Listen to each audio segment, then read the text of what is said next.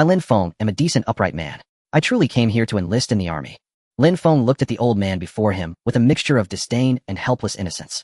At 19, his blood burned with youthful zeal as he came to join the military only to be immediately targeted by this old man the moment he stepped through the gate. I can see that you are bright, quick-witted, and rather handsome, the old man said. My department is also part of the military, but it is a special unit. It demands not only a high intellect, but also an exceptional appearance. It is one of the key departments of the nation. The bureau chief watched Lin Feng with a beaming smile, continuing to coax him. Stop talking nonsense. You really think I don't know you are from the Strategic Deception Bureau? Lin Feng spoke up at once.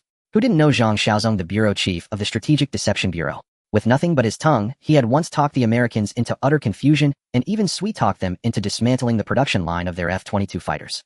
Seeing his identity exposed, the bureau chief did not feel the least bit awkward. He simply went on, let me tell you, in my whole life, I've only taken on 2 disciples, and each one has achieved great success. My first disciple has fully inherited the true art of military command, decisive and kill and cut. In the future, he will surely become an outstanding strategist. The military has already taken him away. My second disciple may be a woman, but she possesses profound talent in scientific research. In time, she will definitely contribute to the technological advancement of Huaxia, and she has already entered the Huaxia Academy of Science and Technology. The bureau chief's face radiated pride as he spoke. Lin Feng immediately countered, so in the end they both just ran off with someone else. The bureau chief was speechless. After a second of pondering, he said, forget it, I won't force anyone. My Strategic Deception Bureau is swarming with beauties, and the salary and benefits are excellent. I'm not worried about recruiting people. At this, Lin Feng's eyes lit up. Pretty women were one thing, but when it came to money, Lin Feng was extremely sensitive. Though he had come with hot blood surging in his chest, it was a time of peace with no wars raging. Joining the Strategic Deception Bureau to serve the nation was also a way to contribute. Besides, there was no need to be at odds with money. Seeing that Lin Feng was tempted, the bureau chief narrowed his eyes and pretended to turn away. As expected, Lin Feng immediately said, as a soldier, one must have principles and the resolve to resist temptation. So, you need to raise the pay, Lin Feng said. What? The bureau chief paused for a moment. He was not a dull man, but given his status, almost no one dared to speak to him like this. Yet deep down, the bureau chief knew he had not misjudged him. The Strategic Deception Bureau did not need hot-blooded passion or great physical strength. What it needed was a brain that could adapt with agility. Now that his own well-honed tricks of persuasion had been seen through, he urgently needed someone to take over and contribute to the nation. He smiled, tossed out a token, and said, take this to the logistics department. After bidding farewell to the bureau chief, Lin Feng went to find the staff at the logistics department. Seeing the token in Lin Feng's hand, the staffer froze for a moment, then smiled and handed him a sheet of paper, gesturing for him to sign first. As Lin Feng signed, he asked, is there some problem? No, the staff member shook his head. Hearing that, Lin Feng grew more nervous. Is there some major issue with the Strategic Deception Bureau? Of course not, the staffer shook his head again. The Strategic Deception Bureau is not actually a formal department. Its main task is to handle certain channels for disseminating information for our country. If by chance the enemy gets wind of it, so much the better. The staffer explained everything in great detail, and Lin Feng committed it all to memory. If you have any questions, you can come to me for consultation, the staffer said. Why would I run all the way over here? I can just ask the people in our Strategic Deception Bureau, can I? Lin Feng. The staffer burst out laughing, seemingly unable to hold it back any longer. He asked, do you know how many people are in the Strategic Deception Bureau? Thinking of the bureau chief's claim that the bureau was full of beauties, Lin Feng said, at least more than 200. It is indeed 2, but not that number, the staffer said, extending 2 fingers. 2,000. Lower. Lin Feng's expression changed. For such a grand Strategic Deception Bureau, that would be far too few. No, the staffer said, his smile growing even brighter. If it's not 20, then surely it can't be 2. Wait, seriously, just 2 people, Lin Feng watched the staffer nod, and his face instantly darkened. Damn it. That old fox of a bureau chief really did know how to con people. Lin Feng realized he truly was still too young. Regretting it bitterly, Lin Feng reached to snatch back the paper, but the staffer was faster. He swiftly grabbed it away and said, sorry, once your name is signed, it's settled. The military is not a place for child's play. Director Zhang doesn't have it easy either, and the salary and benefits inside really are high. Who would believe that? Lin Feng said. Not a single word out of his mouth can be taken seriously. As he spoke, Lin Feng was already thinking hard about how to escape those clutches. At that moment, he heard a crisp chime in his mind. Ding! New recruit of the Strategic Deception Bureau detected. Battle Deception Technology System acquired. Huh, what is this? Ding! Newbie gift pack obtained 1 set of orbital weapon blueprints. A set of blueprints flashed across Lin Feng's mind, his eyes instantly flaring like light bulbs. My god, a system. Awesome. Lin Feng certainly knew what orbital weapons were. With the current level of technology, such weapons existed only in science fiction films. Not to mention that Huaxia was now under technological blockade by the Americans, many scientific fields moving forward only with great difficulty. So even with Lin Feng's bold nature at this moment, his body trembled with excitement. He looked further into the system. There were so many items that he could hardly count them. Super carrier, level 2, 1 0 points. Super battleship, Level 2, 1,000 points. And so on. As for the ones further down, many were still locked. What does this level 2 mean? Lin Feng pondered. His mind turned rapidly. That, level 2, should refer to the weapon grade, which meant there might be even higher levels beyond that. The more Lin Feng thought about it, the more excited he became. He rushed back to his dormitory, eager to carefully verify the contents of the blueprints. He knew very clearly that if this material proved genuine, then the future of Huaxiao would be a game changer. While Lin Feng was deep in thought, the staffer waved a hand in front of his face and said, "Lin Feng, are you all?" "I'm fine." Lin Feng came back to himself, picked up the token marked 002, and said excitedly, "We'll talk again, when we have time." That night, facing the piles of blueprints spread out before him, Lin Feng's face broke into a look of wild delight. He pulled out his phone and directly called the bureau chief's number, opening with, "Old man, do you know how to contact the research department?" "Who are you?" "Oh right, I remember now." "What old man?" "You should be calling me teacher," the bureau chief said on the other end, his face darkening. "What do you want with the research department?" "Your senior sister is there. Just go and find her," the bureau chief said, hanging up as he spoke. "I'm about to accept an interview. I'll talk to you later." "Damn, can't you have a little more patience? I've got orbital weapons in my hands," Lin Feng started to say. The bureau chief had already hung up and did not care in the slightest what Lin Feng was saying. But after a few steps, he suddenly came to his senses and said, "This kid has good potential, already starting to bluff about orbital weapons. How, that's not a bad idea. When I go on stage today, I'll just tell the media that our country is already preparing to research orbital weapons. No one will believe it anyway." Lin Feng simply gave up on this unreliable superior. In any case, he felt that the bureau chief only knew how to talk and certainly did not understand technology. Relying on the internal network, he checked the map of the Eastern Theater, located the research department building, then took the blueprints in hand and headed straight there. He quickly found the research department building, but the gate guard stopped him just as efficiently. "What are you here for?" the soldier at the gate asked. "I'm from the Strategic Deception Bureau," Lin Feng replied. Lin Feng produced his identification token, and then the guard pressed. "I wanna..." Lin Feng hesitated. Since even the bureau chief did not believe in space-based weapons, these nameless nobodies would certainly believe even less. After a brief pause, he said, "I heard my senior sister is inside. I'm here to look for her." "Oh, you mean Dr. Qin? Wait a moment, I'll ask if she'll see you," the gate guard said, picking up the phone to call inside. Inside the research department building, the atmosphere was heavy. Half a year earlier, Mi country had imposed a technological blockade on Huaxia, causing many cutting-edge scientific fields to grind to a halt. In today's global economy, technology and development are inseparable. If things continued this way, the future of Huaxia's technology sector would be deeply worrying. Their rival was growing stronger. Recently, news had spread that Mi country had achieved fresh breakthroughs in controllable nuclear fusion, aerospace, and other fields. Under such circumstances, all the pressure converged on the research department. If Huaxia continued along this trajectory, it risked falling out of step with the rest of the world. Qin Ru sat at her desk, her brows tightly knitted. She had not been here long, but thanks to her exceptional talent, she had immediately been assigned to work on intercontinental missile projects. She stared at the densely packed blueprints before her, mind fully immersed in them, until a knock on the door jolted her back. With a trace of displeasure, Qin Ru glanced toward the door. The messenger, knowing her temperament and how scientists hated having their train of thought broken, hurried to say, "Dr. Qin, your junior brother, is outside asking for you. Do you wish to see him or not?" "Junior brother?" Qin Ru was taken aback. She thought for a moment, but could not recall having any such junior brother, and said bluntly, "I won't see him." "Understood." The messenger was about to leave when Qin Ru suddenly looked up again and asked, "Is he from the Strategic Deception Bureau?" "Yes, he is," the messenger replied, turning back. Hearing this, Qin Ru immediately said, "Bring him in." A few days earlier, she had heard the bureau chief mention that the Strategic Deception Bureau was recruiting and had already identified a promising candidate. After all, Qin Ru herself had come from the Strategic Deception Bureau, and deep down, she felt profound gratitude toward the bureau chief. After a short while, Lin Feng was let in. As he looked around curiously, he asked the messenger, "Is it really fine for me to see all this?" "You're from the Strategic Deception Bureau, you're allowed to know these things," the messenger replied. "The Strategic Deception Bureau, is that impressive?" Lin Feng said in surprise. But the messenger poured a bucket of cold water over his head, saying, "If you people don't know, how are you supposed to fool anyone?" Lin Feng blinked, suddenly enlightened. "That makes sense," he laughed. The messenger had initially felt he might have spoken out of turn, but seeing Lin Feng's reaction, he couldn't help but feel a bit more. Stopping outside a door, he said, "Dr. Qin is inside." "All right, thank you, big brother," Lin Feng replied heartily. The messenger walked a few steps away, then turned back and said, "Be careful how you talk to her." "Careful?" Lin Feng echoed. Before Lin Feng could fully react, the messenger had already left.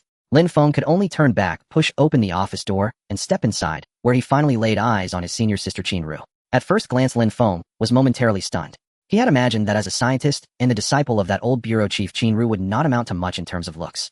Yet Qin Ru's figure was perfectly curved, a genuine great beauty. Now Lin Feng finally believed the bureau chief's words. The Strategic Deception Bureau truly was filled with beauties. Just one Qin Ru was enough to outshine a whole sea of clouds. Faced with such a beauty, Lin Feng's mood lifted considerably. He smiled and said, "Greetings, senior sister." Qin Ru acted as if she hadn't heard him. Lin Feng did not mind. He walked in further, looking around the room. Senior sister, this place is really nice, unlike the Strategic Deception Bureau's offices. They're all run down and shabby. Only then did Qin-Ru raise her head to scrutinize this junior brother she had never met. Her first impression of Lin Feng, however, was not a favorable one. Although Lin Feng was handsome, his personality was clearly not her type at a glance. By contrast, Qin-Ru preferred those who were steady and grounded. This is not the Strategic Deception Bureau.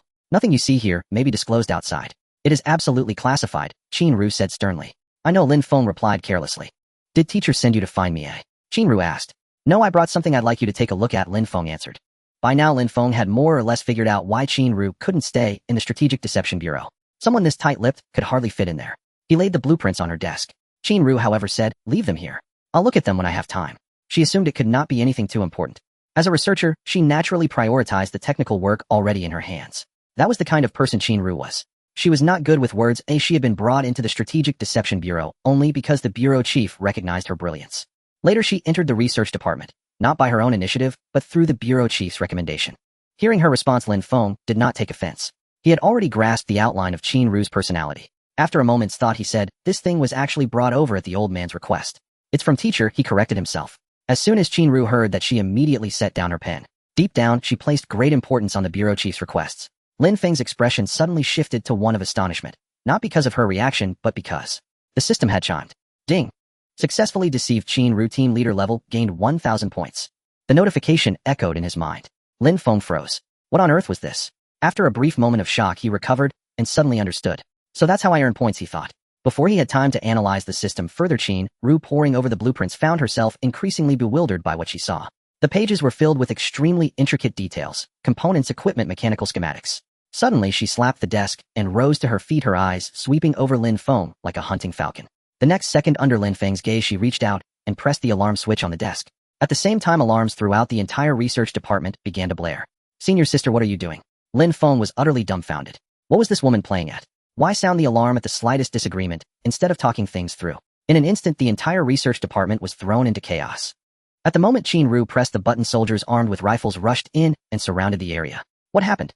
Is it an invasion by foreign enemies, eh? The staff inside felt anxious, as everyone working here was aware of the high level of confidentiality. What is going on, Dr. Qin? The leader, Captain Gao, scanned Lin Feng, the unfamiliar figure, as soon as he entered. If he found Lin Feng posed a threat to Qin-Ru, Captain Gao might have taken him down immediately. Seal off all entrances to the research base. No one is allowed to leave. Qin-Ru said, additionally, all those who have interacted with. She glanced at Lin Feng. Lin Feng understood this woman was indeed from the War Ignorance Bureau. Though her words were blunt, her mind worked quickly.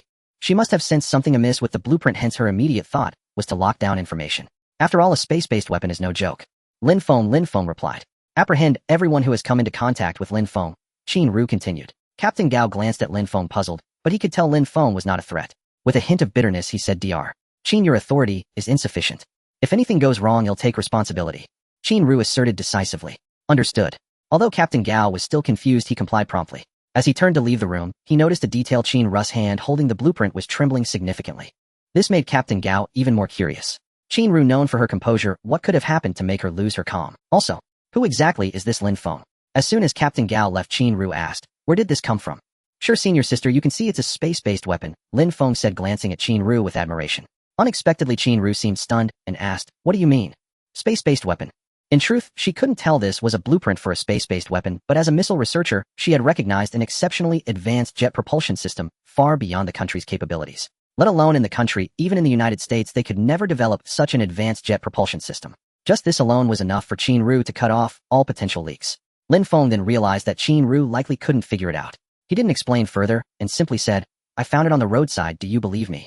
Qin-Ru rolled her eyes and thought about calling the bureau head. Lin Feng quickly stopped her, saying, don't call. I lied to you before, this blueprint wasn't sent by the old man. Call him teacher. Qin-Ru, peculiar as ever, corrected him seriously even at this moment, and continued to ask, how did you get this?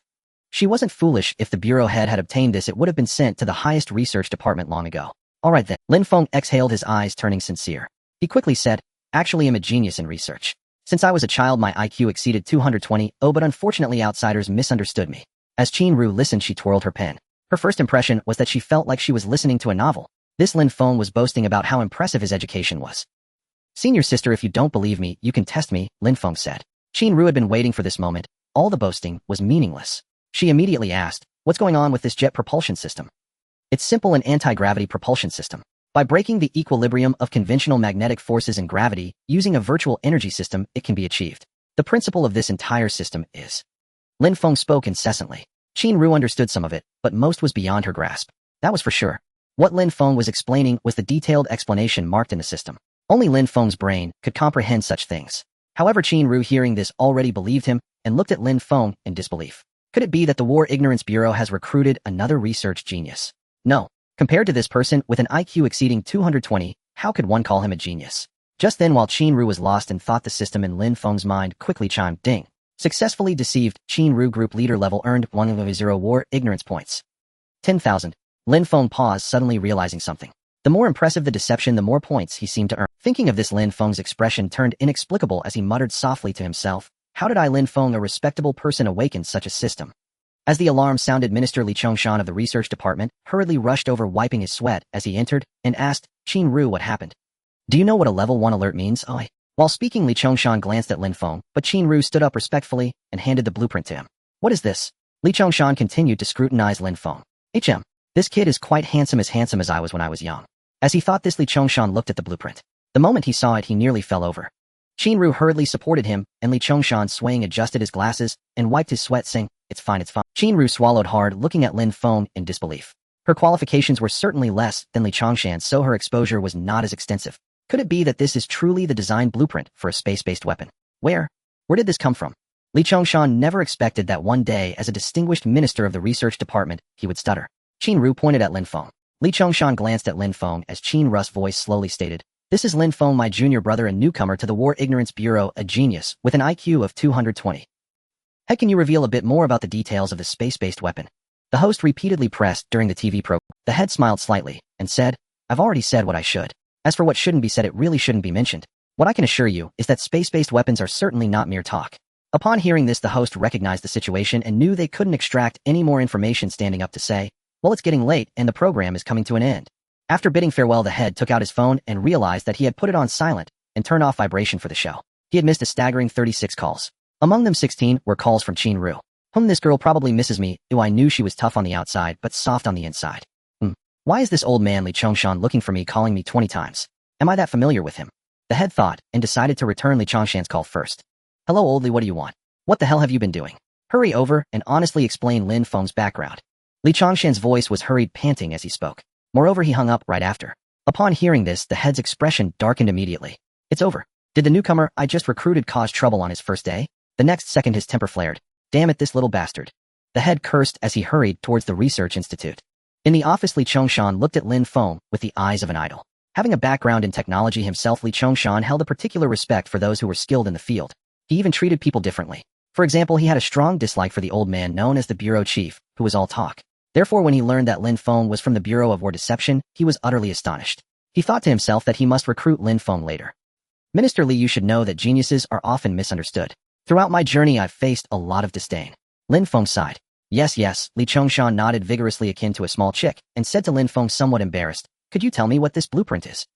Qin Ru beside them looked utterly astonished. Li Chongshan could be said to be an encyclopedia of the East China Scientific Research Department, yet he couldn't even recognize it. Li Chongshan felt Qin Ru's gaze, but was completely unbothered.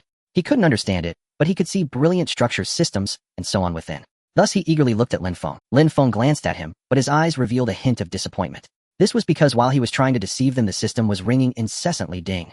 Successfully deceived Li Chongshan, academician level reward 300 points. Ding. Successfully deceived Qin Ru, team leader level reward 100 points. Exhausted. Lin Feng was taken aback. Exhausted. Did this mean that Qin Ru had been drained by him? Upon this realization, Lin Feng found it somewhat amusing. He had deceived Qin Ru out of. No, he had obtained 29,000 points. However, it was still less than deceiving Li Chongshan once. Thus the truth was simple. The more impressive the person, the greater their potential points. Lin Feng. Li Chongshan spoke again. Lin Feng came to his senses and slowly said, This is the blueprint for a space-based weapon. Oh, the blueprint for a space-based weapon, no wonder I couldn't understand it. Li Chongshan exclaimed as if struck by sudden realization, then suddenly jumped up like a startled beast, saying, What did you say?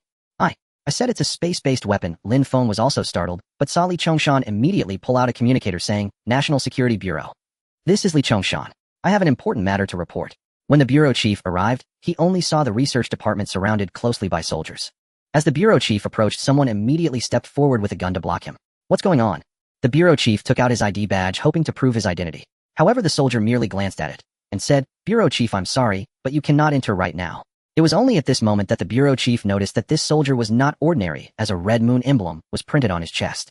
This emblem belonged to the Special Forces of the National Security Protection Bureau. This made the bureau chief even more curious, as such a department would only be mobilized under extremely special circumstances. He pondered and asked, "What on earth happened inside?" "Sorry," the soldier replied, "please leave immediately." The tone was utterly impolite. The bureau chief's identity was certainly not ordinary, at least at the level of a major general, and he knew many people. However, he couldn't even enter this place now. Seeing that the other party was unwilling to communicate, the bureau chief had no choice but to take out his phone and call Li Chongshan. After a while, he saw a sweaty Li Chongshan walking out. "What happened, old Li?" the bureau chief asked. "You asking me?" Li Chongshan looked at him with a puzzled expression. "If not you, then who?" The bureau chief looked back at Li Chongshan in confusion. Had old Li gone mad? Clearly it was he who had called for him. Suddenly he remembered. He had come for Lin Feng. Could it be? He quickly said Lin. Li Chongshan nodded. In that moment the bureau chief was both shocked and panicked. If it was related to Lin Feng, it was likely connected to his background. However, he had investigated that Lin Feng's background was very clean, and his ancestors were also military personnel with a strong pedigree. Moreover, it had involved the National Security Bureau. After pondering for a moment, the bureau chief spoke seriously, saying, "This matter is my fault, and I will take full responsibility." As he spoke, he raised his head and found Li Chongshan was looking at him seriously. "I mean it," the bureau chief said. Unexpectedly, Li Chongshan replied earnestly, "Are you out of your mind?" When the bureau chief entered the research department, he found that it was completely controlled by people from the National Security Bureau. Even the bureau chief had to have all his belongings confiscated upon entry. "What on earth did he discover that made you all act this way, eh?" the bureau chief said while undergoing a security check. "You'll know once you go in," Li Chongshan replied mysteriously. He wanted to say more, but there were too many people around. If the space-based weapon was confirmed, it would be classified as a national SSS secret. The level of such secrecy was comparable to the research of the atomic bomb back in the day. After passing security, the bureau chief entered and saw the new recruit from the Bureau of War Deception he had just deceived. He approached, and Qinru immediately stood up and said, "Teacher." The bureau chief pretended to nod in a dignified manner, then glanced at Lin Feng only to find him smiling at him. "What's going on?" the bureau chief asked. Lin Feng grinned and looked at him expectantly. He wondered how many points a person of the bureau chief's level was worth. "In simple terms, you know, a genius like me with an IQ of 220 often faces disdain." Lin Feng looked at the bureau chief and slowly explained. The bureau chief nodded, his eyes fixed on Lin Feng, indicating, "Keep speaking." Lin Feng cleared his throat, thinking this old man was indeed different. He was hard to deceive. "So what exactly is this blueprint?" the bureau chief asked.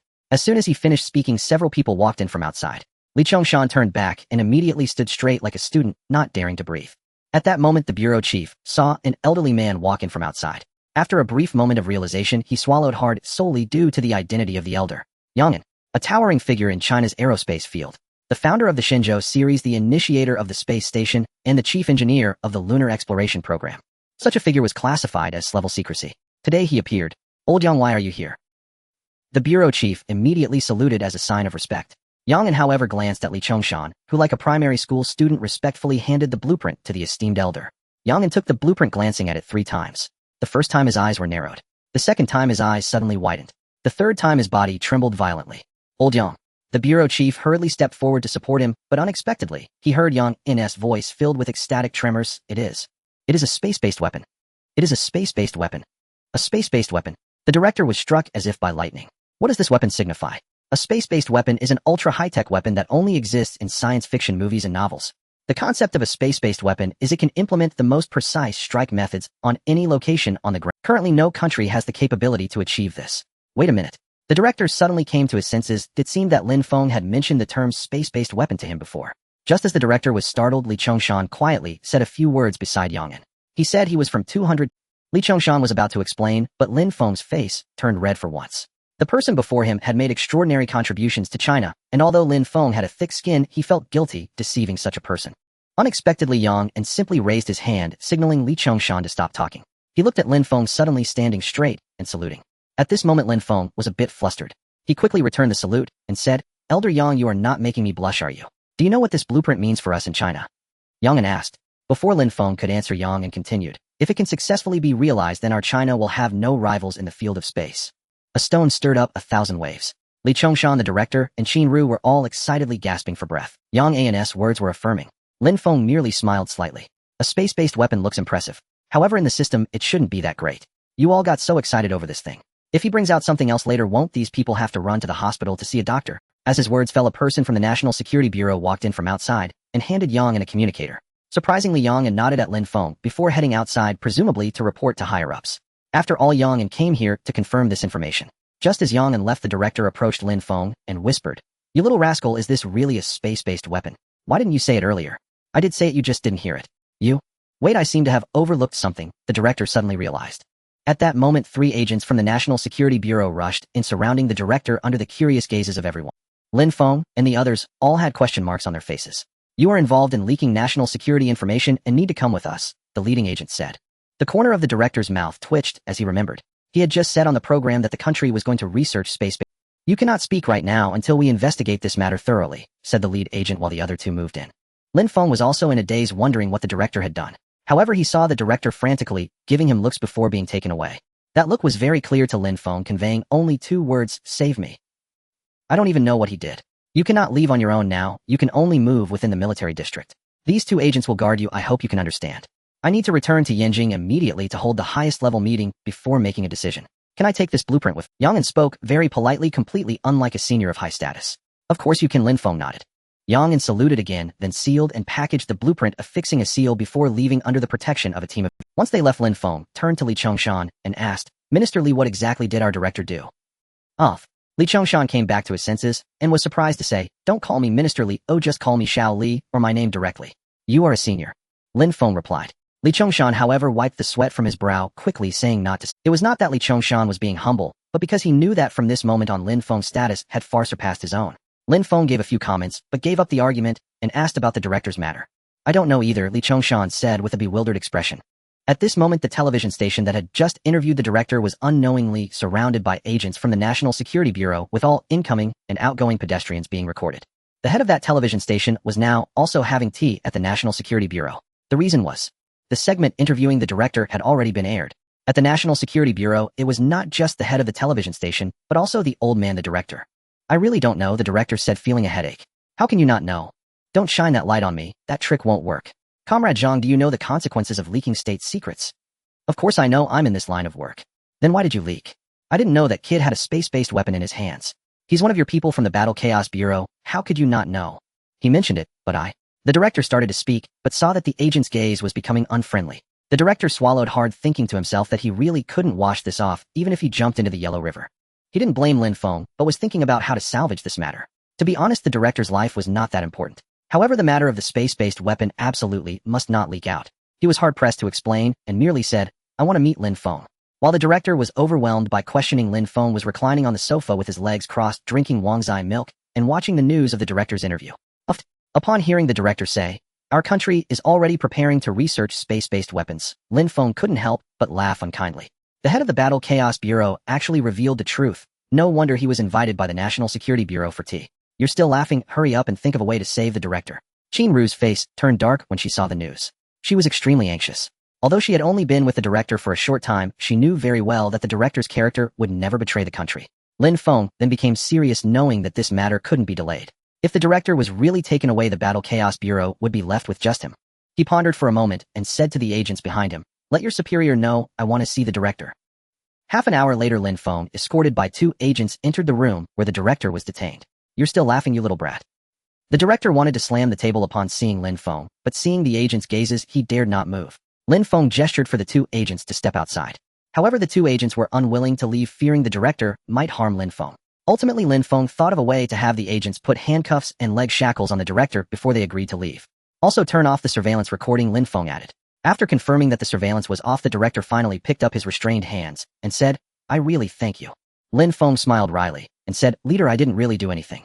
The leaking issue was your own loose tongue." The director initially wanted to be angry, but then thought about it and realized there was some truth to it. However, he was still somewhat frustrated.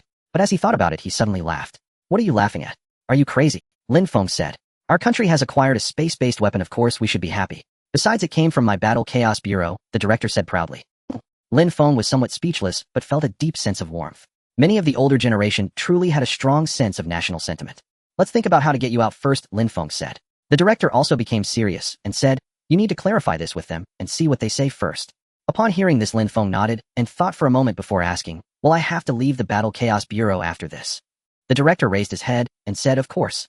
Although the director did not know how Lin Feng obtained the blueprint for the space-based weapon after this incident, Lin Feng would definitely not be able to stay in the Battle Chaos Bureau. What if I don't want to leave? Lin Feng asked. Why not? The director asked, confused. The current Battle Chaos Bureau could not accommodate a super genius like Lin Feng. Because I'm nostalgic and you have shown me favor. Lin Feng said earnestly. Nonsense. You little brat have too many schemes. Do you think I would believe that? The director said. Lin Feng smiled wryly, thinking the director was indeed hard to fool considering he was too savvy. I'm serious. Lin Feng thought for a moment and said, and I have compelling reasons to stay. Knowing that he couldn't fool the director, Lin Feng simply spoke some heartfelt words.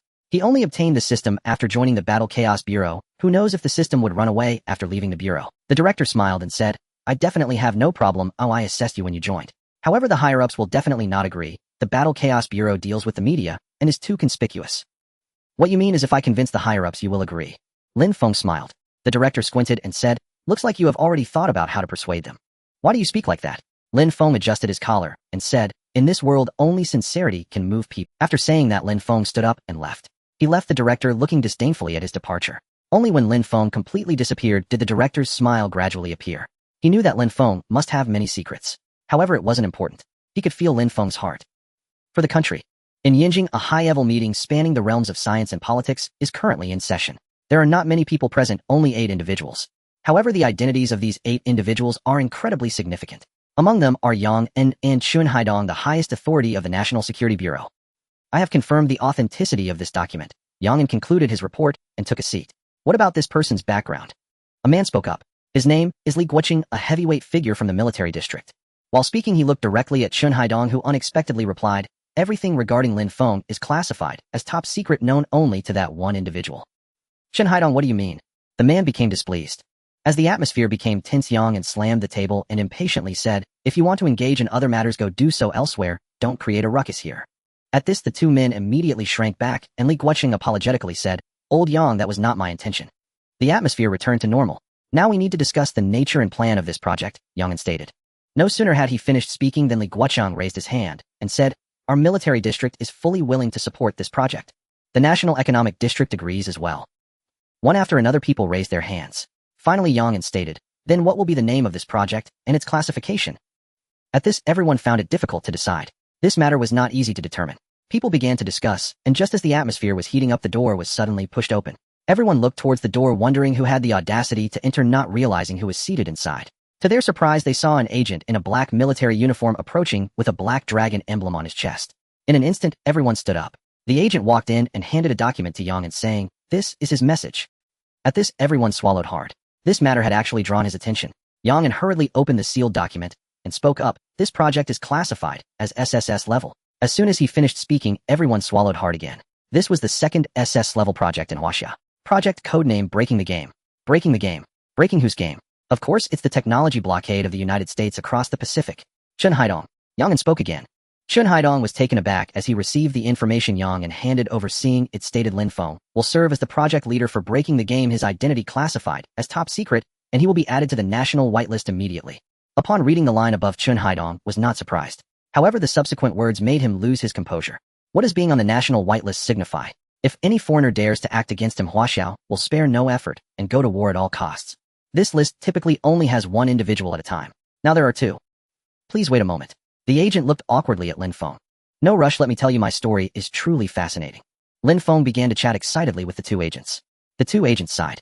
Those who become such agents are usually taciturn and not very talkative. Lin Feng, however, was very familiar, almost as if he started talking since the fertilized egg stage. Ding. Successfully deceived the passerby, agent rewarded with 1,000 points. Lin Feng felt somewhat speechless. This system is indeed user-friendly, but a bit impolite. What does it mean to be a passerby agent? At least give others a name right. However, Lin Feng has confirmed one thing, this system values status immensely. The higher the status, the more points earned. This made Lin Feng even more curious about how many points one could get for deceiving the bureau chief. This old man's status is neither high nor low, so it shouldn't be too much. But he still wanted to know. As Lin Feng was pondering, an agent walked in from outside and said, the bureau chief. Upon hearing this, Lin Feng immediately stood up and took the phone. The call was a video call. On the other side was Nat. The moment he saw Lin Feng, he was still very surprised. This 19-year-old youth was about to take charge of a 3S project. Hello, my name is Chun Haidong. Chun Haidong slowly spoke. I heard you were looking for me. Chun Haidong was not in a hurry to say too much to Lin Feng, as he was responsible for Lin Feng's safety. Regarding other matters, someone else would naturally come to find Lin Feng. Bureau chief. Lin Feng was also unsure of the other party's personality, and simply said this. Upon hearing this, Chun Haidong smiled, but then frowned, saying, I know Comrade Zhang was wronged, but he did speak out after all. So are you planning to kill him? Lin Feng asked. Not to that extent, but we must resolve this issue, Chun Haidong replied with a smile. Letting him go will resolve it, Lin Feng stated. I've already explained the situation to you. The old man did not believe it before, and after hearing my suggestion, he subconsciously thought it was a joke. So how do you plan to do it? Just let this joke continue. After all, no one will believe it, Lin Feng replied. Chun Haidong pondered for a moment and said, I will think about it. Hearing this, Lin Feng let out a sigh of relief, knowing that this matter was pretty much settled. By the way, you should come to Yinjing tonight, Chun Haidong said. Why go to Yinjing? Your current identity and status are different. It's not appropriate for you to stay in Donghai City. If I insist on staying, Lin Feng asked. When he finished speaking, Chun Haidong's eyes narrowed, and he said, You don't want to leave the War Ignorance Bureau? Yes. Why? There is no reason. You must have a reason. The bureau chief has shown me kindness. That reason is not enough. There are no impenetrable walls in this world. The tighter you protect me, the deeper the enemy's spies will dig. How can you be sure that those protecting me don't have traitors? Lin Feng stated. Upon hearing this, Chun Haidong frowned. On the contrary, if you put me in public view within the War Ignorance Bureau, people will only see me as a clown, the bureau chief's little disciple, and no one will pay attention to me. Lin Feng said. What if I am unwilling to take that risk? Chun Haidong asked. Lin Feng replied, This matter is not something you can decide. Upon hearing this, Chun Haidong did not get angry, but instead smiled, filled with admiration for Lin Feng. At 19 years old, he was able to express himself and show such courage, indeed remarkable. I will report to you, he said. Thanks, Lin Feng let out a long breath. Just then the system notified him that he earned 100 points. This meant that the highest authority of the National Security Bureau believed him. By the way, Lin Feng said, there's one more thing. What? Can you replace the agents you sent to protect me with normal ones? Why do you say that? They are all muscular with arms thicker than my thighs. They clearly look like fighters. How can my identity not be exposed? Lin Feng stated. Chun Haidong paused, then smiled and said, No problem. The next day, the chief returned. He was filled with joy at the thought of returning to the War Ignorance Bureau, only to find that he couldn't. Although the chief knew this was standard procedure, he still felt a bit indignant.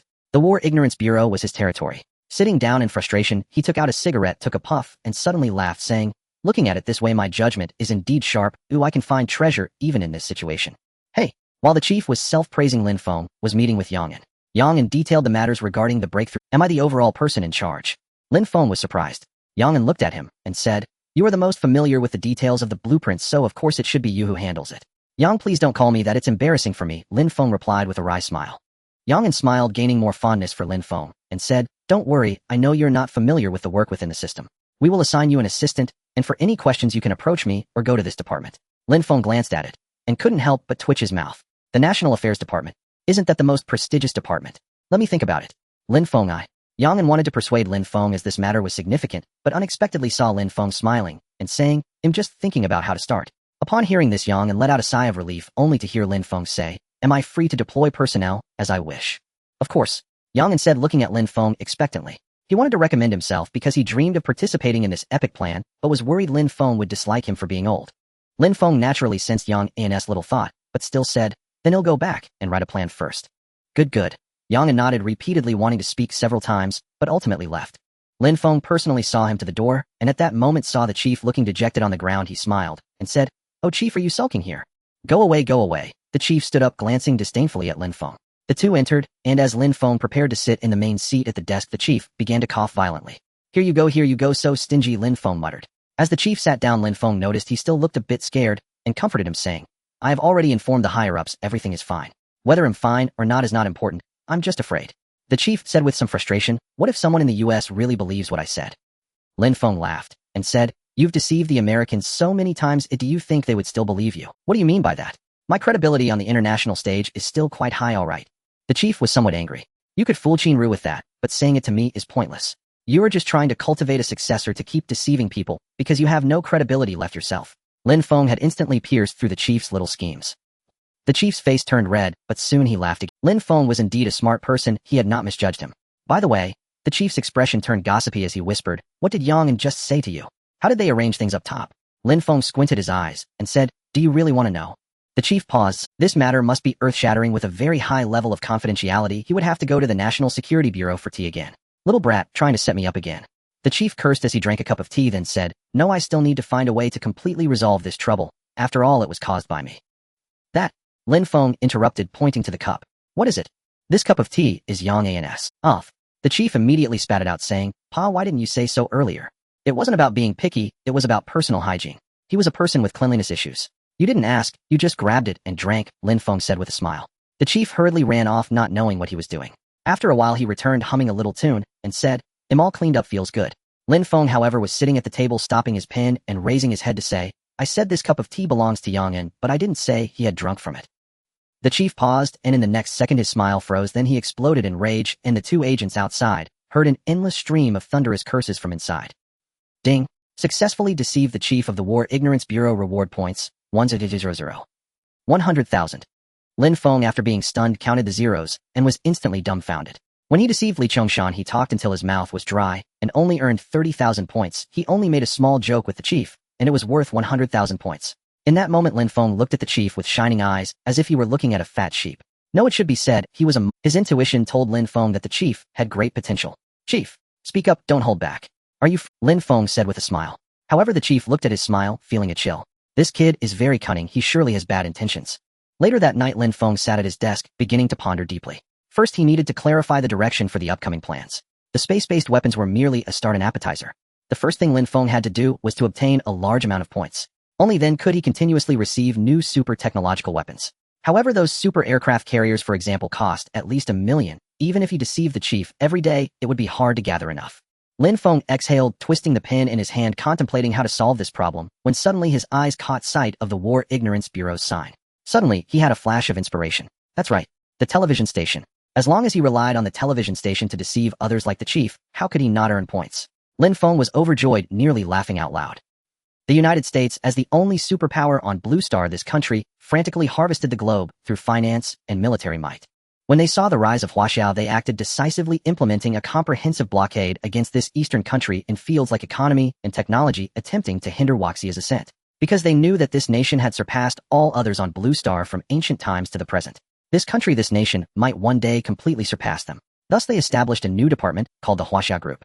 The head of this department was Wilson, who held a very high position in the U.S. and reported directly to the president.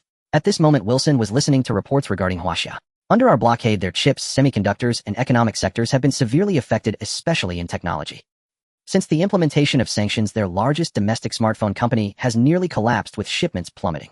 The team member became increasingly excited as he spoke. Wilson asked, "What about new technologies?" "New technologies?" The team member laughed upon hearing this, and said, "We have issued a ban globally, and now no country dares to cooperate with Huaxia. Relying solely on them, how could they possibly innovate new technologies? You should know that while Easterners are skilled at copying, when it comes to innovation, they are still trailing behind us." Wilson couldn't help but smile upon hearing this. The statement was straightforward, yet profound. After pondering for a moment, he said, "However, China indeed possesses the most complete industrial chain in the world, and we must not let our guard down in this regard. You must understand this group of Easterners is exceedingly cunning. Previously we were deceived by someone called the chief strategist, which allowed them to successfully produce the 5th-generation fighter." Upon hearing Wilson's words, the team members quickly nodded in agreement, cautiously stating, "We are placing significant focus on this, particularly on this chief strategist." As he spoke, a team member handed Wilson a document. Upon taking a glance, Wilson's eyes twitched. "Space-based weapons," Wilson remarked. "We also think it's impossible. That old man must be lying." The team member chuckled, but seeing the seriousness on Wilson's face, he said, "Sir Wilson, you can't possibly believe this. Our country is also working on a space-based weapons project, but we have only just begun." Wilson said, "If China gets ahead of us, it's impossible." "Oh, China's technology is limited," the team member replied. "Just in case," Wilson insisted, "this matter must be investigated thoroughly." Hearing this, the team member was left stunned. If the space-based weapons project were real, then its level in China would undoubtedly be very high. How could they investigate it? At this moment Wilson stated, "It's time to use it." The team member was taken aback and exclaimed, "Isn't that a bit premature? It took us great effort to get that piece in place." "Go ahead," Wilson said, handing him a badge. The team member picked up the badge, taking a deep breath. On the badge was an imprint of a butterfly. This was also the operational code name for that individual. "What?" The chief strategist almost jumped up upon hearing Lin. "I said I want to appear on the program with you," Lin Feng stated. "You?" The chief strategist grew anxious, saying, "Aren't you afraid of causing me more trouble? Do you not realize your current status?" The chief strategist was worried. Even if he didn't know the level of the breaking plan, he could. If Lin Feng showed his face, he would become a public figure. "No way," the chief strategist declared. Lin Feng smiled, and took out a badge engraved with a black dragon pattern. Upon seeing it, the chief strategist was left dumbfounded. He recognized this badge, once presented it was equivalent to a military order. "Aren't you putting me in a difficult position, old man?" the chief strategist said. "Don't worry, I have reported this matter to the higher-ups, and I know what I'm doing," Lin Feng assured. "Lin Feng, you must understand this matter is not. The most dangerous place is the safest place," Lin Feng retorted. As he spoke, he saw Yang and walk in, and said, "I have a meeting to attend to, I'll leave this to you." After Lin Feng left, the chief strategist was left mumbling about when he would have to go to the National Security Bureau for tea again. As Lin Feng entered the conference room, Yang and stood up to introduce him. Among them were the heads of the Space Department, the Aviation Technology Department, and others. Lin Feng merely nodded slightly, maintaining a calm demeanor, smiling as he said, "Once everyone is here, please take a seat." As Yang and the others sat down, no one dared to act superior. After all, everyone present knew the level of Lin Feng. However, they were still curious. Can a 19-year-old really be responsible for a 3S project? Is the design blueprint for a space-based weapon truly from his hands? Next, I will announce the list: Chief Engineer of the Breaking Plan Project, Lin Feng. Deputy Chief Engineer, Academician Yang. Lin Feng began to read, and Yang, hearing this, paused momentarily, then suddenly came to his senses, nearly in tears. However, being someone who had seen much in life, Yang quickly controlled his emotions and prepared to listen, but then he saw Lin Feng put away the document. "That's it?" The Minister of the Space Department, Yi Chongshan, asked in surprise. "Yes," Lin Feng nodded and said, "Regarding the list, I will leave it to Deputy Chief Engineer Yang to handle." "You?" Everyone paused, then exchanged glances. What does this mean? Generally, in such significant projects, the Chief Engineer personally selects the team. Isn't Lin Feng essentially acting as a figurehead? "Is that all right, Yang Lao?" Lin Feng inquired. Yang scanned the crowd, then casually replied, "No problem, I'm somewhat familiar with the people involved." Yang words also aimed to explain Lin Feng's decision. However, the others remained unconvinced. They had to understand that in front of them was a 3S level project. Even if Lin Feng was unfamiliar with everyone, he could. "What lies before you are 5 project proposals. Oh, I hope each department can complete them on time," Lin Feng continued. As the others opened the documents, they found little content inside, mostly concerning equipment and land usage. However, Yi Chongshan turned to the last page and couldn't help but stand up, saying, "Lin Feng. Chief Engineer Lin, I want to ask a question." "Go ahead," Lin Feng replied. "Are you serious about this timeline?" Yi Chongshan's tone grew heavier. Everyone flipped to the last page and saw written their project timeline for the breaking plan: 180 days. Instantly, everyone was in an uproar. 180 days. What a joke. This is a space-based weapon, and in their imagination, it couldn't possibly be completed in less than 3 years. 6 months. That's a fantastical notion. I did not write it wrong. That is the timeline, Lin Feng stated. You must understand that this. Yi Chongshan's voice grew louder, but Lin Feng stood up and said, "I have matters to discuss with the Deputy Chief Engineer. Everyone else may leave." Upon hearing this, Yi Chongshan and the others grew even angrier. However, they were also helpless. Lin Feng's rank was too high, directly connected to the top levels. Thus, as they walked out, Yi Chongshan and the others quietly discussed among themselves until someone finally couldn't hold back and said, "This kid is still too young. Should we suggest replacing him with someone else?" Exactly, they all agreed. When this topic arose, everyone became agitated. Yet Yi Chongshan calmly stated, "Are you sure you want to replace him? This plan was proposed by him. If they replaced him, who would take over? Do you understand space-based weapons?" As soon as these words were spoken, everyone exchanged bewildered glances. Indeed, who among this group of people, or rather among China's many scientific personnel, truly understands space-based weapons? Lin Feng, still in the conference room, certainly couldn't guess they were discussing him, but he didn't mind. Yang said, "Lin Feng, are you sure about this timeline?" Yang, upon hearing this, immediately remembered that Lin Feng was exceptionally knowledgeable about every detail regarding space-based weapons. "The majority of the upcoming tasks for the Breaking Plan project will be entrusted to you," Lin Feng declared. "You?" Yang hesitated. Surely Lin Feng wouldn't truly act as a figurehead. At that moment, Lin Feng added, "I trust you, Yang Lao." Yang was left unsure of how to respond. He felt that Lin Feng was a bit too lazy and overconfident. However, he didn't realize Lin Feng's true thoughts. Lin Feng wasn't lazy, he simply had no time. Because a vast number of new weapons were about to emerge, if Lin Feng were to oversee every project personally, he truly wouldn't be able to manage. Seeing Yang's doubtful expression, Lin Feng chose not to explain. He understood that when the moment arrived, Yang's expression would no longer resemble what it was now. The chief was on the phone communicating with Chun Haidong. "Leader, you can't harm me. Please persuade him for me," he pleaded. However, Chun Haidong replied with a bitter smile, "I can't control him. My rank is insufficient. I am only responsible for protection." "Well, alright, I have other matters to attend to. Good luck to you," Chun Haidong said with a smile as he hung up. At that moment, the chief looked frantic, unaware that Chun Haidong was equally distressed. Who would want Lin Feng to appear on such a show? Naturally, confidentiality was preferred. However, there was no way to fulfill Lin Feng's demands. Just after hanging up, the chief saw Lin Feng escorting Yang out. He waited for Lin Feng to return, then grabbed his arm. "Did the leader call you for something?" "Stop calling me leader, it gives me goosebumps," the chief hurriedly said. As they walked, Lin Feng laughed. "Looks like you already—" "How did you manage to convince them?" the chief asked. Lin Feng pondered for a moment, thinking about how to deceive him, when the chief continued, "Forget it, I don't want to know. It can't be changed anyway." After speaking, the chief added, "Let's go." "Where to?" "To the television station," the chief replied. They arrived at the chief's car, and Lin Feng naturally moved to the passenger seat. The chief said, "Continue." Before Lin Feng could react, he saw the chief toss the keys over. Lin Feng had decent reflexes, but the keys fell to the ground. He wasn't embarrassed, and simply picked them up, though after all they weren't his car keys. "After all, I'm a leader outside, so of course you drive," the chief said, comfortably settling into the back seat. Lin Feng responded with an, "Oh," took the keys, got into the car, and quietly mumbled, "It's an automatic. I only learned manual before." What are you mumbling about? The chief said while looking out the window. Let me tell you, since you chose this path, you must conceal your identity well. When we stop, help me open the door. That's what a department staff member should do. Understood, leader. Lin Feng finally recalled his driving lessons, shifted to drive, and asked, Leader, shall we go? Let's go. I must tell you, concealing one's identity requires skill. As the chief opened his mouth, he suddenly lurched forward, nearly colliding with the front seat, just in time to see Lin Feng's foot on the gas pedal start with a sudden acceleration. The chief had a bad feeling. 20 minutes later, he opened the car door with a pale face. Before Lin Feng could even open the door for him, he stumbled inside. Leader, where are you going? Lin Feng asked. The chief ignored him. After waiting for 4 or 5 minutes, Lin Feng finally saw the chief emerge looking extremely weak. Are you carsick? Lin Feng asked. The chief, too weary to respond, simply asked, Are you a newbie? Of course, Lin Feng replied. I'm 19, how long could I have had my license? The chief suddenly realized and could only walk inside with his head down. Along the way, many people greeted him, casting curious glances at Lin Feng. Remember, your current identity is just my disciple, the chief said. Lin Feng nodded. After a while, the chief arrived at the director's office and told Lin Feng, I'm going in, you stay out. Lin Feng nodded. With this identity, he indeed shouldn't go in. He stood outside, curiously looking around. At that moment, a fair-skinned, beautiful woman in a professional uniform approached. Lin Feng was not the kind of man who thought with his lower half. Out of respect, he glanced at her. Unexpectedly, the beautiful woman took the initiative to strike up a conversation. Hello. Hello, Lin Feng slightly nodded, not surprised. Is there someone inside? The beautiful woman asked. Lin Feng noticed her name tag read Zhu Ting, indicating she was a host at this television station. He nodded and replied, Oh, thank you. Zhu Ting smiled slightly and stood to the side. They fell silent for a few seconds, and sensing the awkward atmosphere, Zhu Ting said, You don't seem to be a staff member here. Are you new? Oh no. I came with my leader, Lin Feng said. Leader. Zhu Ting examined Lin Feng from head to toe and asked, Is it the chief? Lin Feng nodded. Seeing him nod, Zhu Ting became animated and said, I've interviewed him before. She then began to speak incessantly. During the conversation, Lin Feng confirmed her identity as a host, and that she seemed to have a good relationship with the chief. Could it be that this old fellow is still a lecher? Lin Feng pondered. What's wrong? Zhu Ting asked, noticing him staring at her.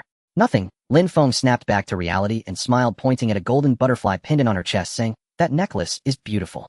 Zhu Ting's face darkened instantly when Lin Feng mentioned the necklace, but she quickly regained her composure and awkwardly smiled, Thank you. Lin Feng caught this moment, but didn't have time to think before the chief walked out with a plump man. Zhu Ting quickly greeted the plump man respectfully, saying a word to the director, then hurriedly greeted the chief. Wow, you look even more beautiful after 2 weeks, the chief said with a sly grin. Zhu Ting smiled sweetly.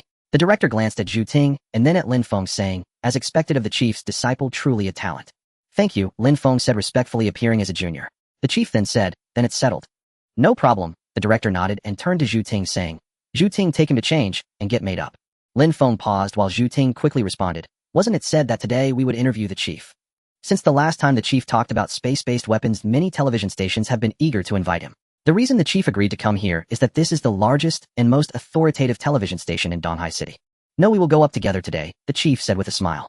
Lin Feng's lips twitched. The chief's smile was clearly this old guy should have mentioned it earlier, allowing him to prepare. Hurry up and go, the chief said. Lin Feng, right. This way, please. Zhu Ting gestured for him to follow. Lin Feng smiled and followed her. Meanwhile, in the suburbs of Donghai City, a significant project was officially launched, covering an area of 500 square kilometers, involving state-owned bidding with over 18 first-class infrastructure companies bidding simultaneously. I will reiterate, if any company cuts corners, your company will be shut down, the project leader's final statement. After the meeting, the bosses of the 18 companies whispered to each other. What project is this? Do you know? Don't ask, it must be related to the military district. Write a project to be completed in a month over 500 square kilometers. All 18 bosses knew this was a major. Moreover, they all signed confidentiality agreements. However, they really had no idea what needed to be kept secret. On an island in the south of Huaxia, in an aviation institute, a man wearing glasses and a doctoral gown looked at the elderly academician in front of him and said, Teacher, I don't want to go. Why not? The elderly academician looked up. He was the overall head of the South Island Aviation. This bespectacled man was the chief engineer here. The lunar exploration plan has just begun. They need me here, and the man replied, Are you worried about your prospects? The elderly academician asked. The man hesitated and finally said, No, I just don't want to participate in some trivial projects. My talent cannot be buried. Nonsense. The elderly academician slammed the table and said, Zhou Liming, once we enter here, we belong to the... Wherever we are needed, that's where we will be. Zhou Liming's face darkened upon hearing this.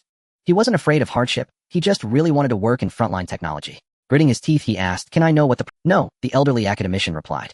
Zhou Liming paused, his expression growing more difficult to read, but he heard the elderly academician say, Because even I don't know, this transfer order comes from the highest level. As soon as he finished speaking, Zhou Liming's mouth dropped open in astonishment. A person of the elderly academician's level could reach the pinnacle of scientists, yet he wasn't even entitled to know the project's name. When Juzwa walked in, Lin Feng had already done his makeup. Lin Feng was handsome to begin with, and with the military uniform and simple makeup, he looked even more sunny and dashing. There was only Lin Feng in the room, and Juzwa smiled, saying, "Not bad, quite the looker." "What does a grown man need makeup for?" Lin Feng replied. "It's necessary for television. Even this old man needs to wear some." Juzwa said, "It's about image." Lin Feng smiled. While speaking, both of them were surveying their surroundings. Juzwa, being a military man, had a sharp eye, while Lin Feng appeared less experienced in this regard. However, Lin Feng's alertness was still appreciated by Juzwa. Vigilance. This is a basic quality that a soldier, no, an excellent man, must possess. Don't be nervous on stage for the first time. Just say what you should say, and he'll stop you if you say something inappropriate, Juzwa said seriously. Lin Feng nodded. At that moment, footsteps were heard, and Juzwa's serious face immediately turned into a smile as he asked, "How's Zhu Ting?" "What do you mean by how?" "I mean, how does she look?" "Pretty beautiful," Lin Feng replied. "Have you taken a liking to her?" "Not exactly, just find her a bit strange." Lin Feng said. "What's strange about her?" "I feel like she is trying to seduce me," Lin Feng said. Juzwa was taken aback, then burst out laughing, and said, "Nonsense. She's a talented student returning from studying abroad, comes from a good family, and there are so many people chasing after her, they could line up to Yanjing. That must be exhausting. She isn't tired as she doesn't pay any attention to them." "I meant those who are in line," Lin Feng said. Juzwa rolled his eyes, but he still didn't believe Lin Feng's words. Zhu Ting's personality was mature and slow to warm up, so how could she possibly initiate contact with a stranger? After about half an hour, the show finally began, and the host turned out to be Zhu Ting. This program was called Military Interview, and due to the announcement of Juzwa's appearance, the ratings were very high, especially on online television. "Alright, let's welcome Juzwa and his disciple," Zhu Ting said from the stage, smiling. "They're here." Just after 7 o'clock, there were already a large number of viewers waiting in front of the television and in the online live streaming room. Previously, Juzwa said that the country was researching space-based weapons, which caused a stir in society. Therefore, among the audience, there were not only curious onlookers, but also some professional military enthusiasts. And spies. That's right. Although it is currently a time of peace, this is merely on the surface. The undercurrents beneath this peace are more dangerous than war. I think it's highly likely fake. How can we trust what people from the War Ignorance Bureau say? True or false, who knows? The country can't possibly have truly figured out the secrets of space-based weapons. Come on, the country can't even produce top-tier chips right now. Exactly, the U.S. sanctions have crippled us. Many of our high-tech technologies can't operate now. At this time, everyone was talking animatedly, debating fiercely. Only occasionally did two people show concern about who Juzwa's disciple was. When the television broadcast showed Zhu Ting's voice, and then Juzwa and Lin Feng. "Stop arguing, let's see what Juzwa has to say," someone shouted in the live streaming room, and immediately everyone calmed down a bit. "Hello, Juzwa," Lin Feng. "Hello." The two responded. At this moment, someone noticed Lin Feng, and said, "This young man is quite handsome." "What good is being handsome? This is a military interview, go back to your fan club." Instantly, there was a small uproar again. According to the program's process, Zhu Ting first asked Juzwa about the international situation, to which Juzwa gave a brief answer. "Do you think Waxia's technology will be locked out?" Zhu Ting asked directly. Upon hearing this, Juzwa paused slightly. If this question had come from another reporter, it wouldn't be much. In Juzwa's impression, Zhu Ting wasn't the type to be sharp-tongued. "This question was just a request from some of my fans," Zhu Ting said. Juzwa smiled, intending to answer, but suddenly saw Lin Feng, who was bored, and said, "It would be better if my disciple answered this question." "Oh." Zhu Ting turned her head in surprise, and said, "I didn't expect Mr. Lin Feng to be an expert in this area." Lin Feng, catching Juzwa's glance, smiled bitterly, and said, "Leader, you're giving me a difficult question, aren't you?" The audience burst into laughter, and those watching the screen immediately developed a good impression of Lin Feng. Juzwa, on the other hand, was drinking water, and watching the show, wanting to see how Lin Feng would answer this question. The technology blockade has indeed had a huge impact on us, making our high-end industries unable to operate. The most obvious example is some extremely important. Cough, cough. Juzwa coughed strategically. Lin Feng's expression changed, looking as if he had made a mistake. Meanwhile, there were cries of despair from those in front of the television and in the live streaming room. But the next moment, Lin Feng stood up directly and said, "I don't think there's anything wrong to say. In fact, we need to empower ourselves. What are we afraid of? There is only one blue star. If it comes to war, at worst we die together." Lin Feng. Juzwa's expression turned serious, scolding him. "However, what I believe is that we, the people of Huaxia, should strive for self-improvement. We still have time. We shouldn't be consumed by a society obsessed with entertainment, but should work hard to contribute to society," Lin Feng said. Hearing this, Juzwa's expression improved slightly. However, in his heart, he was not angry at all. Although he hadn't interacted with Lin Feng much, Juzwa could tell at a glance that Lin Feng was not a simple-minded person. The fact that he chose Lin Feng to enter the War Ignorance Bureau was not a coincidence. But why did Lin Feng suddenly speak so passionately? Wow, why do I feel so fired up? So we have reached such a predicament. He's right, at worst we could perish together, but if we want to change, we must become stronger. I won't play games tomorrow. The audience was discussing fervently, giving Lin Feng extremely high praise, and some people quickly searched for Lin Feng's name in their browsers, trying to find out his identity. Yanjing University. as one of the top 2 universities in the country, a national security agent handed a document to the president of Yenjing University. Upon seeing it, the president's expression changed instantly. This is a falsified degree, the president said angrily. I will not do such a thing. Yenjing University does not engage in academic fraud. It is not a playground for politics. The president said very seriously. Sign it, the agent said again. Get out of here, the president slammed the table, coldly calling for security. The agent saw 2 security guards and said nothing, turning around to leave. Just a few steps later, the president's phone rang. The next second, the president's voice immediately rang out. Wait. The agent turned around, handed over the document, and the president immediately signed it, staring weakly at the 2 characters Lin Feng on it, and asked, who is this person? Were you just trying to keep your position? Now you're trying to keep your life. The agent said coldly. The president trembled all over as he recalled the person who had just called him, whose words were, if you delay, the position of the president of Yenjing University should be replaced. The agent saw the president sign and left satisfactorily, while Lin Feng's resume gained another line, the youngest doctoral student at Yenjing University. Lin Feng, male, 19 years old, from Donghai City, the youngest PhD at Yenjing University, currently a rear admiral in the Navy. In his youth, he excelled academically and was admitted to Yenjing University ahead of schedule. He has previously published a paper titled Military Maritime Zones. What the hell? A 19-year-old PhD and rear admiral. Is this for real? Seems a bit fake, doesn't it? This is beyond just a bit fake. It's practically written on his backside. It can't be washed away. Oh, Lin Feng must have a powerful background. In no time, the online community buzzed with discussions, and people began to refer to Lin Feng as the rear admiral with the biggest backing. However, no one dared to confirm the truth behind it. During a military talk show, Zhu Ting glanced at Lin Feng, her eyes reflecting an unexpected glimmer of intrigue. Soon her attention shifted to the host, saying, sorry, I shouldn't have asked that question. Let me ask one last question. Go ahead, the host replied, his expression quickly returning to normal. Last time you mentioned that our space-based weapons are already under research. Is that true? As Zhu Ting spoke, her pupils carefully observed every expression of the host, as if she wanted to see through him. At this moment, the host glanced at Lin Feng before responding, it's true. Our space-based weapons have entered the final stages of completion. If successful, everyone can look forward to it. Zhu Ting wanted to ask more, but she held back, standing up and saying thank you very much to the host and Mr. Lin Feng. No need to thank us. The host and Lin Feng stood up, and the screen abruptly cut to advertisements. Meanwhile, the audience across the nation erupted in excitement over the news. Space-based weapons in the final stages. Is Huaxiao that impressive? For a moment, many felt an immense sense of pride, yet the skepticism was even louder. The host and Lin Feng paid no attention to this, and were ready to leave after the show, when Zhu Ting hurried over, saying, hold on, is there something? The host asked blandly. It's... Zhu Ting scanned the host's expression and said, I know, I asked an inappropriate question earlier, and I apologize. So I'd like to invite both of you to dinner as a gesture of goodwill. No need for dinner, I have other matters to attend to, the host replied. Zhu Ting looked obviously disappointed. Let Lin Feng go with you, he just mentioned he was hungry. The host added. Zhu Ting's eyes lit up. Lin Feng looked at the host with confusion, wondering when he had said he was hungry. However, Lin Feng casually said, I am a bit hungry. Then I'll take my leave first, the host said before walking out without looking back. Once the host got into the car, he immediately took out his phone and called Chun Haidong, saying, I've done everything I needed to do. What exactly are you planning? Some interesting things, Chun Haidong replied. I've told you about Zhu Ting's identity, but don't screw this up. The host said, I know you're worried about Lin Feng's safety, but rest assured there will be our people within 10 meters of him. If anyone dares to act against him, it would mean death. I watched the live broadcast. It was very exciting, Chun Haidong said. Upon hearing this, the host hung up the phone in silence, but felt somewhat relieved. Yet he suddenly recalled Lin Feng's earlier words. He had a feeling that Lin Feng was scheming something. This little brat. The host turned to see Lin Feng getting into Zhu Ting's car, and smiled, saying, indeed, one who achieves great things must undergo the trials of desire. With that, he took up the phone and said, hello, Donghai News. I have a scoop. The youngest Rear Admiral Lin Feng is on a date with Donghai TV. Host, Zhu Ting. The address is. Lin Feng was woken up by the system the next day. The reason was that he had received a points credit.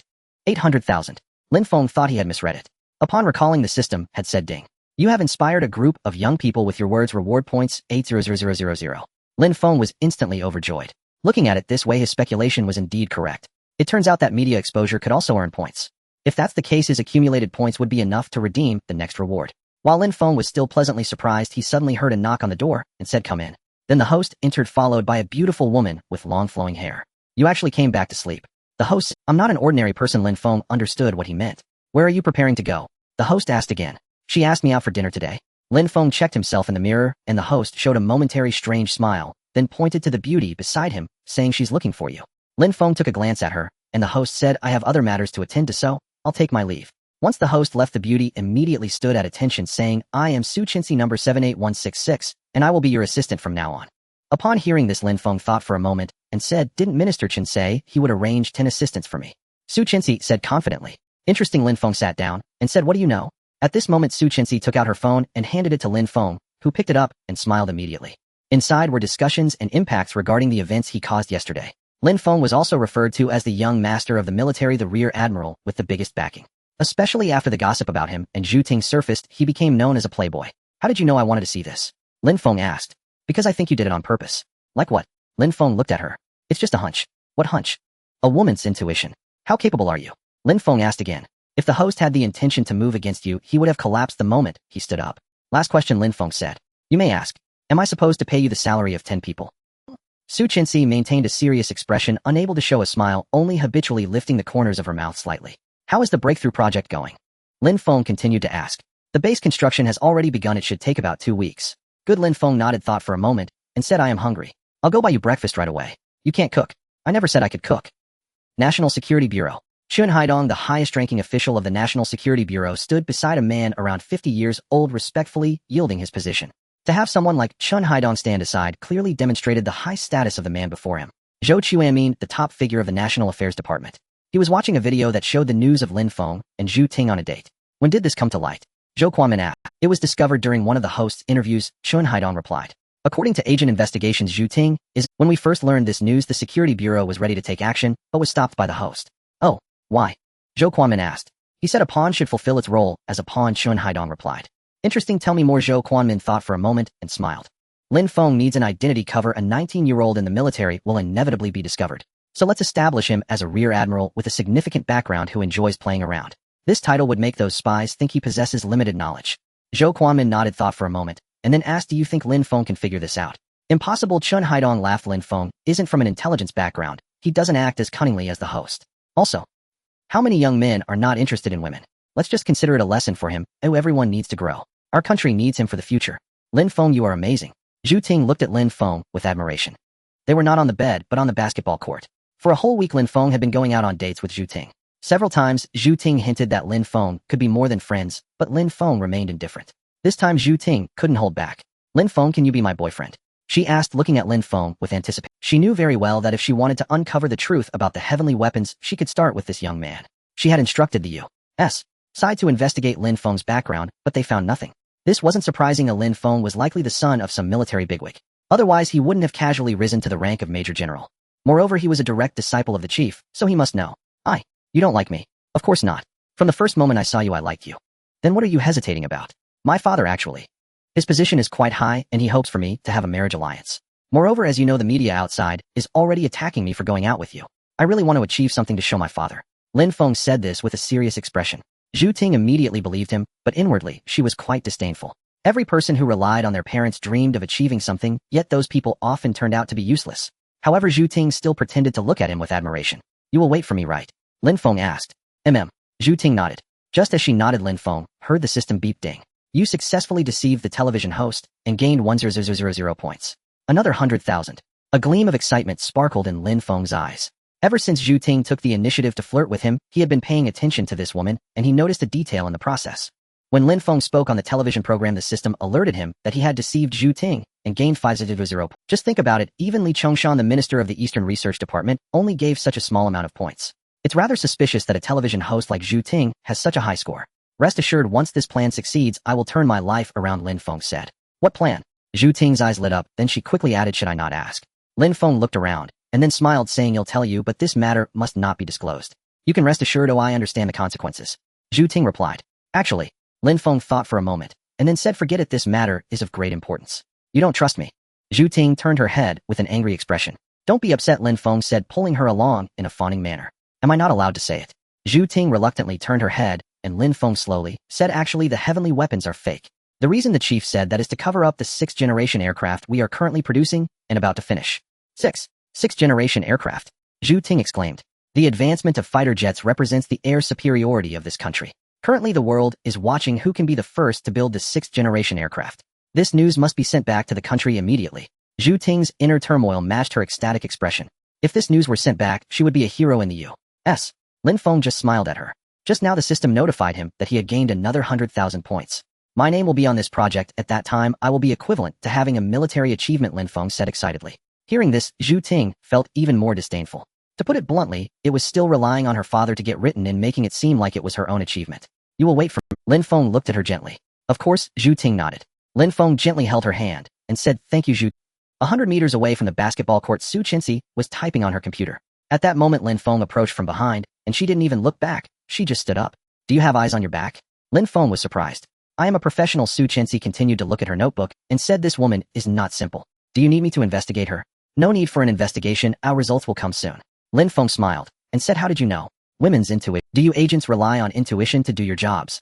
Lin Feng joked. Su Chinsi then closed her laptop and said women's intuition is inherently sharp, which is why it should be utilized. Upon hearing this, Lin Feng smiled slightly and said, is there some development? Scientists and technicians from various places have arrived. Old Yang asked if you want to take a look. Su Chinsi said. Lin Feng nodded. Just as he nodded, he suddenly received a system notification ding. You deceived the U.S. military and gained 100 points. U.S. military. Lin Feng paused then let out a breath. By now he naturally understood everything.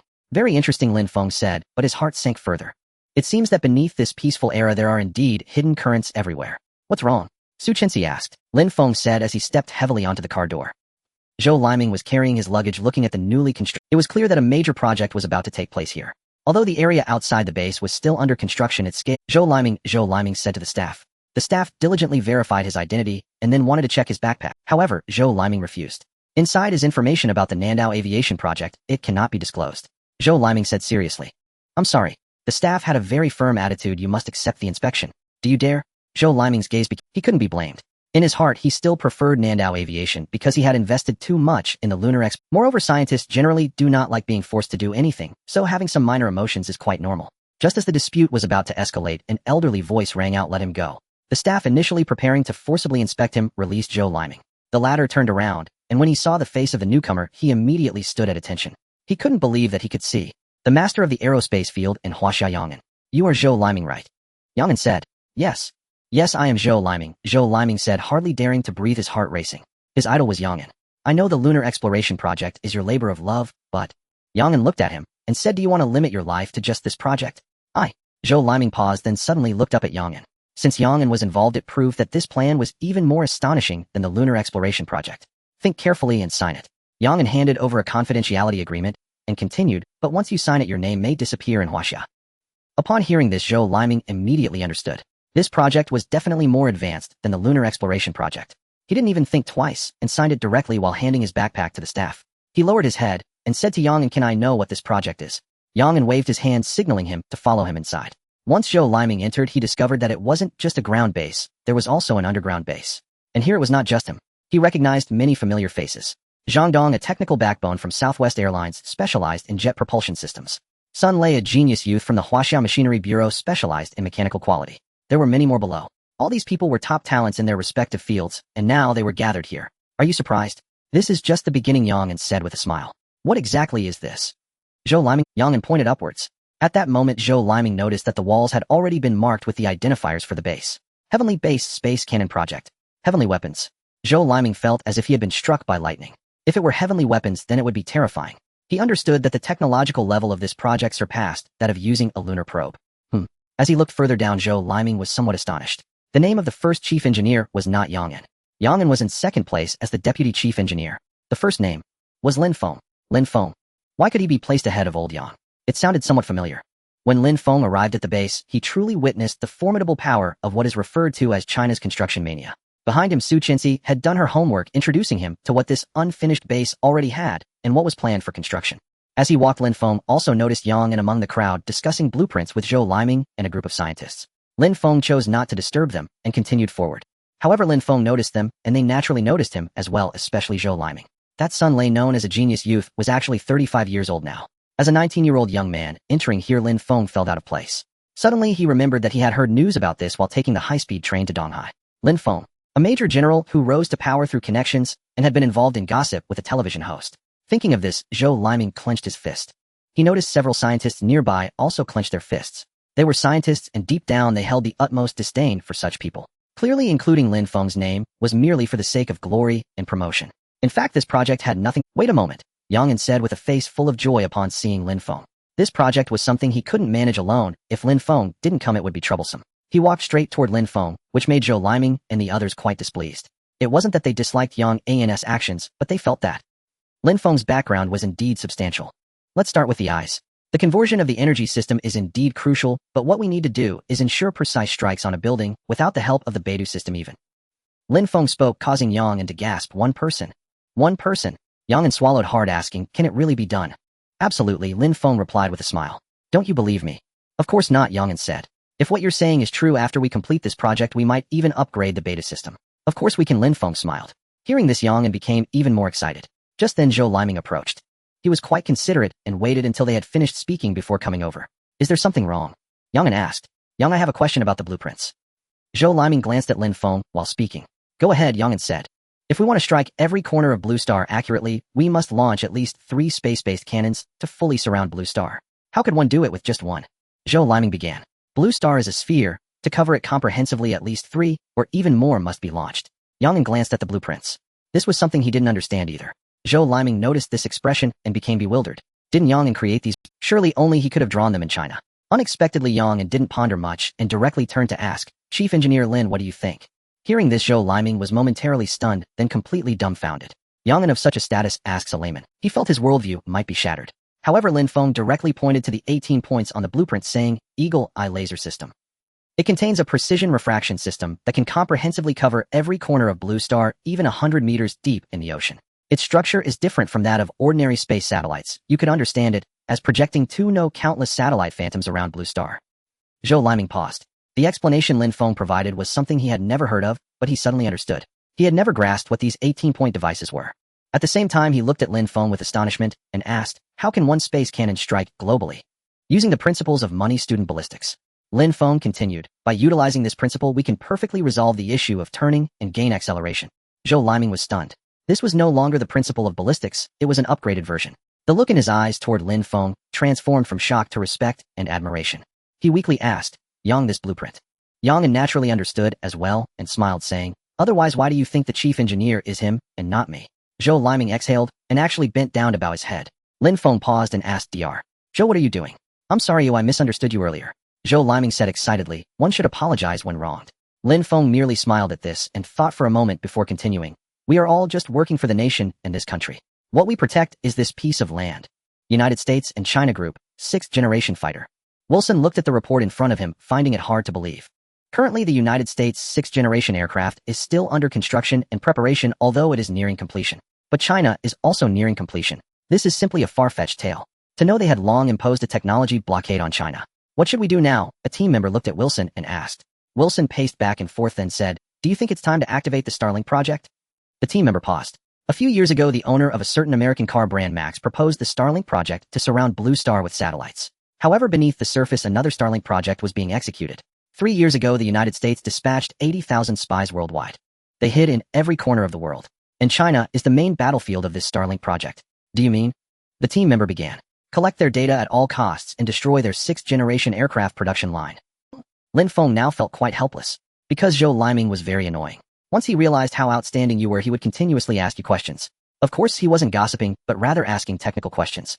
Lin Feng remained patient, answering each of them. Dr. Zhou, you can just call me Liming.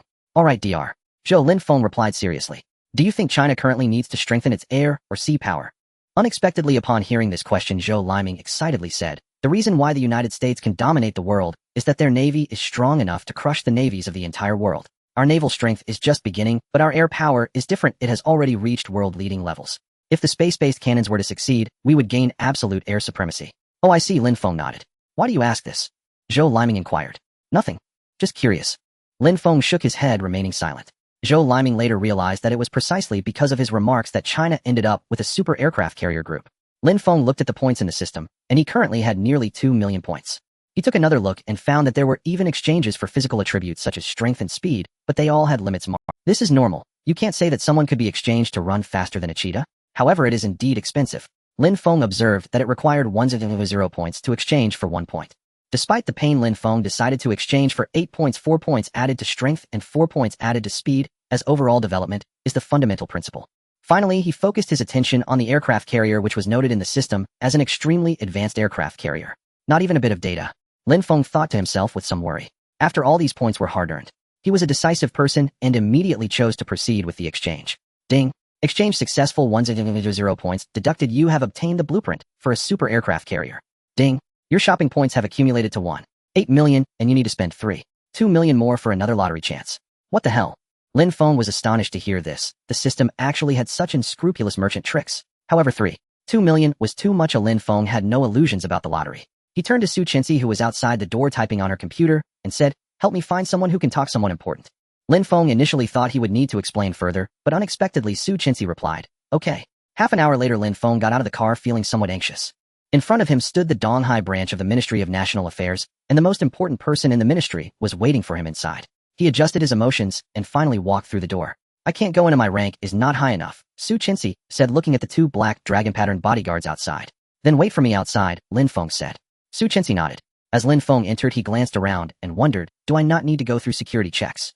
"No need," the bodyguard smiled and gestured for him to enter. "He is waiting for you."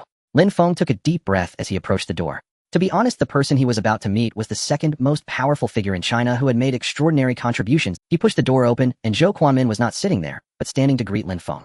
"You're here?" Zhou Quanmin smiled gently upon seeing Lin Feng, and said, "Come in quickly." Lin Feng felt a sense of warmth as he stepped forward slowly. "Don't be nervous," Zhou Quanmin smiled, and handed. Lin Feng accepted it with both hands, and then both sat down. "I have always wanted to meet you, but I never had the time," Zhou Quanmin said slowly. "This time I heard you wanted to see me, and I finally have an excuse to come out and take a break." Lin Feng smiled. "Have you encountered any troubles?" Zhou Quanmin asked. The breakthrough plan was an SS. Such plans reached a level of national significance.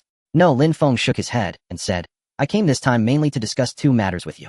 Zhou Quanmin picked up his teacup and glanced at Lin Feng, seemingly curious. He wondered if Lin Feng was looking for something from them. Unexpectedly, Lin Feng said, "Do you think if we simultaneously build the Ford-class aircraft carrier and space-based weapons, can our military expenditures support it?" Zhou Quanmin paused, nearly spitting out his tea. He exclaimed in surprise, "What did you just say?" "I said, the Ford-class aircraft carrier." Zhou Quanmin regained his senses. "Right. You can't possibly mean you still have the Ford-class aircraft carrier." After regaining his composure, Zhou Quanmin was both shocked and eager. Lin Feng nodded. Upon seeing Lin Feng's nod, the cup he was holding fell to the ground with a loud crash. The bodyguard outside immediately pushed the door open. "Get out," Zhou Quanmin said. "From now on, no one is allowed to enter this room without my permission." "Yes," the bodyguard nodded, and then left, closing the door. Zhou Quanmin took several deep breaths and looked at Lin Feng, asking, "Are you serious?" "I have brought the blueprints," Lin Feng said. "As per usual, this time you can take them back to Yanjing to study." With that, he opened his briefcase and handed it to Zhou Quanmin. "Good, very good," Zhou Quanmin exclaimed excitedly. The Ford-class aircraft carrier and ordinary aircraft carriers are not only different in terms of displacement, but also represent a huge leap in mechanical structure, technological equipment, chips, and more. After Zhou Quanmin trembled as he set down the blueprints and looked at Lin Feng with expectation, he said, "What about the second matter?" Lin Feng exhaled thought for a moment and said, "You should have seen what I said in my television interview." Zhou Quanmin nodded. "Currently we are in an extremely awkward period, but the vast entertainment industry has delayed many talents, such as issues related to systems and salaries. Is it reasonable that a scientist earns less than an 18-line star?" Lin Feng said earnestly. "Lin Feng, this is determined by the market and national conditions, and we are gradually improving and changing this treatment," Zhou Quanmin quickly explained. Lin Feng replied, "I believe it is time for a change." Zhou Quanmin paused. "Let mathematics, physics, and other fields be the focus of education and design high-value scholarships, etc." Lin Feng spoke quickly. Upon hearing this, Zhou Quanmin immediately said, "Let's not talk about this for now. Our high-tech projects do not require that many talents. If we invest so much, it will disrupt the market. What if I told you that space-based space cannons and Ford-class aircraft carriers are just the beginning?" Lin Feng said. Upon hearing this, Zhou Quanmin finally showed signs of being moved. He pondered for a long time, looking at Lin Feng with surprise in his eyes. He recalled a saying, "When the land of China is in trouble, a mighty hero will surely descend." "I need to discuss this in a meeting," Zhou Quanmin said seriously. Lin Feng nodded. He also understood that this matter seemed simple, but was actually very complex. This involves changes in the education system and economic policies. The two discussed for nearly 3 hours before. "Then I'll take my leave first," Lin Feng said. "Wait a moment," Zhou Quanmin said. Lin Feng paused, and at that moment saw Zhou Quanmin salute him. Lin Feng was stunned, but quickly returned the gesture. "Comrade Lin Feng, thank you for your contributions to the country," Zhou Quanmin said. Lin Feng adopted the same posture and said, "This country is also mine." Zhou Quanmin watched Lin Feng leave at the door, feeling a surge of excitement in his heart. Deep down, he believed in what Lin Feng had said. Was this all just the beginning? He turned to his assistant beside him and said, "Tell the airport that I need the fastest flight back to Yanjing immediately." "Yes." "Also gather all those above the ministerial level for a meeting." "Yes." The assistant turned to leave, feeling curious. Zhou Quanmin's emotional changes before and after entering were too significant. What could possibly excite such a person? 3 hours later, Zhou Quanmin arrived at the China Research Center, which represented the highest level of technological fields, and the person in charge was momentarily stunned upon seeing Zhou Quanmin, but quickly spoke up. Unexpectedly, Zhou Quanmin directly said, "Gather everyone who understands aircraft carriers here." Yes, the person in charge quickly nodded. After a while, more than 30 experts surrounded a table seriously reviewing the materials in front of them. Zhou Quanmin waited anxiously on the side. He needed to confirm one thing. Finally, after 5 hours, this group of experts seemed troubled and hesitant. However, many were somewhat excited. Zhou Quanmin couldn't contain himself any longer and finally seized the opportunity to ask, "Is this really the technology for the Ford-class aircraft carrier?" Unexpectedly, one of the older scientists clenched his fist and said directly, "Leader, you must be joking." Zhou Quanmin was taken aback, his face filled with disappointment. However, the next second the old scientist said, "In front of it, what is the Ford-class aircraft carrier?" Zhou Quanmin was completely stunned, and he suddenly looked up to see those aircraft carrier experts, all showing sharp smiles. One young scientist said directly, "The Ford-class aircraft carrier is just a little brother in front of it." Upon hearing such words, Zhou Quanmin finally burst into wild laughter, even disregarding his image. "Who won the fight between you and that black dragon tattooed agent?" Lin Feng asked Su Qinxi curiously. "I won," Su Qinxi replied expressionlessly. "You're just bragging," Lin Feng assessed her, saying, "I feel like you have no power." Su Qinxi did not refute his words, only saying, "The online reviews about you are quite poor. Aren't you thinking of remedying that?" "It doesn't matter, isn't this image something your National Security Bureau created?" Oi, Lin Feng said. Su Qinxi merely glanced. "Strictly speaking, she does not belong to the National Security Bureau. Her existence, or rather only appears when there is a next to every whitelist in Huaxiao, there is always such a person." Suddenly her phone rang, and Su Qinxi prepared to leave, but Lin Feng said, "Just stay here." Su Qinxi turned back and opened her laptop again. Lin Feng answered the call. "Zhou Chuanmin," the voice on the other end said. Lin Feng immediately felt a bit of anticipation and asked, "What's the update? What exactly are you?"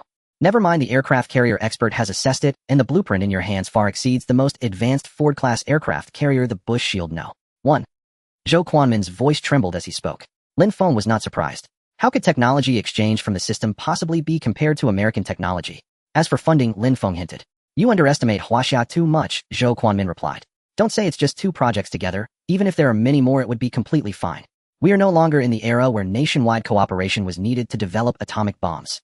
Lin Feng finally breathed a sigh of relief. To be honest, he had no power, so he was not familiar with this aspect. "When can we start?" Lin Feng asked. "The base had already been prepared by the time I called you," Zhou Quanmin said. Lin Feng was instantly delighted. He then inquired, "What about the education reform?" "That still needs to be discussed." Zhou Quanmin's voice became a bit lower, then firmed up, "Don't worry, as long as it's correct, everything will change." In the following days, Lin Feng occasionally had meals with Zhu Ting and sometimes visited the space base. Finally, on the 26th day, Yang and informed Lin Feng that all preparations for the space-based weapons were ready. Lin Feng arrived at the base as promised and saw that many more staff members were present. "You're here," Yang said as he approached Lin Feng. Lin Feng scanned the surroundings and asked, "Is all the equipment the same?" Yang nodded, saying, "Many of our weapon factories are located in other places. This site mainly produces and assembles core components." Lin Feng nodded. The mechanical parts of the space-based cannon were staggering in number. After all, this was a space weapon. After nearly half an hour, the opening ceremony was ready. "Please," Yang said to Lin Feng. "Old Yang, you are an elder in space technology, and I am not familiar with this," Lin Feng replied. "Please," Yang smiled. The higher-ups had instructed that Lin Feng must host this ceremony. Firstly, it was to train Lin Feng. Secondly, he was undoubtedly the chief engineer of the space-based cannon. Lin Feng looked down and found that scientists like Zhou Limin were all looking up at him. Now basically everyone knew that their chief engineer for the space-based cannon project was a 19-year-old young man. His name is Lin Feng. Among those present, the youngest was over 25 years old. But here no one dared to look down on him anymore. Lin Feng took a deep breath, thought for a moment, then stepped forward, standing in front of the microphone, feeling a bit nervous. Yang could also tell that Lin Feng was a little nervous. However, once Lin Feng started speaking, his demeanor changed dramatically. Yang saw confidence in Lin Feng's eyes. Absolute confidence. "A month ago, this blueprint behind me was born. A month from now, we will gather here. For this, we mobilized over 300 top scientists, technicians, and over 300 staff members from across. As for the lower ranks, there are even more. We are here for one goal, the space-based cannon." Lin Feng said. Many people's eyes below also became passionate. "Currently, the international situation is unclear, and we are facing technological blockades. Why is that? Because we are not strong enough. If we possess this weapon, we will lead the world and gain absolute air supremacy. 180 days. Yes, my requirement of you is 180 days. If any of you are having second thoughts, now you can speak up. Rest assured, the confidentiality agreement you sign will be void after 180 days, and I guarantee that no one will threaten your safety." With that, Lin Feng scanned the audience again. No one below moved or spoke. Deep down, some people harbored doubts about Lin Feng's timeline. However, they believed that this project would definitely be completed. Moreover, this was a 3S project. Being part of such a project was an honor. Lin Feng was indifferent to their thoughts. He looked at Yang and one last time, who nodded back at him, and Lin Feng's voice suddenly grew louder. "I announce the breaking the deadlock plan officially begins." The entire audience applauded. Suddenly Zhou Limin spoke up. Chief Engineer Lin, what will the space-based cannon be called? This weapon needs a name. It will be our sword in space. Lin Feng said slowly, so it shall be called. Sky Sword. Everyone was taken aback by this declaration. Sky Sword. A blade that will uphold the absolute safety of Huaxiao in the skies. Meanwhile, as Lin Feng and his team were fervently engaged in the construction of the space-based cannon, the land of Huaxiao was restless. After Wilson issued the Starlink orders, countless spies buried across Huaxia sprang into action. Their directive was simple: find the production base of Huaxia's 6th-generation fighter and destroy it. Moreover, they dispatched a commander, McLean. He was a former member of the U.S. Special Forces with years of infiltration experience. His cover was that of an investor in a foreign-funded enterprise, completely clean in all respects. He arrived at Donghai International Airport on this day and saw Zhu Ting, the informant regarding the 6th-generation fighter. Hello, Mr. McLean, it's a pleasure to meet you, Zhu Ting said, looking at McLean as if seeing a master. McLean, however, scanned her from head to toe, a hint of a sinister smile appearing at the corner of his mouth. The higher-ups are very satisfied with the information you provided, McLean said, and have already agreed to grant you U.S. citizenship. Really? Zhu Ting's eyes lit up. Of course, as long as the plan to sabotage this 6th-generation fighter succeeds, you will be a national hero. McLean's voice grew louder. Hearing this, Zhu Ting's breathing became rapid. She hated this land of the East. She felt that even the air here was polluted. She couldn't wait. Eager to go to that advanced and free country. She believed that was her paradise. A notification chime. Task activated. Lin Feng, absorbed in his reading, suddenly heard the system's sound. Eliminate the spies of the Star Chain project, and rewards will be given based on the number of individuals eliminated. The system's voice came abruptly. Startled by the system's prompt, Lin Feng was taken aback for a long time, completely unaware of what was happening. He leaned back, gazing ahead. What is the Star Chain project? Spies. Could it be? Lin Feng instinctively thought of Zhu Ting. Recently, due to the matter concerning the heavenly sword, he had somewhat neglected Zhu Ting as he deemed her to have little value. It seems circumstances have changed. Su Chenxi. Lin Feng called out. Su Chenxi walked in. Do you know about the Star? Lin Feng was very direct. Su Chenxi had previously stated that as long as Lin Feng didn't speak, she wouldn't say anything to anyone. Just as Su Chenxi was about to speak, Lin Feng interjected, not the satellite one. Su Chenxi shook her head. Lin Feng pondered and asked, is there a lot of espionage conflict among countries nowadays? Of course. Su Chenxi immediately nodded and said, do you know about the famous New Flight incident from a few years ago? Lin Feng nodded. The New Flight incident was well known. At that time, the New Flight mysteriously disappeared, prompting a massive search and rescue effort, and to this day, there hasn't been a definitive conclusion about where the plane went. But I remember there were only 8 Chinese people on board. Most of them were from other countries, Lin Feng remarked. After a pause, he looked at Su Chenxi and asked, is this incident related to espionage? Exactly, Su Chenxi quickly responded. On the plane, there was an expert in aircraft carriers. Our country spent a long time and considerable effort convincing him to return, only for the spies to find out. 8 people, including his family of 3. As a result, our aircraft carrier project has been delayed by almost a year. Upon hearing this, Lin Feng's pupils brightened as he exclaimed, shot down. As for who did it, I shouldn't need to say. Su Chenxi. Lin Feng exhaled. Besides the United States, who else could it be? What happened next? Lin Feng inquired. No evidence. What can we say? We could only swallow that anger, Su Chenxi explained. Lin Feng nodded, and he began to take a keen interest in the task assigned by the system. The Star Chain project. Seems to be a spy project. Our rare guest, the bureau chief remarked as Lin Feng walked in, his tone sarcastic. Lin Feng curiously asked, I haven't offended you recently, have I? I invited you in to keep watch, yet here, I am paying your salary, while I end up working more than you. Now there's a bunch of reporters outside wanting to interview you, and it's me who has to push them away. The bureau chief, irritated, puffed on his cigarette. Lin Feng smiled, and said, I've really been busy lately. I went to Shihai Island once. Isn't that a naval base? What were you doing there? The bureau chief suddenly became alert. How do you know? Lin Feng chuckled. Hey, do you look down on me? I used to be a rear admiral in the Navy, the bureau chief boasted, pointing proudly at the medal on his chest. Impressive, my leader, Lin Feng teased sarcastically. Quickly tell me, what were you doing there? The bureau chief's expression resembled that of a gossiping woman. Well, not much, Lin Feng admitted. I just want to help take a look at the aircraft carrier. Hey, the bureau chief laughed outright. You, a space researcher, are worlds apart from the sea. Oh, what would you know about aircraft carriers? That's not even in your field. That. Lin Feng cleared his throat. I didn't want to go either, but this aircraft carrier wouldn't have been researched without me. You're boasting now. What did you say? The bureau chief suddenly jolted awake as his cigarette but dropped from his hand without him noticing. Staring at Lin Feng, he asked, You wouldn't have brought out the design of an aircraft carrier again, would you? Damn. The bureau chief suddenly seemed invigorated, exclaiming, Quick, tell me what class it is. It's the Ford. The Ford class. Huh. The bureau chief vigorously shook Lin Feng's shoulders. As a retired naval officer, he naturally hoped for the country's navy to grow stronger. Let me finish, Lin Feng interjected. It's not the Ford class. The bureau chief looked disappointed. That expert said the Ford class is merely a younger sibling in comparison to it. The bureau chief paused, staring. This time he was stunned for quite a while before coming back to his senses. Something surpassing the Ford class. What does that even mean? His first instinct was disbelief, but recalling the drawings Lin Feng had presented for the space-based artillery, he suddenly realized. I said it. The bureau chief lit another cigarette and said my judgment has always been keen. Lin Feng rolled his eyes thinking to himself, you really know how to flatter yourself. He then turned to the bureau chief who seemed lost in thought and asked, when are you going to the Donghai TV station for an interview? What? You can't keep it together after just a few days out.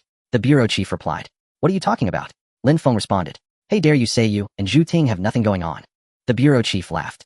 Lin Feng at this moment scrutinized him and said, how about I share a secret with you and you raise my salary a bit? Upon hearing the earlier part, the bureau chief smiled, but then he said, I don't like secrets. Cheap. Lin Feng rolled his eyes, then continued, just don't be surprised when I tell you. Say it or not. The bureau chief's attitude was unkind. Zhu Ting is not an ordinary person. Is she skilled in bed? How vulgar. I'm saying she's a spy. Hearing this, the bureau chief's pupils constricted sharply the cigarette, but fell to the ground again, and he scanned Lin Feng asking, how do you know? Su Chenxi told you. No way, she wouldn't say that. Lin Feng didn't respond, just stared at the bureau chief, and asked, did you? The chief discovered that the surprises he found in Lin Feng were increasing. She approached me to find out about the heavenly base weapons, Lin Feng said as he sat down. I said that the reason you mentioned the heavenly base weapons was to cover up the imminent deployment of the fully completed 6th generation, Lin Feng remarked.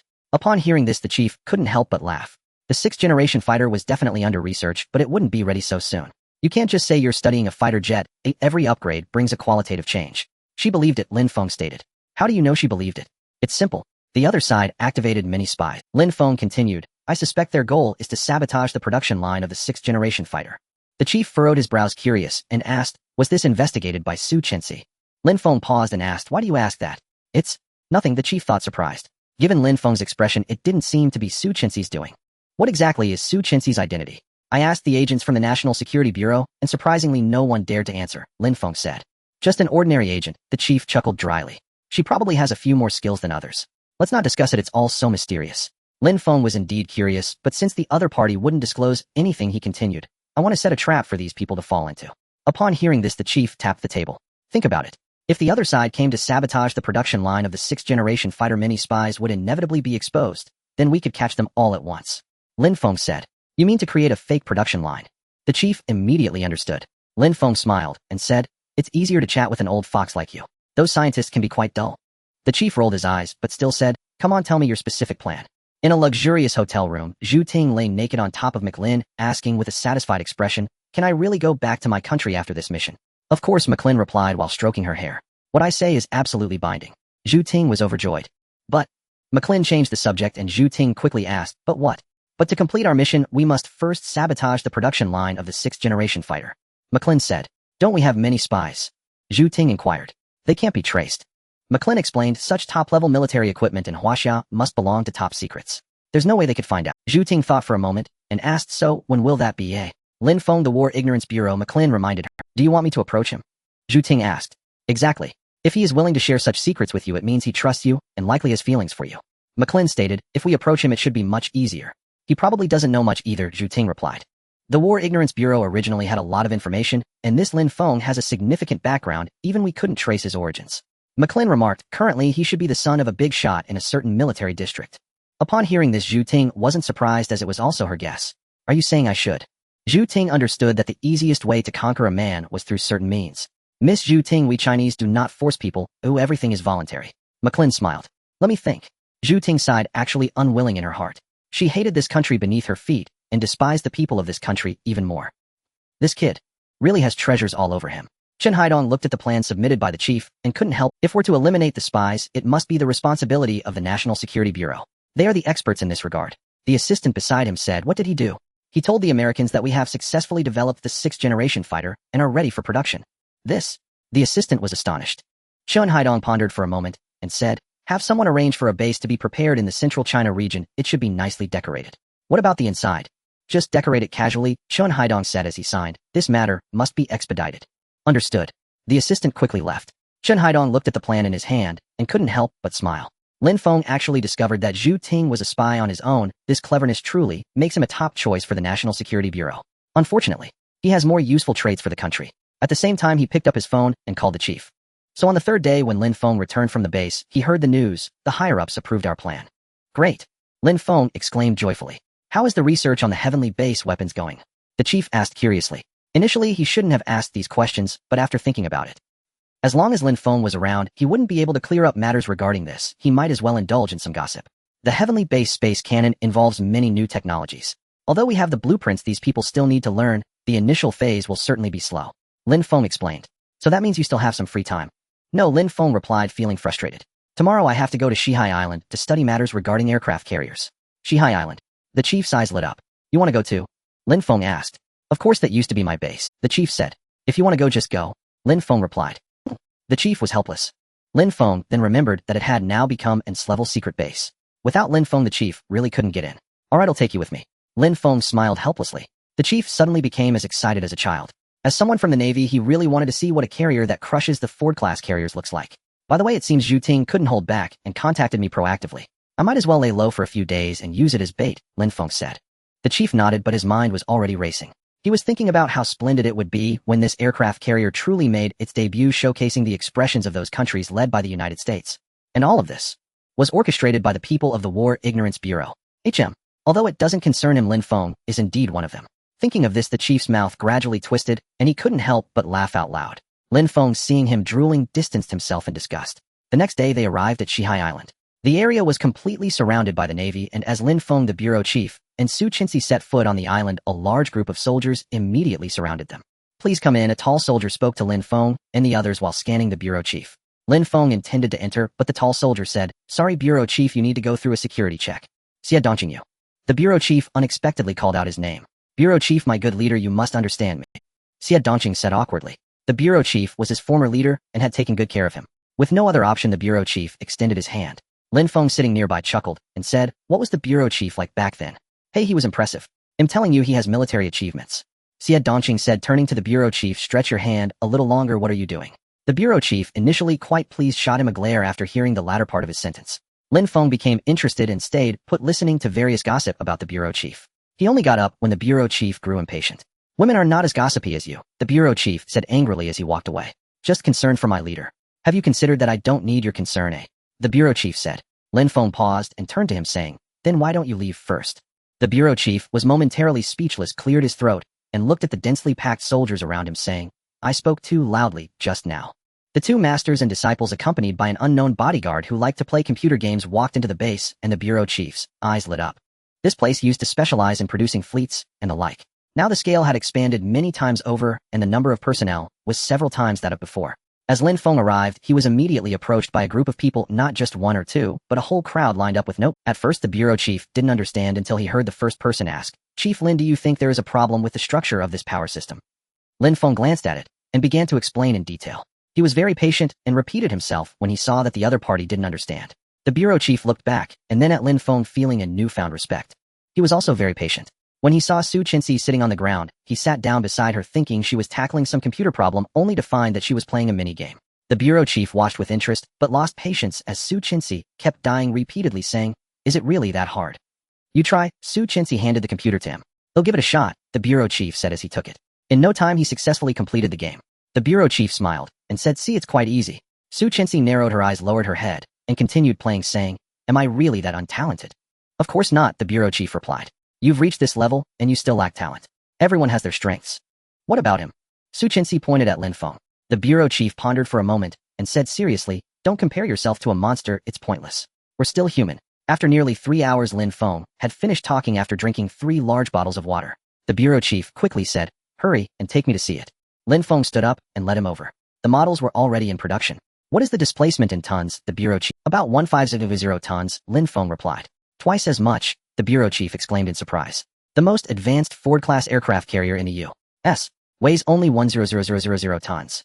However, Lin Feng said, actually displacement is no longer a measure of an aircraft carrier's advancement. Then what is maneuverability, speed, weapon systems, power, and so on? Lin Feng said, Not everything is better when it's bigger. What about speed? From here to Zhengzhou Island, they might only have set out 12 nautical miles from U.S. soil, Lin Feng said with a smile. Is it that far? The bureau chief was shocked. At the same time, stealth, powerful defense, and offensive capabilities are where its strengths lie. For example, the bureau chief seemed energized. It can withstand the explosive power of a little boy, Lin Feng stated. The bureau chief swallowed hard.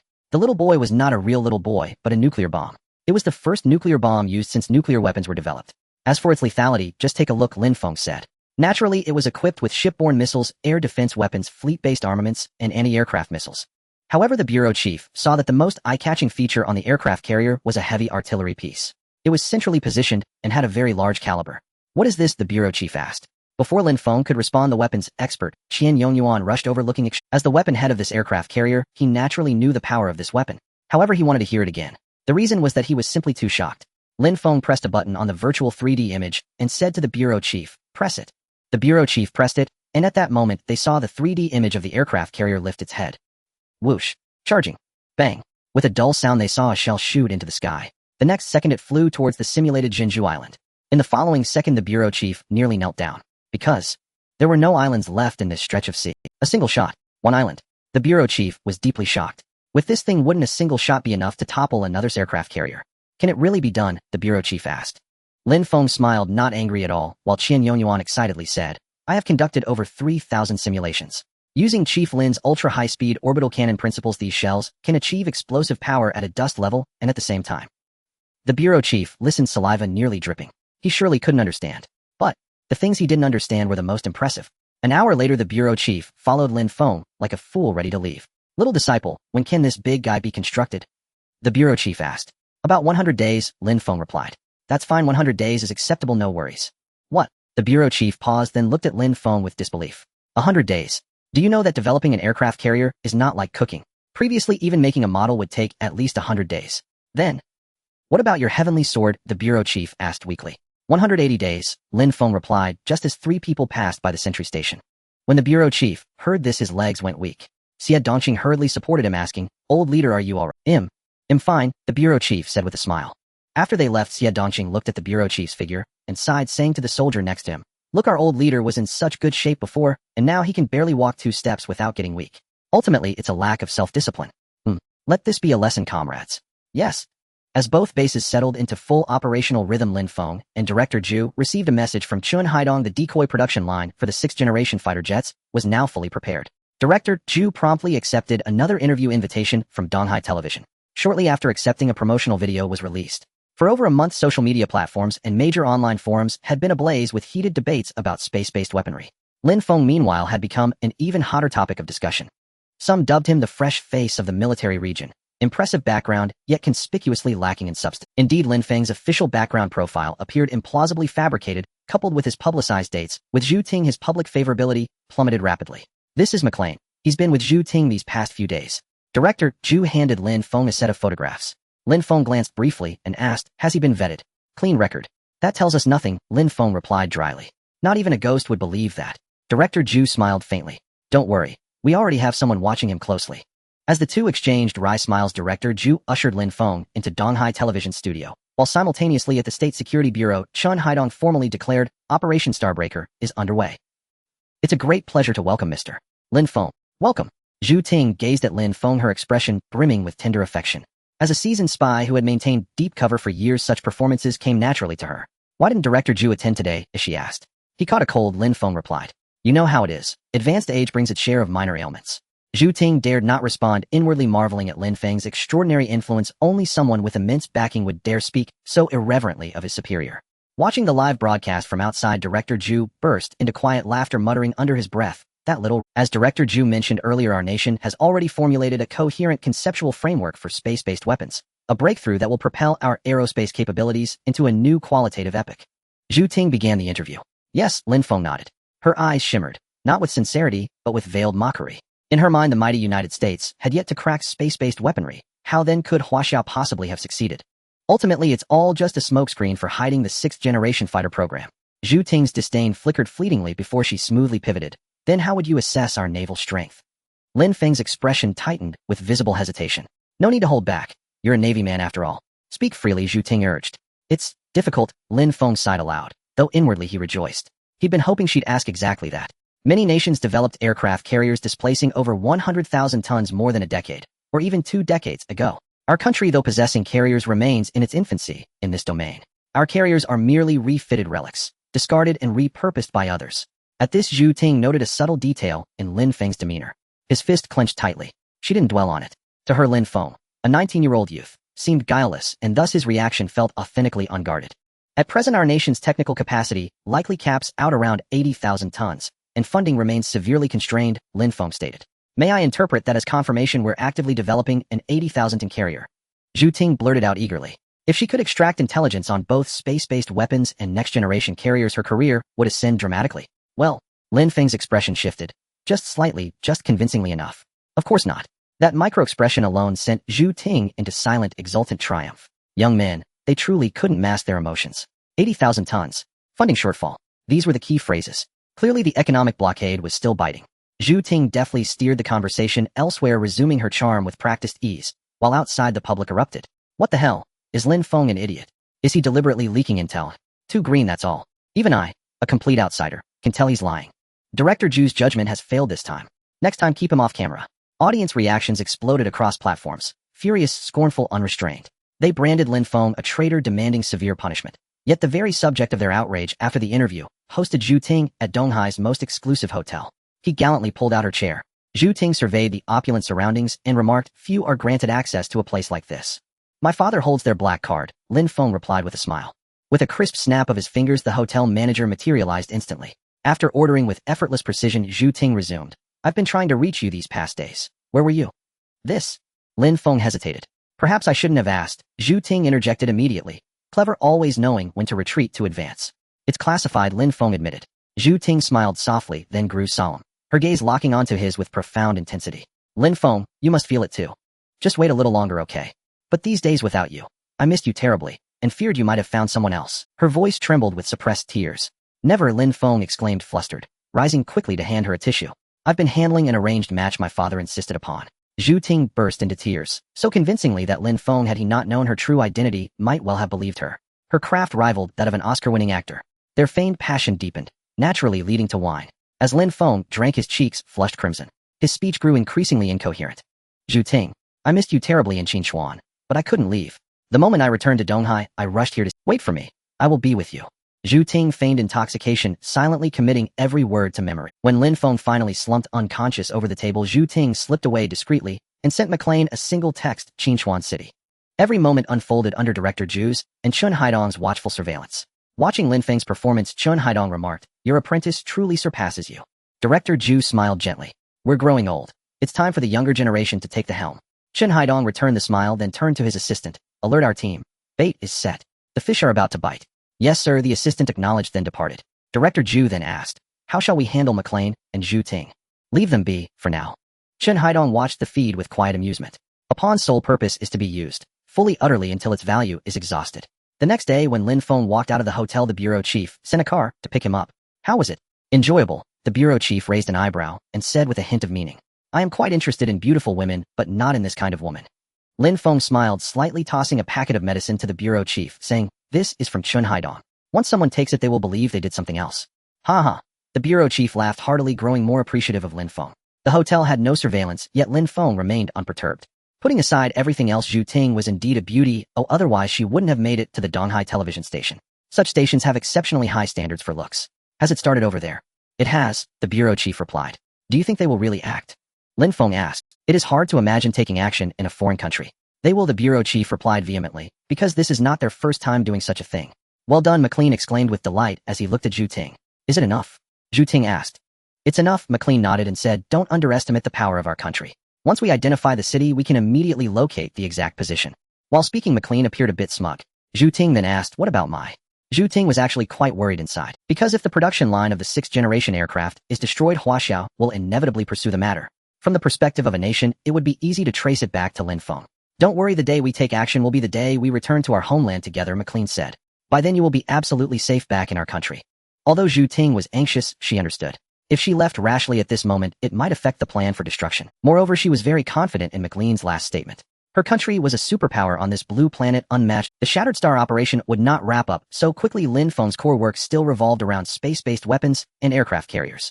Occasionally, Lin Feng heard that there were already disturbances in Qinchuan City. On the 5th day, Yang and called him, asking Lin Feng to come over. When Lin Feng arrived, he could see that work here had officially begun. Have you encountered trouble? Lin Feng asked. Yang looked at Lin Feng with a troubled expression and said, come in and talk. Upon entering, Lin Feng saw Zhou Liming there along with a scientist whose name and specialty he remembered, Dong, Hua, mechanical parts expert. Take a seat. Lin Feng realized they were not in good spirits and asked, "Is there a technical problem?" Yang glanced at Dong Hua, who said, "Chief Lin, it's like this. You see, this part of the space cannon, according to the blueprints and technical requirements, must achieve a deviation of 0. Lin Feng nodded. Indeed, one must not underestimate these deviation values. A slight error can lead to a significant failure. Dong Hua continued. This process must use a 5-axis CNC machine for production. Currently, our country. Lin Feng paused. None.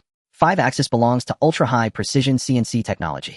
Although we have researched and have similar models, to be honest, the requirements for these parts are such that we really need to buy them. How much? 100 million meters. Dong Hua replied. Lin Feng frowned. Just for this it was worth, he thought for a moment, and said the other party probably wants sell. That's right, Dong Hua said. This equipment is only available in country D. Lin Feng pondered for a moment and asked Zhou Liming beside him, can our domestically produced CNC machines do it? Barely, but if in a space environment the consequences are unpredictable. Zhou Liming understood why Lin Feng was asking him. They'll consider this matter, Lin Feng said. You all skip this part for now. Understood. The three nodded. Once Zhou Liming and Dong Hua left, Yang and said to Lin Feng, actually, it's not. Are there others? Yes, some raw materials are very scarce. Yang and handed a list to Lin Feng. Lin Feng exhaled. Indeed. Now they were not only facing technological blockades, but also economic sanctions. However, Lin Feng was aware. Currently, the global economy is irreversible. Many things can be developed independently, but the time and effort do not match the results. Lin Feng also found the 5-axis machine in the system, but this machine costs a staggering 500,000 points, which was too expensive for Lin Feng at this moment. After all, spending 500,000 could also buy another superweapon blueprint. Moreover, Lin Feng's current view was that if something could be purchased in this world, it should be bought. After all, points are precious. These outdated technologies do not match his points. Therefore, as soon as Lin Feng stepped out of the door, he immediately said to Su Chenxi, book me a plane ticket. Where to? Yinjing, Lin Feng said. Once on the plane, Lin Feng realized he was on a private jet, and there was another identical jet flying alongside. Isn't this a bit of overkill, eh? Lin Feng said. Su Chenxi remained silent, still focused on her mobile game. After getting off the plane, Lin Feng boarded a special car, heading straight to the State Affairs office. Once he got out of the car, Lin Feng saw Zhou Chuanmin, who had personally come to welcome him. The matters you proposed are still being discussed in a meeting. Oh, changing all of this is not a matter of a day or two. As Zhou Quanmin spoke while walking, Lin Feng replied, I didn't come to discuss this with you this time. Lin Feng gradually explained the situation. Upon hearing the end, Zhou Quanmin frowned and asked, what is your opinion? Lin Feng said, I wonder if you could contacting is indeed possible, Zhou Quanmin replied.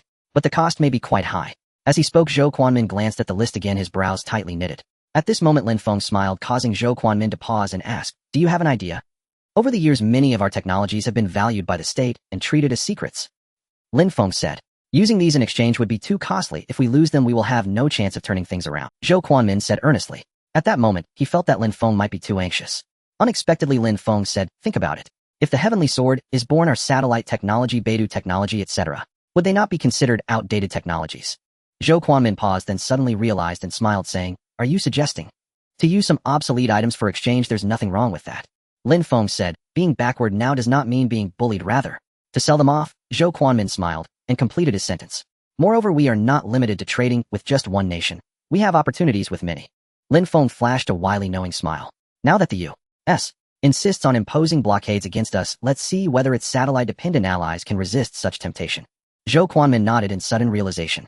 To remain isolated from the world makes development exceedingly difficult. Since the situation has already crystallized, we must break free through our own strength. Of course, we won't offer favors. Where leverage exists, we shall exact our due.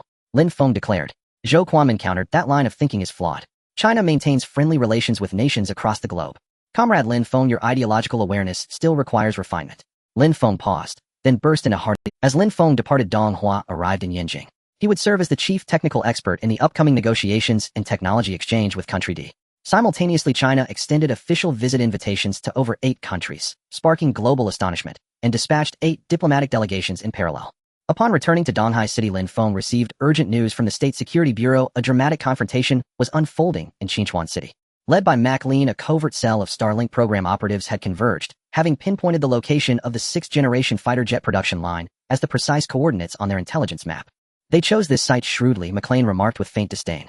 Buried deep beneath mountainous terrain, it would have remained undetectable, had fortune not smiled upon us. Indeed, this fortuitous discovery was anything but accidental. What will they do next? One operative asked. Constructing a full production line takes at least 2 years. We need not demolish it entirely, only cripple its core technological workshops. McLean spoke swiftly. I'll coordinate satellite support from home. What about weapons? With a gesture, he summoned crate after crate of elite special operations gear.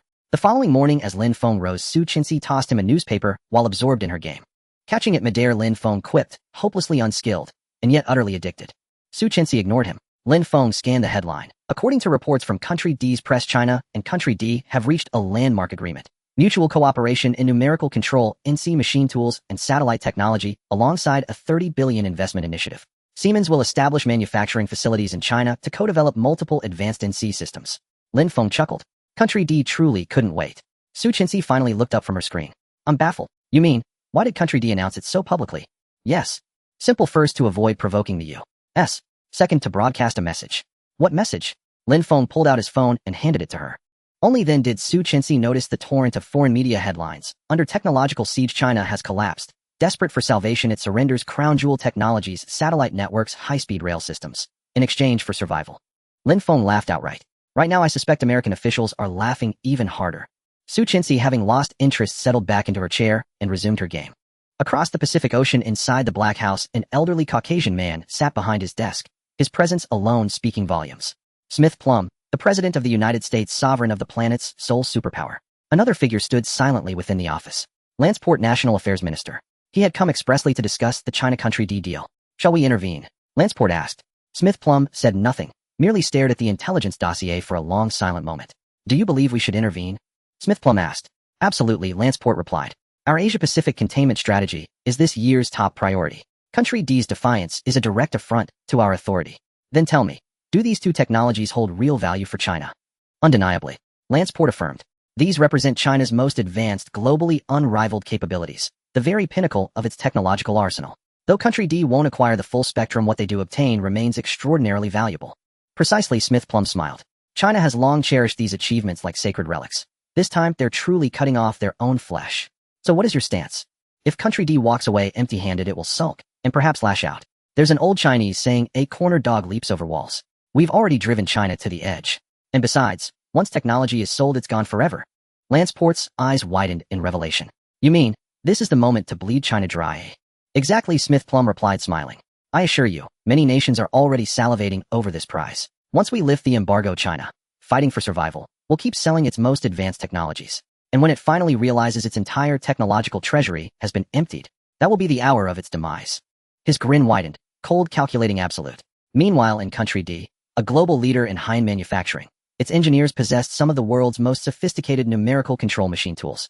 The sudden arrival of China's delegation stunned them. When they learned the delegation sought 5-axis NC machine tool technology, they flatly refused. Later, however, they cautiously probed and discovered China's bottom line was astonishingly low, willing to trade satellite technology for 5-axis NC capabilities. It felt like a waking dream. The very next day, they published the deal. First, to celebrate. Second, to proclaim to the world how recklessly naive China had become. Third, to test Washington's reaction. Now they waited, tensely, for America's reply. After precisely 16 hours, under the watchful gaze of several senior Country D officials, a single document arrived bearing only one English word: approved. In that instant, euphoria erupted. They believed they'd struck gold. The Chinese are truly foolish to part with such. They had no choice. They're cornered. We merely inherited the opportunity. I hear they're negotiating with numerous other nations. Let's demand more. Squeeze China until it yields its last drop. Agreed. They laughed, boisterous, triumphant. Little did they know, the louder they laughed, now the more bitterly they would. Is your shadow behind this transaction as well? The bureau chief asked, holding a newspaper and pointing at Lin Feng. Lin Feng smiled and replied, who do you think has profited? You're everywhere, aren't you? The bureau chief said in surprise.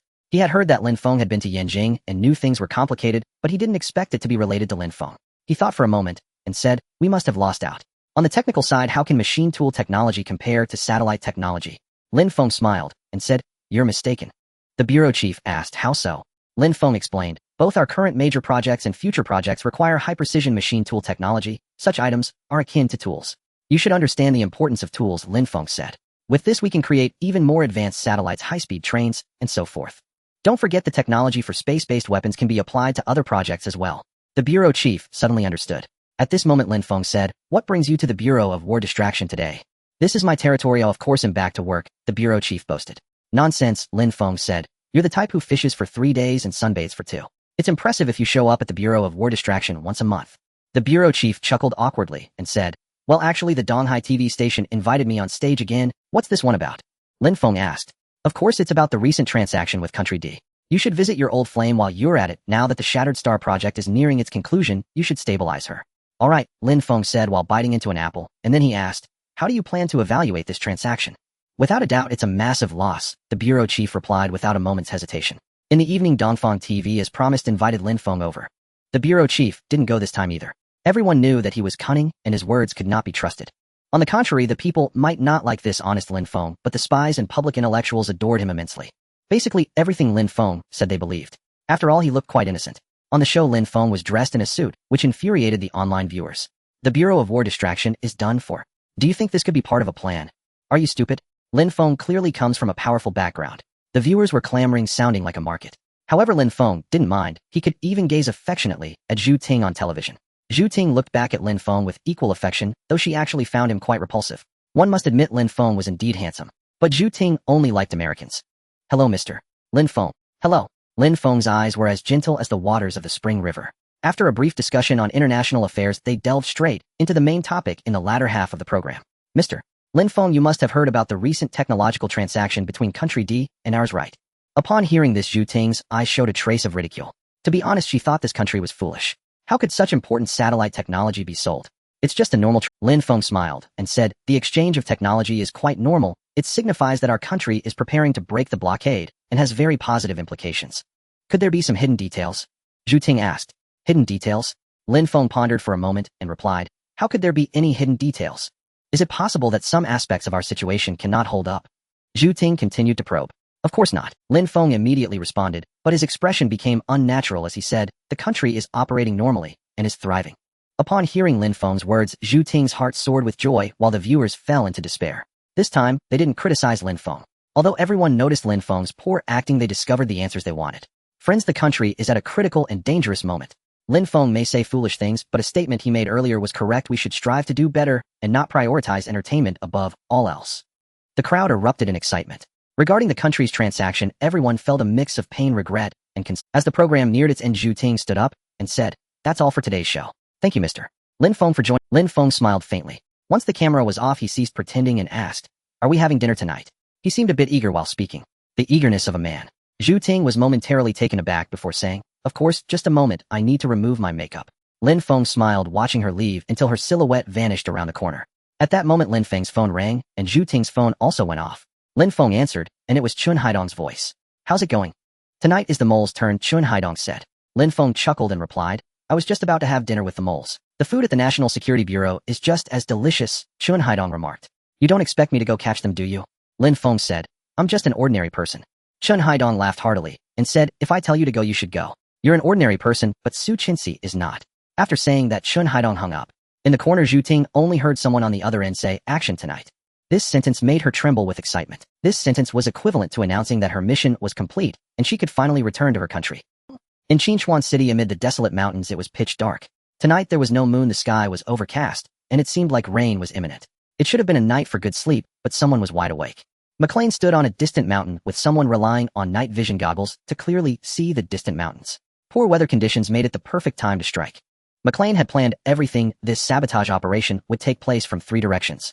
Most spies involved in the Starlink project were trained special forces. With the world's leading special forces equipment, they would surely breach this production base in a short time. Moreover, after several days of observation, they had completely mastered the guard and shift changes here. Commander McLean, we are ready, they reported. McLean glanced at his watch and said, wait a moment. Understood. Remember, you only have 15 minutes, McLean instructed. 1,000 meters away, there was a military base. If reinforcements arrived, none of them would escape. However, it was this very layout that made McLean fully believe this was the production base for the 6th-generation fighter. When the minute hand reached 00, McLean immediately said, go. Yes, let's go. They echoed, then hung up the communication. McLean felt a liquid drop onto his body, looked up at the sky, and slowly revealed a smile, saying, the weather is changing, it's raining. Rain poured heavily as hundreds of figures clad in elite military uniforms advanced silently through the night. They exchanged no words, only precise hand signals. The American squad leader raised his hand, then slashed it downward decisively. Instantly, the entire unit moved with disciplined cohesion toward the mountain. 2 kilometers away, inside a rustic farmhouse nestled deep in the mountains, a middle-aged couple slept soundly, until the wife suddenly whispered, husband, is someone out there? Her voice trembled. Midnight was no hour for visitors. The farmer, too, had heard the faint footfalls. Oh, like a seasoned hunter, he fixed his gaze upon the door. Knock, knock.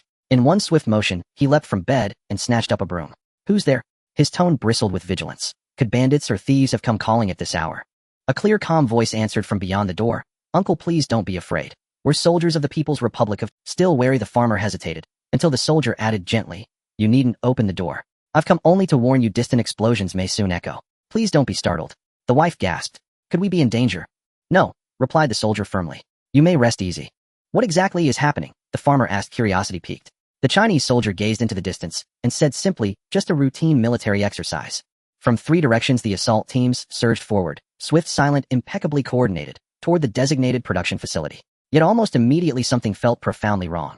Their advance met no resistance, no alarms, no guards, and they breached the facility with unsettling ease. Inside they found machines, but these were not what they expected. From the 1960s? The squad leader's eyes widened in dawning disbelief.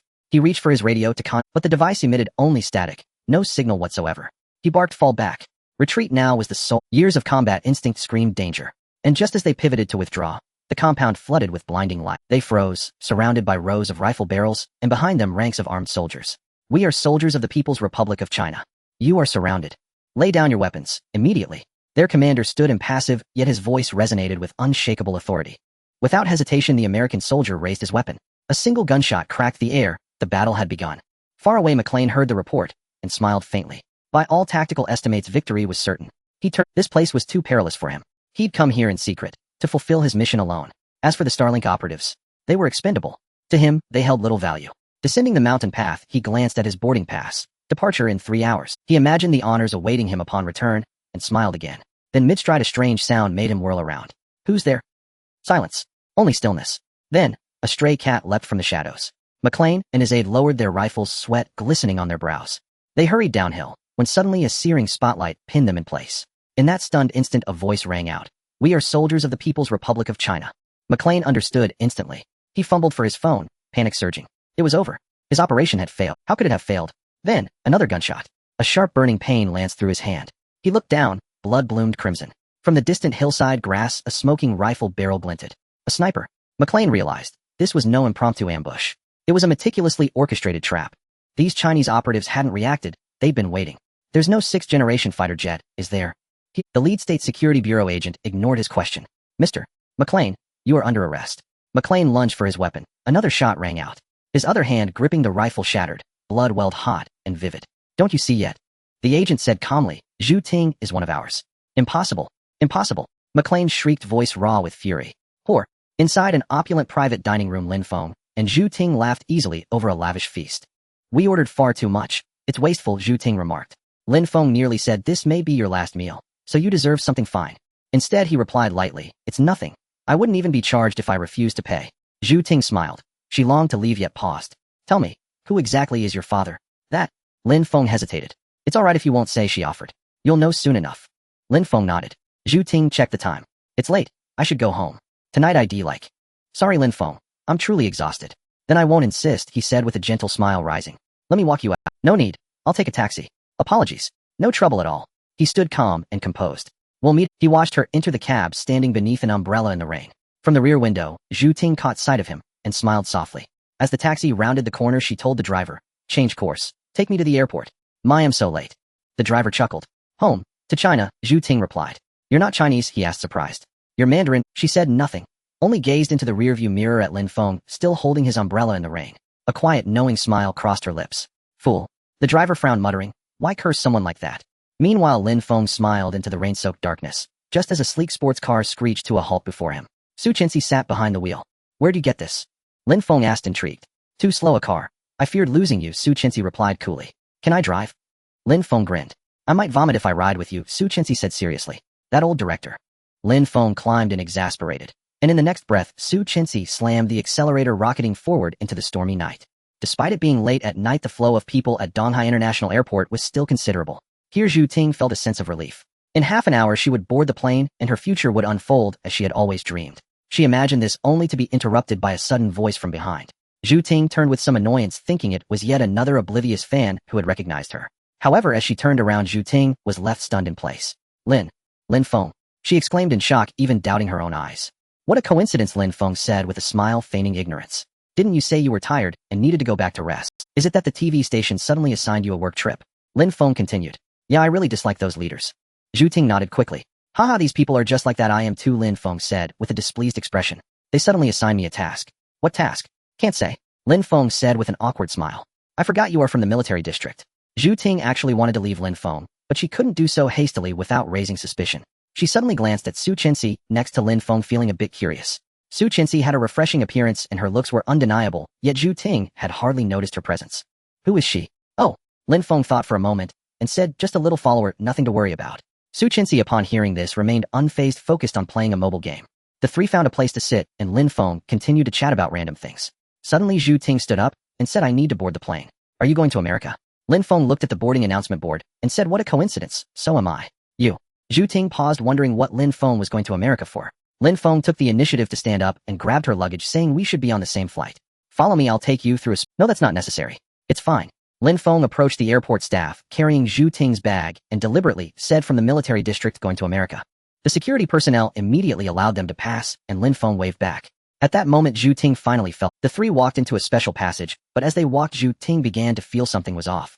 She said, why do I have the feeling that this direction isn't towards the boarding area? You have a good sense of direction, Lin Feng replied. A little. Zhu Ting smiled reflexively, and then suddenly realized something, exclaiming, isn't this not towards the boarding area? Of course it is, Lin Feng said. Then, Lin Feng stopped joking around. I really have work to do. Zhu Ting felt a bit flustered, but she managed to suppress it. Lin Feng responded, are you that eager to go to America? Can it wait until tomorrow? Stop it, Zhu Ting continued, sounding a bit angry. I really have work to do. Your work is just reporting to your American sponsors, right? Lin Feng said with a smile. Zhu Ting was taken aback, then suddenly raised her head. Her mind raced for a full 2 seconds before she quickly smiled and said, what are you talking about? Lin Feng then produced a piece of paper and said, you've always excelled in Huaxia since childhood. Your scholarship was provided by the state, and when you reached university you went abroad. But in just 4 short years you've become a spy. Hearing the word spy, the last shred of Zhu Ting's fantasies was shattered, and she swiftly swung her hand, her speed incredibly fast. She wasn't a special forces soldier, but she had received training. However, before her hand could reach Lin Feng, she felt as if she had collided with a steel plate. She looked up and realized it wasn't a steel plate, but a hand even fairer than hers. The person who struck was. Be polite, Su Chenxi said, with one hand playing on the computer and the other blocking her. Let others finish speaking. Zhu Ting looked at Lin Feng. She finally understood that this was not a coincidence. She had been exposed, and it was I really want to ask you, has your conscience been eaten by a dog? Lin Feng said. Lin Feng. Zhu Ting trembled as she spoke, considering that we have shared a bed, could you? Shared a bed. Lin Feng laughed and said, sorry, I'm not interested in sluts. That night you merely took drugs and blacked out. You. Zhu Ting was infuriated by his words, grinding her teeth. Don't you want to know how you were exposed? Lin Feng. Zhu Ting's interest was piqued, and she looked at Lin Feng expectantly. She was puzzled. She believed she had done everything. At that moment Lin Feng said with a smile, it was McLin who sold you out. No, that's impossible. The moment the words left his mouth, Zhu Ting felt like she was on the brink of collapse. Her pupils were bloodshot, and at that moment her psychological defenses were close to breaking down. But in the next second, she suddenly swung her hand. She intended to take Lin Feng hostage while Su Chenxi was distracted. Lin Feng sensed her movement, but did not budge. The next second a loud bang was heard, and Zhu Ting was sent flying several meters away. Zhu Ting clutched her stomach in pain, while Lin Feng looked at Su Chenxi in astonishment. This woman was surprisingly After a brief moment of astonishment, Lin Feng approached Zhu Ting, who was lying on the ground vomiting black blood, and slowly said, Zhu Ting. Zhu Ting glared up in anger. You can choose not to love your country, but you shouldn't harm it. As Lin Feng spoke, he stepped on her face, pinning her against the wall, his voice cold as ice. This country owes you nothing. Remember that. The moment his voice fell, he kicked her again fiercely. 10 minutes later, Lin Feng walked ahead, while Su Chenxi, with one hand on her computer and the other like lifting a little chick, by the roadside. The bureau chief was waiting for them with people from the National Security Bureau. Your shoes are dirty, the bureau chief said. I had to take a little private action. Lin Feng said expressionlessly. The bureau chief smiled while Zhu Ting looked at him and immediately understood. Everything was certainly not as Lin Feng had described. But how exactly had she been exposed? She was confused, very confused. Unfortunately, neither Lin Feng nor the bureau chief would explain it to her. They waved, and she was thrown into a car by the National Security Bureau personnel. Want a cigarette? The bureau chief offered him one. Lin Feng nodded. Normally he didn't smoke, but today he felt an old man and a young one squatted on the side of the road, and Lin Feng suddenly asked, how is the Shattered Star project going? The bureau chief extinguished the cigarette and tossed it to the ground, saying none of them who shouldn't have left have gotten away. As he said this, the bureau chief smiled, but a faint voice came from beside him. It's not good to litter by the roadside. The bureau chief paused, cleared his throat, and said, little Sue, it's nothing. There's a cleaning lady every day. Lin Feng chuckled and said, just pick it up. Oh, she's really strong, and I definitely won't help you, because I can't beat her either. Yin Jing. Report. Come in. Chen Haidong looked up. According to his usual habit, he should have been asleep by now, but in the dead of night, he still had to wait. Waiting for a result. What's the update? The Shattered Star project has succeeded, and over 2,000 spies have been arrested. How many is over that? 2,001, the assistant said seriously. Upon hearing this, Chen Haidong couldn't help but laugh, though he still grumbled, next time, don't use bureaucratic language. Just give me the numbers, we need to be pragmatic. I want you to be even happier, the assistant said. Chen Haidong laughed heartily. It was indeed exhilarating. They had caught over 2001. The assistant continued, this incident has caused quite a stir. Should we notify the media? Why? To keep the news on. Are you insane? We are arresting people openly. Oh, why should we hide the news? Chen Haidong replied. Well, it does seem like it. The assistant snapped back to reality. Not only should we not hide it, but we should also hold a press conference. You arrange it, Chen Haidong. What should we say in the statement? The assistant asked. You. Chen Haidong pondered for a moment and said seriously, after a night of arduous operations we captured over 2,000 spies. Upon hearing this, the assistant burst into laughter. What are you laughing at? Chen Haidong frowned. Nothing. Nothing at all. The assistant hurriedly said, I was just thinking we really did go through a lot. A lot. This time it was like catching chickens. Hurry up, Chen Haidong waved his hand, and the assistant stood at attention before scampering away. Chen Haidong glanced at the report and said, Lin Feng, what surprise can you still give me? It's time, I will give you a surprise. The next day, when Lin Feng woke up, his foot was in pain. Ouch, it hurts. Lin Feng looked at Su Chenxi, his face full of discomfort. You're a man, you shouldn't be afraid of this, Su Chenxi said while applying medicine to him. A man is still a human, Lin Feng replied. Oh, Su Chenxi put away the medicine bottle and Lin Feng rubbed his foot, saying, had I known, I would have taken it easier yesterday. Oh, I was too focused on my own pleasure. Su Chenxi rolled her eyes. One detail was that Zhu Ting was brought out with a bruised face, almost unrecognizable. Do you like hitting women? Lin Feng paused, feeling Su Chenxi's unfriendly gaze, and said, I'm no brute. How can... As soon as he finished speaking, Lin Feng's phone rang. It was a call from the base. Okay, I'm on my way. Lin Feng hung up, quickly got dressed, and limped out. Seeing this scene, Su Chenxi revealed a hint of a smile. However, upon seeing Lin Feng turn around, she immediately, what are you doing? Hurry up. I hurt my foot, and you still want me to drive. Lin Feng shouted in frustration. Su Chenxi smirked and quickly headed outside. Meanwhile, as Lin Feng headed to the Shihai Island base, Yinjing was buzzing with activity. Yesterday, a gunfight had occurred in Qinchuan City, and the news had leaked, causing quite a stir. Today, there were reports that the National Security Bureau was actually responsible for the incident. This immediately attracted the attention of all media outlets, including both domestic and international, especially from the United States. Even today, they had yet to receive a return call from McLean, so they were eager to know the truth. United States. Wilson had been waiting for a day. Without any news, he started to feel a bit anxious. Don't worry, sir. McLean has extensive overseas combat experience, and his task completion rate is 100%. He performed exceptionally well during the nuclear sabotage in Bear Country. The assistant noticed Wilson's concerns and spoke up to reassure him. Why hasn't he sent any information back? Wilson, it's simple, the assistant replied with a smile. Their 6th-generation fighter production line was destroyed, which will inevitably lead to a nationwide lockdown. McLean is crafty and will surely wait for a while. You have to understand this could lead to diplomatic disputes or even a world war. Upon hearing this, Wilson found it. Suddenly a team member walked in and said, Chief, the National Security Bureau is holding a press conference. Should we take a look? They're coming. The assistant smiled. Wilson, feeling somewhat expectant, said, quick switch to the feed. Yinjing. Thanks to the National Security Bureau's early notification, a large number of media outlets had been waiting for a long time. Dikinsi was one of them. He was a special correspondent from the United States and had often caused disruptions at press conferences over the years. This time he had received some news from home, so he was very pleased. If it turned out that China's 6th-generation fighters had indeed been destroyed, then this would be a world headline news story. Do you know what happened? I don't know. There were explosions and gunfights. It's unimaginable. Most of the Chinese reporters were quite worried and discussing among themselves. After quite a while, Chen Haidong finally came out with his team. It's Minister Chen. Is he personally hosting the press conference today? That must be a significant matter. Many reporters immediately recognized the importance of this. Chen Haidong generally didn't show face. The last time he did was when he held a press conference in this position. Silence. The staff maintaining order shouted, and instantly there was dead silence, creating an eerie atmosphere.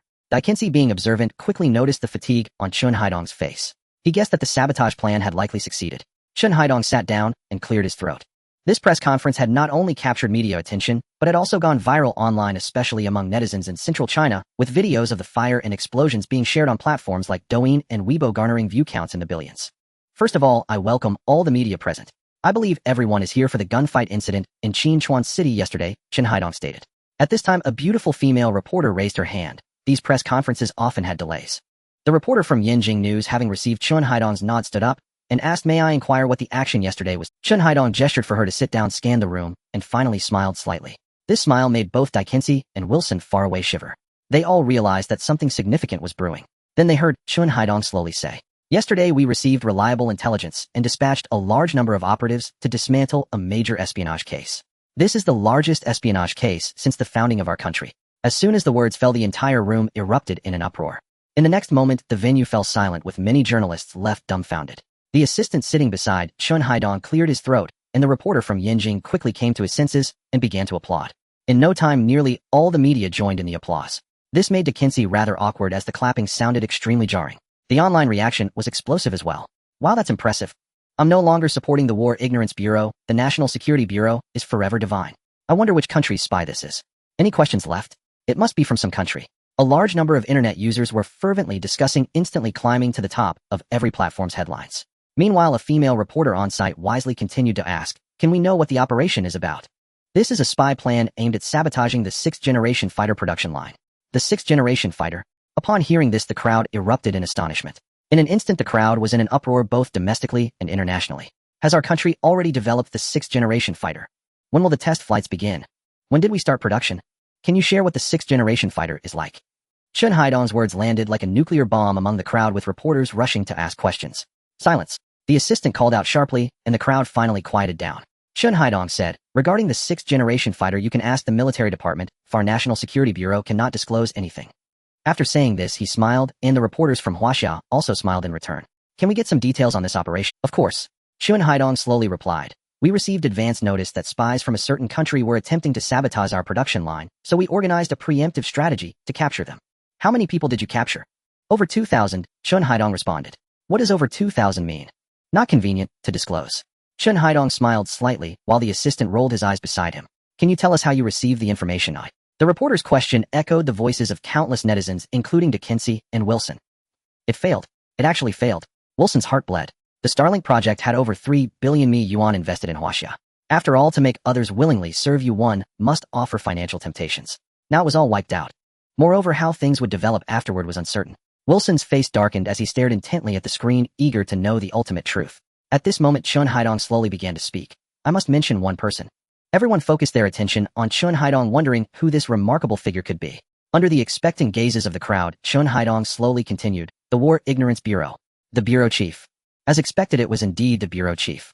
The crowd had already guessed it, holding deep admiration for the Bureau Chief. A retired old man still achieving great feats. "Hello, I would like to ask, is there any special reward for the Bureau Chief's significant contribution this time?" A quick reporter asked directly. Unexpectedly, Chun Haidong shifted his tone and said, "Indeed, it is the Bureau Chief's disciple Lin Feng." Lin Feng. The entire venue was filled with question marks. The next second, it felt as if a nuclear bomb had fallen, creating a mushroom cloud in the sky. Lin Feng. How could it be Lin Feng?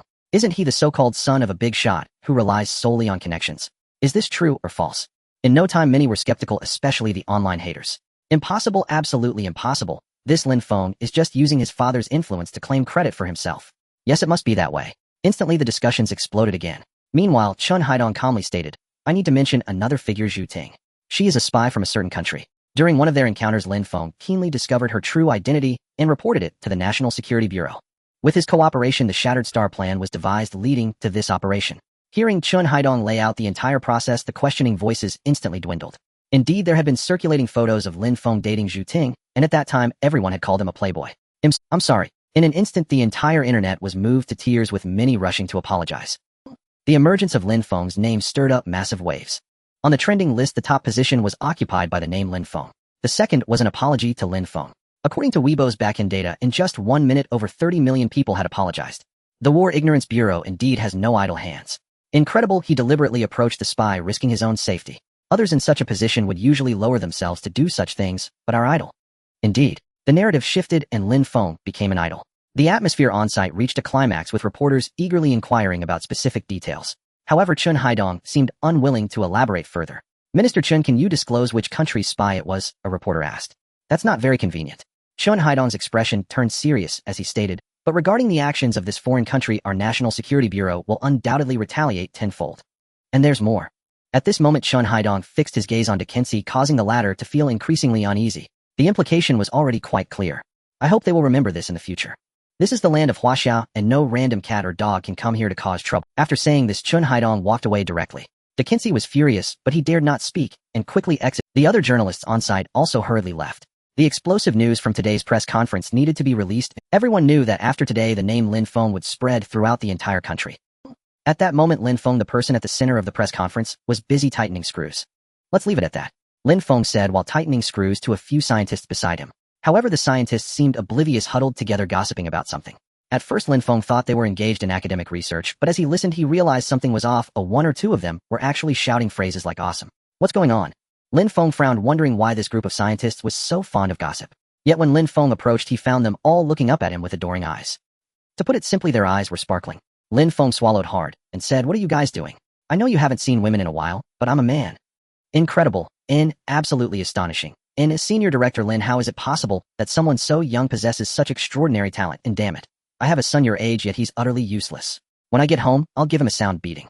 Same here. I just had a son last month, but I already see he's hopeless. Na group of scientists spoke thus, especially Zhou Liming, whose gaze at Lin Feng verged on prostration. What's going on? Lin Feng asked. Take a look. Zhou Liming gestured for him to come closer. Lin Feng stepped forward and saw the headline. Shocking. Lin Feng of the Strategic Deception Bureau has unmasked a female spy. In collaboration with the State Security Bureau, he has cracked the largest espionage case since the founding of the nation. Lin Feng paused mid-read, stunned. So you didn't do it? Zhou Liming blinked in disbelief, disappointment flickering across his face. No, Lin Feng replied bemused. Wasn't this supposed to remain classified? What the hell is Chun Haidong thinking? The others fell silent, speechless. Only Lin Feng dared utter Chun Haidong's name so bluntly. Yet inwardly their admiration deepened. Lin Feng had accomplished something monumental, yet sought no fame, insisting instead on silence. Then it was you who discovered the female spy. More or less, Lin Feng replied. And what about the star shadow? Instantly curiosity flared among the group. While Lin Feng half listened, his thoughts drifting toward Chun Haidong's motives, he answered their questions absent-mindedly, until one scientist blurted, was the female spy exceptionally attractive?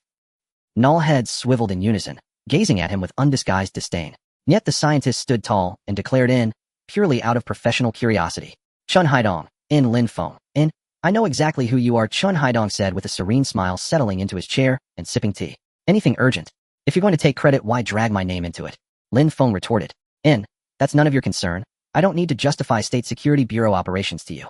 Chun Haidong hung up, and his assistant smiling remarked, You seem unusually cheerful today. They deployed so many spies, it must have cost them dearly. This monumental achievement must be credited to Lin Feng, Chun Haidong affirmed. The assistant nodded, then hesitated, but given his unique status, would such high-profile recognition be advisable? No issue, Chun Haidong replied. Look at Director Zhu. The old man's famous, yet no one attempts assassination. So long as Lin Feng's identity as chief engineer remains undisclosed, he'll attract no unwanted attention. Understood, the assistant murmured, then asked. What's next? Interrogation. Unnecessary. Execute those who must die, Chun Haidong stated flatly. Retaliatory measures will await formal directives from the Ministry of State Affairs. Pausing, he rose. I wish to see Zhu Ting. Yes, sir, the assistant hurried off to arrange it. Soon after, Chun Haidong entered the prison and beheld Zhu Ting disheveled, bruised, her face swollen and battered. Who did this? Chun Haidong frowned. Her appearance was barely human. Lin Feng, the assistant replied. That boy strikes without restraint. Chun Haidong reprimanded sharply. Tears streamed down Zhu Ting's cheeks. She prided herself on beauty, and gazing at Chun Haidong she pleaded, Grant me one chance to redeem myself. I swear I'll atone through meritorious service. Chun Haidong's brow furrowed further. He turned to his assistant. Your assessment, treason demands death, the assistant urged urgently. Minister, you must not yield to mercy.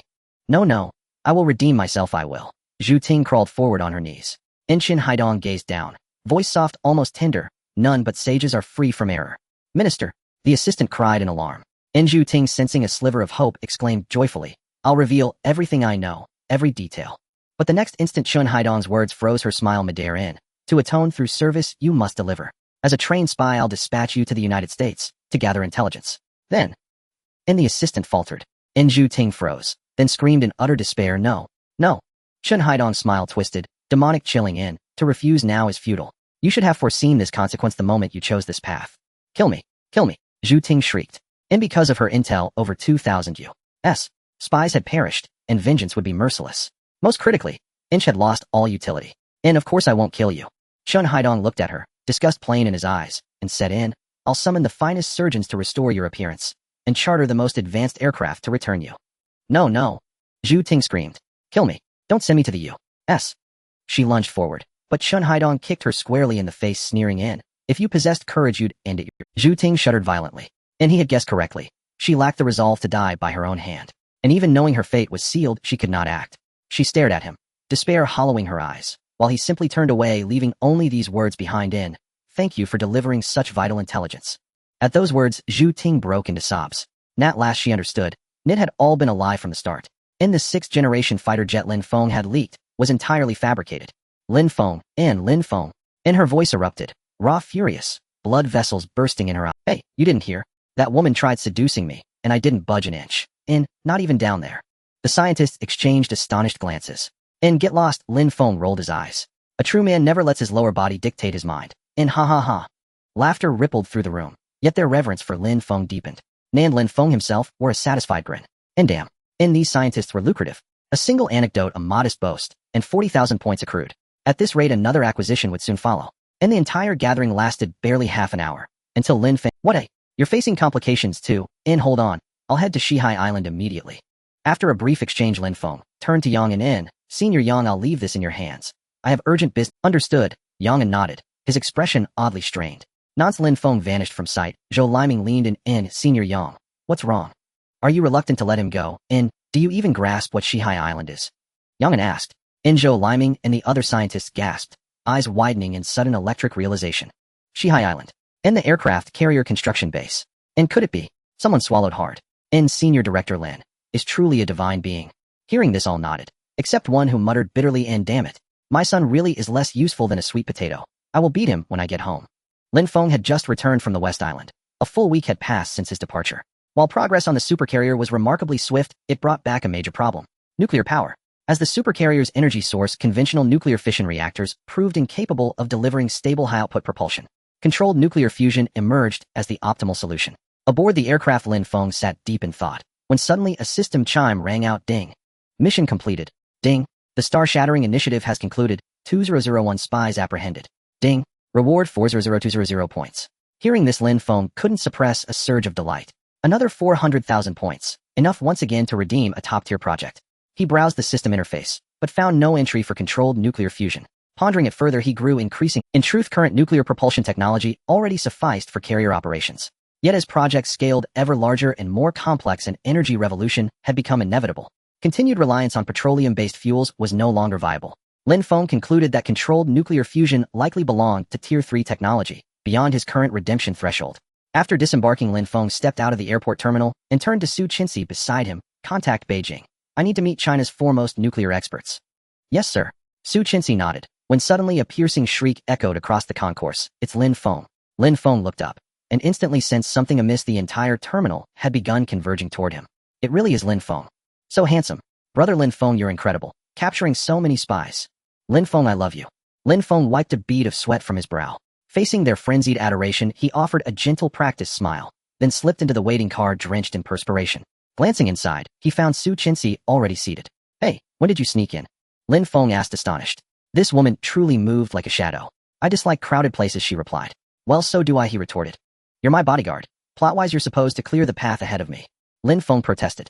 I'm your assistant, Su Qinxi corrected calmly. And no one intends to harm you. Lin Feng fell silent, too preoccupied to banter. Instead, he sank into contemplation all the way back to the Strategic Deception Bureau. The moment he entered, he spotted the bureau chief, dressed impeccably, and asked, Old man, where are you off to? On television, the chief beamed. Who are you conning this time? Lin Feng quipped. None of your business. The chief shot back, slapping dust from his trousers before striding off, without mentioning Lin Feng's extraordinary contribution or that he was heading to a high-profile interview. He'd also casually weave in some disinformation about the 6th-generation fighter program. See, lucky you're under my command. If you served under that kind of leader, you'd suffer endlessly. Lin Feng gestured toward the departing chief while addressing Su Qinxi, only to turn and find her vanished without a trace. Lin Feng sighed, inwardly musing how difficult leadership had grown these days. Back at his residence, he'd barely closed his eyes when Zhou Quanmin called. For nuclear matters, go directly to the Jiangnan nuclear base, Zhou instructed. I've already briefed them. Understood. Lin Feng stirred, fully awake. Also, regarding your education reform proposal, we've held our 18th working session. A decision is imminent. You'll need to come to Beijing shortly. Zhou added. No problem, Lin Feng replied earnestly. One more thing. I'd like to ask you something.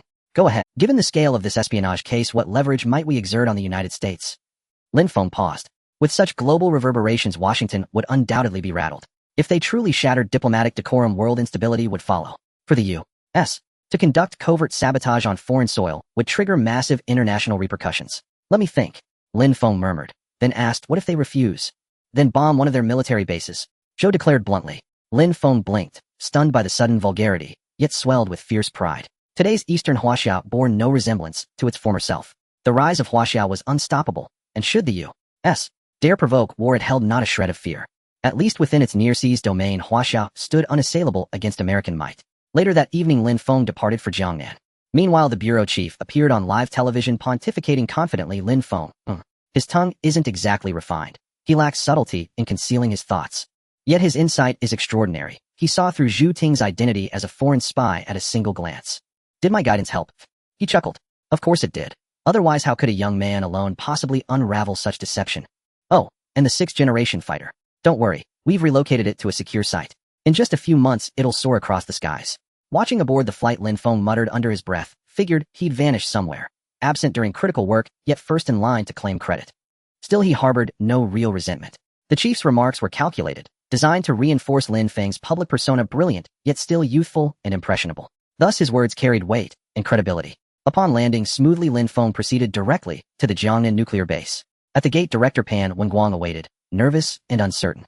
Zhou Quanmin had ordered strict discretion. Do not inquire into Lin Feng's identity. Follow his instructions without question. So when Pan finally laid eyes on him, disbelief gripped his mind.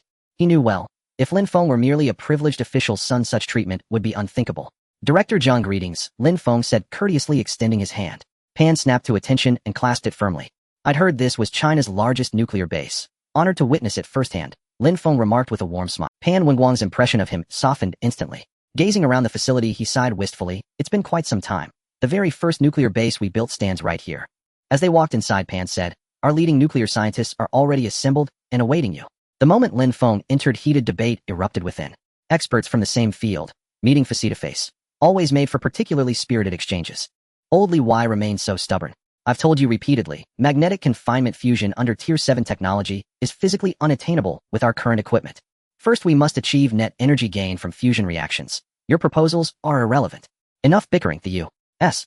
has already adopted Tier 8 technical standards. Can we afford not to rush? Whoever masters this technology first will dominate the next industrial revolution. And with that, the argument flared anew. Pan Wenguang frowned, preparing to intervene, when Lin Feng gently stopped him. He settled quietly into a corner seat, and there he noticed a tall, slender, bespectacled man standing apart from the group, visibly out of place. The man watched the others with a mixture of admiration and profound dejection. Who is he? Lin Feng wondered, just as the system chimed ding. Hidden mission activated. Objective 1, acquire Tier 7 controlled nuclear fusion schematics. Objective 2, identify and guide a gifted individual, then persuade them effectively. Objective 3, assist the gifted individual in successfully completing a Tier 8 controlled nuclear fusion experiment. Upon completion, reward points. Complete controlled nuclear fusion technical documentation. Whoa! Lin Feng's eyes lit up, brilliant with anticipation. What? Pan Wenguang was taken aback upon hearing the word rely. Lin Feng continued to ask, what is his name? Jiang Cheng. Pan Wenguang replied with a strange expression. Lin Feng almost believed that he was the gifted person the system mentioned, and asked, he seems to have difficulties getting along. Not exactly, Pan Wenguang said. This person is quite talented, but his ideas are too radical, which nearly led to the entire project being lost. What happened? Lin Feng inquired. If the experiments had continued at that time, a nuclear leak, or even an explosion, would have certainly occurred. Pan Wenguang exhaled. After that, he was no longer given much responsibility. Did someone die? Lin Feng asked. One person died, but it was due to radiation, and he lived for about 8 more years. Pan Wenguang stated. Actually, this cannot be blamed on him, because anyone participating in such experiments had signed a death agreement. The state provided them with the best compensation, and even he said before his death that he never blamed Jiang Cheng. But sometimes the hardest part is one's own inner demons. Lin Feng nodded. Mr. Lin Feng, how about we? Pan Wenguang began. Lin Feng nodded again, and the two walked forward as Pan Wenguang started to introduce Lin Feng. For the next half hour, Lin Feng quietly listened to their discussions about controllable nuclear fusion, however saying it was akin to saying nothing.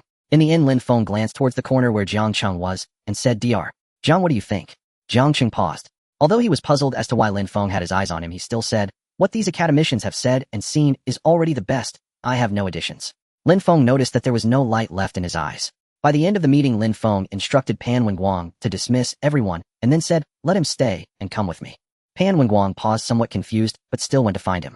With him, Jiang Cheng was taken aback, then looked at Lin Feng, and said, I am unwilling. He could tell that Lin Feng was an outsider in nuclear technology. Jiang Cheng was willing to bow to someone more skilled than him, but he would never take orders from an outsider. This is an order, Pan Wenguang said, anxiously thinking to himself. Do you even know Lin Feng's identity? Lin Feng waved his hand, and said, do you look down on me? Yes, Jiang Cheng said. Pan Wenguang's eyes widened in shock, becoming more anxious. Lin Feng asked, what if it's a national requirement? Jiang Cheng exhaled, and said, aren't other academicians better than me? After saying this, Jiang Cheng waved his hand, and turned to leave. Pan Wenguang prepared to stop him and lecture him, but Lin Feng said, give me the information on that deceased martyr. 3 days later, Lin Feng found the gravestone on the mountain behind the nuclear base.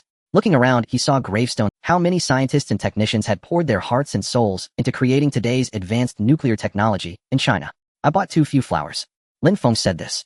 Su Chenxi replied. The deceased was named Li Li and was a technician.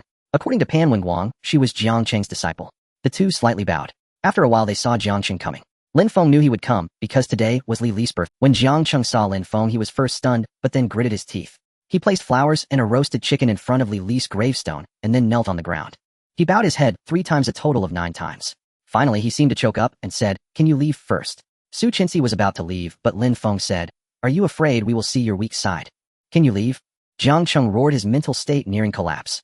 Lin Feng sneered and said, "Stop throwing a tantrum at me. You killed others, and still have the face to be angry." "Shut up," Jiang Cheng waved his hand. Su Chenxi frowned, preparing to help Lin Feng stop him, but was surprised to see Lin Feng turn and easily dodge Jiang Cheng's attack. Although Jiang Cheng's attack was slow, it caught him off guard. Su Chenxi couldn't help but glance at Lin Feng. Usually this guy is very lazy, even complaining about being tired when he carries takeout. How could he have such skills? After dodging, Lin Feng continued to smile and said, "A coward's life is one that only hides in fear." "Shut up." Jiang Cheng was on the verge of a mental breakdown. He sat down on the ground, crying in agony. You don't understand." At this point Lin Feng felt a little compassionate. He thought for a moment and said, "I know that if it weren't for Li Li more people would have died. But a life has already been lost. Moreover, have you forgotten what Li Li's greatest dream was?"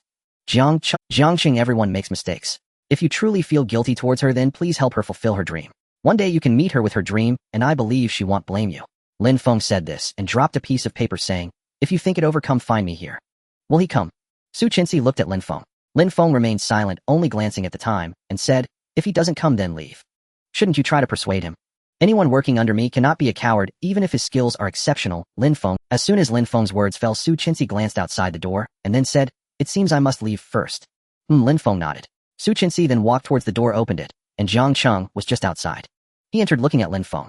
Lin Feng, however, said, "Sit down. What can you, an outsider, help me with?" Jiang Cheng said. Su Chenxi, who had not walked far, heard this, and became a bit angry. She turned back to look at Jiang Cheng with a gaze that held a hint of murderous intent. Lin Feng's contributions and achievements are not something Jiang Cheng can insult. Lin Feng waved his hand, and Su Chenxi reluctantly closed the door. Once the door closed, Lin Feng said, "7th level controllable nuclear technology." Jiang Cheng paused, his pupils. At this moment Lin Feng realized he had guessed correctly. He looked at Jiang Cheng and said, "You have other thoughts in your mind, don't you?" In that instant Jiang Cheng's gaze towards Lin Feng completely changed. He felt Lin Feng's arrival was to see through his inner turmoil. And Lin Feng knew that at this moment a heavy blow was needed, so he threw out a card. Jiang Cheng picked it up and was It read, "Chief Engineer of the Super Aircraft Carrier Lin Feng." "You?" Jiang Cheng exhaled, and looking at Lin Feng's eyes, they were completely different now. "I'm sorry," he spoke, filled with sincerity and regret. At that moment the system chimed, "Ding." The second step of the task is complete. Find and guide the gifted individual successfully. If you truly give me the technology for level 7 controllable nuclear fusion, I am willing to try once more. Why? Lin Feng pondered and asked again. Of course, each level represents a significant difference, Jiang Cheng replied. If we continue along this path, how long will it take us to research level 7? At this point negotiations were taking place in the new Golden Mountain of the United States. One party was from Huaxia and the other from the United States.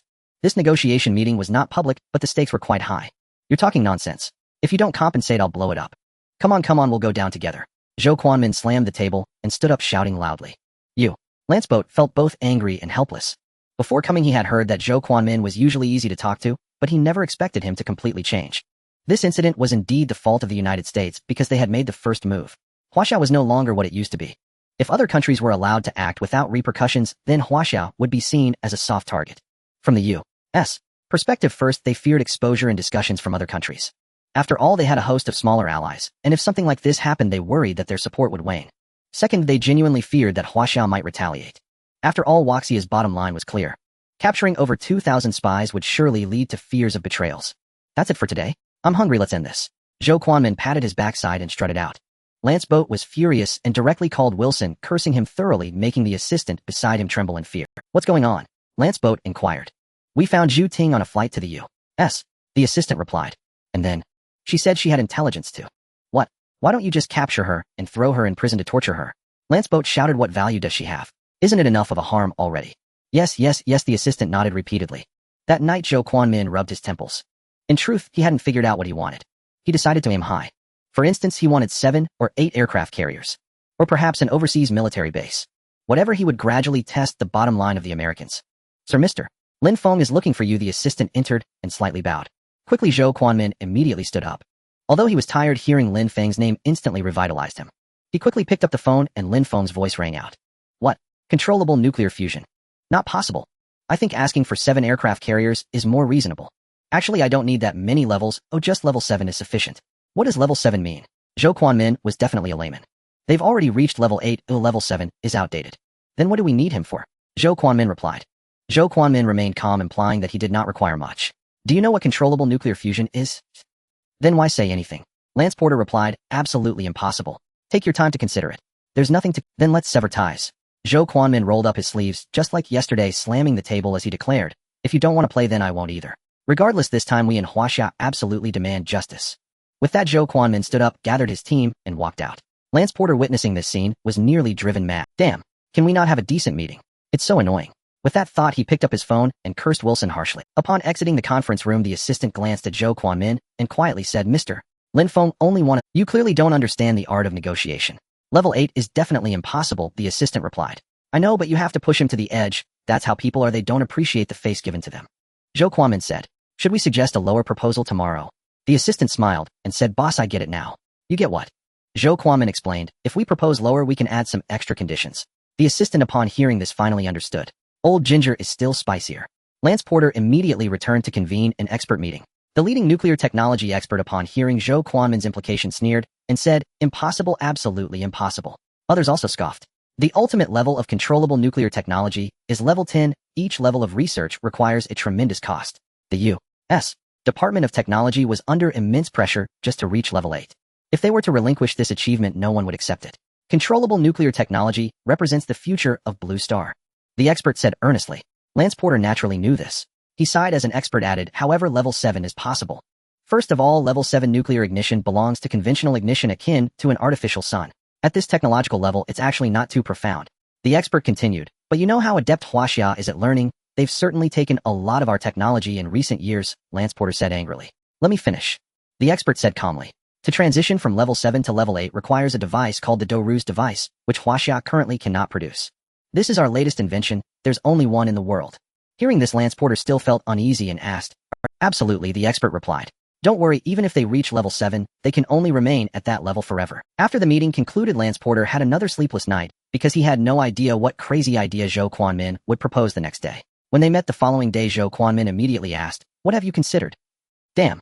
Lance Porter wanted to curse, thinking, you're crazy, I'm not going to indulge you. He said, this matter is indeed our fault, but you must also have a bottom line, right? Zhou Quanmin looked at Lance Porter seriously and said, when mistakes are made, there are always consequences to bear. As they spoke, both sides began to argue again. After half an hour of arguing, Lance Porter finally said, forget it, if you don't want to talk, we'll just give you the level 7 technology, take it or leave it. With that, Lance Porter slammed the table. At this moment, the assistant glanced at Zhou Quanmin, feeling ecstatic. They had waited so long for this statement. What good is level 7? Zhou Quanmin replied with a word. Take it or leave it, Lance Porter said. As they said this, both of them calmed down. Zhou Quanmin stood up, looking conflicted as he said, I need to step out to make a call. Then Zhou Quanmin stood up, walked outside for a bit, smoked a cigarette, and didn't even touch his phone before returning. He looked at Lance Porter, feeling helpless and unwilling as he said, level 7 is acceptable, but— Lance Porter felt joy knowing he had hooked the fish. It has to come with extra payment. Zhou Quanmin declared. This, however, your U.S. dollars are of no use to us, it's still about oil.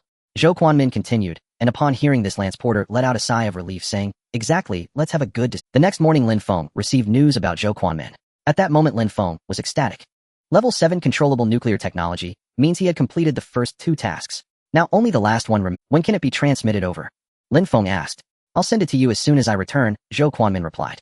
Lin Feng said something back, and then hung up. At the same time, he found Jiang Cheng and said, immediately assemble a team for controllable nuclear fusion. I'm supposed to assemble it. Jiang Cheng paused. Is there a problem? Lin Feng asked. I'm just a PhD right now. This project still requires many highly qualified individuals, Jiang Cheng awkwardly said. Unexpectedly, Lin Feng directly handed him a badge and asked, is this enough? Jiang Cheng paused, suddenly standing still. It was a black dragon emblem. Seeing it was akin to encountering that person. Who exactly are you? Jiang Cheng looked at Lin Feng bewildered. Lin Feng did not answer his question, only saying, believe in yourself. Every successful person faces scrutiny before achieving success. Jiang Cheng remained silent. He felt something strange. Lin Feng clearly didn't know him well, so why did he seem to believe in him more than he believed in himself? I will bear all consequences, Lin Feng continued. No. Unexpectedly, Jiang Cheng said seriously. I have avoided it for 8 years, I will not continue to evade it now. This time I will not be a coward. With those words, Jiang Cheng left. He headed straight to Jiangnan, determined to fight not just for himself, but for those he trusted. Instinct told Jiang Cheng that Lin Feng was sent by heaven to save him. Therefore he could not betray this trust. Meanwhile, Lin Feng stood in the darkness listening to the news of Jiang Cheng's departure, and Zhou Chuanmin's return, his gaze becoming filled with fervor. The first energy revolution was the steam age. The second was the electrical age. Once controllable nuclear fusion is born, it will completely change the course of human history. At that time, the stars and the sea will no longer be an unreachable dream. Zhou Quanmin returned to the country and immediately dispatched the documents to Jiang Cheng. His assistant, seeing Zhou Chuanmin's exhaustion, hesitated, but still spoke up. A joint letter has arrived. Speak. They question why Jiang Cheng has been appointed chief engineer for this project. And then, oi, Zhou Quanmin, they merely demand an explanation, the assistant replied.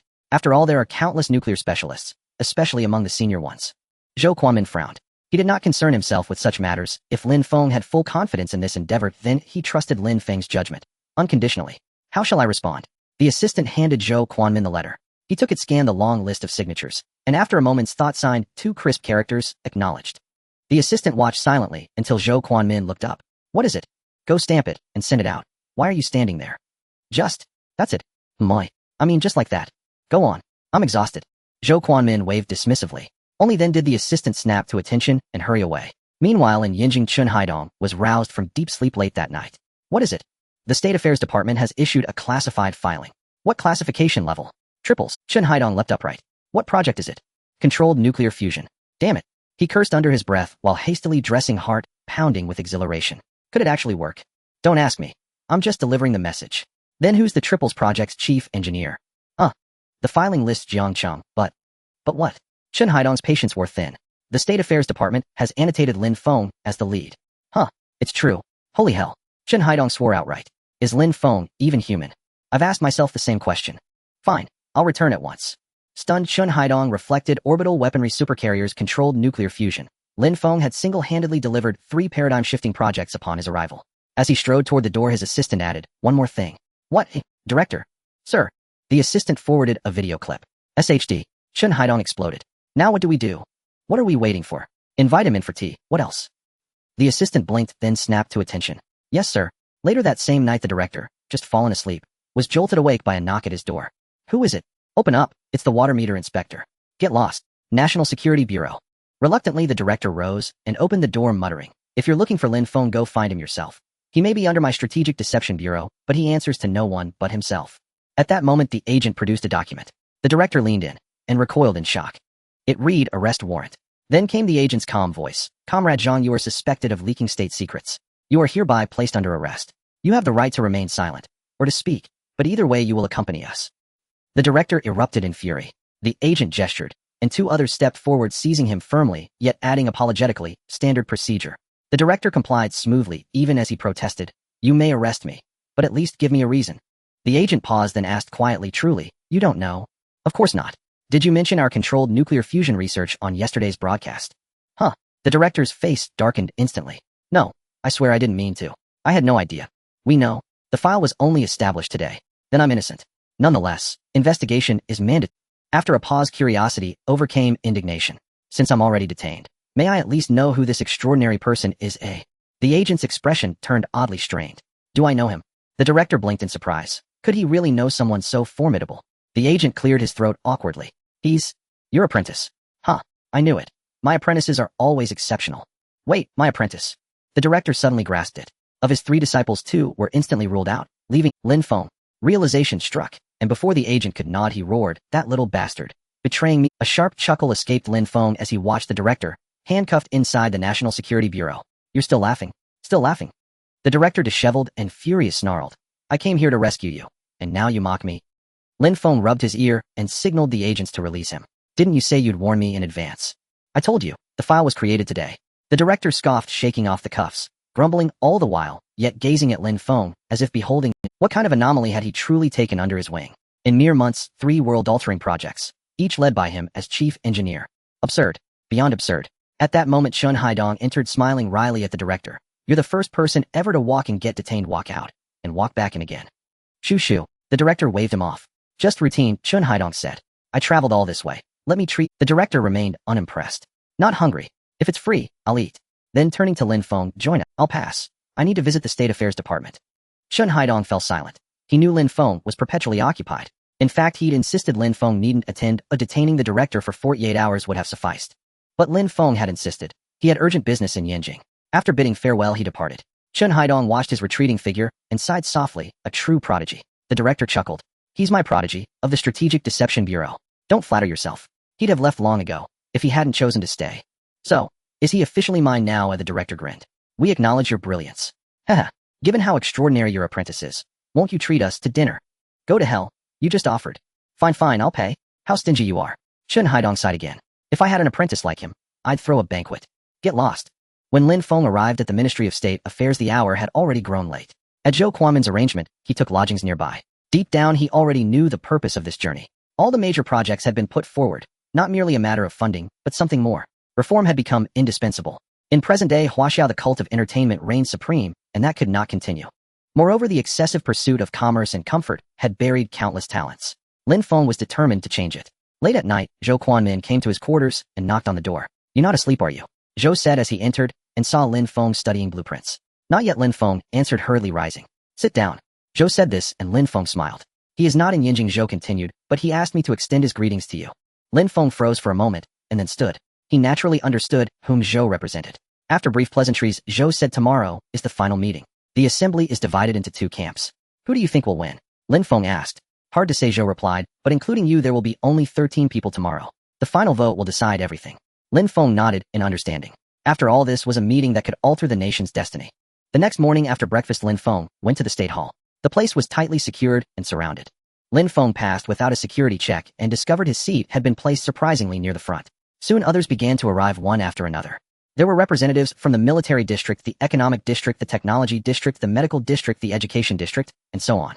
13 in all, aside from Zhou Quanmin and Lin Feng. The rest were the supreme authorities in their respective fields. "First, I must question whether Lin Feng should be seated here and allowed to vote," said the representative of the education district. A murmur ran through the room.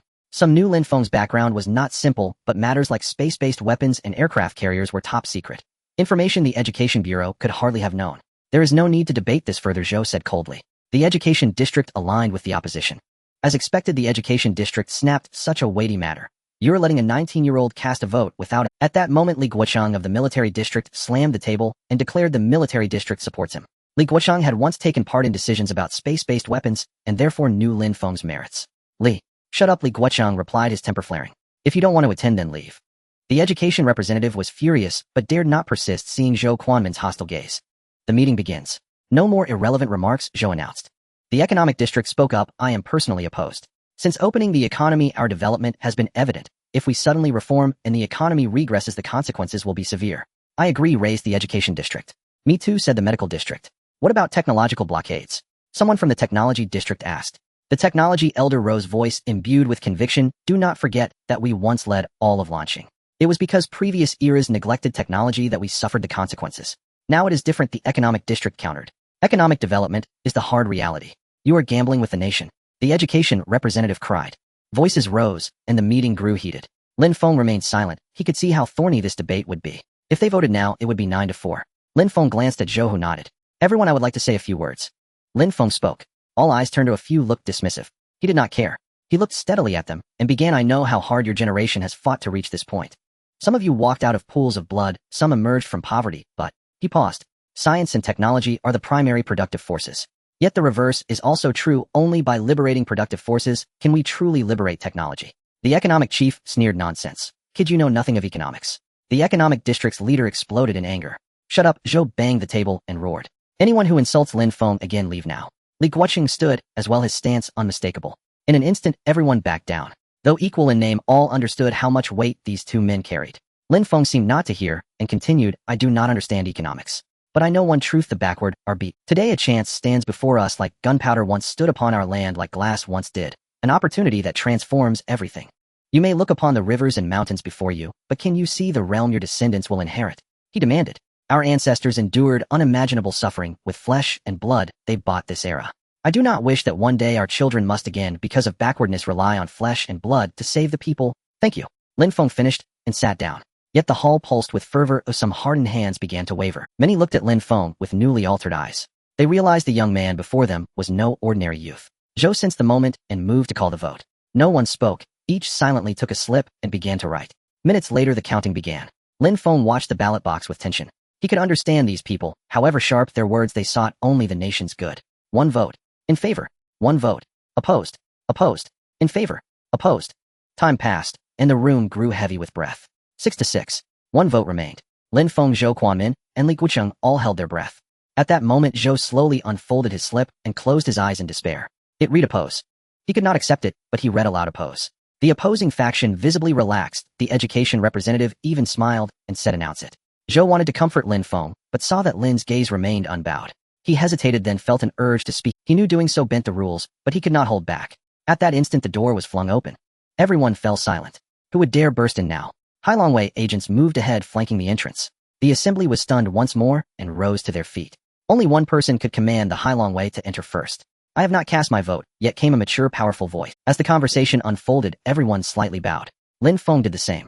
This person represented the glory and dignity of the nation. Out of the corner of his eye, he saw an elderly man striding in with a vigorous pace. He surveyed the entire room, his presence overwhelming, unmatched by anyone. Zhou Quanmin directly gave way, but the elder walked straight up to Lin Feng, smiling. Lin Feng was momentarily taken aback. Hello, Master Lin. The elder extended his hand. Lin Feng was once again astonished. Thank you for your contributions to the nation, the elder continued. Lin Feng's eyes reddened as he reached out, shaking hands firmly. Everyone was moved, especially those who had just mocked Lin Feng, their expressions changing dramatically. The elder's acknowledgement needed no further words. Whoever insulted him just now, please step forward and apologize. The elder's voice boomed as he looked around the room. Without hesitation, those few stepped forward, bowing slightly. After the matter was settled, the elder earnestly wrote 2 characters on a piece of paper: approved. In that moment, the scene became thrilling. 7-7. Such a situation had never occurred before. The elder exhaled and said, I have stated I will not use my power to oppress others. The opposition paused, wondering if today would end in a stalemate. Unexpectedly, the door was pushed open again, and the elder smiled as he stood up. Others were puzzled until they saw the door ajar, revealing a wheelchair slowly rolling in. Everyone stood up, and Li Guocheng hurriedly stepped forward, bowing his head. You. How did you come here? Li Guocheng was like a child. The man in the wheelchair had white hair and was covered in wrinkles. He surveyed the crowd and rasped, I should have the right to vote, right? No one dared to speak. He was one of the 10 generals of Country K and the only surviving general. Li Guocheng scanned the room, and anyone who dared to oppose would face immediate backlash. He pushed the wheelchair to the center, and the elder even voluntarily gave way. Pen, the man said. Just say it, Li Guocheng. Pen, the man repeated. Li Guocheng quickly fetched pen and paper, and at that moment the man wrote with his trembling ring. At that moment, everyone swallowed hard, no one daring to speak. Until the medical staff came in ready to push him away. You are quite capable, the man looked at Lin Feng. He tried to stand, but unfortunately he could not. He saluted. Lin Feng stood firm, returning the salute, his emotions hard to calm. The man smiled and said, the future is entrusted to you. Lin Feng. Lin Feng spoke slowly, I will certainly do my best. The man laughed heartily and left coughing. As the door closed tightly again, the elder addressed the room. 8-7. Are there any objections? This time no one's. However, everyone erupted in applause. The person from the education sector was the first to speak, saying, I will return to formulate a plan, and in 3 days I will present it to the National Affairs Department. As he spoke, others began to chime in one after another. This time there were no opposing voices, because everyone understood it was normal for meetings to have controversies. But once the result emerged, everyone's goal aligned. Were you frightened? The elder walked alongside Lin Feng. A little, Lin Feng admitted. Haha, don't mind it, these old fellows are like that, their words harsh, but everyone's goal is the same. I understand, Lin Feng smiled. I have heard about old Zhou's report, your 3 projects are essential to the nation. But can you handle the pressure of launching all 3 at once? Lin Feng was taken aback, then cleared his throat, and said, this country does not belong to just me. There are many hard-working scientists and workers contributing to it. Indeed, the elder nodded. After a moment of thought, he said, since the matter is settled, we will handle the rest, and the nation will be your strongest support. Lin Feng nodded vigorously. Thank you once again. The elder extended his hand. Lin Feng also extended his hand. After their handshake, the elder left under the protection of the Black Dragon agents. At that moment, Lin Feng noticed Su Qinxi not far away. He thought for a moment, and said, you seem familiar with this place. Su Qinxi did not reply to his words, but asked where to. The matter is settled, it's time to go back. Lin Feng stretched and said. He also knew that staying here now would mean no one had the time to entertain him. Because from this moment on, a massive reform storm would begin in Yinjing, sweeping across the nation. The next day, as dawn broke, early risers got up as usual, workers went to work and shoppers bought vegetables, but only those taking children to school noticed something strange at every school. From kindergartens to middle and high schools, even universities, countless vehicles were coming and going. Meanwhile, many television stations which were originally supposed to air news were broadcasting cartoons instead. What on earth happened? A parent asked a teacher. We don't know either, the teachers shook their heads, but they also keenly sensed that. Finally, during the evening news that day, all television stations in Yinjing switched to the Yinjing No. 1 TV news. This was a first in the entire city. We will now broadcast an important announcement starting today. Our city will gradually implement education reforms aiming for children to learn more about mathematics and science, while establishing substantial scholarships for those who meet the score requirements. The news was instantly explosive. Following Yinjing, other cities began to push forward with educational reforms. In an even more exaggerated move, a city announced that students who were admitted to key universities would receive a housing unit. In an instant, the internet exploded. What exactly is going on? What about the internet celebrities? Many people rushed to consult some big shots, but these big shots only indicated that they knew that all regions had received orders, but why the sudden reforms was unknown. However, just 3 days later, economists emerged to sing a different tune. They argued that overemphasizing scientific education would lead to economic recession. In an instant, society was in turmoil.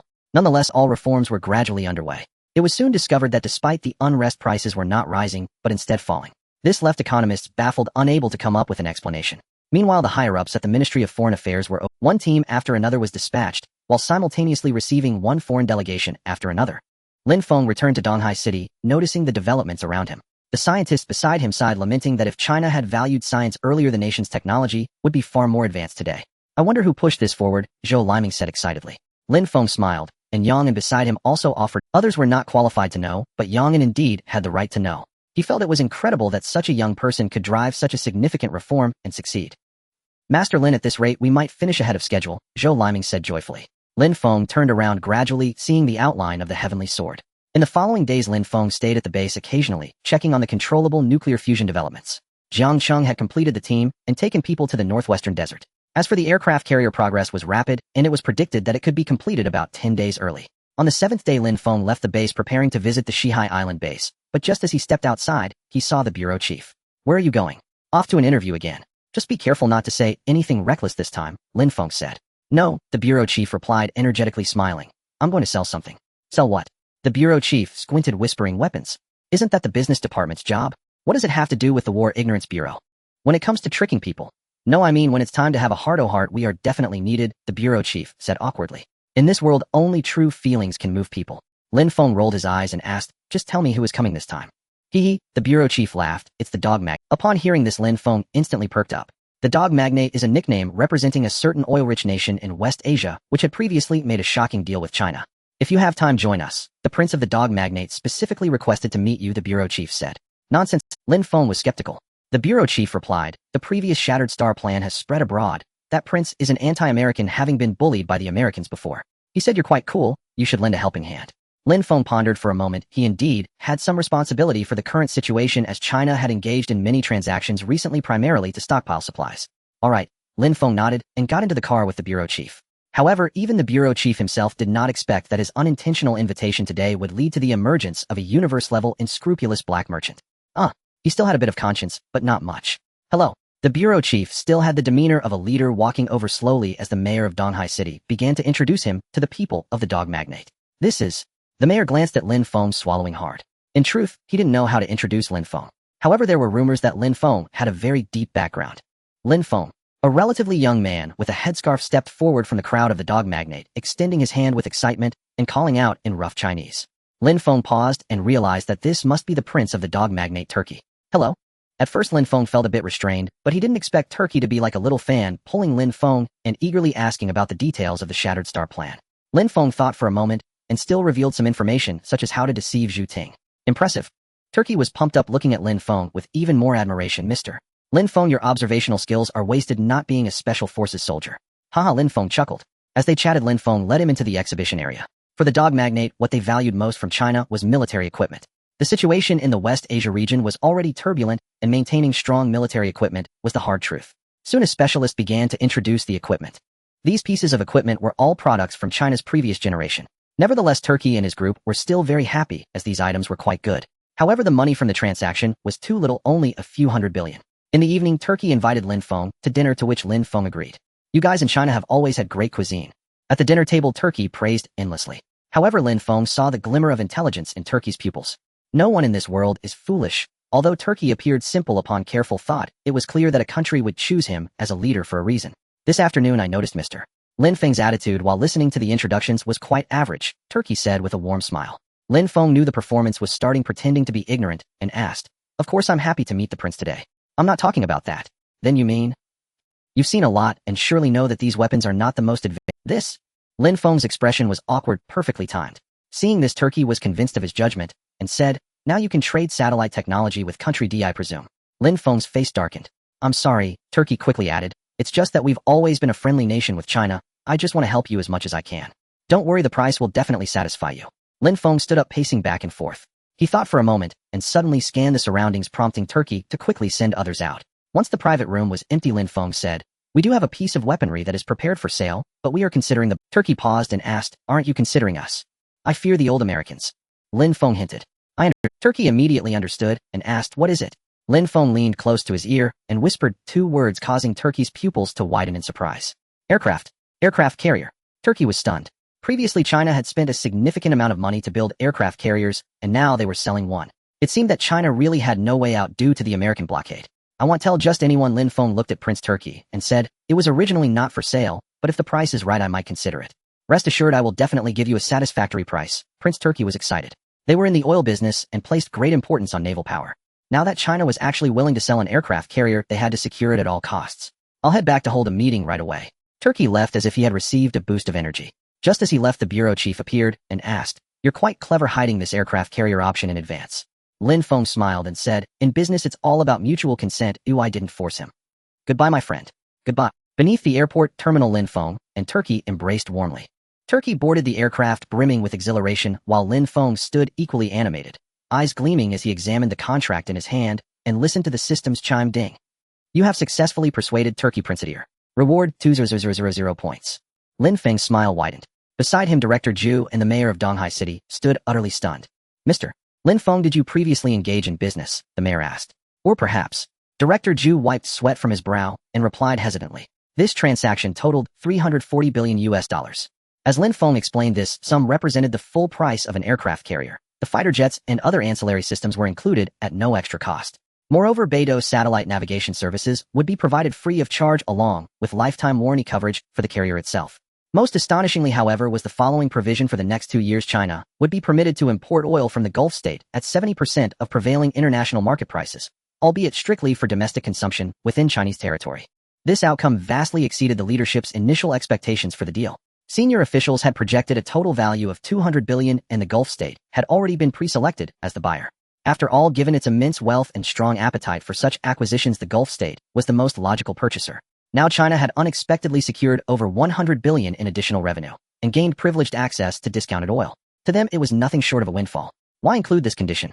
Director Zhu asked, perplexed. "First, the price has nearly reached its psychological ceiling. If we had quoted $500 billion, or even higher, the buyer might still have agreed, but the financial sting would have been severe." Lin Feng elaborated, "Such discomfort could strain bilateral relations, a consequence detrimental to our long-term strategic interests." The other two nodded in agreement. Lin Feng's reasoning was sound. They had no intention of conducting a one-off transaction. Second, consumers more readily accept intangible benefits over direct monetary concessions. This arrangement ensures mutual gain. Moreover, our domestic reforms are now urgent. Maintaining stable, low consumer prices remains the nation's top priority. Director Zhu and the mayor nodded again. The latter added, "Indeed, we've wrestled with this issue extensively." The following day, news of the Sino-Gulf state deal broke worldwide. Previously, China had exported technology to country D. Now it was selling aircraft carriers. Recall how dearly China once paid, even sacrificed, to acquire its first aircraft carrier. Media outlets across the globe rushed to report. NCCU's News Consortium, China's move signals its irreversible decline. With science and technology universally acknowledged as the primary productive force, Beijing is regressing. Its leadership's judgment remains baffling. UOC European Times U.S. Technological embargoes are finally bearing fruit. China's surrender draws near. BAC, we stand on the cusp of witnessing a great power's twilight, an epic ending before our eyes. Amid this global furor, Lansport, fervent and electrified, immediately transmitted the news to the White House. Upon hearing it, Smith Plum's grin stretched ear to ear. What on earth is going through the Chinese mind? Smith Plum mused. He gestured to his assistant for champagne. Surely such momentous news warranted an immediate celebration. Chuckles echoing, the assistant hurried off, while Lansport declared, "This proves our tech blockade is profoundly effective." Smith Plum nodded. His ascent to office had been built entirely upon the doctrine of pivot to Asia and containment of the Eastern power. This breakthrough significantly bolstered his prospects for re-election. Just then Wilson entered, hastily pausing at the door to bow slightly. "Sir, a classified document. Just received from an overseas operative." "Oh, Wilson, you're just in time," Smith Plum exclaimed, still riding high. "I was about to uncork a fine bottle of red wine." "Celebrate what?" "Why, the Sino-Gulf deal, of course." Smith Plum replied. "All the world sees China as a fat pig. Everyone wants a bite." Wilson's lips twitched, his expression strained. "What is it?" Lansport asked, taking the file, and paling instantly upon reading it. Smith Plum took it next, and his face turned the same shade of ashen disbelief. The document contained the spy's detailed account of the Sino-Gulf negotiations and final terms. Over 300 billion, and a 30 discount on oil purchases? Fuck. Their eyes blazed crimson. At that price, China hadn't merely profited, it had struck gold. In that instant, their smiles froze solid. Wilson, realizing he'd doused their jubilation, ventured cautiously. Actually, this incident does imply something significant. The two men fixed him with icy stares, clearly warning that any unsatisfactory follow-up would unleash a torrent of scathing rebuke. Perhaps China truly has reached its endgame, now selling off military hardware and core technologies. Wilson offered. Their mood lightened slightly, but Smith-Plum countered. Still far too expensive. Who negotiated it? Wansport demanded. The Strategic Deception Bureau and senior officials from Donghai City. The Strategic Deception Bureau, again. Smith-Plum clenched his teeth. What is this bureau exactly? No one dared answer, until the assistant burst in champagne bottle held aloft only to freeze mid-step at the room's chilling silence. He swallowed hard and whispered, "Sir, shall we still serve the champagne?"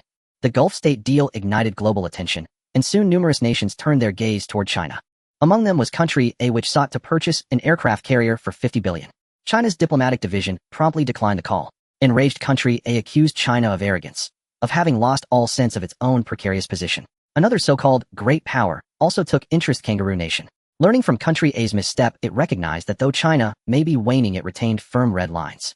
Yet as a loyal U.S. ally, Kangaroo Nation wished both to curry favor and acquire Chinese technology. Thus it dispatched its second highest-ranking official lanes for the mission. Upon receiving word, China's diplomatic division urgently contacted Zhou Quanmin, who issued a single directive: grant the meeting. That very night, the negotiation trio, Lin Feng, Director Zhu, and the mayor of Donghai City, convened once more. Kangaroo Nation may be despicable, but its natural resources are vast. The mayor began slowly, his gaze burning with equal parts hatred and avarice.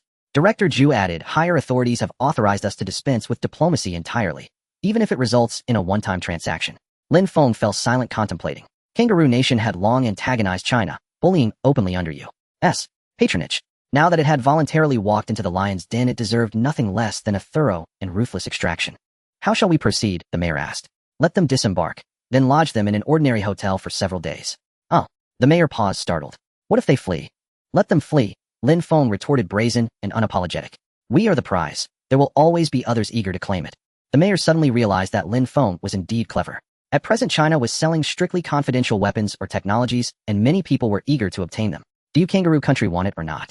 Thus, when Ryans arrived in Donghai City and saw the group of aunties dancing square dance below, he was completely stunned. He truly wanted to book a return flight on the spot, but was stopped by the domestic parliament. Just bear with it for a while. We received news that China is selling 5th-generation fighter jet technology, which is very important to us. It's certain that China doesn't think highly of us, but not rejecting us is already a good sign.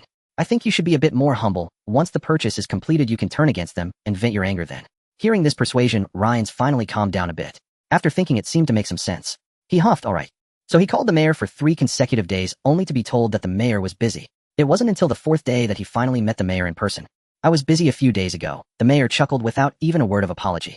Ryans was furious, but could only swallow his anger. He said, it's all right, I just happened to have the chance to see the scenery of Donghai City. As he spoke, Ryans felt a pang of guilt in his conscience, as he hadn't seen any scenery these days, only the square dancing. However, he didn't know that the area was actually arranged without the square dancing aunties. I don't know why you came this time. Hearing this, Ryans felt tears welling up, and he said, I heard that China is selling equipment and technology, so I came with sincerity from afar. Simply put, it's not that I don't want to help you, but the higher-ups said that the 5th-generation fighter jet technology can only be sold to one country. The mayor sighed. That's not a conflict. Ryans replied. The conflict lies in the fact that there is already a country in who? This? I can't say. The mayor replied. General Zhu and Mr. Lin Feng are in talks. Upon hearing that discussions were ongoing, Ryans became anxious. If it got sold, then it would be over. Is there any chance you could help me get in touch with them afterward? Ryans felt like a complete fool at that moment. The mayor hesitated, saying, I'll try my best. After saying that, the mayor left, telling Ryans to wait for news without even mentioning a meal. Ryans watched the mayor's retreating figure, gritting his teeth in anger. By night, it was time for square dancing again, and Ryans was numb from the deafening sounds of Phoenix Legend. He even felt like he could sing along. Sir, do you want to change rooms? The assistant asked. No change. What if they can't find us later? Ryans said. The assistant suddenly understood, looking at Ryans, who was gloomily sitting on the windowsill, thinking if Ryans continued like this, would he get depression? But then the mayor called. They agreed to meet. They came there, coming soon. Ryans was overjoyed and dashed over. However, when he arrived, he found it was a shabby barbecue stall. Hello. Ryans forced a smile when he saw Lin Feng and the others sitting there. You're here. The mayor was still polite, standing up while eating, introducing he is called Ryan.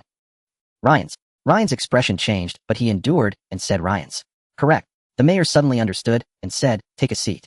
To avoid making the atmosphere too awkward, Ryan said, I've heard that Donghai's barbecue is quite good. Ooh, I've always wanted to try. Suddenly he paused, noticing that the plate only had bamboo skewers left. At that moment Lin Feng spoke up, Mr. Ryan's must have already finished eating. Ryan's was actually a bit hungry. He wanted to speak, but heard Lin Feng say, our time is a bit tight. In this situation, is it appropriate for us to discuss a transaction of this level? No worries. Lin Feng smiled, saying, just quote a price directly. Ryan's thought for a moment and raised a finger, 100 billion. At this point Lin Feng smiled, General Zhu smiled, and the mayor also smiled. Ultimately General Zhu, with the demeanor of a big shot, stood up first and said, we have something to attend to, we'll be leaving now. Ryan's paused, then the mayor also wanted to leave, but Ryan's held him back. Is this price too low? Ryan's asked. If you had said this earlier, I wouldn't have arranged a hotel for you when you came wasting time, the mayor said disdainfully, walking away, leaving Ryan's in a state of confusion. This price is quite high, all right. Late at night Ryan's was filled with anger, unable to sleep, and connected with the domestic side. Many legislators upon hearing this scolded China for its greed. All right, scolding aside, we must acquire this fighter jet technology, the opportunity is rare. Someone said. Only then did everyone realize. Old me refused to give them fighter jet technology, and now this was an opportunity. If we continue negotiations, we might suffer great losses. Ryan's remained silent. Next they spent another 3 hours discussing the maximum amount they could accept. 2 days later Ryan's finally received a response from the mayor. This time they changed to a nice restaurant. When Ryan's walked in, the three of them were eating and drinking inside. This time Ryan's came after finishing his meal, so he was very confident. However, as soon as he sat down, Lin Feng said, Mr. Ryan's, do you look down on my food? Ryan's was stunned and hurriedly smiled no. He wanted to say he was full, but then recalled that Chinese people often say that business discussions can be well conducted at the dining table, so he changed his words and said, I just am not used to using chopsticks. It was my oversight. Lin Feng smiled and said to the waiter, waiter, bring in a knife. After a while the waiter came in holding a kitchen knife with a poor attitude, saying, boss, this is the only knife we have. What do you mean? Lin Feng angrily stood up and said, I'm treating a distinguished guest here and you're causing trouble. The waiter, also with a bad temper, replied, we only have this knife, take it or leave it. Lin Feng was enraged and about to throw a punch, but General Zhu and the mayor quickly held him back.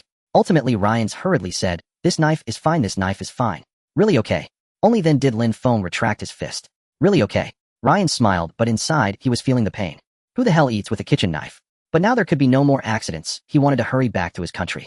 Thus the atmosphere at the dining table remained good except for the occasional clinking of the knife. 100 billion is too little, 500 billion is more appropriate. 500 billion. Mr.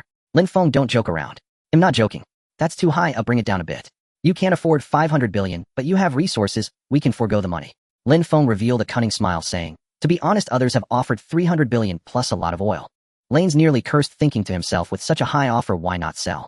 After saying this, he intended to leave, but Lin Feng added, however, we already have plenty of oil, and with a 30 discount coupon, we don't want his offer. Upon hearing this, Lane surprisingly became half convinced. However, an offer of 500 billion is too terrifying. According to their previous predictions, 100 billion would suffice. Now a 5-fold increase. This technology, we only sell to one country, it's unique in the world.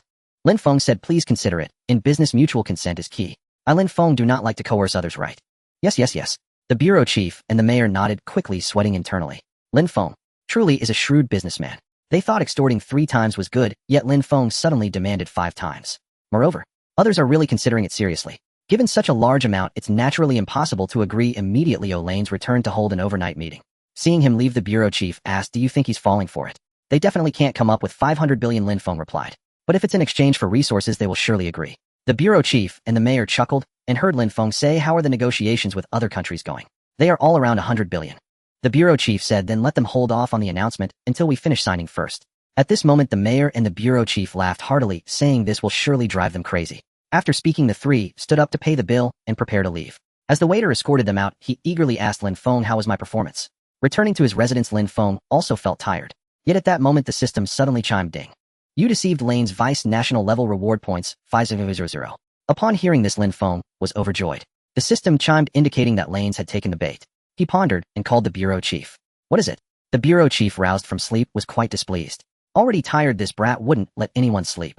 I will be heading to the northwest tomorrow. Lane's has agreed, the rest is up to you. Lin Feng said. All right. The bureau chief agreed drowsily, but was puzzled. How did Lin Feng know the other party? He simply decided not to think about it and fell into a deep sleep. Beep, beep, beep. At the Northwest nuclear base, an urgent alarm blared, and people hurriedly fled to safety zones. After a round of testing by technicians, it was ultimately determined to be a false alarm. We can't do this. Yes, Jiangcheng, you are too impatient.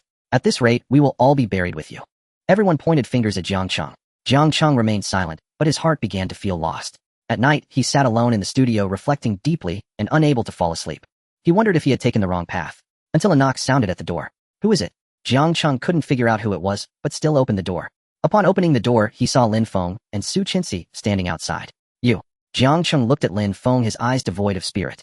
He had come to understand Lin Feng's contributions as chief engineer of a space-based weapon. He trusted himself unconditionally, yet he was dissatisfied with the answers he had provided. I heard about today's incident. Lin Feng walked in and said, Did I really make a mistake?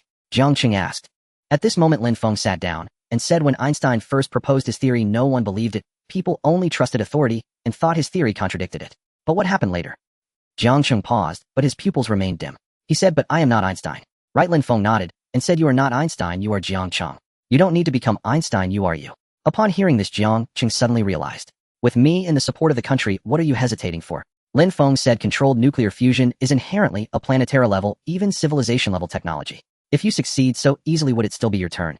Upon hearing this, Jiang Cheng finally regained his confidence and said, Thank you, Chief Lin. Lin Feng smiled, patted his shoulder, and looked around saying, Do you remember what this place is? Jiang Cheng nodded and said, Seriously, I know it's where our first atomic bomb exploded. No, Lin Feng said with a smile, in the future this will also be the place where Blue Star's controlled nuclear fusion first succeeds.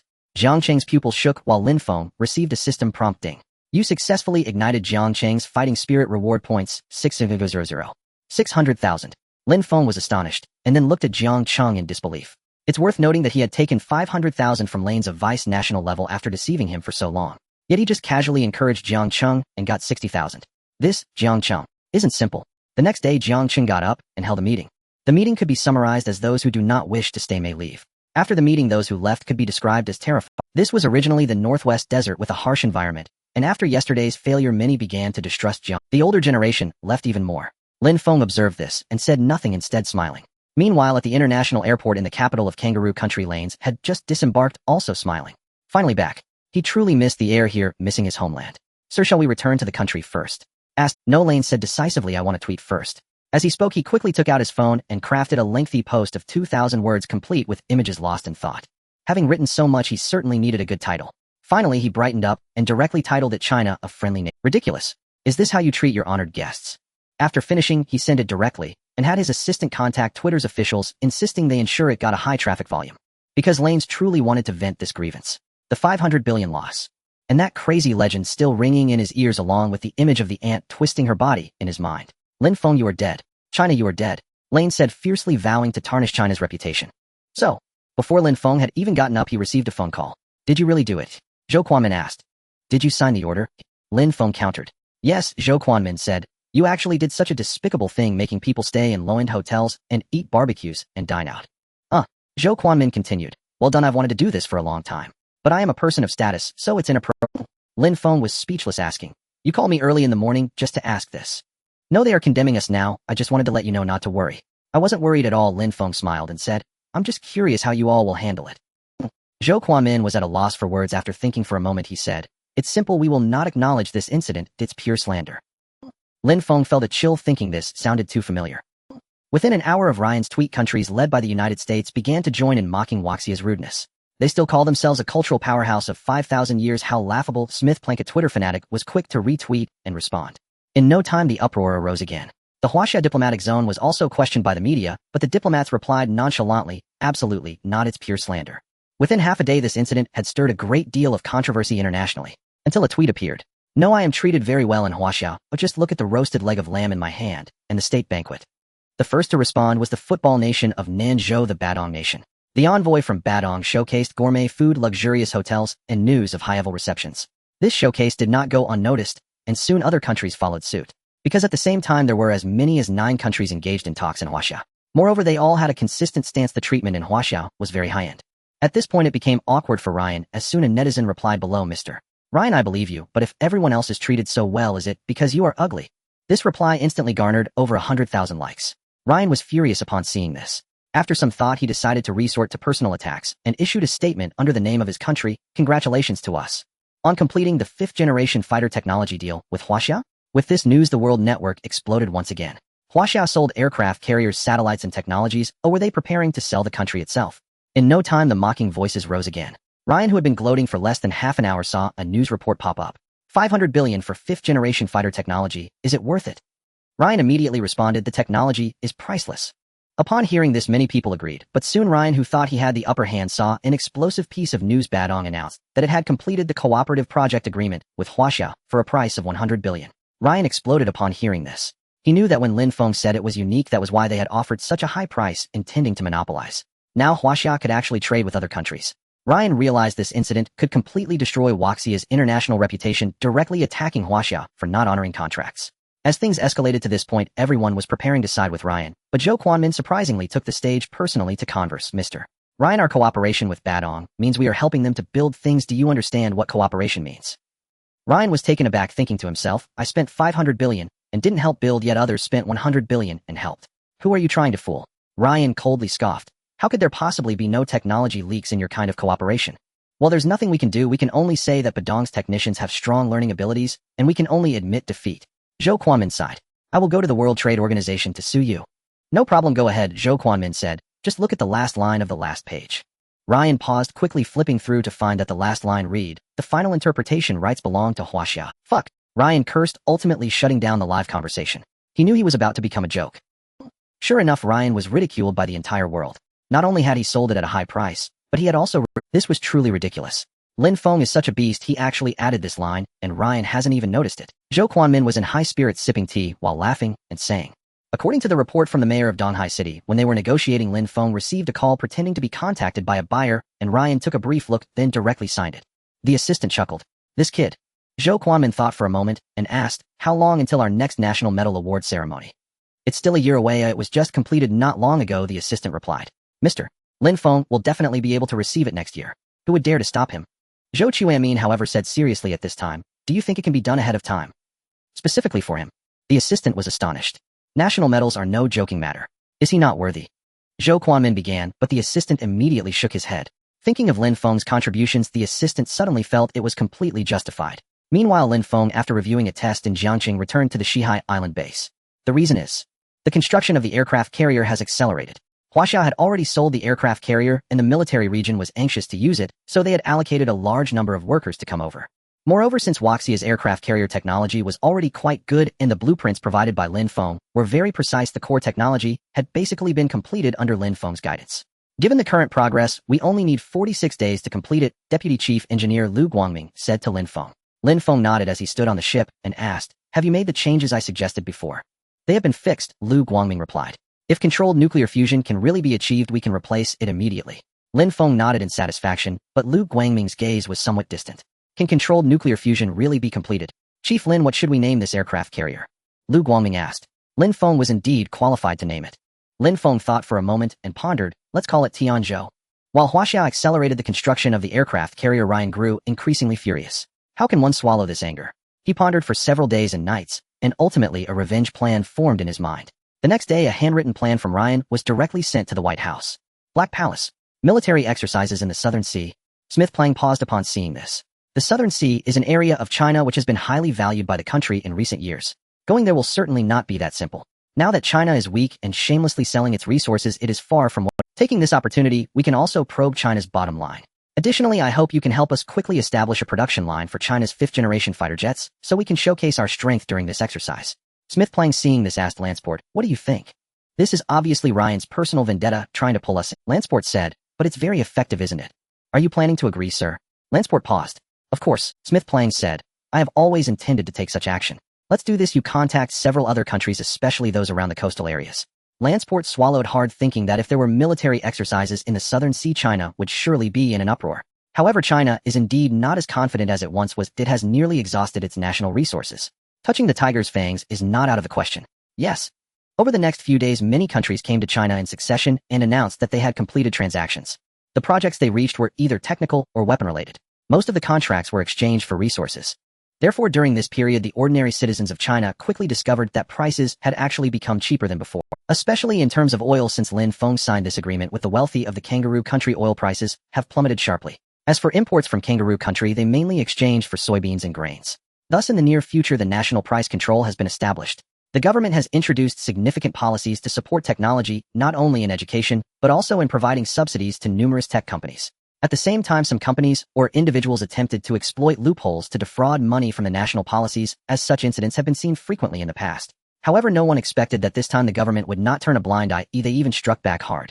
Suddenly the society was in an uproar as everyone could feel the determination of the state. However, everyone felt one thing: the economy of society was regressing. Initially it was a portion of people, but soon it reached some elite classes, and they all felt it.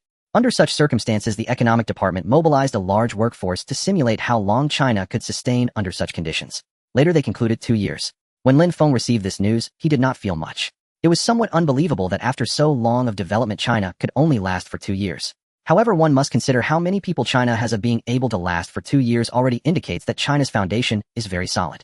Another month passed, the most ordinary month. Lin Feng occasionally appeared on shows, but spent most of his time on Shihai. At the same time, he had accumulated enough points to exchange for the next superweapon. Lin Feng was initially considering heavy firepower such as missiles. When Zhou Quanmin agreed to sell the 5th-generation fighter technology, Lin Feng knew that the 6th-generation fighter had to be prioritized. After all, the 5th-generation technology was sold to the disgusting kangaroo country. Super Fighter Level 2. Lin Feng thought for a moment, then gritted his teeth and decided to exchange. The next day Lin Feng arrived at the fighter research base, and to his surprise, he actually saw Qin Ru. Hey! Lin Feng had a good impression of this beautiful senior sister.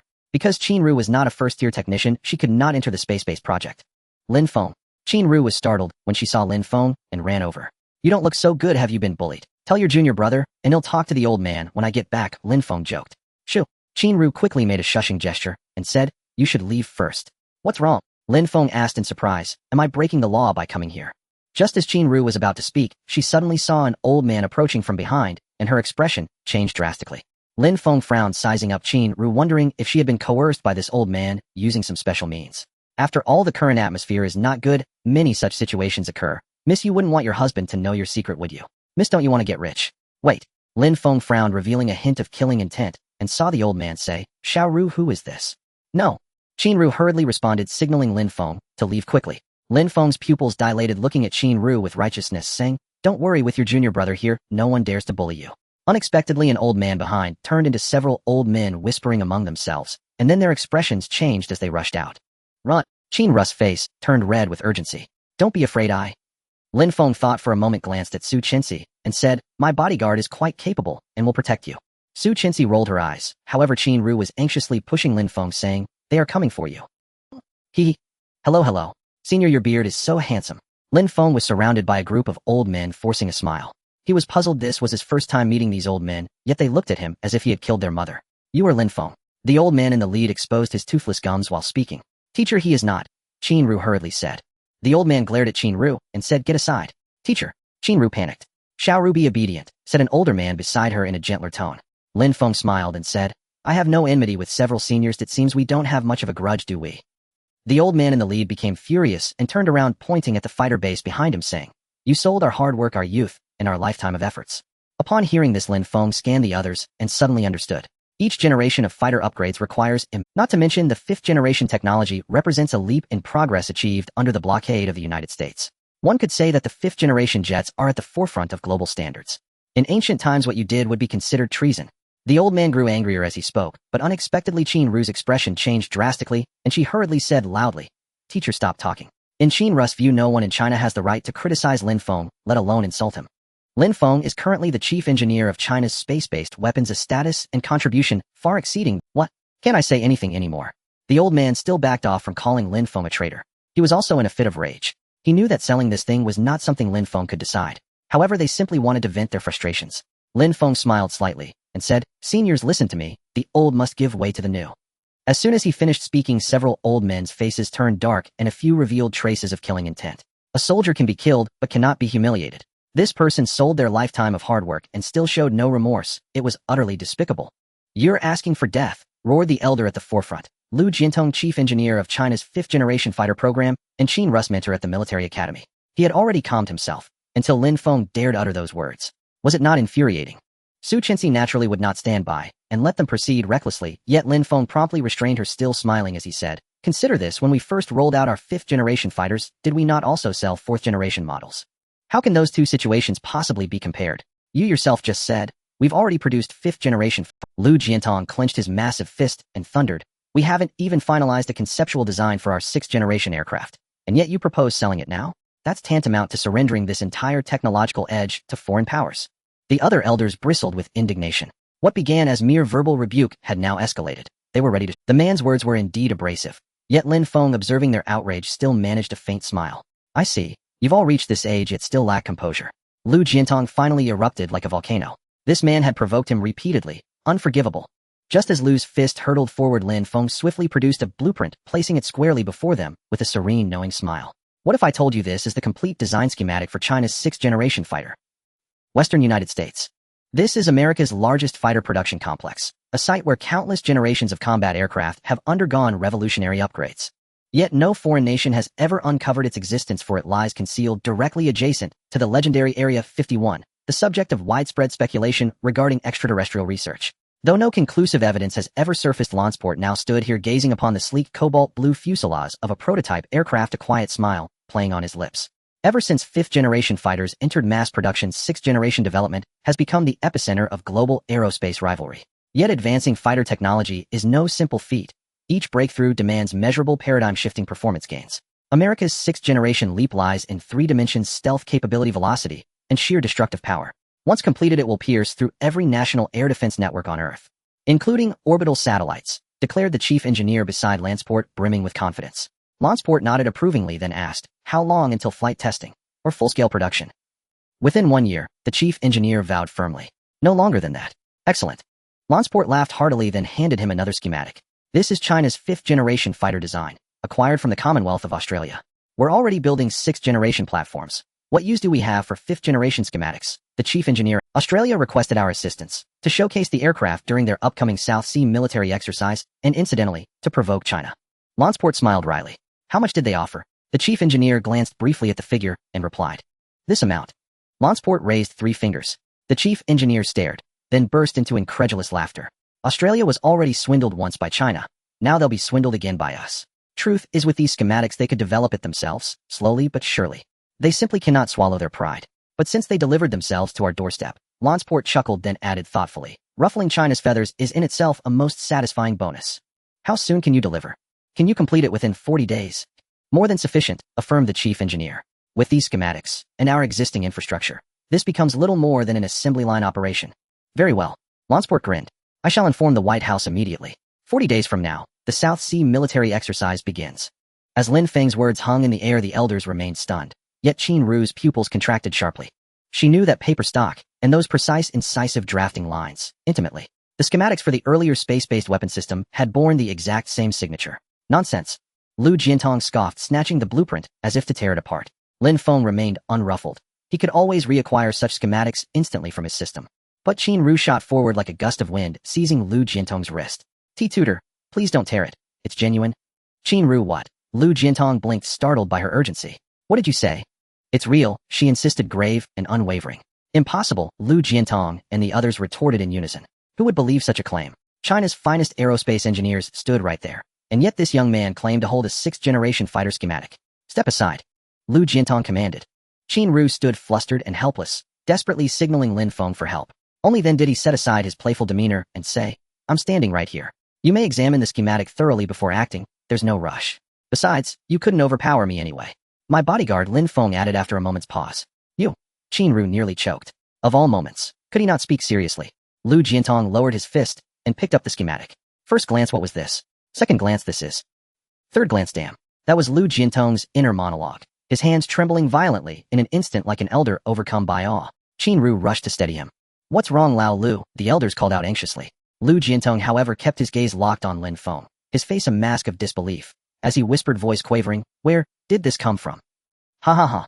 Never imagined it could be done this way. This isn't 6th generation anymore. It's practically 7th. Inside the facility, the elders gathered in animated discussion around the aircraft schematics. Outside, Lin Feng and Qin Ru sat side by side, exchanging stories of the past. Weren't you working on missile systems? Lin Feng asked, surprised. Yes, Qin Ru replied. I studied under Professor Lu for some time. He taught me invaluable lessons. Later, I joined the missile division, thanks largely to his guidance. And what about Director Zhuo? Lin Feng asked. He sponsored my entry, Qin Ru answered gratefully. And what are your thoughts on missile technology? Do you have missile-related ideas? Qin Ru paused, her eyes lighting with sudden anticipation. Lin Feng wiped sweat from his brow. Even a prodigy needs rest, after delivering schematics for space-based weapons, aircraft carriers, and fighter jets, don't you think? Oh, Qin Ru's expression fell. Then after 2 seconds of stunned silence, she sprang upright, stammering, why you? What's the matter? You also designed an aircraft carrier schematic. Her eyes widened in disbelief. She stared at Lin Feng as though gazing upon a mythic beast. Lin Feng suddenly remembered that Qin Ru was unaware of the existence of aircraft carriers. It wasn't that he didn't know about the confidentiality agreement, but rather he subconsciously thought of Qin Ru as a senior sister from the Bureau of War Deception, which gave him a sense of familiarity. It's a secret senior sister, Lin Feng said. Oh. Qin Ru nodded repeatedly, and her gaze at Lin Feng became. She also understood that Lin Feng regarded her as one of his own. At this moment Qin Ru suddenly realized, I think I understand why the country is starting to sell technology now. Lin Feng paused looking at Qin Ru with some surprise. It was indeed rare for her as a technical personnel to connect so many dots from this information. No wonder the bureau chief took a liking to her. At this moment Qin Ru turned and looked at them saying, it's a pity that they may only be able to see the products of this generation. Lin Feng fell silent. Age had always been the greatest limitation on human development. With the cycles of life and death, even the most powerful scientists would eventually perish, possibly losing their vigor due to old age. While they were talking, Lu Jiantong approached, bowing seriously and saying, I'm sorry. Behind him a group of old academicians followed suit, bowing their heads. Lin Feng quickly said, isn't this humiliating for me? He hurried to help them up and asked, how's the fighter jet blueprint? It's great, but there are some places. Lu Jiantong said awkwardly. Some parts were simply incomprehensible even after he dedicated his life to studying fighter jets. Lin Feng replied, I can explain the parts you don't understand. The most important issue now is whether we can start work. Of course we can, Lu Jiantong said excitedly. Then the reporting will be left to you all, Lin Feng instructed. He thought for a moment that given the accelerated project for the aircraft carriers, he wouldn't have time to make a trip to Yanjing. The remaining matters would be entrusted to them. That evening Lu Jiantong took a plane directly to Yanjing, heading straight to find Zhou Quanmin. Oh, what a rare. Zhou Quanmin quickly stood up upon seeing Lu Jiantong. He valued scientists greatly, let alone Lu Jiantong, who was the chief engineer of the 5th-generation fighter jet. The two shook hands, and Lu Jiantong scanned the surroundings asking, can we talk now? Anyone who can get close here has... Zhou Quanmin paused, then realized something, saying, could it be that the 6th-generation fighter has a lead? Lu Jiantong then cautiously took out a blueprint saying, Super 6th generation. Zhou Quanmin was taken aback, then delighted, asking, is this for real? Can I deceive you? Over a dozen fighter jet experts have verified it. Lu Jiantong responded. Good, that's wonderful, Zhou Quanmin said joyfully. It seems we won't have to wait for Lin Feng. Wait for Lin Feng. Lu Jiantong was confused. It's like this, Zhou Quanmin explained. It was Lin Feng who proposed selling the 5th-generation technology. Zhou Quanmin pondered for a moment and asked, you know who Lin Feng is, right? I do, Lu Jiantong nodded, surprised, saying he proposed this matter. Zhou Quanmin replied. He said that outdated technology should be sold off for new ones. Please don't be angry with him, Lu Jiantong insisted. He wouldn't dare be angry at Lin Feng, he was a fan of his work. Zhou Chuanmin, however, said, I personally brought you back, do you think I don't know your temperament? After a long moment of contemplation, Zhou Quanmin continued, fine, let me tell you something, but you must not reveal it. Lu Jiantong intended to explain that he and Lin Feng were on good terms, but heard Zhou Quanmin say, our country has an SSS project, and he is currently the chief engineer. 3S project. Lu Jiantong was taken aback. I can't disclose the specifics, Zhou Quanmin stated. This rest assured, Lu Jiantong said, unable to hide his shock as he swallowed hard, and added, but he's only 19 years old. Geniuses cannot be measured by age. Zhou Quanmin said as he signed off, let's settle this matter. You will be the chief engineer responsible for the development of the 6th-generation fighter. Me? Lu Jiantong shook his head repeatedly. If you don't do it, who will? Zhou Quanmin asked, surprised. Lu Jiantong, you see, you're still sulking, aren't you? I told you he didn't get in through the back door. Zhou Quanmin said. But Lu Jiantong replied earnestly, this blueprint was brought to me by Lin Feng. What a? Zhou Quanmin stood up in shock and after a few seconds of silence exclaimed, damn, this kid didn't even inform me when he completed it. You just cursed, Lu Jiantong pointed out. Zhou Quanmin signed above and asked, did you hear that? Maybe, Lu Jiantong replied. No, not at all. Leader, my good leader, I'm just busy right now. The aircraft carrier is in a rush. I truly don't have the time to wait for you all. Oh, I might as well let Lu Lao handle it. Lin Feng quickly explained. You better be like that, Zhou Quanmin said. Lin Feng smiled wryly. Currently, several aircraft carriers have begun to be delivered. How soon can yours be ready? Zhou Quanmin inquired. When is the delivery of the last aircraft carrier? In 33 days, Lin Feng pondered for a moment. Zhou Quanmin was anxious because he understood that the current maritime power of Blue Star was extremely important. Oceans occupy 70% of Blue Star, and many aerial capabilities cannot match those of the ocean. The reason the United States is a superpower on Blue Star is that their naval forces are stronger than the combined forces of the entire globe. Thus, even with a temporary vacuum period of naval power, Zhou Quanmin still felt uneasy. If we allocate personnel, we should be able to deliver it on time. Lin Feng said. Quality must still be ensured, Zhou Quanmin replied. That is for certain, Lin Feng smiled. At this moment in a city on the eastern coast, a secret processing plant from Country D was once again shipping out 10 5-axis machine tools. Something's off, supervisor. This factory was of course the super factory for 5-axis machine tools in cooperation with Huaxia. In the previous transaction with Country D, they would provide Huaxia with the production line for 5-axis machine tools and gradually transfer technology to Huaxia over the year. So initially the 5-axis machine tools were made by people from Country D. However, soon this group from Country D noticed in just 2 months Huaxia requested the production and transport of 35-axis machine tools. It's important to note that not all parts are better when they are more refined, only extremely crucial parts require such machines. Huaxia people just like to mess around, they probably use such parts for producing cars as well. Hey, using such parts for a low-end product like a car is quite extravagant. Anyway, Huaxia people are starting to sell everything now. Social unrest isn't far off. It seems we are witnessing the fall of a great nation. And also, we must never offend the old Americans. The two of them laughed, and only a few Huaxia porters passed. They broke into a cold sweat, unsure of what to say. They were national-level confidential personnel, and truly wanted to ask this group from Country D. Are space-based weapons, Super Ford-class aircraft carriers, nuclear test devices, and Super 6th-generation fighters really low-end products? But they must thank those people from Country D. Without their 5-axis CNC machine tools, they wouldn't have been able to launch so many projects simultaneously. After some thought, they said, "Thank you for your hard work." The people from Country D smiled, even brighter upon hearing this, repeatedly saying, "This is what we should do." On May 1st, which is the International Labor Day in China, people who work rarely enjoy a short holiday. Zhou Quanmin also planned to take a few days off as the long-term social reforms meant he had to go through a large number of However, just as he was taking a break at noon, a phone call came in directly. "Please come back immediately," the caller said succinctly. Zhou Quanmin immediately got up, and when he returned to the Ministry of National Affairs, he found Minister Cheng Gung from the diplomatic district already waiting for him. Besides him, there was also Li Guocheng from the military region and others. What happened?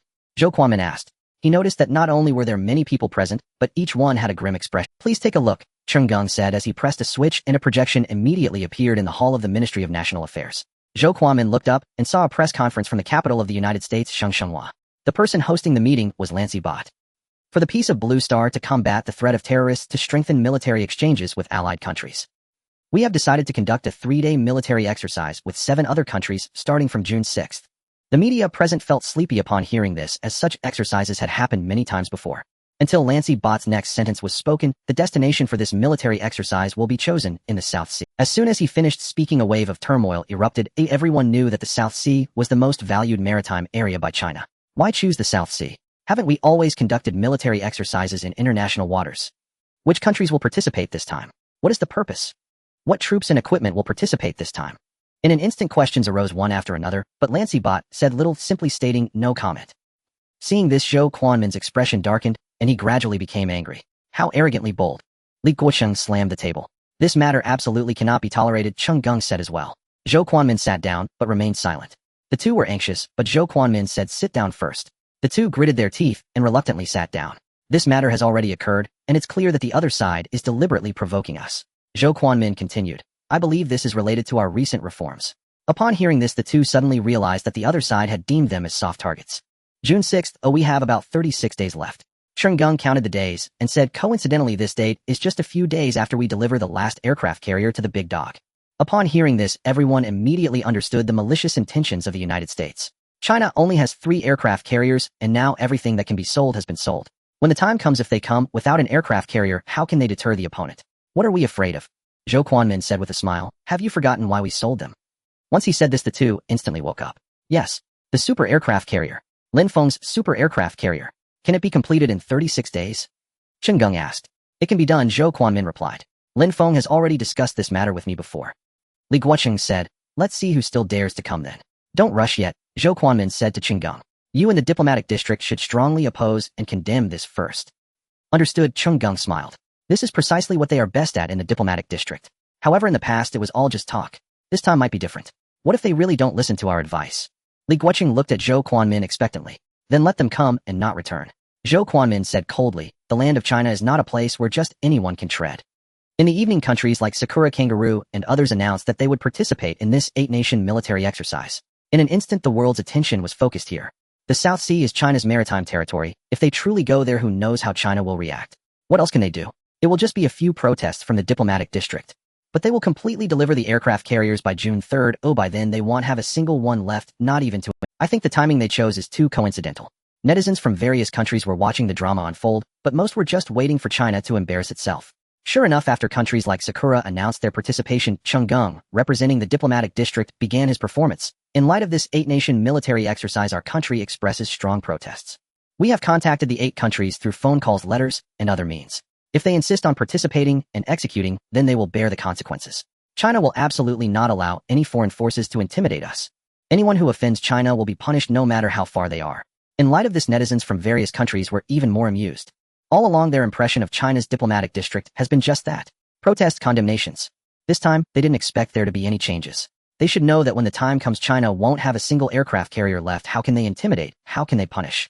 Is he here to make a joke? On Twitter, someone edited a picture of Chung-gung, which received countless likes and comments.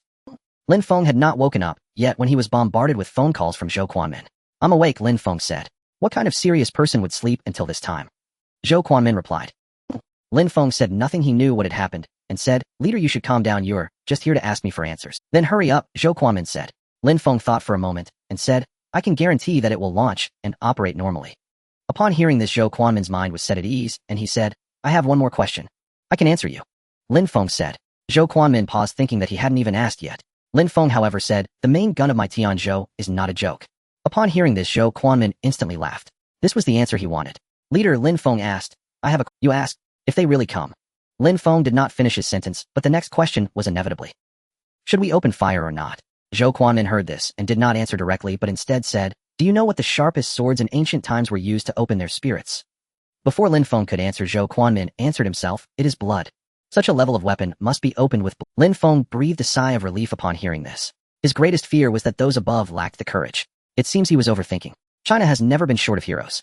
This country can be poor, can be backward, but if it loses its fighting spirit, that is the beginning of decline. This news not only caused a stir in the world stage, but also triggered intense reactions domestically. In this internet age, the speed of its fermentation is incredibly fast. Old me is too overbearing. I heard this idea came from the kangaroo nation. It's infuriating. It's over for us. Oh, our aircraft carriers and weapons have all been sold off. Now they are even more emboldened.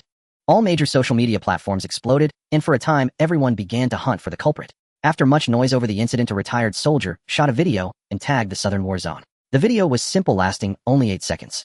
The soldier cleaned his military uniform, hung it on the drying rack, then stood there straight, assuming a military posture, and said, "In battle, respond, oh," when summoned, return.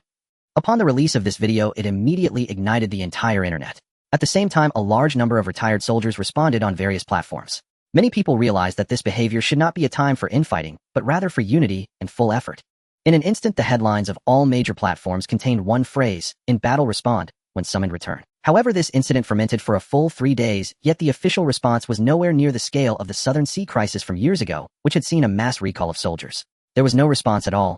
Only the diplomatic circle continued to repeat condemnation protest. Everyone felt their fervent enthusiasm was being betrayed. "Can we really only watch them come?" someone exclaimed angrily. Currently, Lin Feng focused all his energy on the super aircraft carrier. However, he was not on Shihai Island. At present, he was in the northwestern desert, but not in the area where Jiangcheng was located. Nearby were the staff from the Shihai Island base. Among them was Qian Yongyuan, a weapon expert, who approached. Today they were about to test the power of the carrier's dust cannon. The equipment debugging has been completed. Chief Lin Qian Yongyuan had dark circles under his eyes resembling a panda, yet he seemed as energized as if he had been injected with adrenaline. Lin Feng hadn't exploited his labor, but Qian Yongyuan said he was too excited to sleep. "Then let's prepare." Lin Feng glanced at the time and surveyed the weather. Just then, several military vehicles arrived outside, seemingly with quite an impressive entourage. Curious, Lin Feng walked outside and saw a middle-aged man getting out of a military vehicle. This man was Li Guocheng. "Why are you here?" Lin Feng approached. Li Guocheng had staunchly stood by his side back. Then, being a hero from the battlefield, Lin Feng held a respectful admiration for such a person. "I heard you are about to conduct experiments, and I couldn't sleep." Li Guocheng, seeing Lin Feng, seemed very friendly as he walked and spoke. "I talked to Guo before coming. He is very excited and wants to come see it too." Lin Feng, "This desert is arid and the climate isn't good. How can his health handle it?" "That's right," Li Guocheng said. "So this time I came prepared to shoot some video for him to see. You don't mind, do you?" "Don't call me sir, I can't afford that." Lin Feng smiled wryly. "You are certainly worthy of it." Li Guocheng laughed heartily. "Let me tell you, the old guys who opposed you before all praised you after hearing your deeds. However, they're hard-headed, especially that one who is in education." Lin Feng chuckled lightly and said, "Just call me Lin Feng." "Then let's keep it casual." Li Guocheng nodded, holding Lin Feng in even higher regard. As the two walked toward the testing area, Lin Feng asked, "Why hasn't there been a response from above regarding the calls for battle on?" "What use is a response? This storm is bound to be a confrontation of high-tech weaponry. Having more people is useless," Li Guocheng replied. Hearing this, Lin Feng smiled and said, "You are putting the pressure on me." "Huh." Li Guocheng laughed heartily. "You know it well. Let me tell you, old Zhou appears calm on the surface, but he hasn't been able to sleep for days. At least respond a bit to give people some hope," Lin Feng said. "It's already arranged," Li Guocheng said with a strange. "Is it related to me?" Lin Feng asked in surprise. "It's your leadership," Li Guocheng replied. Lin Feng then realized that compared to the attention of internet celebrities who could match the influence of that old guy, the bureau chief. We're ready, Chief Lin. Qian Yongyuan came over, nodded to Lin Feng, then nodded to Li Guocheng. Lin Feng also felt a bit nervous and said, then let's start. Yes. Qian Yongyuan turned and quickly said, Chief Lin's ordered dust cannon, first test commence. The rear quickly responded, all departments prepare. Technical department received. Logistics department received. Countdown to 10 seconds. 10, 9. Listening to the countdown, Li Guocheng's smile gradually faded. The reason he came here was not merely curiosity, more so it was a deep-seated skepticism. It was not his fault as the country's territory was fought back by him and his ancestors. He did not want to see a failure in the next battle. Yet Lin Feng's description seemed somewhat unbelievable. Can a single cannon really resolve everything? 2, 1 launch. Whoosh.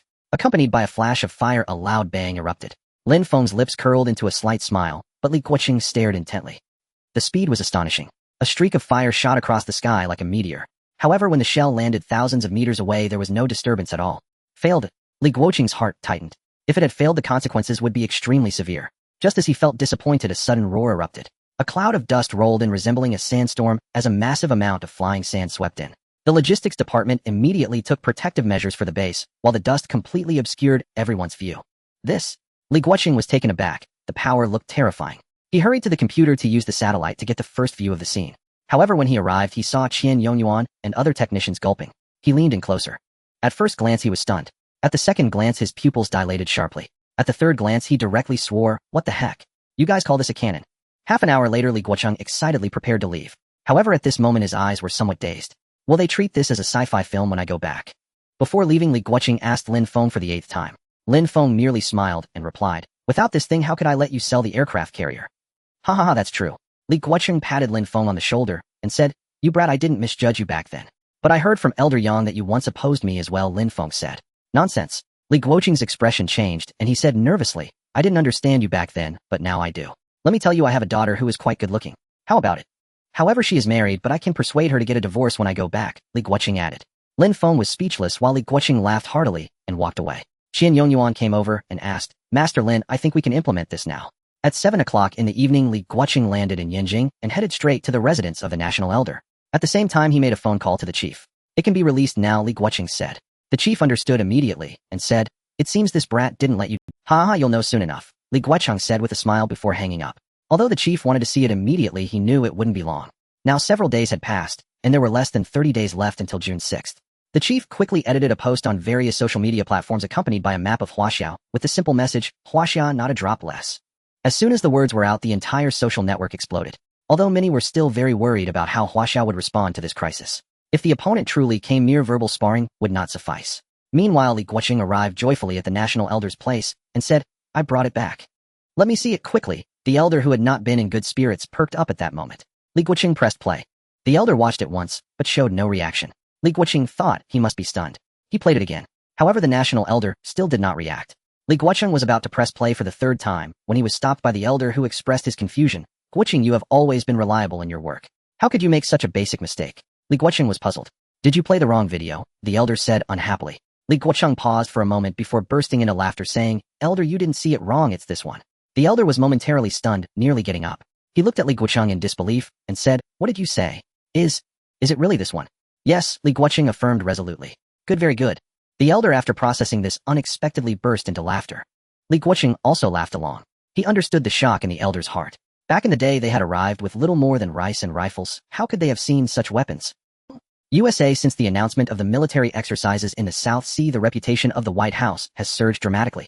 According to Investigation Smith, Plank's public support rate has also skyrocketed. For this reason, Smith Plank was very pleased, as it would greatly benefit his next campaign.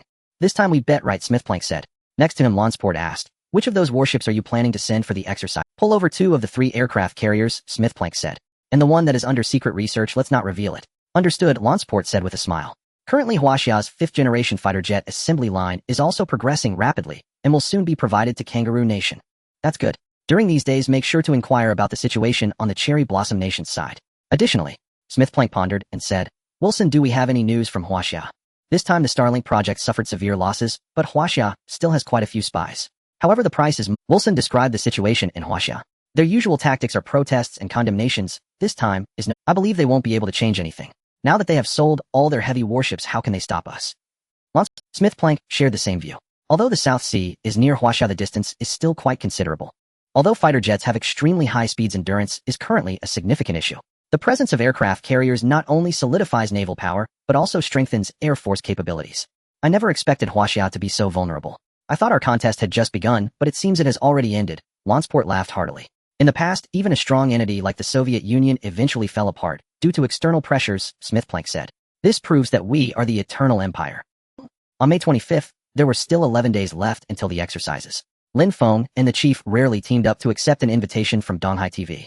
Since the last time Zhu Ting's identity was exposed, Donghai TV underwent significant restructuring, and most of the staff were replaced. The new host Han Ruoxin was also a beauty, but appeared somewhat inexperienced. Hello, Han Ruoxin greeted.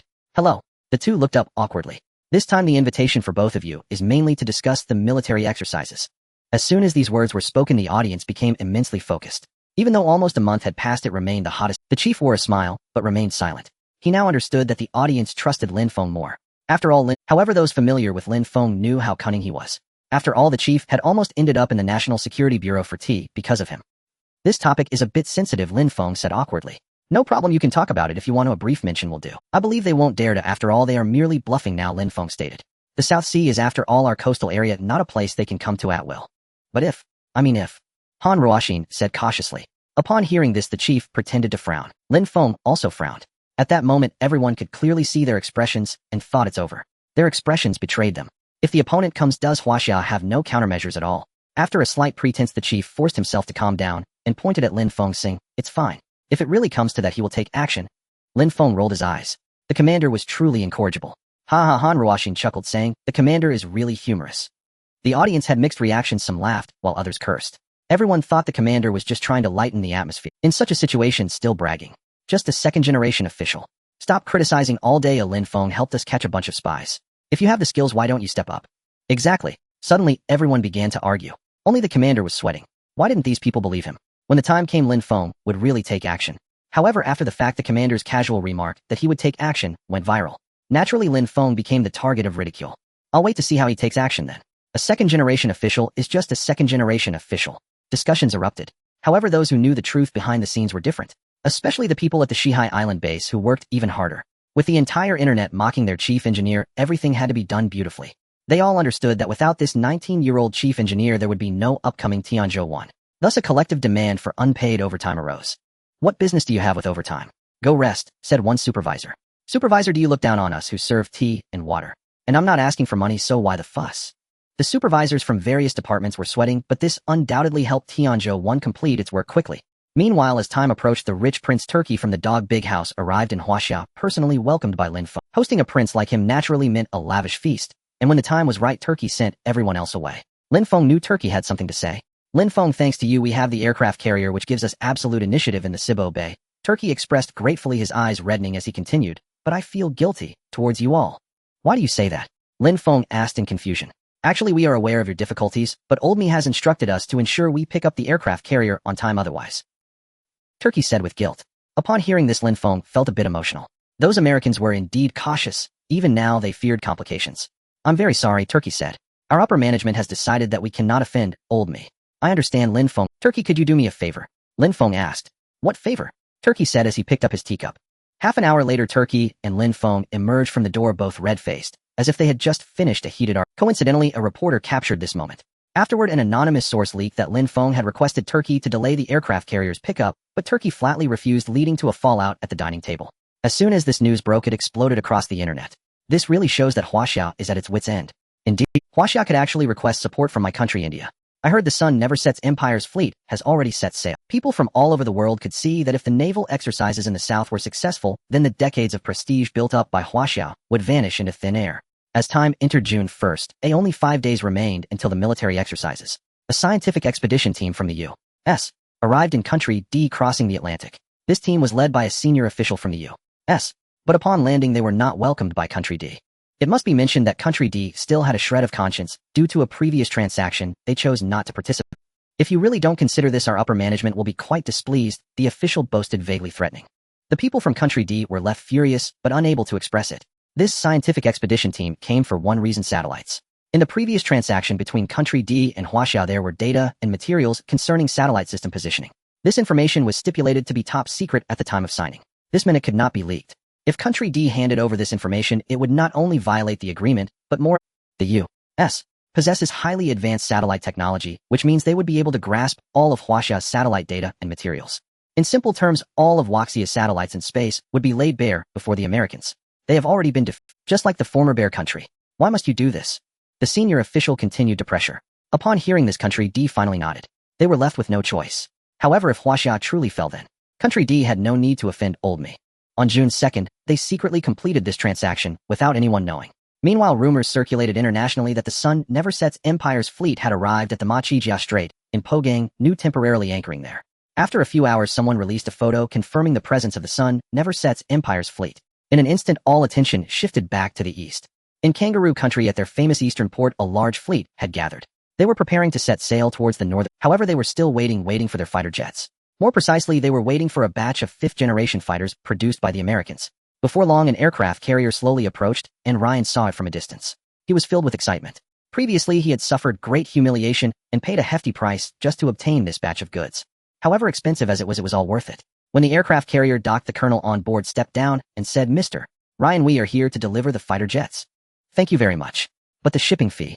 The colonel smiled slightly and said, "Wasn't the shipping fee included?" Ryan paused, unsure of what this meant. The colonel slowly explained, the contract only stated that production was included, but it did not specify shipping fees. Ryan glanced at the fighter jets on the aircraft carrier, thinking that the Americans were truly heartless. However, there was no turning back now. If they didn't pay the shipping fee, they certainly wouldn't hand over the fighter jets. Fine. Ryan gritted his teeth, feeling a sense of financial loss. Yet in his heart, he cursed Huaxia. If it weren't for the desire for revenge against Huaxia, they wouldn't have had to rush to have the fighter jets produced by the Americans. It's all your fault. He vowed to make Huaxia pay a bloody price. On June 3rd, at a port in the eastern region, a naval aircraft carrier was holding a handover ceremony. This was the last aircraft carrier of Huaxia, soon to be delivered to a foreign power. On board the warship, the Huaxia soldiers gazed at the familiar battleship with envy. Yet warriors do not shed tears. The Huaxia captain raised the flag and slowly stepped forward, handing the key to Turkey. Turkey saluted, and the captain returned the gesture. Then the captain turned back, his gaze filled with reluctance. This was Huaxia's first aircraft carrier, now destined to belong to another nation. Moreover, the crisis for Huaxia had arrived. They were left to ponder their future. Would they, as in the past, merely watch fishing boats guard their waters? Such a statement was too amusing. It must be known that in today's waters, without the protection of an aircraft carrier, it was akin to being exposed vulnerably before others. The captain sighed. He could not comprehend why the country would do this. They had once spared no expense to build an aircraft carrier, yet now it was easily sold off. Whose idea was this? Meanwhile, at the port of Shihai Island, there was jubilation. In front of them stood a massive aircraft carrier undergoing its final tests. Once the tests were completed, preparations for the launching ceremony would commence. When Lin Feng arrived, he found the area still quite sparse. Not many people were present. Qian Yongyuan spotted Lin Feng and hurried over, saying, "We are at the final testing stage now." Lin Feng scanned the surroundings and noticed a crowd gathered at the fence. He asked, why aren't they allowed in?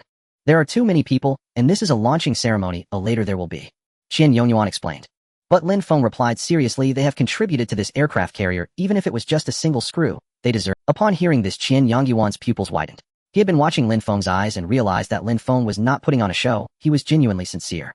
"He'll take care of it right away," Qian Yongyuan said excitedly as he walked outside and called out to them, "Comrades, Chief Engineer Lin." The crowd paused. Many present were basic workers from the port, and they knew that during such an important launching ceremony, it was already a privilege to watch from a distance. "What are you waiting for? Don't you want to go in?" Qian Yongyuan looked at the hesitant crowd and said, "Chief Engineer Lin said this aircraft carrier carries the hard work of each one of you." Hearing this, the crowd finally reacted. "Long live Chief Engineer Lin!" Someone shouted, and the crowd surged forward. Qian Yongyuan, witnessing the scene from the back, felt joy like a fool and followed behind. However, upon rushing in, the crowd's cheers abruptly ceased, for thousands of people on the aircraft carrier were conducting final tests. Report: the exterior inspection is good. The first report came in, followed by others. Report: the hull inspection is good. Report: the instrument inspection is good. Report: the equipment inspection is good. Report: the circuit inspection is good. Upon hearing this, many began to swallow hard. The total inspection reports for the aircraft carrier reached 488 items. Merely announcing them would take a considerable amount of time. Lin Feng sat there observing Qian Yongyuan's shaking hands. Next, it would be the weapon inspections. Given that the dust cannon differed from modern artillery, Qian Yongyuan had traveled the country to learn how to manufacture it. Ultimately, this was the result. "Nervous?" Lin Feng asked with a smile. "A bit," Qian Yongyuan replied, "because if it fails, it would mean we couldn't prevent that military exercise." Lin Feng exhaled and nodded. Qian Yongyuan's anxiety was not without reason. After about half an hour, a person rushed up to the top of the aircraft carrier, shouting loudly, "Report: the last item, firepower data monitoring. Good. Woohoo." At this declaration, the audience erupted in cheers. Some excitedly embraced each other, while others wiped tears of joy. Qian Yongyuan nearly collapsed to the ground, but Lin Feng supported him. You did well, Lin Feng said. Academician, thank you, Chief Engineer Lin. Qian Yongyuan wiped his tears. Just then the sound of a military whistle echoed from the back, and everyone instinctively made way. Lin Feng turned around, and was moved by the sight of the person approaching. Li Yuanzong, the first commander of Huaxia. Now he could only walk with the aid of a cane. He approached step by step, gazing at the colossal vessel before him, and his eye. Actually, back at the beginning of the nation's establishment, there was an incident in the Southern Sea.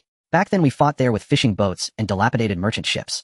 Now, Li Yuanzong's face was marked with the wrinkles of age, evoking empathy. A man stepped out from behind, approached slowly, and saluted. He was named Yu Shengming, one of the naval marshals. This time he came to personally execute and participate in the upcoming battle. Marshal, I will not fail my mission, and will defend our nation's waters. Li Yuanzong also returned the salute, turned his head, and nodded at Lin Feng. Lin Feng nodded as well. At that moment, Yu Shengming stepped forward, saluting Lin Feng, and saying, "Thank you, Comrade Lin Feng. It's in your hands now." Lin Feng returned the salute. Yu Shengming turned back, pondered for a moment, then scanned all the staff, and saluted. At this moment, everyone felt a tightening in their hearts, realizing that all their efforts over the past few months were worth it. Yu Shengming turned back, and said to Lin Feng, "Please." Lin Feng paused. Yu Shengming smiled, and said, "I think it would be more meaningful if you, the chief engineer, personally unveiled." Lin Feng turned back and glanced at all the staff, finding their faces filled with anticipation. In a sense, Lin Feng nodded, stepping forward to the aircraft carrier. He stood there looking down, placing his hand on the switch of the unveiling. After a slight pause, he slowly pressed down. In the next second, a red cloth suddenly fell away from the hull of the aircraft carrier, revealing 4 giant characters, Tianzhou No. 1. Following that was a huge flag of Huaxia. Everyone below erupted into applause at that moment. Lin Feng let out a breath, feeling a weight lift from his heart. Yu Shengming loudly declared, "Naval Special Operations Brigade 8A, all personnel board the ship." Yes. The soldiers marched vigorously towards the vessel.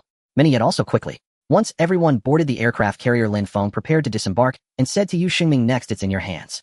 Yu Shengming smiled, glancing at the aircraft carrier, and said, "With such excellent equipment, if I can't return with a satisfactory report, I'll come back to see you with my head." Lin Feng smiled, saying nothing, and walked down. At that moment, Yu Shengming looked at the time, and announced, "Tianzhou No. 1 set sail." Bing Lufei Naval Base, on the east coast. As the Tianzhou 1 headed towards the southern sea, a large number of warships surged into the base. Among them were 2 ships led by the Union Jack, the Teles, and the Damilo. Both were Ford-class aircraft carriers participating in this naval exercise in the Southern Sea. These 2 aircraft carriers were equipped with numerous advanced 5th-generation fighters, heavily armed frigates, and countless heavy artillery. Additionally, they had submarines for escort. It can be said that these 2 aircraft carriers represented the core maritime power of the old United Kingdom. Not long after Ryan brought the Kangaroo Nation's fleet. As the second-in-command of the Kangaroo Nation, he actually didn't need to come. However, this time, it was his request. He had long yearned for this moment. The humiliation from Huaxia gave him nightmares every day. The familiar Phoenix legend. The familiar ant twist, and that dilapidated hotel. Also Lin Feng's smile and arrogance. All of this became a shadow in his life. "Long time no see, Your Excellency Ryan." A soldier approached with the Union Jack. Ryan was momentarily stunned, then smiled. 5-star General Mike Arthur. This man was a well-known hawk, always adopting a strong stance towards Huaxia. "I can't believe you came in person this time. To be rated as a 5-star in the United States, one must have made immense contributions or possess extraordinary insight." Mike Arthur was the 5-star general who participated in the operation that resulted in the elimination of the super-terrorist Osama bin Laden. "This has always been one of my goals. This Eastern nation must not rise," Mike Arthur said seriously. Ryan nodded and asked, "What's the plan now?" "Very simple." Mike Arthur drew 3 points on the map and said, "At that time we will converge from 3 directions. In the north, the fleet, led by Sakura Nation, will head straight south. In the south, the fleet, led by the empire on which the sun never sets, will move north. And we will depart from here, forming a straight line of 3 points." "Good," Ryan exclaimed in delight upon hearing this. Suddenly, he noticed many people in the back, not wearing military uniforms, holding cameras instead of guns. "What is this?" Ryan asked curiously. "Reporters," Mike Arthur replied. Ryan was somewhat puzzled. Typically, military exercises would be conducted under secrecy. At most, there would be a press conference beforehand, or information would be disclosed afterward that they had conducted military exercises at XX location and achieved great success. Huaxia has been frantically selling equipment these past few months, which to some extent indicates that they are gradually declining. We want the whole world to see this scene. Mike Arthur said with a smile, "This is also a decision made by our great national leader." Seconds. Ryan couldn't help but be overjoyed upon hearing this. Thus the effect would surely be even better. Just wait a bit longer, there are still 2 days left. Mike Arthur, having heard about Ryan's situation, said with a smile, "This Eastern nation's fortune will only last for another 2 days." With only 2 days left, discussions in the country gradually heated up. The previous post by the bureau chief on social media had been shared and liked over several hundred million times. It can be said that any rumors from abroad would be transmitted back to the country at the first opportunity. "I heard all 8 countries are ready. It's over. If they really come, what will happen to our dignity? Urgent report. Latest news, they even brought reporters with them. Damn, do they want to broadcast live? This is too much. Why hasn't our military said anything yet? I'm so anxious. Why not just drop a nuclear bomb? Stop thinking, it's impossible to use a nuclear bomb. The domestic clamor was overwhelming. As time approached, the calm-minded individuals became fewer. The bureau chief occasionally glanced at the news lying in his chair, not knowing what to think. At this moment, as he saw the door pushed open, Lin Feng's figure appeared, and he hurriedly stood up and asked, "Thirsty? Not thirsty. Hungry? Not hungry. How to scold someone?" Lin Feng smiled and directly sat down. The bureau chief still poured tea and offered water, saying, "How is it?" "What do you mean by how is it?" Lin Feng asked knowingly. "It's about the aircraft carrier," the bureau chief said expectantly. He knew Lin Feng went to preside over the aircraft carrier's launching ceremony, so he had been waiting. Lin Feng smiled and said, "Look at my expression." The bureau chief was overjoyed, clenched his fist, and said, "Good, good, excellent." He turned his head to ask, "Then the person who disembarked is?" "Marshal Yu Xinming," Lin Feng replied. "He personally took action." The bureau chief's expression became even happier. Lin Feng asked, "What is this person like?" "If the country sends him out, it basically proves their determination," the bureau chief said with a smile. Lin Feng understood what kind of person Yu Xinming was from this. The bureau chief sighed and said, "If I weren't retired, how wonderful it would be. Forget it, a look at your belly." Lin Feng said. The bureau chief lowered his head and then awkwardly adjusted his pants, finally saying seriously, "A fat person can also be a good general. Strength is not determined by body size, okay? Why do you speak with a flavor of the old United States? Should I have the National Security Bureau check you?" Lin Feng said with a smile. "Get lost, you little bastard." After the bureau chief finished speaking, he directly took away the tea he had just poured and drank it. "That was my tea." A day later, media from Asan Nation broke the news that they had witnessed the aircraft carrier purchased from Huaxia passing through their waters. Once this news broke, the whole world was in an uproar, because this news basically confirmed that Huaxia did not have sufficient maritime power to threaten this military exercise. At the same time, on this day, NCCUOC and BAC announced that they would participate and broadcast live throughout. This news exploded among the crowd like a bomb. Live broadcasting of military exercises was unprecedented. They really want to see Huaxia humiliated. That was the original intention. I am not surprised. From now on, Huaxia will no longer maintain its status on the international stage. It seems that there is truly no one in the world who can shake the position of the old United States. As this news was transmitted on the southern island, a medium-sized plane landed, and there were also 3 reporters on board. However, these reporters were all from Huaxia. Old Huaxia News, Yanjing TV, and TVCC. These 3 television stations are also the core media of Huaxia. "What are we doing here?" Zhang Xiao, a reporter from Yanjing TV, landed and looked at everything around him, feeling unfamiliar. This is a naval base, but why did they come here? Inside the naval base, Yu Shengming was studying the operational sea area map when a communication officer approached and said, "Marshal Yu, the reporters have arrived." "Good," Yu Shengming nodded. As he sat down, he noticed reporters from 3 different outlets entering. "Marshal Yu," exclaimed the veteran reporter Hang Feiwen from the old Huaxia news agency, astonished. He knew that Yu Shengming rarely left Yanjing. Why was he here now? The other 2 reporters swallowed nervously upon realizing yes identity. "Don't be nervous. The reason I invited you here is to ask for your assistance," Yu Shengming smiled. "I wouldn't dare say it's help. Just give your instructions." Hang Feiwen replied hastily. The other 2 nodded vigorously like chicks. "Actually, if you hadn't boarded the plane, yet we wouldn't have needed you. Since you're here, let's proceed as planned," Yu Shengming stated. The 3 were puzzled. However, Yu did not elaborate. In fact, it was not only the Americans who had prepared reporters, they had also organized their own. Because the higher-ups had only one objective. From tomorrow onward, no one will dare to invade Huaxia's waters. Hence, they needed extensive coverage of this event. However, they did not expect the Americans to have prepared everything for them. "Do you know where this is, Yu Shengming asked. "Yes," Hang Feiwen thought for a moment and replied. "Are we going to use missiles to threaten them here?" "No," Yu Shengming replied. "Missiles could be intercepted, and since it's near the coast, we will confront them hidden." Hidden? The 3 were confused. How would they confront them? They didn't even have an aircraft carrier. Were they really supposed to go in fishing boats? What is this? Half an hour later, the 3 reporters nearly fell to their knees. What lay before them was incredible. A brand new aircraft carrier with completely unfamiliar equipment. On the warship, rows of 5th-generation fighter jets were displayed along with a massive cannon. An aircraft carrier. An aircraft carrier. A super aircraft carrier. "Marshal Yu." Hang Feiwen seemed like a fervent military enthusiast, his expression gradually losing control until he turned and saw Yu Shengming quickly saying, "Sorry, I'm just too excited." "It's fine," Yu Shengming smiled. "What is the tonnage of this aircraft carrier? Why don't I see any escort ships? And when was it built? Do we have such technology?" Hang Feiwen bombarded with questions, sounding less like a qualified reporter. He couldn't be blamed. Hang Feiwen was not just a reporter, he was also a military enthusiast, and he had been following this event on Weibo for a month. He felt a mix of excitement and frustration. Seeing this massive aircraft carrier made him ecstatic. Yu Shengming didn't hold it against him and said, "Its tonnage is about 1.5 times that of the Ford class. As for the escort ships, it doesn't need escort ships." Upon hearing this, Hang Feiwen's pupils dilated. "No escort ships. Is there an aircraft carrier that doesn't require escort ships? TVCC reporter Chen Dongdong asked in confusion, what does it mean that it doesn't need escort ships? This means that this aircraft carrier has absolute self-defense capabilities. Hang Feiwen looked up and asked in confusion, does our country have such technology? Deep down he even acknowledged it.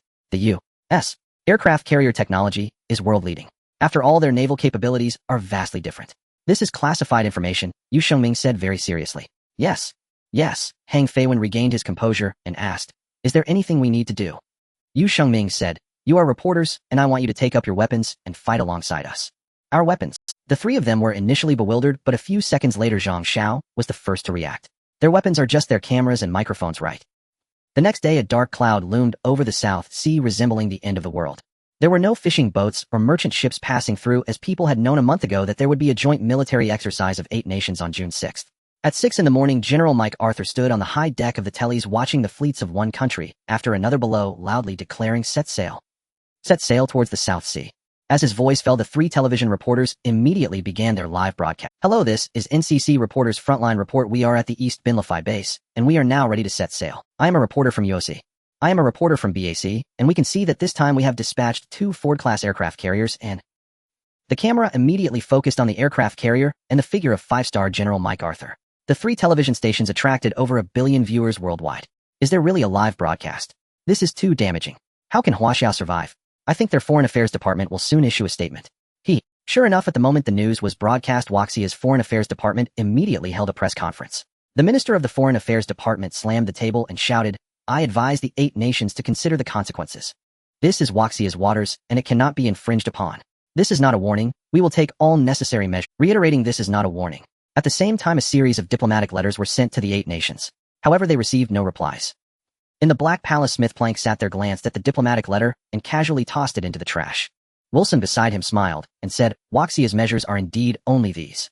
Smith Plank laughed heartily. The assistant beside him was also very attentive and immediately brought champagne. He knew very well that the 2 high-ranking officials would be in a great mood enjoying this live broadcast. On screen, the NCC reporter exclaimed, Oh friends, according to the positioning, we have officially entered the South Sea region. The camera shifted to see a trio of aircraft in the sky bearing the flag of Huaxia. Simultaneously, the voice began to connect with the aircraft carrier via radio. Everyone, please listen carefully. This is Huaxia's waters. Please evacuate immediately. Reiterating, this is Huaxia's waters. Please evacuate immediately. The communications officer beside them glanced at Mike Arthur and Ryan, but unexpectedly Mike Arthur snatched the communicator. This 5-star general exclaimed loudly, We will not withdraw if you dare fire at us. When Mike Arthur's voice transmitted, it was not only conveyed through the aircraft's communication system, but also directly broadcasted to billions of viewers around the world via cameras. The most excited were the Americans. As expected of a 5-star general. Haha, look at their aircraft. The camera focused on the aircraft in the sky, capturing the Chinese warplane gracefully turning and leaving. Hearing this, Mike Arthur disdainfully remarked, I thought they would shout a few more times. Who knew they would back down so quickly? This live broadcast could not be received domestically. However, the world is a whole. There are no walls that are completely empty. Soon the broadcast was transmitted back to the country through various means. Self-media, short videos, and so on. Some even openly streamed it on live platforms. This frightened these platforms, with major ones like Douyin preparing orders to take down this content. Weibo was even more flustered, as the top trending topics were all about this incident. At this moment a message came from above. Major platforms should uphold the right to free speech and should not impose restrictions. Upon hearing this, the platforms were all dumbfounded. Such matters are extremely sensitive, and the authorities are usually very cautious. This time it was a disgrace. Many platforms were puzzled, but since the authorities actively issued such a statement, they dared not violate it. Consequently, those people became even more frenzied, with live broadcasts appearing on various platforms. I can't watch this anymore. Damn it, this is driving me crazy. Mike Arthur, I can't take it anymore. I need a smoke. I'm not watching anymore if I'm going to drink. Hey, I feel like today is the end of the world. The people in China were very frustrated. At first they fantasized about what decision the authorities would make. However, all they received was a few verbal warnings from a trio of 5th-generation aircraft. But what good are verbal warnings? If words could prevent crimes, what would police be for? China. It's doomed. On Weibo, a celebrity with over 30 million followers issued such a statement. In an instant, comments exceeded 10 million. In a sea area of a southern archipelago, Tianzhou 1 was stationed there, only 3 nautical miles away from the military exercise site. On the journey here, the 3 journalists were astonished, especially Chen Dongdong. She was mildly prone to seasickness, yet she felt no discomfort the entire way. Not only that, but the speed was astonishing. The other 2 were novices, but Hang Feiwen was not. He informed them that the speed of this aircraft carrier was extraordinary. In simple terms, it was incredibly fast. Fast beyond what an aircraft carrier should be. They also had phones and had seen the flood of news back home. Some even began to criticize the higher-ups for their incompetence. At this time Hang Feiwen was also anxious. He saw Yu Shengming still sitting there drinking tea, so he walked over and asked Marshal Yui, "Are you anxious?" Yu Shengming smiled. Hang Feiwen nodded. "Sit down and have tea, Yu. Everything is under control," Yu Shengming said with a smile. Hang Feiwen sat down, thought for a moment, and puzzledly said, "I have a question." "Ask away." "The American radar system is very powerful, and they have satellites to assist. Why can't they detect Tianzhou 1? "It's simple," Hang Feiwen replied. "They are not worthy." Hearing this, Hang Feiwen was slightly surprised, but more excited. What does this represent? It indicates that this aircraft carrier possesses extremely high stealth capabilities. Terrifying. Too terrifying. Does China really have such technology? Which big shot created this? Why don't we depart now to stop them? Hang Feiwen said eagerly. "If we set off now, they will surely be frightened upon seeing Tianzhou 1. "That's your second question," Yu Shengming chuckled. Hang Feiwen gave an awkward smile. Yet Yu Shengming's smile suddenly froze as he said, "Frightened. Is merely retreating sufficient? Are you satisfied with that? Some people will never know fear without bloodshed." Hearing this, Hang Feiwen and the others immediately understood. This was a murderous intent. A blatant murderous intent. It was clear that if the other side did not pay a price this time, they would not leave this place. As they spoke, 5 fifth-generation aircraft swiftly flew overhead, simultaneously transmitting, "Report. Warning, ineffective, warning, ineffective." Hearing this, Yu Shengming finally stood up. In the distance, the dark sea water and the sky were filled with thick clouds that still lingered. However, Rains was in a good mood. Currently, the fleets of various countries were gradually approaching as displayed on the radar. Among them, the fleet of Sakura country in the north was slightly slower, as they had no aircraft carrier, only so-called maritime self-defense forces. Thus, they were very patient in waiting. According to the plan, the first shot of the military exercise would be fired by the Tellies, followed by the 5th-generation aircraft exercises of the United States and Kangaroo country. This scene was what Rains anticipated the most. Using China's own 5th-generation aircraft for exercises in their waters would be incredibly mocking. "Come on, Sakura country," Rains eagerly awaited. At this moment, Sakura country was heading towards the target sea area under the leadership of Zhuomu. Suddenly someone shouted, "Report, there seems to be an unidentified object in the distance." Zhuomu quickly looked through There was nothing in the telescope. "Damn, there's clearly nothing there," Zhuomu cursed. The soldier lowered his head, not daring to speak, and Zhuomu said, "Hurry up, Colonel MacArthur is urging us." He felt quite anxious. The countries of Southern Bang and Sakura country were derogatorily referred to as the subordinates of Old America, with absolutely no military autonomy. Now Old America directed them east, and they absolutely dared not go west. Accompanied by their considerable speed, they finally drove into the designated sea area. The distant radar of the Tellies also detected the Sakura country fleet. The Tellies is indeed one of the most advanced aircraft carriers in the world with such a developed radar system. An NCC reporter quickly flattered. "Next we will fire the first shot of the military exercise." As the words fell, a shell shot up into the sky, and the NCC reporter immediately praised. "This is the flagship cannon of the Tellies, renowned as a small nuclear bomb with an explosion radius equivalent to a full 8 football fields." As he spoke, the shell soared into the sea, erupting into a towering wave. The seawater continued to roll in layer upon layer. Terrifying. The U.S. Navy is truly terrifying. For the next 50 years, it will still be their domain. The world's netizens were shocked and expressed their admiration. When the dust from that cannon shot settled, Lanes was overjoyed, for the next event was precisely what he had been eagerly anticipating. At this moment, the request command from the general of the Kangaroo country echoed in his ears. "Your Excellency, Lanes, we are ready and can take off at any time. Now we await your command." As the general spoke, Lanes glanced at the sky and said, "Take off." "Yes." At that moment, the 5th-generation fighter jet from the United States soared into the sky. An NCC reporter remarked, "What we see on screen is that the 5th-generation fighter jet from the United States has taken off. This generation of fighter jets has been modified and is also referred to as the 5th-and-a-half-generation fighter jet." "Wait a moment. What is this? Isn't this the 5th-generation fighter jet from Huaxia?" "Oh no. This belongs to the Kangaroo country's 5th-generation fighter jet." This reporter was indeed seasoned, instantly heightening the drama. This statement also immediately caused the audience worldwide to erupt in uproar. The show has begun. This is unbelievable. So amusing. The Kangaroo country is indeed skilled at annoying people. It is evident that Lanes is out for revenge for the previous grievances. Other countries had their share of joy and were merely... However, the Huaxia people clenched their fists tightly. This was truly infuriating for them. For other countries to use their technology to build their fighter jets and conduct military drills in their maritime territory is, needless to say, a humiliating matter. Some Huaxia people could hardly bear to watch any longer. "Damn, I can't take it anymore. If I keep watching, I might stop being patriotic." "Me too. What good is anger? We cannot threaten them at all." Various forums were buzzing with noise, with many people signing petitions and the like. Unfortunately, this was all in vain, failing to stir even the slightest ripple. One can only imagine how the world would view Huaxia after today. These 3 days would undoubtedly become one of the most humiliating days since the founding of the nation. Only a handful of people sat there waiting for the most thrilling spectacle to unfold. Among them, Lin Feng, the bureau chief, and Su Qinxi sat together watching the scenes on the screen. The bureau chief glanced at the time and said, "It's time, the clown should be leaving the stage." Lin Feng smiled and said, "I am reminded of a saying. What is it? Dignity only exists at the tip of the sword, and truth lies within the range of cannons." The bureau chief chuckled. Above the sea, the third wave of performances from the 8-nation fleet was getting ready to go on stage. Next to appear would be 2 aircraft carriers sailing side by side, followed by a fleet of warships.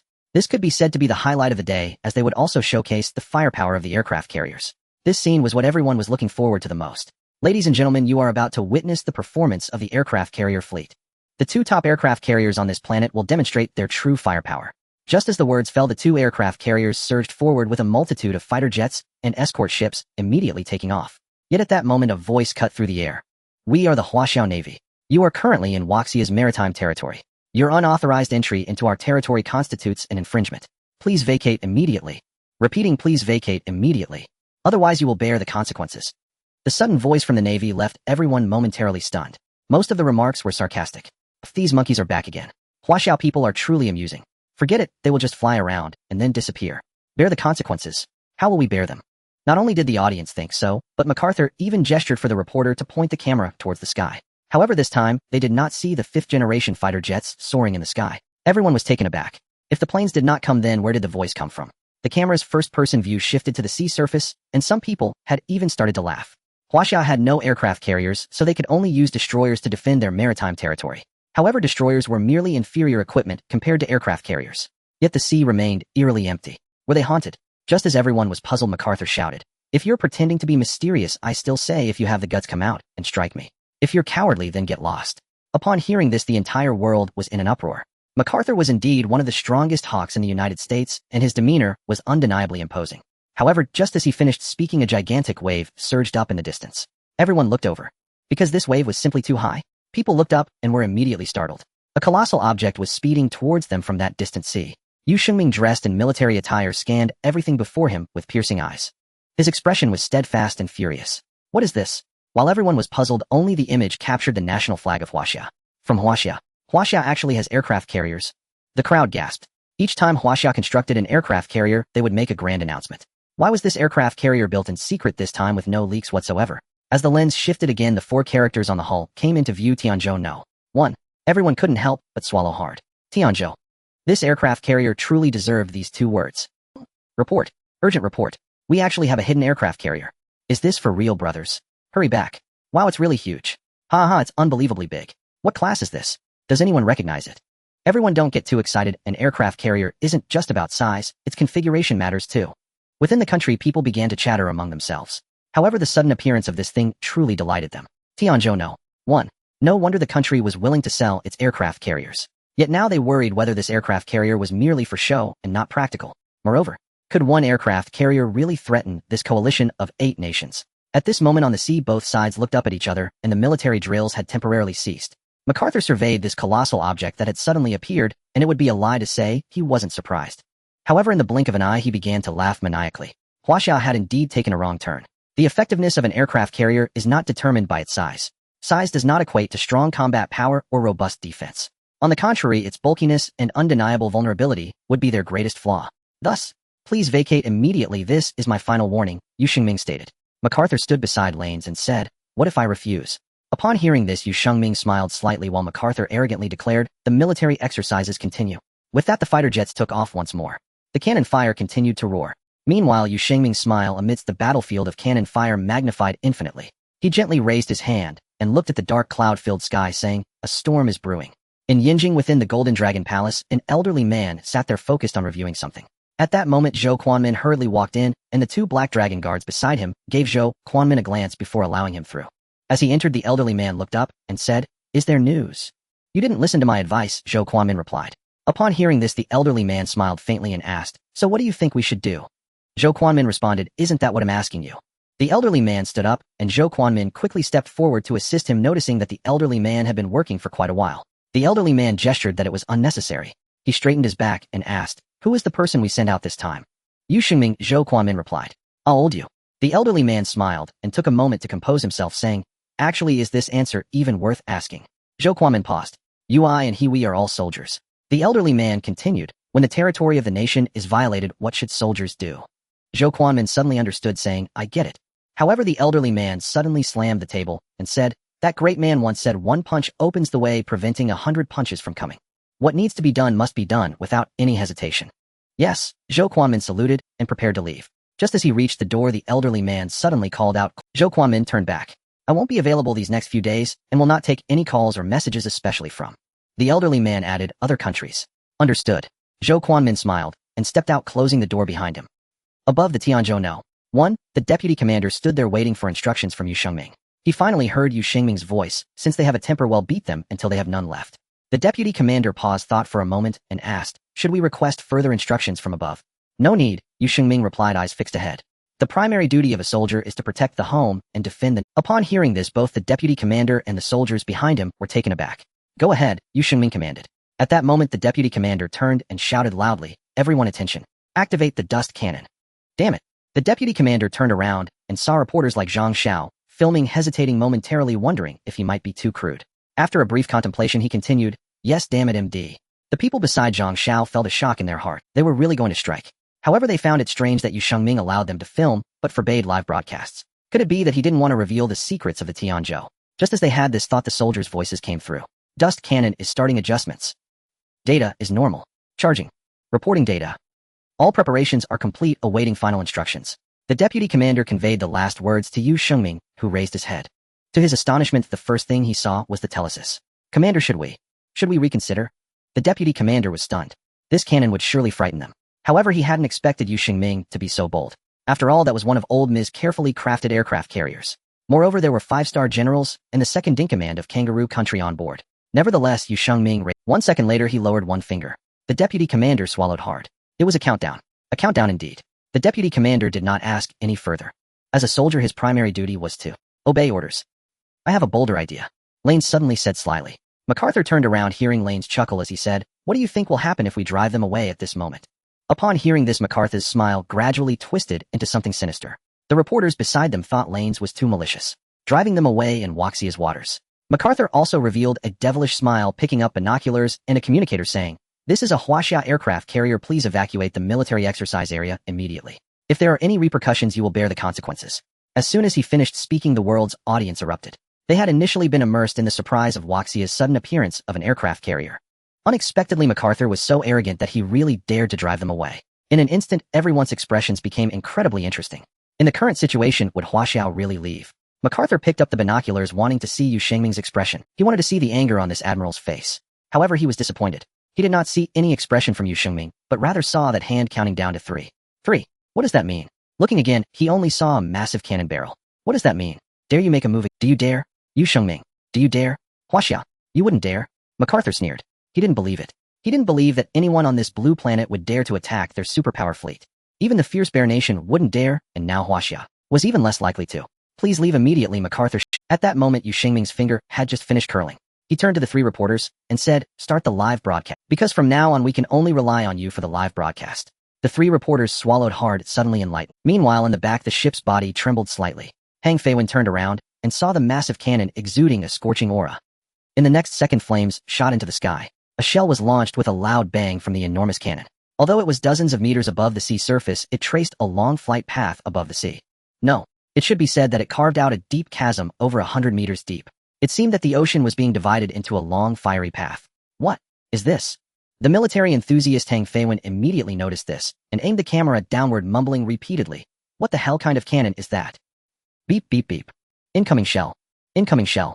Suddenly, alarms blared on the telesis. MacArthur and Lanes were both startled. They had fired. They really fired. After a moment of shock, MacArthur immediately said, "Don't panic, intercept." And then, counterattack. MacArthur's expression was not angry, but rather filled with delight. In the current international situation, whoever strikes first bears no responsibility. However, if you strike first, he will be overjoyed. The camera just happened to capture his devilish smile.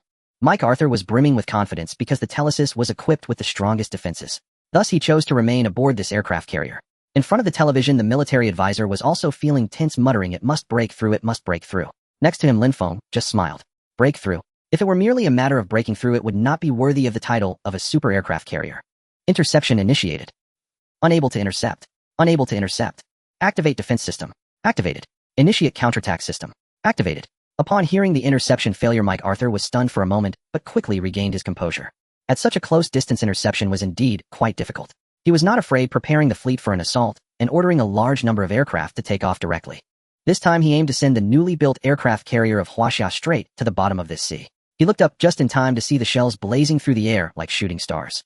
The waves towered hundreds of meters high. At that moment, the instincts of a soldier filled Mike Arthur with a profound sense of unease. Something was not right. The shells were not right. Mike Arthur swallowed hard. In the next moment, the shells struck the hull of the Telesis at lightning. The ship began to tilt dramatically, and the Telesis' renowned triple defense network was activated. However, in the next moment, despair enveloped everyone. All that could be seen was that the defense network of the Telesis disintegrated like a thin sheet of paper, ultimately turning to ash. When the audience wanted to continue watching, a sizzling sound was heard. Only those watching on domestic official platforms like Yinjing Channel saw the sudden switch in footage. Dear viewers, I am reporter Hang Feiwen. I will bring you live coverage of the Southern Sea Defense Battle. Anyone who dares to step into our territory will meet. As the voice faded, Hang Feiwen looked into the distance. He had to admit he was stunned by the scene before him. The shell had not penetrated the enemy's carrier. Instead, it exploded directly. The flames burned fiercely above the sea. However, there were no fragments. No wreckage. How could this be? It was then that Hang Feiwen realized something. The power of that shell was annihilation. An explosive destruction.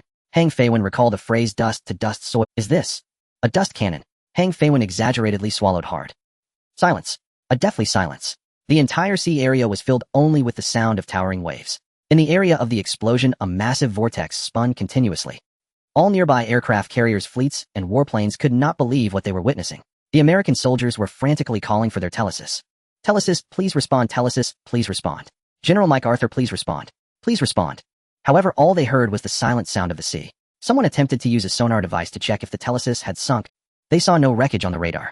Impossible, this is impossible. The captain on the Domino saw this scene and turned to glance at the distant Tianzhou 1. That enormous hull. That gigantic cannon. That enormous national flag. At this moment, the captain truly... This Tianzhou 1 was not some inferior aircraft carrier, but rather a super aircraft carrier. Before he could react, he was drenched in cold sweat. Because the dust cannon had turned its muzzle towards them. At the same time, the resolute voice of Yu Shengming came through again. I am the Huaxia Navy. Now please evacuate. If you do not evacuate, I would be happy to assist you. Just like just now. At this moment, the 8-nation alliance present was drenched in cold sweat. Yu Shengming turned his head and looked at the warplanes in the sky, saying, activate the radar cannon, deploy the warplanes, and take down all of the Kangaroo Nation's fighters. Understood. The deputy commander replied, turning around and saying, strike, hit them hard. Ah, this is insane. This world is insane. MD, we actually had such an amazing aircraft carrier hidden. Who can slap me and tell me this isn't a dream? Hey, didn't Mike Arthur just say to shell him? I've never seen such a request in my life. This is awesome. This is what an aircraft carrier should be. The Telesis is garbage. Those who had been watching the live broadcast, which suddenly cut out, rushed over after receiving the domestic radio broadcast. When they witnessed this scene, everyone dropped their jaws. Powerful. Satisfying. And this is truly... Those viewers went wild. The camera also captured Yu Shengming's final words. Strike. Take them all down. These clowns had no right to be arrogant in their waters. This was their territory. If they did not leave, they would remain here for... Retreat, retreat. The captain of the Domino woke up, shouting loudly. However, a soldier beside him said indignantly, we just sank an aircraft carrier, are we going to let them go like this? But unexpectedly, what he received was not an answer, but a slap.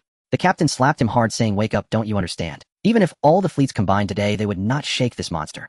That's an aircraft carrier several times more advanced. The soldier came to his senses, and at this moment, all the fleets began to retreat from the area in disgrace. Yu Shengming and all the Huaxia soldiers stood aboard the ship, watching the retreating military vessels and the Kangaroo Nation's warplanes being shot down. At this moment, the dark clouds suddenly parted slightly, and a ray of sunlight reflected on the sea surface. It just happened to shine on the graves of 5-star General Mike Arthur and Ryan. They came here, and would remain here forever. Black Palace, Smith Prang, and Ransport stood up when they saw the moment the Telesis vanished. They could not believe it. They could not believe that the Telesis had just disappeared. They could not believe that Huaxia truly dared to it. Incredible. It was truly too incredible. Smith Prang paced back and forth, while Ransport stared blankly. Just in the next second, Smith Prang exclaimed loudly, what are you waiting for? Ransport snapped back to reality. Call the higher-ups, I need an explanation. Smith Prang shouted, I need them to pay the price. Hurry up. Ransport regained his senses, and hurriedly, he looked up at the sky. The sky had not changed. But he understood the sky of the world had changed. At the National Affairs meeting, Lansport squatted in front of the phone, making call after call. No answer. Either they didn't pick up, or they were too busy to talk. Quick, find their ambassador. Lansport nearly roared. Immediately someone went to carry out the order. However, they soon discovered that the ambassador stationed in me claimed to have a high fever and was completely unavailable. At this point, Lansport was utterly dumbfounded. How dare Huaxia act so ruthlessly? Were they really not afraid? Not just Lansport, but all of Blue Star, including the people of Huaxia, were astonished. Was Huaxia really not afraid? At this stage, no country had issued a statement. Yet the video of the disappearance of the tellies had already circulated countless times. The world seemed calm, but everyone knew that beneath this tranquility lay a brewing storm. The Tianzhou-1 swiftly entered the South Island base, and 3 reporters disembarked from the aircraft carrier. For them, this would be the most unforgettable experience of their lives. As media personnel, they were particularly sensitive. As they disembarked from the aircraft carrier, Hang Feiwen couldn't help but glance at Yu Shengming and said, "Marshal Yu, may I ask?" "Go ahead," Yu Shengming replied. "Are we really prepared to face everything?" "No," Yu Shengming said. "However, we cannot let the territory our ancestors fought for with their blood fall into the hands of our generation. That person once said how long we fight is not up to us, but to them, the Americans. We'll fight as long as they want to fight. In our Huaxia military, there are no cowards." The 3 men felt their blood boil, saluted, and then turned to leave. Before reaching the base, Hang Feiwen thought for a moment, opened Weibo, and typed a few words. "In the bones of Huaxia soldiers, there are no cowards." 6 hours later, some began to sense that a storm was about to begin. After all, even if those above remained still, the media below was quite different. Western media began to attack Huaxia furiously, demanding an explanation, while simultaneously promoting war rhetoric. It was well known that this incident might become the spark for the Third World War.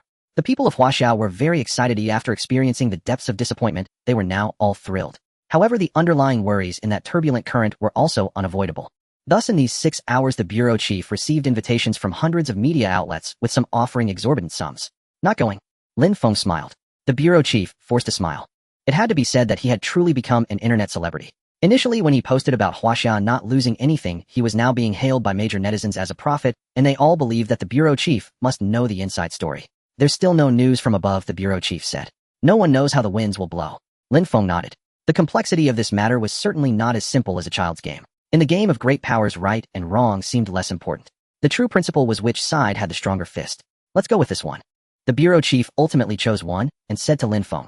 Lin Feng looked and nodded. The current momentum was just right, and it was the best opportunity for him to start crazily accumulating points. However, the work group at Lin Feng's Shihai base had already gone wild. The group of technicians was celebrating at this moment. After all, it was the weapon they had created that defended the dignity of their nation. At 7 in the afternoon Beijing time, finally a country stood up.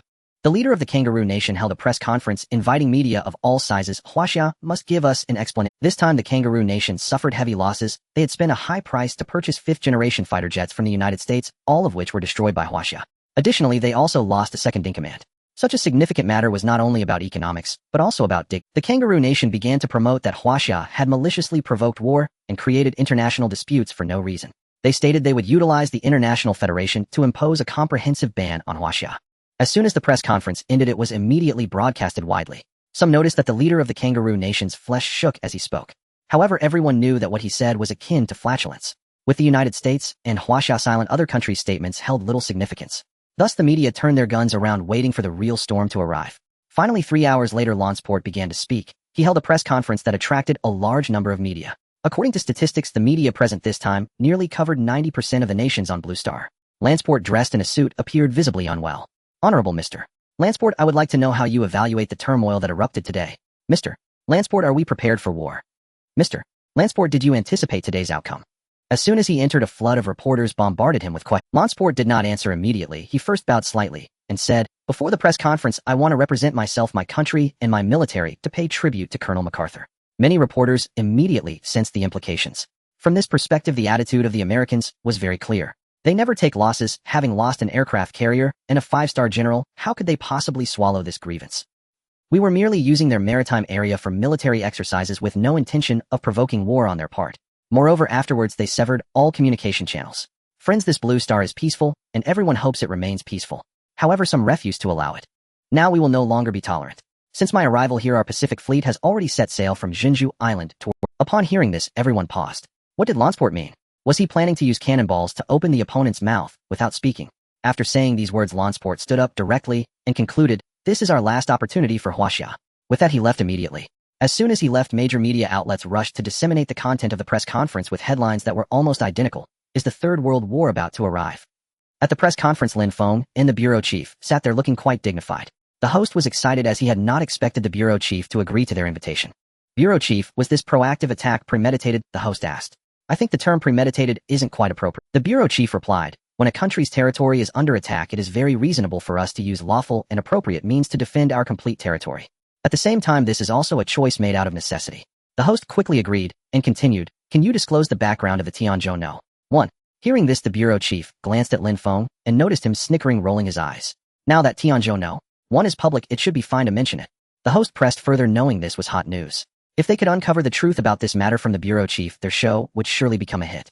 Tianzhou no. 1.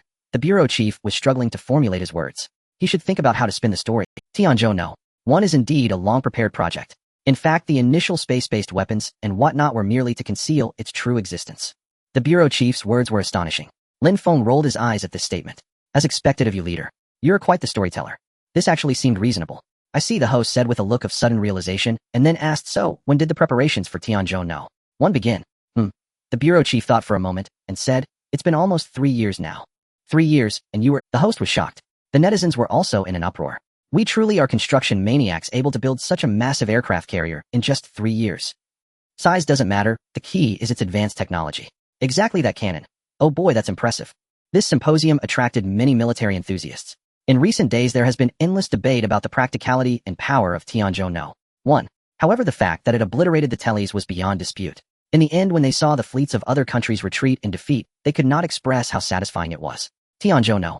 1 had become the hottest topic in global military discussions. Now the bureau chief actually said it could be built in 3 years. He nodded nervously, secretly sweating. He wanted to tell them it was actually built in less than 100 days. Moreover, the people who built it were sitting right next to him. However, the host was too busy praising the construction mania to notice the bureau chief's expression. After boasting for nearly 20 minutes, the host suddenly changed the subject and asked, could you tell us about the general construction process of Tianzhou no. 1. If it's convenient, can you reveal the chief engineer?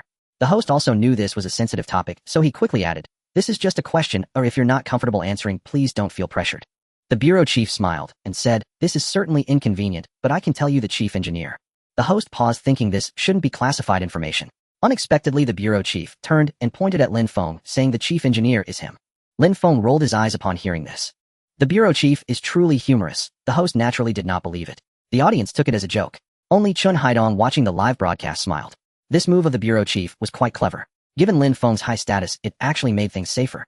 After all, the conflicts between the two countries were too complicated, with both open and covert battles unavoidable. Let's discuss the last topic, the host continued. How do you assess the upcoming situation? Are you referring to the situation between the two countries? Yes.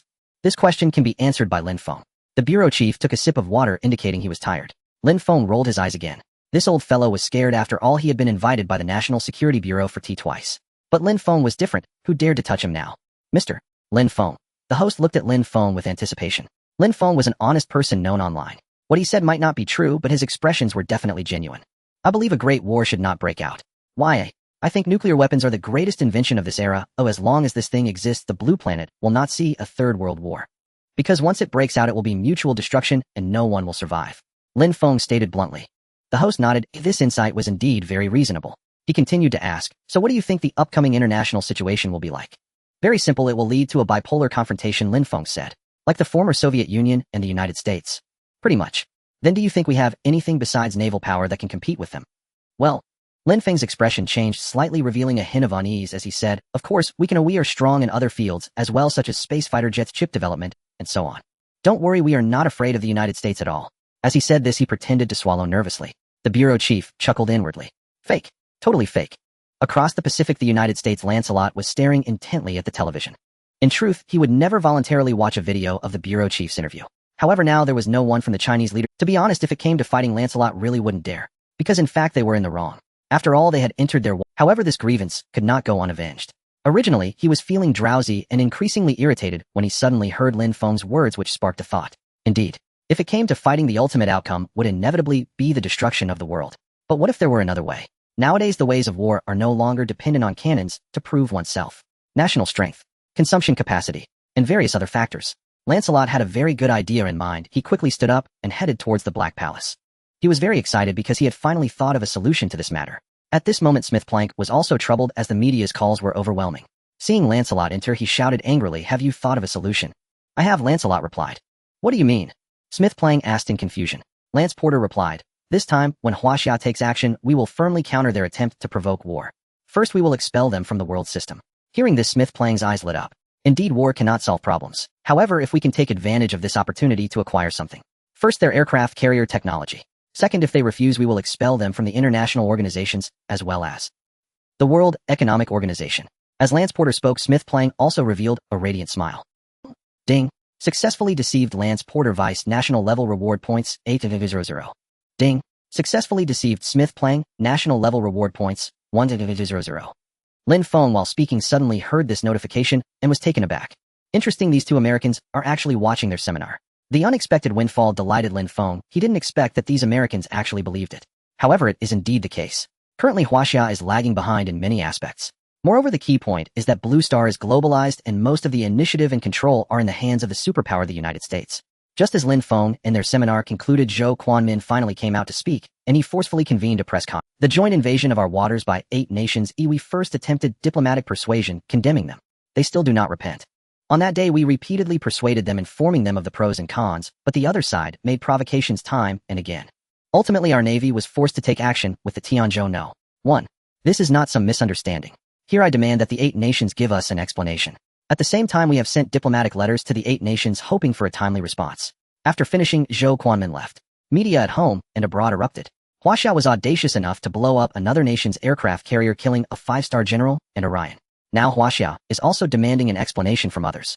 This to some extent indicates that Huaxia truly has the... Thus netizens were fervently discussing. This feels so good. Yeah, why should we be the ones to explain? This matter is clearly in our favor. Come on, let them fight. I'm not afraid anymore. Anyway, my salary is only 3,000. I'll sign up for the battlefield. Everyone knew that after this press conference, a storm was already inevitable. The collision of these two great powers of East and West may already be unavoidable. However, whether it will manifest as military confrontation or an unseen war remains uncertain. City H, United States. As the political center of this superpower, its economic prosperity is undeniable with skyscrapers and bustling traffic. However, the citizens of City H discovered something unusual, that the entire city was under a state of martial law today. Mainly the roads from the airport to the Black Palace were tightly sealed. Occasionally, people saw one convoy after another heading towards the Black Palace from afar. From morning until night, there was a constant flow. People knew that something big was happening. Inside the Black Palace, Smith Plang sat there looking at the plan in his hands. This document was the plan he and Congress had studied for a day and night, which they had finally received. Today, they had invited all major powers in the world except for Huaxia to come here. Including the longtime adversary, the Bear Country. Sir, they have all arrived, the assistant said. Who should we talk to? In fact, most countries do not need persuasion. The main ones are 3 countries, Smith Plang said. The Bear, A3, and the Big Dog. The assistant nodded and then asked curiously, isn't A3 usually quite obedient? This matter goes back to when the 5 permanent members betrayed him. Smith Plang said. The assistant immediately understood and chuckled awkwardly. A3 had always had a dream of being a great power and wanted to enter the regular meeting of the World United Organization. Later, these 5 countries in the regular meeting of the World United Organization took turns to betray A3, and each time someone voted against him. Then, let's start with the Bear Country, Smith Plang said. Yes, the assistant replied as he walked out towards the reception. At this moment, the ambassador of Bear Country, Yevsky, was waiting there. In fact, he did not know why Smith Plang was looking for him today. However, it was easy to guess that it was related to Huaxia. Sir said he wanted to invite you for a private meeting. The assistant came here and said to Yevsky. Yevsky paused, thought for a moment, and still stood up to follow. When he came, the great emperor of Bear Country had already instructed that no matter what Smith Plang said, he should not agree to him. After all, the Bear and Huaxia are allies bound on the same line. Yevsky entered the hall where Smith Plang and Lance Porter stood up to greet him, shaking hands. Long time no see, Yevsky said. The two smiled apologetically. After a round of pleasantries, they got straight to the point. Let's get straight to the point. Smith Plang looked at Yevsky and said, I hope you can cut off all economic ties with Huaxia. Are you serious? Yevsky thought for a moment and said with a smile, that's impossible. Yevsky certainly understood that a country like Bear Country would not benefit from favoring either side. Moreover, the old U.S. has always lacked credibility. Don't rush to refuse, Lance Porter continued. Our request is certainly beneficial. Lance Porter directly mentioned the word benefit, which was already quite overt. Please go ahead. Yevsky maintained we will lift the economic blockade against Bear Country. That sounds untempting, Yevsky said. But in reality, the temptation was quite strong. Since the disintegration in the 1990s, a Bear Country's economy has been stagnant. Subsequently, it has been severely blockaded, leading to an awkward situation of being neither here nor there. This is inseparable from the consequences of the old U.S. blockade. In addition, we plan to provide you with over 20 trillion U.S. dollars in economic assistance over 3 years. 20 trillion. Upon hearing this, Yevsky finally began to waver. 3 years, 20 trillion is undoubtedly a huge fortune for them. At the same time, we will welcome you to reintegrate into Blue Star, into globalization, and invite you to join the Southern Alliance. You wouldn't want to continue living in poverty, would you? Lance Porter said with a smile.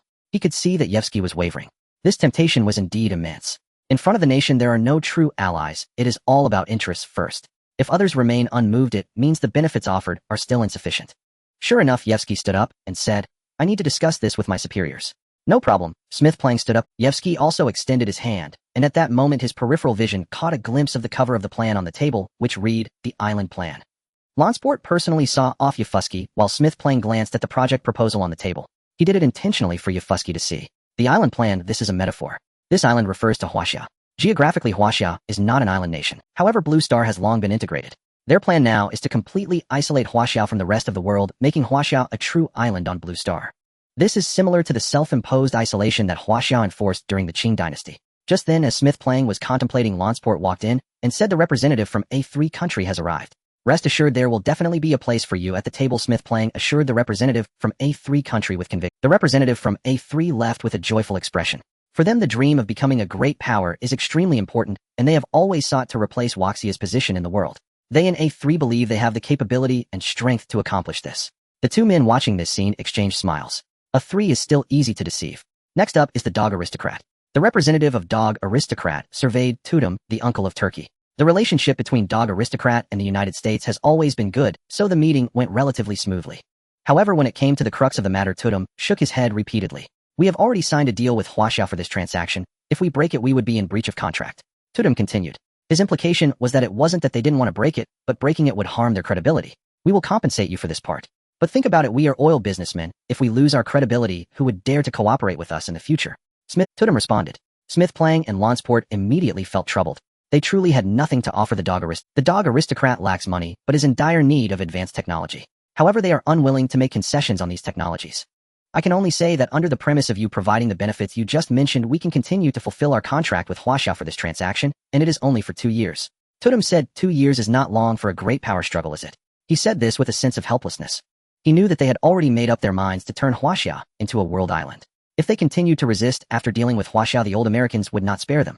On Blue Star, survival is always a standard consideration for the country's high-level officials. Alright, Smith Plang stood up and saw him off. The reason for valuing the dog aristocrat so highly is that they are an oil player. If they can cut off oil transactions with Huaxia, it would be a significant limitation for Huaxia. After all, oil is the lifeline of modern nations. I think we can meet with the higher-ups of Pojiax and Lonsport suggested. Why? If we can't cut it off at the source, we can cut it off along the route, Lonsport replied. Smith Plang understood immediately. Pojiaxin controls the world's most important maritime passage. If Pojiaxin doesn't allow them to pass, then the dog aristocrat will need to pay a hefty price to transport their goods back to Huaxia. Soon they contacted the higher-ups of Pojiaxin, but unexpectedly the other party directly stated, sorry sir, that's impossible. Smith Plang frowned.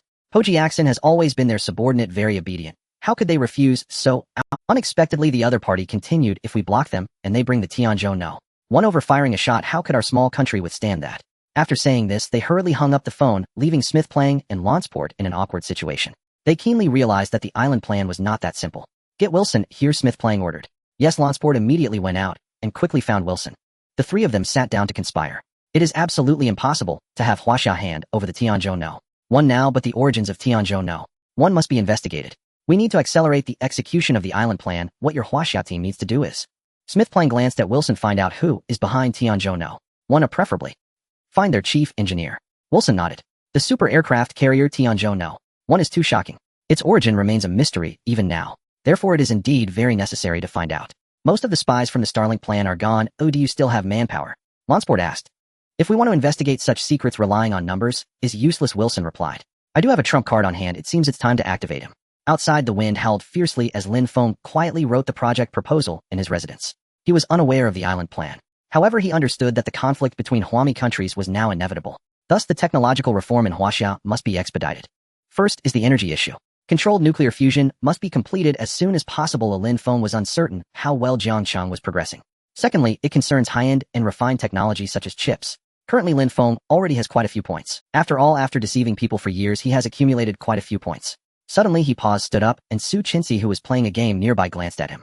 Lin Feng picked up the phone. The first call was to Yang and old Yang. Come over tomorrow, I need to talk to you. The second was to Qin. The third call was to Lu Jiantong. After this, Lin Feng turned to Su Chinsi and said no one is allowed to come in here tomorrow. What about the bureau chief? Su Chinsi asked. Lin Feng ignored her, sitting down with a more serious expression. The next day, the three national academicians arrived at the War Ignorance Bureau. They arrived simultaneously, so they were all surprised to see each other. Yang, old Yang, Qian Yongyuan, and Lu Jiantong were astonished to see Yang'an. They were unaware of the space-based weaponry, but Yang'an was knowledgeable about aircraft carriers and sixth-generation fighters. Upon reflection, Yang'an represents the space field, Qian Yongyuan is from the ocean field and weapons, while Lu Jiantong is a core expert in the field of fighter jets. The three felt the enormous influence of Lin Feng, while also feeling a weight in their hearts as they knew that their General Lin had called them over today for anything but trivial matters. Usually these three individuals are giants. Sit down. Lin Feng was very pleased to see the three people arrive. The three leaders nodded repeatedly. Yang An sat down and said, Old Qian, the aircraft carrier you built is incredible. One shot can produce such power. Hey, we all know whose contribution it is, right? Qian Yongyuan rolled his eyes. Lu Jiantong next to him laughed heartily. Lin Feng served them tea and said, You three elders shouldn't laugh at me. Without you and the hard-working technicians, these things would have been impossible to construct. The three men said nothing, but they all understood that technology is the core of science. Without Lin Feng, their hard work, what is it that you wanted to discuss today? Yang An asked. Lin Feng pondered for a moment and said, What do you think about technology and the economy? In fact, many civilian technologies originated from military technology, and later, after improvements, they were released for civilian use. Yang An said, When technology reaches a certain level of development, the economy will naturally follow. The other two, Lin Feng then asked, So what do you think are the shortcomings of our Wuxia's technological sector? The three exchanged glances, hesitating to speak. Finally, Qian Yongyuan said, Let me take this one. He continued, When we were assembling the aircraft carrier, I discovered it. He noted the limited regional scope leads to extremely low efficiency. For instance, for a curved part, I need to place an order at a machinery factory thousands of kilometers away, and not to mention the transportation time, just the manufacturing time and efficiency is a problem. If it weren't for this, the aircraft carrier could have been completed 10 to 20 days earlier. The other two nodded, and Yang An said this issue has actually existed for a long time, but it cannot be fundamentally resolved. It's time we address this. Lin Feng stated. Everyone paused as they saw Lin Feng mark 3 points on the map. In Yinjing, a 50-year-old man sat there watching the person who walked in with a look of surprise, his brow furrowed. Wilson, the leader of the Huaxia group, actually came here. One must understand that this is Huaxia, and Zhang Yuankai is one of the big shots in the Western Military District. From any angle, they were not suited to meet. Aren't you afraid of death? Zhang Yuankai asked. With the current tense atmosphere between the two countries, Wilson had entered without supervision, which undoubtedly meant he had entered secretly. We haven't gone to war yet, so I don't think we need to resort to violence right away. Wilson replied with a smile. Upon hearing this, Zhang Yuankai frowned and said, You should leave. I'm here to find you. Why should I leave? Wilson said cheerfully, causing Zhang Yuankai to become thoroughly enraged, preparing to order him out when Wilson mentioned March 6, 2007, the Yinjing incident. Zhang Yuankai paused, his body stiffening, but he quickly regained composure and said, I don't know what you're talking about. In the past, you were willing to sell intelligence to foreign countries for the sake of gaining power. I don't need to elaborate on that, do I? Wilson stated. I don't know what you're talking about. Zhang Yuankai repeated. Wilson no longer played dumb. He understood that such matters require evidence, and someone like Zhang Yuankai would not admit to it without proof, so he threw out a document. Zhang Yuankai took it, and his expression changed. He looked at Wilson, and instead of getting angry immediately, he calmly. Once they were seated, Zhang Yuankai looked at Wilson and asked, I want to know, how did you obtain this information? Wilson replied, the assassin sent out to eliminate this person happened to be in need of money. Your spies are indeed everywhere, Zhang Yuankai mused. Wilson smiled. What do you want? I want to know how the Tianzhou I was built, and also. Wilson looked at Zhang Yuankai and asked, who is their chief, and I don't know. You don't know? Wilson was surprised. Is the secrecy of the super aircraft carrier that well maintained? I really don't know. Zhang Yuankai stated, this project has never come to my hands since it was initiated. He continued, however, I have inquired from the side. The person who created this miracle should be someone with merit in Huaxia. A newcomer, Wilson said in surprise. Yes, Zhang Yuankai replied. Also, we should have another super project. What is it? If I knew, I would tell you directly. Zhang Yuankai replied. This is all I know. If you insist on exposing me, then feel free. What benefit would I gain from doing that? Wilson smiled and said, if I expose you, you might be finished, but I wouldn't gain any. So what do you want? Find the person behind this, or perhaps discover what this super project is. Zhang Yuankai frowned. He was already at a high level, but this person or project was of a much higher level than him. It could be inferred that the country would definitely protect him very well. How can you guarantee that what happens afterward will have nothing to do with me? I can't guarantee that, Wilson replied. But if you don't act, you will definitely be in trouble. Upon hearing this, Zhang Yuankai chuckled coldly. Wilson added, however, if I can resolve one of these two issues, do you think I would? At that point, I would be grateful to you. After hearing this, Zhang Yuankai pondered for a few seconds and finally raised his head slowly, saying, all right, it's settled then. Lin Feng marked 3 points, one in the center, one in the west, and one in the east. Space, ocean, and land and air military bases. Lin Feng spoke, and the three elders were all dumbfounded. The 3 points Lin Feng drew were equivalent to a city. Actually, it's a bit unrealistic. The one who spoke was Yang An. He said, you should know that the closer the rocket launch is to the equator, the better, as it saves launch costs and conditions. Do you think we still can't overcome these technical requirements? Lin Feng asked. Yang An was taken aback. The research and development of the space-based space cannon has entered a 10th stage, and its technology can overcome this. However, establishing these 3 large bases requires a massive amount of funds, personnel, and energy. We are currently in a critical situation. I think investing in such a large project is unrealistic. Qian Yongyuan said. The other two nodded. Lin Feng stated, so we still need to wait for a while. Looking at the confused 3, Lin Feng continued, don't you understand? The times have changed. He added, the world today can no longer be peaceful. The Black Palace. Smith Planck never imagined that the island plan would be so difficult to implement. During the disintegration of the former Soviet Union, the United States was able to rally everyone with a single call. The pinnacle was the Middle Eastern War of the 1990s, which showcased the power of modern warfare to all nations on Blue Star. From then on, the United States could rally support easily, creating multiple small groups and organizations. He believed that today's United States was still as it once was. However, this time inviting many countries to discuss the island plan revealed that things were not so simple. Even the relatively obedient Western European countries began to propose different conditions. For example, Country D. This made Smith-Planck quite annoyed.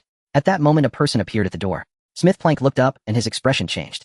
He glanced at his assistant, signaling him not to let anyone in, then stood up surprisingly polite and said, "What brings you here?" The person before him was no ordinary individual. For every country besides the prominent figures, there were also a group of people behind the scenes. They might never show themselves, but their every action influenced the entire nation. They are known as the National Think Tank.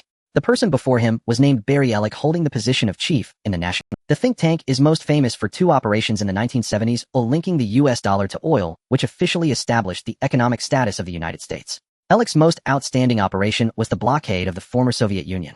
He pressured major oil-producing countries to increase oil production, ultimately causing oil prices to collapse further, leading to the economic collapse of the former Soviet Union and its eventual disintegration. Ellick adjusted his glasses and looked at Smith-Planck, saying, "I know you have worries, so I came over."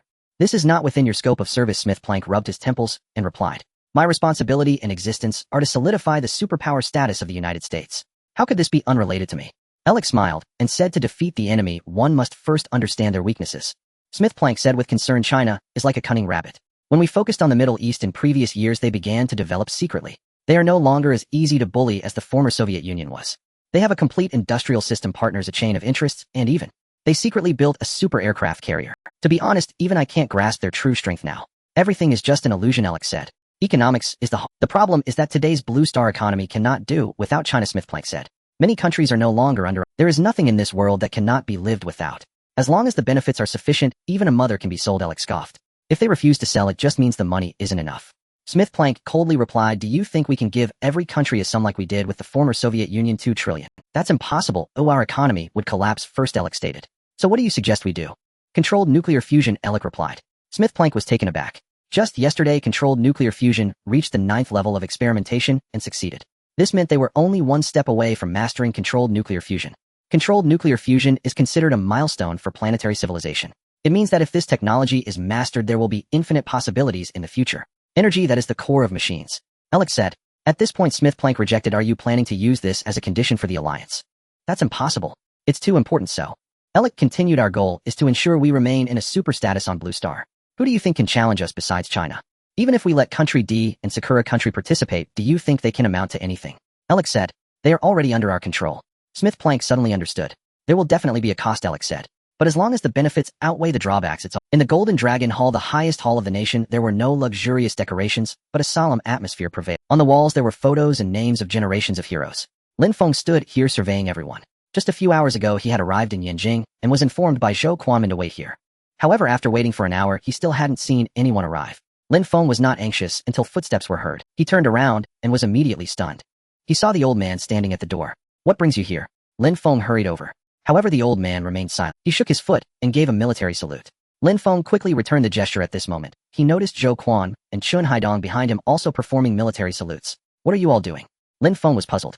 After a full 3 seconds, Zhou Quan slowly approached and said, "Comrade Lin Feng, after careful consideration by the state, in light of your outstanding contributions, we will award you the National Medal." "The National Medal?" Lin Feng was taken aback. The National Medal represents the highest honor for an individual. Only those who have made extraordinary contributions to the country can receive it. Lin Feng swallowed hard. He was a normal person, and upon hearing this, excitement and thrill surged within him. Zhou Quan slowly approached with a tray. On the tray lay a golden medal, exquisite and grand, yet not ostentatious. The old man slowly picked it up and walked 2 steps to Lin Feng, adjusting his collar, and said, "Comrade Lin Feng, due to your identity, this award will not be known by anyone besides us. Well, I apologize for that." "I understand," Lin Feng nodded. The old man held the medal and stood there, suddenly raising his voice. "Comrade Lin Feng, at this moment, I officially represent the country and confer upon you the highest honor of China." Lin Feng saluted again. The old man carefully helped Lin Feng put on the medal, at which point Qin Haidong and Zhou Quan behind them simultaneously burst into applause. At this moment, there were only 4 people present. However, this moment would undoubtedly become a historic moment for China. For Lin Feng was the youngest recipient of the National Medal in Chinese history. The award ceremony concluded, and the elder departed. Qin Haidong also left. As Zhou Quanmin was about to depart, Lin Feng gently detained him. "Have you unveiled another breakthrough technology?" Zhou Quanmin asked eagerly. Lin Feng fell silent. Sir, I'm human too. Is that really so? Zhou Quanmin gazed at Lin Feng and murmured. Ha ha, just joking. Lin Feng sighed again in silence. Zhou Quanmin said, go ahead, what is it? Lin Feng recounted the earlier discussion he'd held with Yang and the others. Upon hearing it, Zhou Quanmin's brow furrowed deeply. Is it truly difficult? Lin Feng asked. I understand well enough, Zhou Quanmin replied, that the global landscape has re-entered a bipolar rivalry. Yet constructing on such an unprecedented scale would inevitably strain national resources. So we must wait. Wait for what? Controlled nuclear fusion, Lin Feng said. Once achieved, construction costs will plummet dramatically. At the mention, Zhou Quanmin raised an eyebrow skeptically. Jiangxing hasn't shown even a flicker of progress. How certain are you this will succeed? And this technology is no simple feat. Humanity has pursued it for decades across the blue planet. Lin Feng smiled faintly. You don't trust me. Zhou Quanmin paused.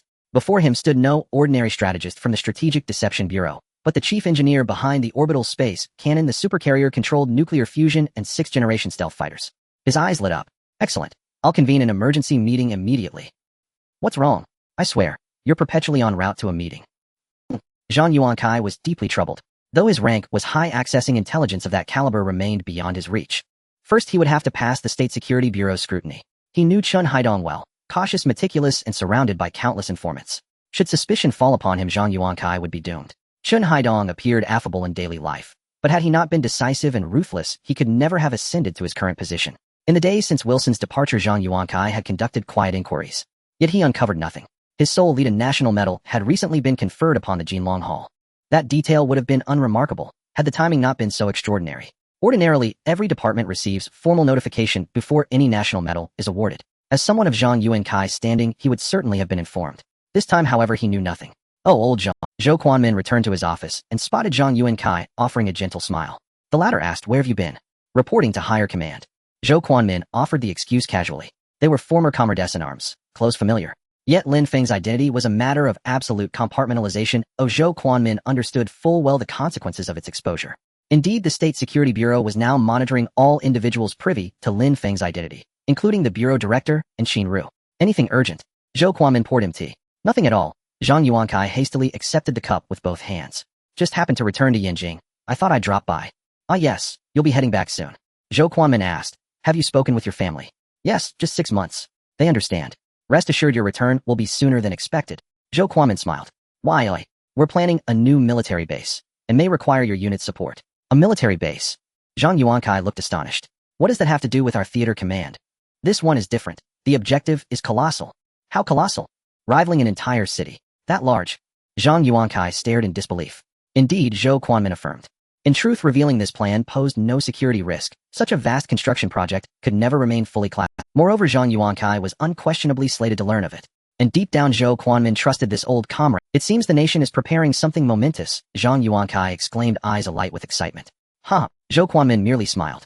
Zhang Yuankai added, last time I saw the supercarrier, my heart raced. I longed to. With your rank, arranging access is entirely within your power, Zhou Quanmin replied with a grin.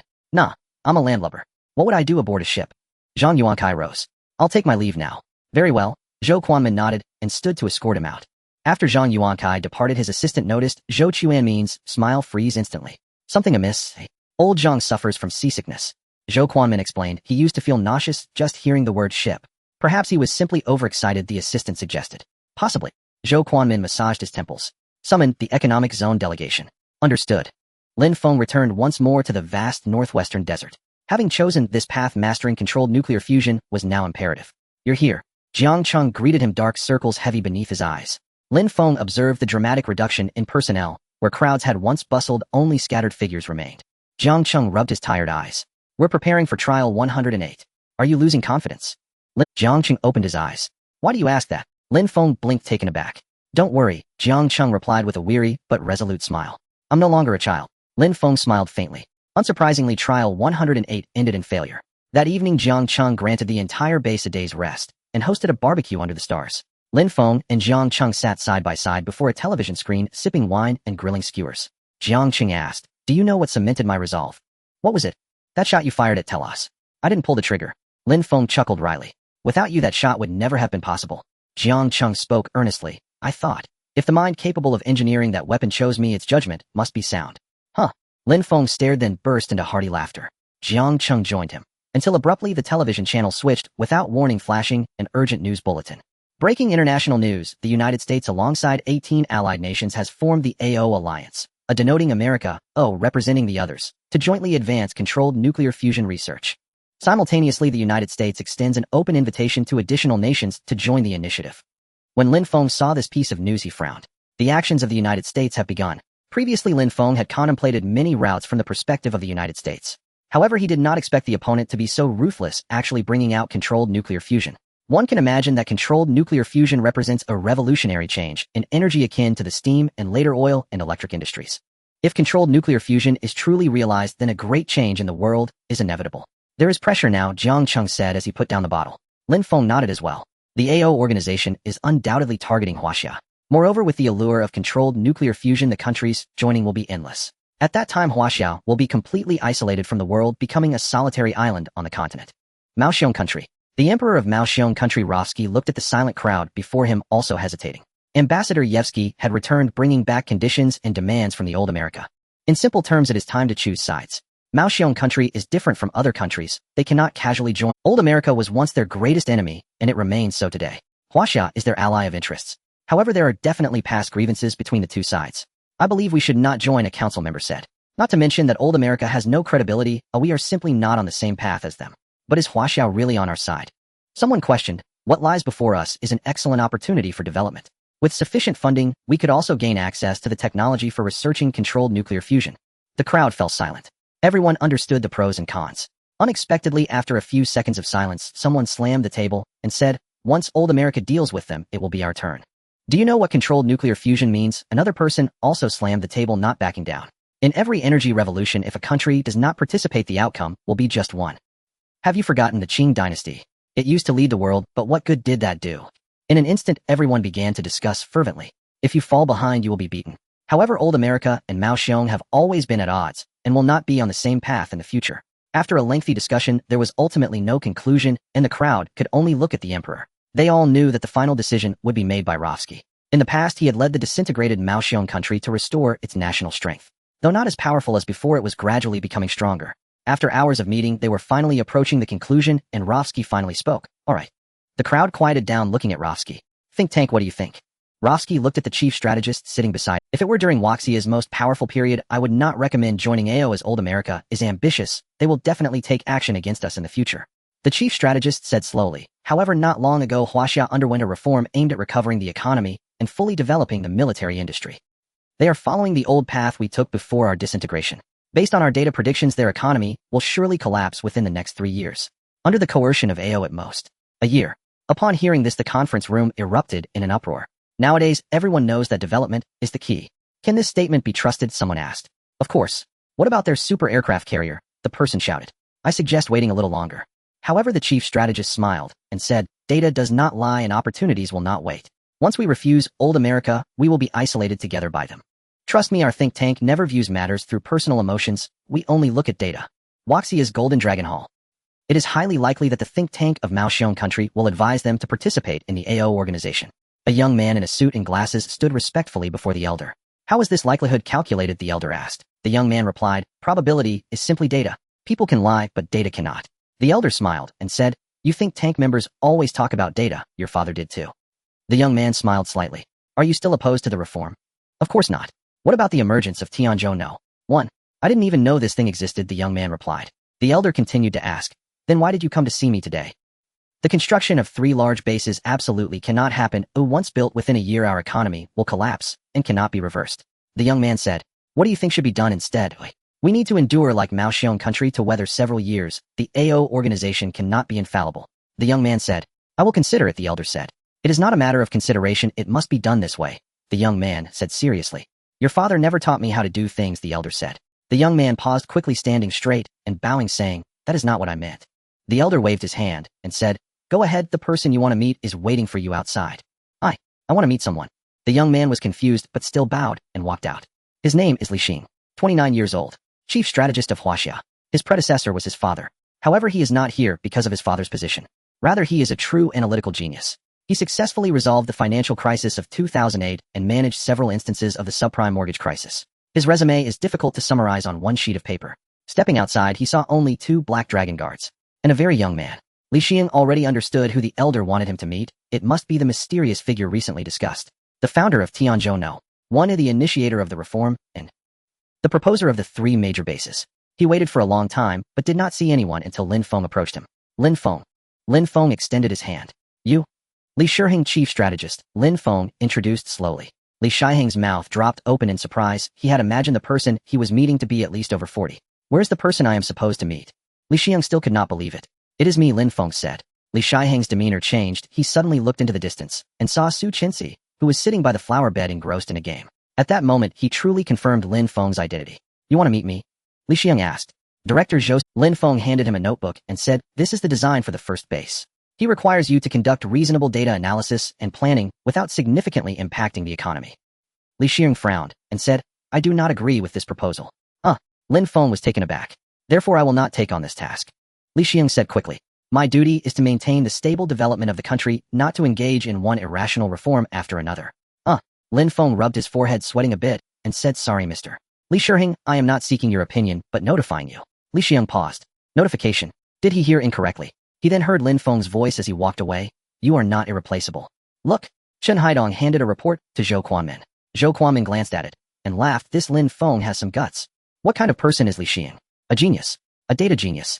However, in Zhou Quanmin's eyes, he has one significant flaw. He always believes the data. In this era, believing in data is a good thing. But blindly trusting data is not acceptable. Just like the older generation back then, if they had completely trusted the data and not believed in miracles, this country would not exist today. Those two won't have a conflict, will they? Chen Haidong said. That won't do. They are both pillars of the nation. I think Lin Feng won't care about this. He doesn't have the time to bother with it, Zhou Quanmin said. Li Xiang is different. You know he has had it too easy all along, Chen Haidong said. That's why he needs a wake-up call. What do you mean by that? What Lin Feng said is true. He is not irreplaceable, Zhou Quanmin said, lowering his head to continue working, and added, Lin Feng is the one who is. In a residential building in Yinjing, a man sat there leisurely drinking tea. As he saw Li Xiang storming over, he paused for a moment, then smiled, without saying a word, closing his eyes to continue enjoying his tea. His name is Li Xinzong, the father of Li Xiang, and the former leader of the think tank.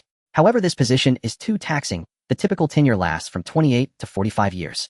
Once past this age, one must step down. This is an unwritten rule. After a while, he heard Li Xiang cursing, but Li Xinzong remained unfazed. After a long wait, he heard the sound of someone pounding on the table, and Li Xinzong finally stood up and went to the door. Dad? Li Xiang called out, hearing the knocking and hurriedly putting away the documents on the table. Although Li Xinzong was qualified to know confidentiality is confidentiality. Despite being angry, Li Xiang wouldn't violate the rules. Are you troubled? Li Xinzong didn't even glance at the table. It seems someone said something unpleasant to you. He looks down on our think tank. Let me guess, Li Xinzong pondered for a moment and said, it must be the chief engineer from Tianzhou. Li Xiang paused, but was not surprised. Li Xinzong was exceptionally intelligent and could easily guess everything. Yes, Li Xiang nodded. Li Xinzong did not ask who it was, simply saying, what did he say to you? Li Xiang replied truthfully. After hearing it, Li Xinzong burst into laughter. Dad. Li Xiang was furious. Li Xinzong suddenly had a serious expression and said, Xiang. Li Xinzong said coldly. Li Xiang was confused. What's going on? Kneel, Li Xinzong repeated. I won't comply, Li Xiang said, but still obediently knelt down. If you can't understand before then, just kneel like this. After Li Xinzong finished speaking, he directly left, saying to his mother as he exited, no need to prepare his meals tonight. Li Shiheng's eyes turned red upon hearing this. Yet he remained kneeling. Moreover, the pen in his hand was still moving, continuously calculating the funds needed to establish a base and the possible consequences. However, he did not understand why his usually benevolent father would suddenly resort to harsh discipline. He also had no idea what he had done wrong. Jiang Cheng lay in bed, tossing and turning, finding it hard to sleep. The night in the northwest was filled with the sounds of whistling sand and dust. He had gotten used to this place. However, it wasn't the severe weather that weighed on him, but the heavy burden on his shoulders. He had learned through contacts that Lin Feng was under immense pressure, constantly fighting for funds on his behalf. If he were anyone else, this experimental base would have been shut down long ago. After all, every experiment resulted in significant economic losses. What exactly went wrong? Jiang Cheng was puzzled. All the data was correct, yet the final result was not. What does controllable mean? It means ensuring absolute safety. Level 8 and Level 7 represent two qualitative changes. Because it depends on the phrase, controllable. As long as it is completed, it would be like a fish leaping over the dragon gate. Jiang Cheng got up, planning to take a puff of smoke. He looked up at the sand and dust in the sky, the stars, and the moon suddenly pausing. I was wrong from the beginning. Jiang Cheng slapped his head. The word controllable is not about forcibly controlling, but about letting things happen naturally. The power of nature is the source of all things. Jiang Cheng suddenly understood. He excitedly rushed to the experimental base, and the guards were somewhat surprised, but heard Jiang Cheng say, gather everyone. They just got off work. Hurry up. When everyone arrived, tiredly Jiang Cheng immediately said, "Remove all the new machines, we will switch to the old machines." Everyone was confused, and some were even ready to question him. What kind of nonsense is this in the middle of the night? However, under the pressure of Jiang Cheng being the person in charge, no one dared to say anything. Yet, Jiang Cheng's last two sentences lifted their spirits. "Everyone, just hold on for a bit longer, this is our last experiment. I beg you." The crowd couldn't help but feel emotional. Many of them stayed not because they trusted Jiang Cheng, but because they saw that he was truly working hard. However, this technical endeavor was not one where effort guaranteed a reward. They perked up and began to operate according to Jiang Cheng's instructions. After 3 hours, a reactor was successfully prepared. Jiang Cheng was breathing rapidly, while someone beside him said, "Dr. Jiang, isn't this too dangerous?" "I have no way out, Xiao Su," Jiang Cheng said. The person named Xiao Su hesitated, and Jiang Cheng continued, "I can't always let Lin Feng bear the burden for me." As he spoke, Jiang Cheng loudly said, "Ignite." Everyone quickly evacuated to the radiation control room. Not a single person spoke, they all stared intently at the long-screen machine. Beep, beep, beep. ZZZZ. The screen showed the reactor beginning to change. Controlled nuclear fusion refers to the process of controlling the speed and scale of nuclear fusion under certain conditions to achieve safe, continuous, and stable energy output. Suddenly the data spiked, dramatically causing panic among the crowd. Jiang Cheng's mental defenses also crumbled, as this meant that his last attempt had failed. He instinctively closed his eyes, tears streaming down uncontrollably. He didn't know how long had passed when he suddenly heard a shout, "Dr. Jiang, Dr. Jiang." Xiao Su pushed him hard. Jiang Cheng opened his eyes to see Xiao Su ecstatically saying, "It stabilized, it stabilized." Jiang Cheng wiped away his tears and looked over, feeling as if he had risen from hell to heaven. The radiation control hall erupted in cheers.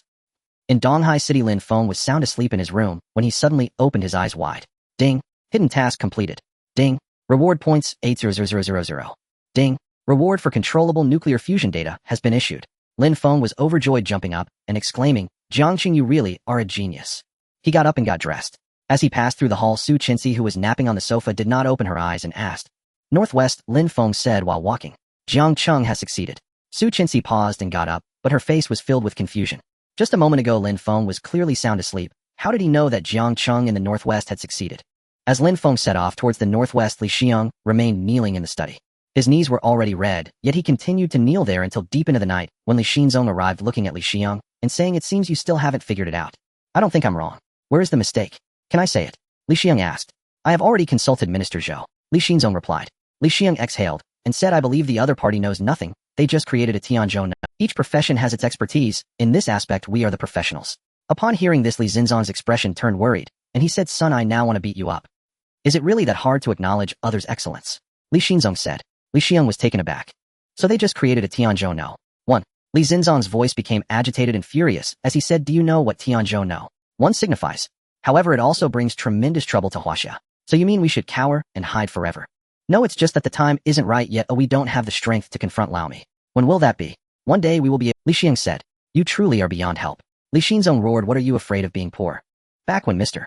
Lu Sun abandoned medicine for literature, it was because he began to understand that the dignity of a nation is more important than anything else. A nation can live in poverty, but if it loses its dignity, it is truly lost. Our Huaxia has never lacked This land was not earned by those sitting in offices with just their words. It was reclaimed by our ancestors one shot at a time. Li Xiang stood there in shock.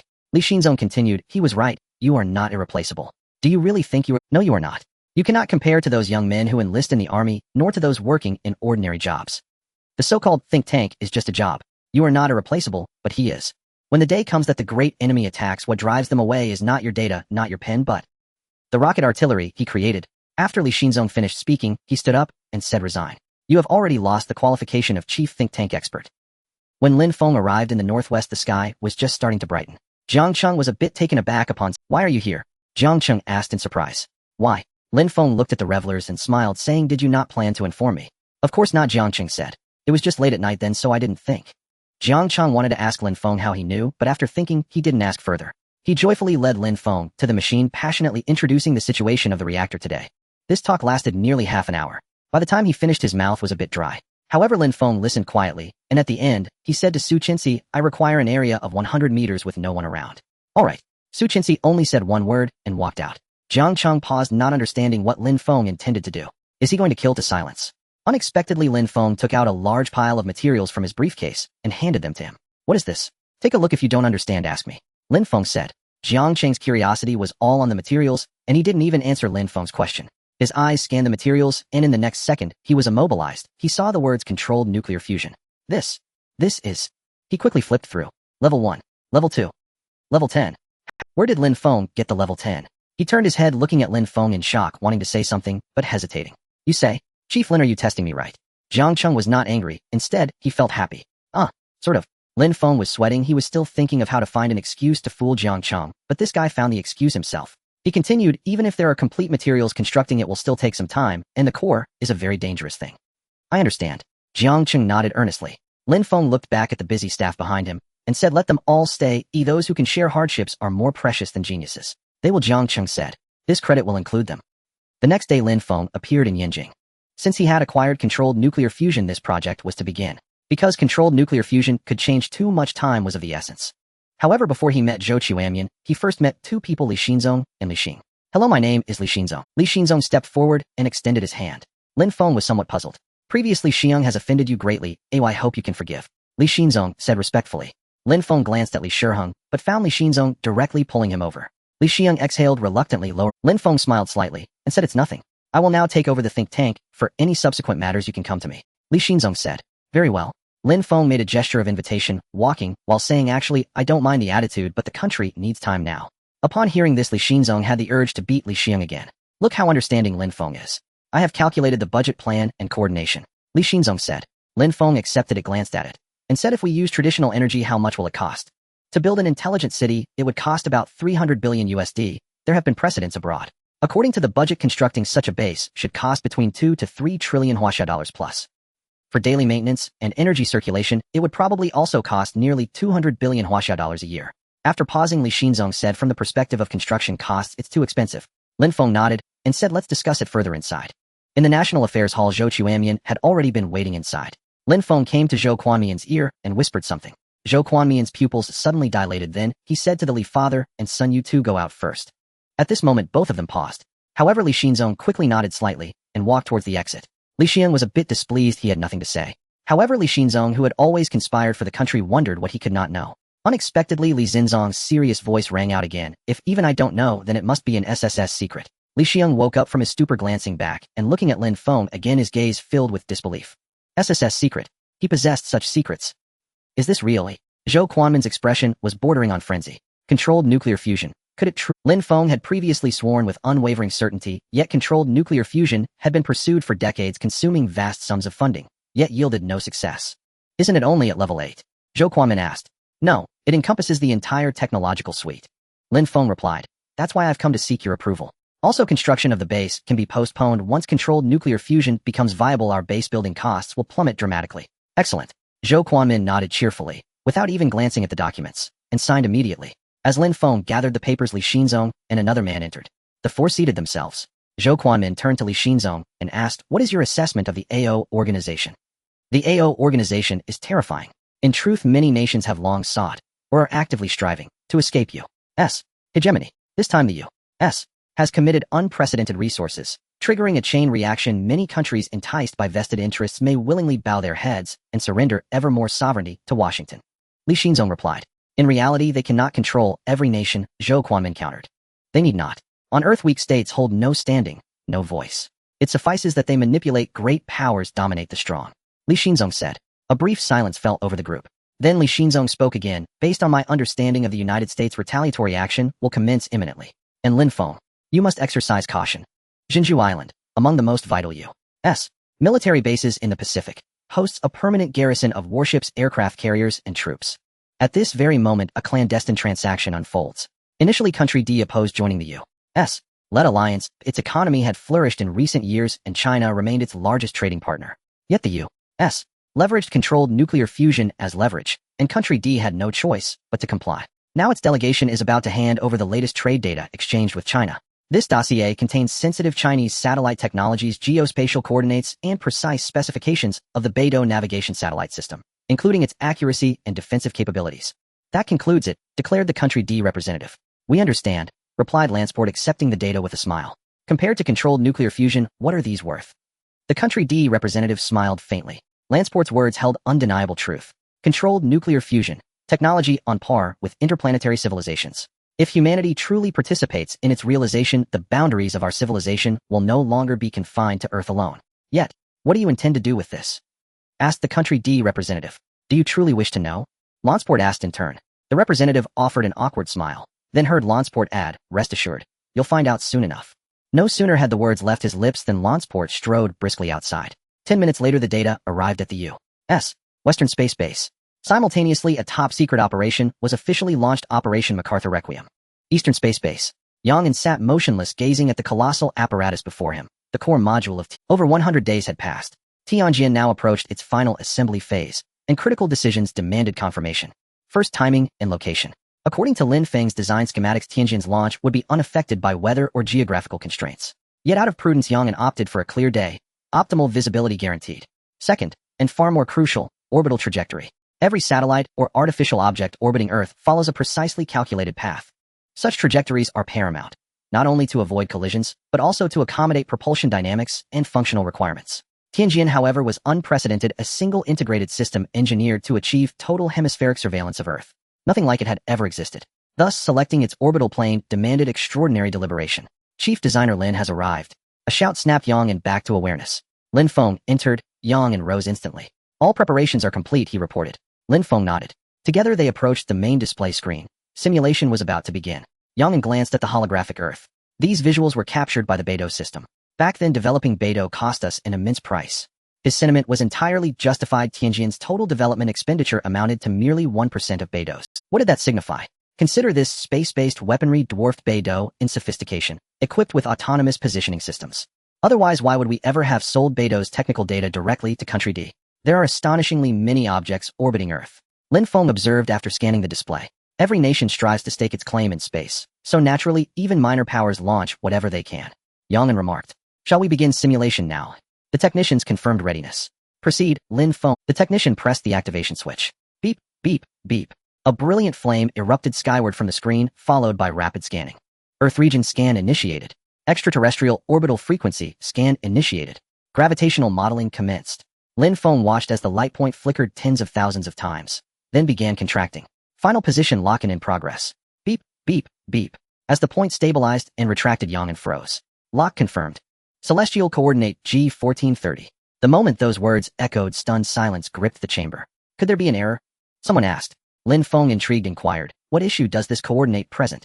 Well, the technician hesitated, until Yang intervened. Do you know what lies directly above this coordinate? What? The moon, Yang explained. This coordinate is unsuitable for satellite deployment, not solely due to tidal forces, but also because of gravitational interactions between Earth and the moon. Then simulate again, Lin Feng directed. He himself lacked expertise in orbital mechanics. Technicians re-ran the simulation, yet repeatedly, 6 times in total. The result remained unchanged, G1430. What do you make of this? Yang asked. Tianjin is unquestionably capable of overcoming such variables. What intrigues me is why this location proves optimal. Lin Feng lifted his gaze toward the moon hanging in the heavens. Yang remained silent. The cosmos is enigmatic, awe-inspiring to humankind. For today, humanity still lacks the capacity to voyage among the stars. After discussing for 30 minutes, Lin Feng finally made the decision to launch according to this star marker. When will the specific launch time be? Lin Feng asked. 1 month later, Yang replied, the assembly time should be 25 days.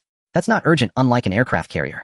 Yang smiled wryly, saying, it's just that I'm anxious after all this is a hit. Everyone at this base was anxious, especially after witnessing the power of the super aircraft carrier created by Lin Feng. Their expectations for the Tianjin grew even higher. Just as Yang and the others were preparing for the final stages of the space-based weapon, a plan was underway at a launch base in the western United States. In front of them lay 7 massive missiles. These were the latest surface-to-air missiles developed by the United States. The term air refers to space. For a long time, whether it was China, Russia, or the U.S., they had all claimed they could strike targets in space. However, very few had actually implemented or ever attempted it. This missile had been in development since 2008 and was finally completed today. It had taken over a decade of work. Initially, it was named the Ross Cruise missile. However, yesterday, it was given a new name, Teles missile. This name was chosen by a military leader in the U.S. to commemorate the Teles which sank in the Southern Sea, and the MacArthur revenge plan, in simple terms, aimed to destroy the 7 main stars of the Beidou system. This was to vent the anger from the U.S. and defend its dignity. As for whether it would provoke China, they had never considered that. Firstly, the Teles missile was different from other missiles. Its flight speed was twice that of previous missiles, claiming to break through all anti-missile systems. Moreover, its stealth capabilities were extremely strong. In other words, the 3 major systems, Beidou GPS and Galileo, could not detect its exact location. This means, even if it was launched, China would not find any evidence. This military leader Prosen chuckled coldly. He and MacArthur had once been close friends. Thus he was determined to take revenge. Lonsport naturally did not oppose this, he even felt a bit excited. The Southern Sea exercise indeed left them in the wrong. However, if they could strike the opponent's satellite without leaving any evidence this time, then China could only suffer in silence. When can we execute the plan? Lonsport asked. In 48 days, Prosin said fiercely, we only need... Lin Feng rarely had a few days to rest. It must be said that he had accumulated quite a few points. During this time he appeared on television several times swindling over 1 million points in addition to tasks and others. Gradually he had saved up for 8 million points. This amount was quite substantial. Thus Lin Feng was considering. Currently secondary weapons were not very appealing to Lin Feng, especially after he acquired the technology for control of... Lin Feng's ambitions began to grow. Space-based weapons ensured safety in space. Super fighters surrounded the aerial security. Super aircraft carriers safeguarded maritime security. Thus the environment in China was already sufficient. If one were to insist on a deficiency, it would be land-based weapons. However, China's economy had indeed fallen into a sluggish phase, especially after the sanctions from the AO organization led to numerous factory closures and plummeting incomes. Fortunately, due to the previous sale of technological equipment, they had bought back a substantial amount of resources. However, the consumption over these nearly 100 days had been severe. In simple terms, people's quality of life could still be compared to before, but many knew that once these resources were depleted, the nation's economy would regress. It seems that war between the two countries is inevitable. Lin Feng rubbed his head. He understood that if they did not rely on military force to break through everything, they would fall into a social turmoil. Lin Feng searched the system and found that there were no mecha-type equipment available. Helpless, he quickly searched within the system. It indeed had an overwhelming number of secondary equipment. But there was nothing that Lin Feng wanted. His goal was equipment suitable for rapid combat, and high-power mecha was the most fitting, but there was no such option in the secondary category. Just as Lin Feng was pondering, he suddenly saw an option under firearms. Super Sniper Cannon. What is this? Lin Feng curiously examined it. This sniper cannon was different from other secondary weapons. It actually emitted a flickering red light with a description stating a lightweight weapon that is easy to carry. Lin Feng became interested and saw that there was even a video. When he clicked into watch, he was instantly awakened. Outside, Su Chenxi could only hear Lin Feng shouting loudly, what the hell you call this a lightweight weapon? 18200, it's done. Lin Feng was delighted. Although it was expensive, the effect was indeed top-notch. However, Lin Feng was still curious as to why it flickered red. Just as Lin Feng exchanged for the Super Sniper Cannon, the system's voice rang out again. Ding. You have exchanged for the Super Sniper Cannon, Level 2 Blueprint. Ding. Your point expenditure has reached 5 million. Ding. You have gained 1 lottery opportunity. Ding. Would you like to draw a lottery? If the host refuses, they will receive a refund of 500,000 points. How considerate. Lin Feng was about to say who would refuse a free lottery activity, but upon hearing this, he was actually a bit tempted. Points are hard to earn. Moreover, Lin Feng had sworn that he would never associate with gambling or drugs in his life. However, how could a point lottery be considered gambling?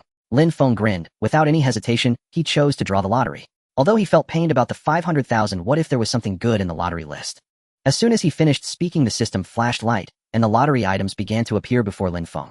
Thank you for your patronage. Probability 50. Black Star Missile 30, reportedly capable of causing destruction to planet-level objects. Super Mixed Blood Beauty 19. 9 average ability, but beautiful. Lin Feng felt something was off upon seeing this. How was this system's probability calculated? The Black Star missile was already at the interstellar level, yet it was compared to a beauty. Hidden reward 0. 1, a hidden reward that ordinary people cannot obtain with an extremely low probability. Lin Feng was speechless and thought to himself that the system was really ridiculous. Even a 0. 1 probability was available.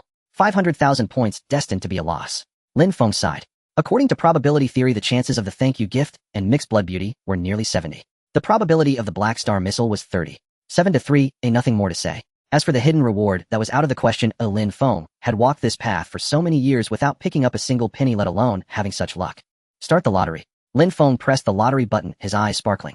Although he knew he lacked such luck, the gambler's psychology still left him with some anticipation. The first round spun rapidly to the point where Lin Feng's eyes began to blur. It wasn't until several more rounds that he could... Lin Feng fixed his gaze on the Black Star missile. Just getting this would be quite good. It seemed to be slowing down. At that moment, Lin Feng noticed that the pointer was about to land on the mixed race beauty. I'm not a lecher, he thought. Well, getting a beauty back wouldn't be too bad, as she could help cook. That woman Su Chenxi can't even cook. I hope the system can max out her cooking skills. Just as Lin Feng was lost in thought, he saw the pointer suddenly come to a stop. Lin Feng felt uncomfortable. It was indeed the mixed race beauty. Sigh. It was a decent choice, he thought, but then heard the system make a sound. Like the sound of fireworks celebrating. Ding. Congratulations to the host for receiving a hidden reward. Lin Feng paused, squinting his eyes, trying to discern. With his extreme vision of 5.2, he finally saw that the pointer had deviated just a fraction from the last hidden reward. Just that tiny bit, yet it covered the hidden reward option. However, because its weight was too small. What the heck, this is possible? Even a refined person like Lin Feng couldn't help. He looked at the description of the hidden reward. Ordinary people simply cannot obtain it. Lin Feng, filled with joy, said, "Forget it, I haven't been in class 1 since kindergarten. Indeed, people in class 1 don't have such luck." Lin Feng felt his heart racing. What could the system's hidden reward be? Lin Feng was filled with anticipation. In his understanding, the system was extremely powerful, and whatever could be called a hidden reward must be extraordinary. While lost in thought, the system indeed chimed ding. Acquired mecha true damage. True damage. Lin Feng was taken aback. Who came up with that name?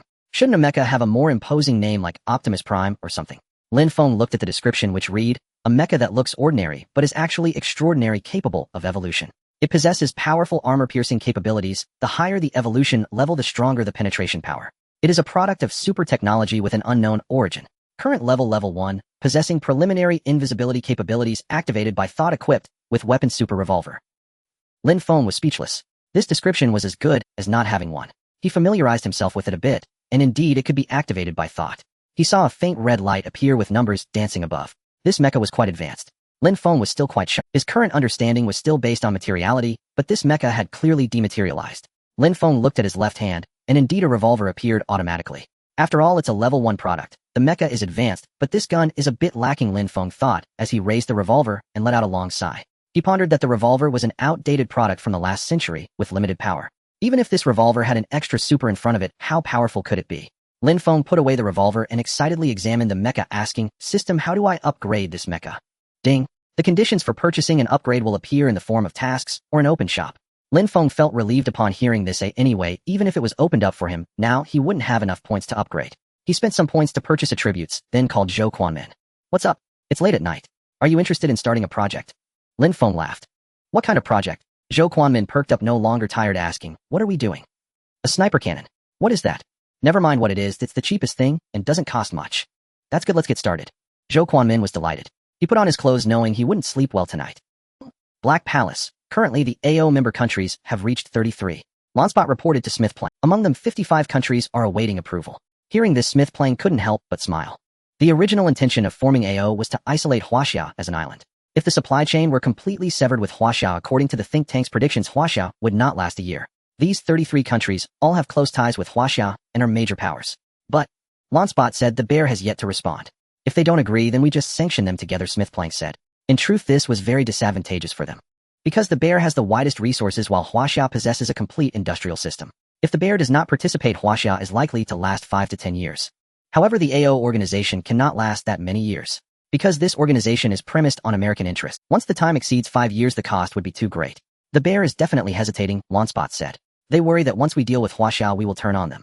Just as he finished speaking, an assistant rushed in from outside. "What's going on?" "The ambassador from the bear country, Yevsky, requests to see you," the assistant said. The two were delighted. A late-night visit likely meant good news. After a few minutes, Yevsky sat down and immediately said, "The Emperor has made it clear that he does not trust you." Smith Plank frowned. 20 trillion needs to be paid within a year, and from tomorrow the blockade against us must begin to be lifted, Yevsky said. After hearing this, the two were overjoyed and said, "No problem." After saying that, Smith Plank stood up and said, "Please send my regards to the Emperor." "Absolutely," Yevsky said before leaving.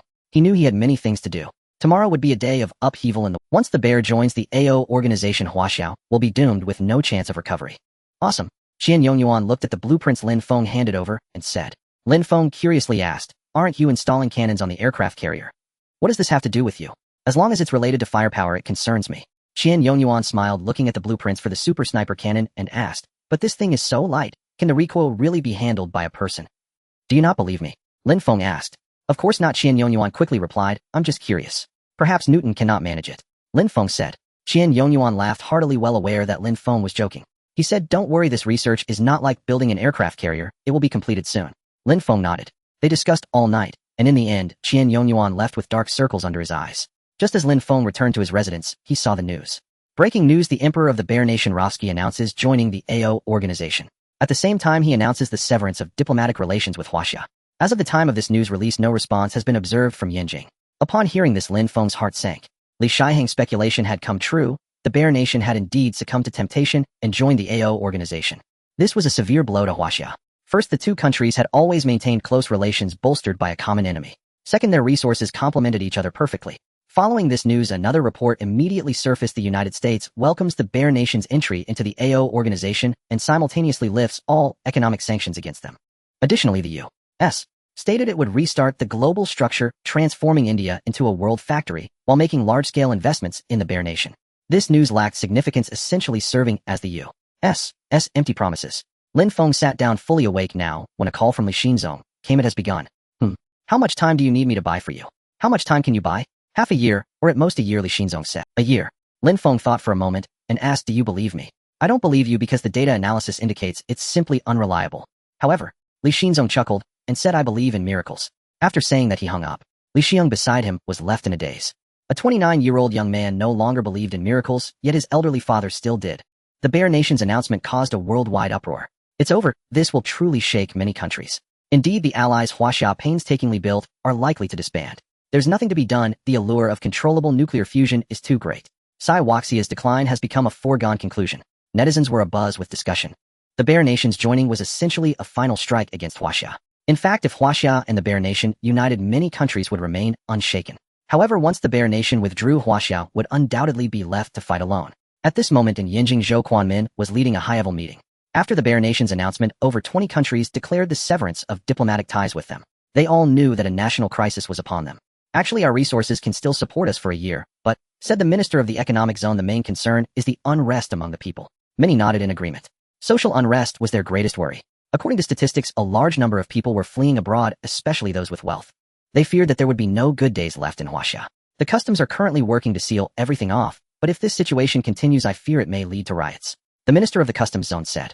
Additionally, there's the matter of urban management. Many people are unable to find work. Basically, the meeting was a one-sided discussion, with everyone listening intently.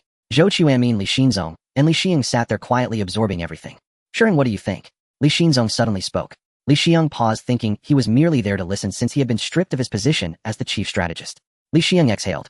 Deep down, he still couldn't understand why everyone supported Lin Feng's proposal. However, Li Xiang was that kind of person. He remained unconvinced and was willing to solve the problem. Because he loved this country just like his father did. He stood up and said, open the customs. Anyone who wants to leave can do so. Everyone paused. If we do that, we'll lose a large number of talented individuals. Someone raised a concern, and funds too. We've essentially entered an era of planned economy, so having more talents and funds is of no use. Li Xing said seriously, forcibly keeping these people here when their hearts are not in it will only lead to destruction. I agree. Li Xinzong also raised his hand. He looked at Li Xiang with admiration. The reason he stripped him of his power was not because he thought he was incapable, but because he believed he needed some pressure.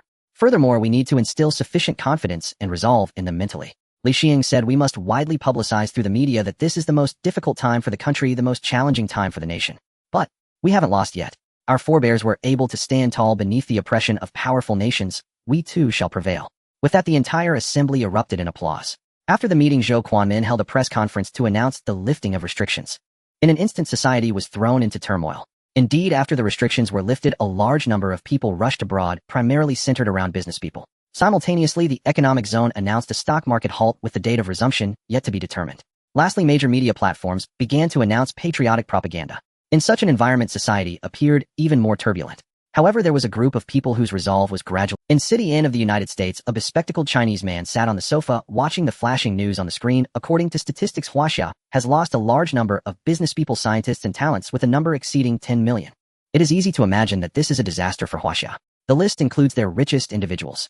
The top 10 wealthy businessmen have nearly all fled. The downfall of Huaxia is a foregone conclusion. In response, several countries have announced the opening of ports to welcome them. The man frowned deeply upon reading this. His name was Yishuesen. He graduated from the most prestigious university in the United States, Trust University. His intelligence and talent were also renowned in the United States.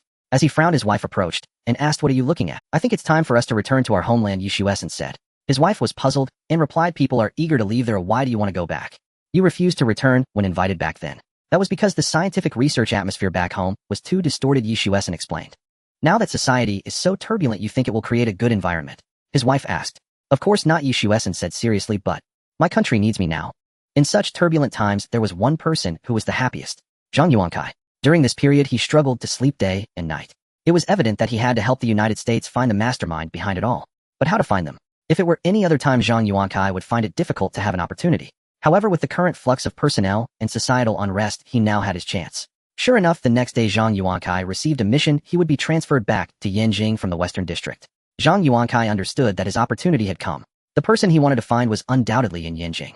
And on the very day he set out, two significant events were taking place. The first was that the Telly's missile had been fully assembled, awaiting its final launch. The second was that Yi Shuesan was preparing to return to the country. Have you made up your mind? Yi. His mentor Charles looked at Yi Shuesan, clearly puzzled. Yi Shuesan did not hesitate at all. Accompanied by his wife, he embarked on the ship back home. After pondering for a moment, he finally said, "Perhaps I will die, but I won't go back, and my heart is already dead." He left, taking his wife with him. Just as he set out, the Huaxia military district announced that the Tianzhou 1 would be deployed. Anyone daring to intercept or obstruct those returning to Huaxia would face ruthless retaliation. That night, Zhang Yuankai returned to Yanjing and was immediately dispatched to the Eastern Military District. "Next, you will be responsible for the security of the Eastern District Research Base," Zhou Quanmin told him. "I remember that the Eastern District was responsible for ordinary production lines, wasn't it? When did it need such a large military force to maintain order?" Zhang Yuankai smiled, keenly noticing the issue. The Eastern Military District had never been a highly confidential area, and the research area was of ordinary level. "You don't need to worry about that," Zhou Quanmin said. "Your task is to ensure its safety." Zhang Yuankai agreed, and the next day, he swapped positions with the former security chief Qin District Chief. During the handover, Zhang Yuankai probed Qin District Chief, but the latter merely smiled and said nothing. Naturally, Zhang Yuankai wouldn't press further. He began to take charge of the security work here. It was evident that besides the outer circle of the military district, there was an additional protective circle from the National Security Agency. This made Zhang Yuankai even more curious. Could it be? Besides the super aircraft carrier, there were even larger project undertakings here. Zhang Yuankai's eyes lit up. At this moment, he didn't care about leaking any state secrets, he just wanted to survive. It was just like back in the day. He observed here for several days and identified a key figure. Yang'an. He knew this was a master-level figure in the space. Therefore, Zhang Yuankai speculated that this project must be related to space. According to the rules, Zhang Yuankai was not allowed to greet Yang, and so during this period, he could only suppress the doubts in his heart. Until one day, he saw two people. Bureau Chief and Lin Feng. These two were not strangers. Bureau Chief, a con man known across the internet. Lin Feng, a powerful official second generation with an unknown background. How could the War Ignorance Bureau come here? Zhang Yuankai was acquainted with Bureau Chief from previous collaborations. "Let me tell you, don't say anything out of turn when you go in, or next time I won't take you along," Lin Feng said seriously. "You brat." Bureau Chief frowned. If he didn't want to quickly witness the appearance of the space-based weapon, he wouldn't have to endure such humiliation. At this moment, Zhang Yuankai approached, greeting warmly, "Old Zhang, long time no see." "Oh, Old Zhang." Bureau Chief laughed heartily. "What brings you here?" "Just transferred in," Zhang Yuankai replied. After that, Zhang Yuankai glanced at Lin Feng, hearing Bureau Chief say, "Let me introduce my apprentice Lin Feng." "I know," Zhang Yuankai smiled, young and promising. "Uncle Zhang, you flatter me," Lin Feng replied with a smile, showing little interest in their conversation. After a while, Lin Feng looked at the time and said, "We should go." "Okay," Bureau Chief nodded and turned to bid farewell to Zhang Yuankai. Didn't ask Bureau Chief what he was going in for. However, he still analyzed a bit. The existence of the War Ignorance Bureau was to deceive others hiding major projects. So, it could already be confirmed that there was definitely a big project hidden inside. Thinking of this, Zhang Yuankai felt invigorated. He looked up and saw Yang and coming to greet them, which made Zhang Yuankai have other speculations. That this project was about to be completed and prepared for use. Otherwise, Yang and wouldn't personally come to welcome these two who relied on words. In fact, Lin Feng's arrival today was indeed for the final assembly ceremony of the Tianjin. Interestingly, this base specifically prepared a screw for Lin Feng to tighten, and when Lin Feng entered, everyone applauded. Lin Feng and Bureau Chief saw the fully assembled Tianjin. However, it didn't look like a sword, instead it resembled a crystal-shaped diamond sphere. From all angles, it was hard to tell that this was an offensive weapon. "Where's the space-based cannon that was promised?" Bureau Chief asked curiously. Everyone burst into laughter. Bureau Chief was not embarrassed. After all, he certainly didn't understand this thing, so he had no qualms about asking. Space-based weapons are ultra-modern scientific weapons. Do you really think a projectile could be fired back from space? Yang'an explained. What else would it be? Strictly speaking, this offensive weapon isn't a cannon, but rather a beam-like entity that upon impact with a target generates explosive power akin to a shell. Yang'an quickly added, this range can be a pinpoint or area-based. In other words, if I stand here and you want to hit me, can it achieve precise targeting with the given coordinates? Bureau Chief was shocked. Of course, Yang'an smiled. Bureau Chief was astonished looking at this incredibly beautiful machine, saying, space-based weapons are truly terrifying. Yang'an turned to Lin Feng and said, Chief Lin, please. Lin Feng looked over and saw a group of people lined up waiting for him. In truth, tightening the screw was merely pressing a machine switch and the screw would automatically be tightened. He gently pressed down and the machine quickly began to operate. Everyone watched intently as the screw was put in place. Creak. Finally, with a sound that sealed the deal. The space-based cannon, Tianjin, was officially completed. A significant portion of the staff on site was moved to tears while Yang'an remarked with anticipation, I really want to try its power. The memories of the crowd inevitably drifted back to the 60s. After a brief silence, Yang'an said, since it's done, let's prepare for launch. Huh. The director paused and asked, are we launching just like that? What else? Yang'an replied with curiosity, aren't you supposed to prepare like checking the weather or restricting airspace? The director said, oh, it seems you do know a thing or two, leader Lin Feng teased. Get out of here, the director said looking at Yang'an. Am I wrong? Yang smiled and replied, Master Lin's technology can easily overcome these issues. The director looked at Lin Feng with quiet admiration as they stepped outside to see the rocket being loaded ready for launch. To avoid drawing attention, we chose the most ordinary rocket, Yang explained. Lin Feng nodded. The Tianjin was originally equipped with strong flying capabilities, even able to fly autonomously. The next moment Yang addressed the launch team, prepare for launch. Yes. Begin preparations. Loading has commenced. Fuel is ready. Testing rocket data. Rocket data is normal a total of 3 stages. Requesting launch command. Upon hearing this, Yang turned to Lin Feng, who glanced up at the Tianjin loaded onto the rocket, then seriously said, authorize launch. Tianjin. Yes. Launch. Group 1 receive. Group 2 receive. Starting ignition. 10. 1 ignite. Boom. Accompanied by a loud explosion, countless staff below were moved to The Tianjin was a level 3 project classified as top secret. Thus, even the launch was conducted very discreetly. It could be said that if there were no wars in the future, the Tianjin might remain in secrecy, and they might never be known by outsiders for their involvement in this research. Lin Feng also looked up, watching the Tianjin slowly ascend until only a small black dot remained. First cosmic velocity. Second cosmic velocity. Entering space. Everyone stared intently at the screen. 20 minutes. It would take just 20 minutes to fly from here to the G1430 target. Under the watchful eyes of many, the round-shaped Tianjin smoothly landed on the G1430 target. Instantly, the crowd erupted in cheers. We succeeded. We succeeded. Many embraced, and Yang also shed tears while Lin Feng patted his shoulder, leaving the director in a state of confusion. Was it really that simple? Isn't a space-based weapon supposed to be a super sci-fi weapon? How did it succeed without encountering any turmoil? Outside the main gate, Zhang Yuankai was smoking when he suddenly heard a loud bang. Upon stepping outside, he saw the rockets soaring into the sky. Zhang Yuankai paused. What was this?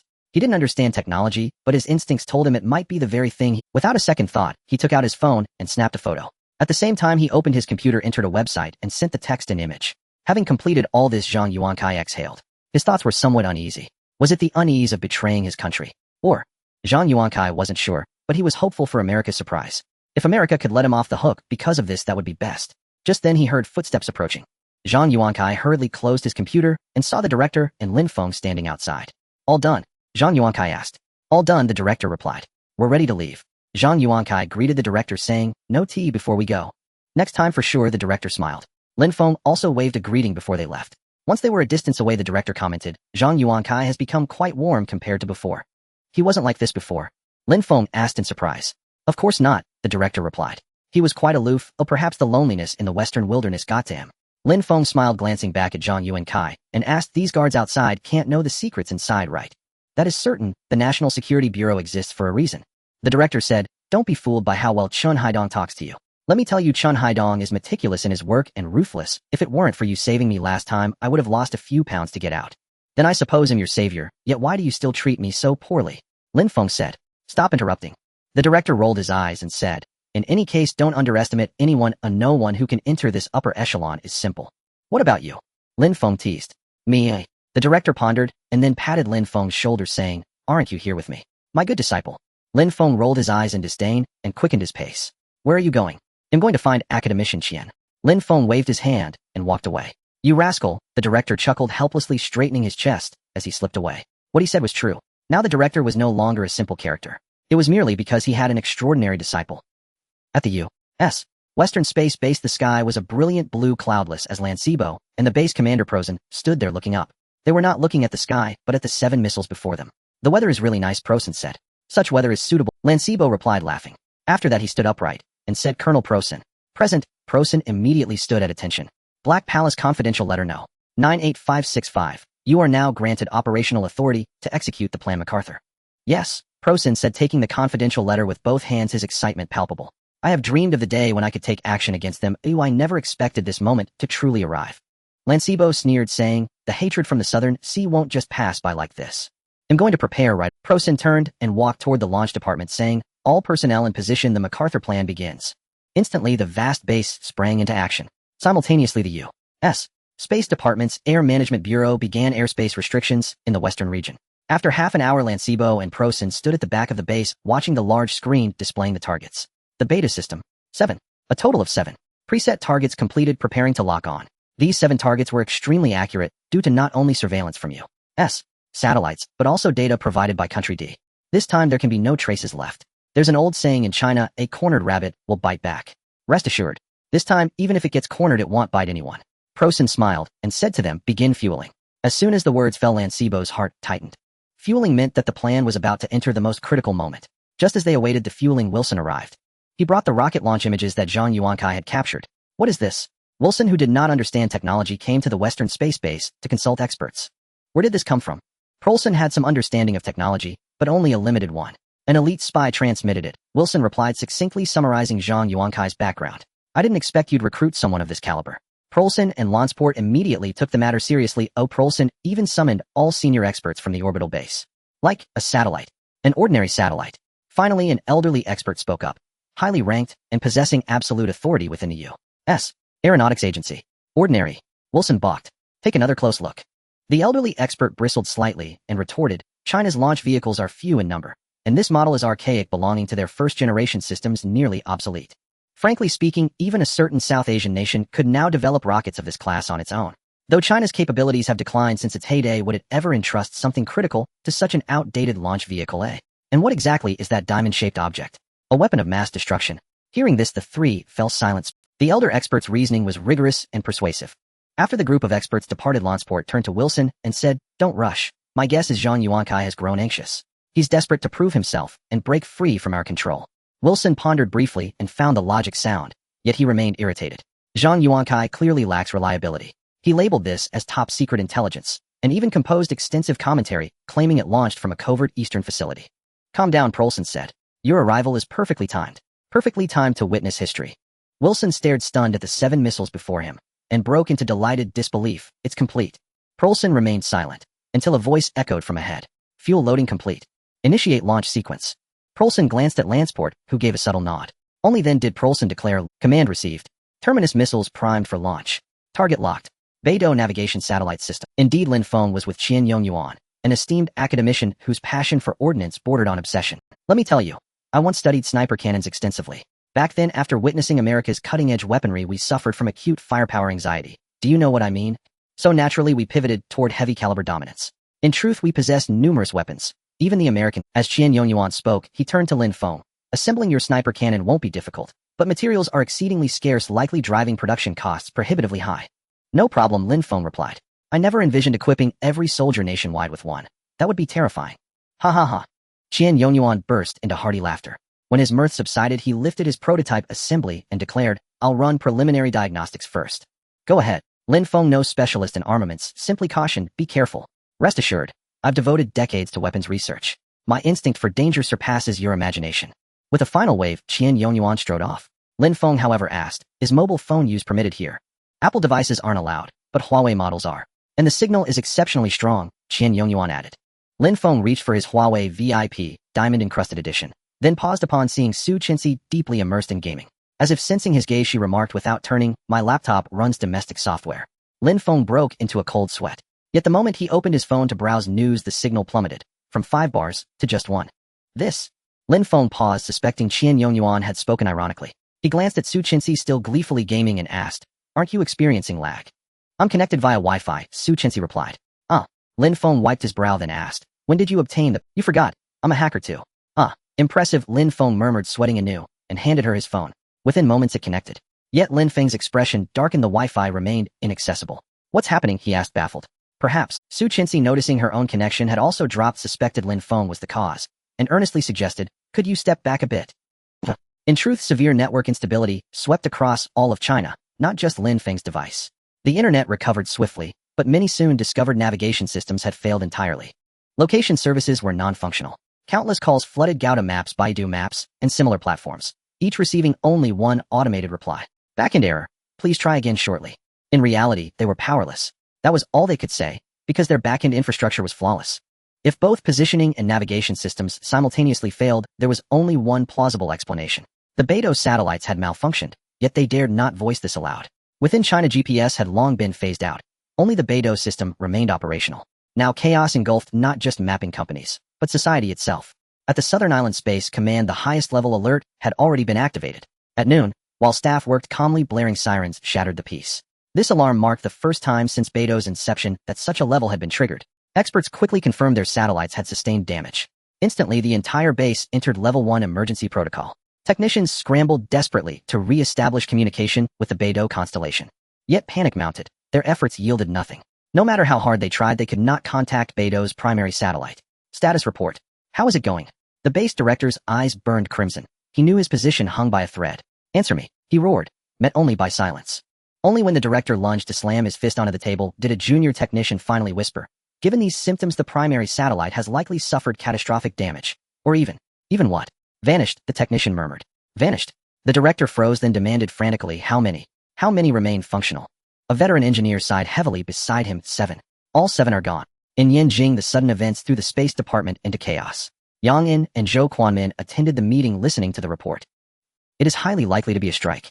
The simultaneous disappearance of 7 main stars has an almost zero probability of an error.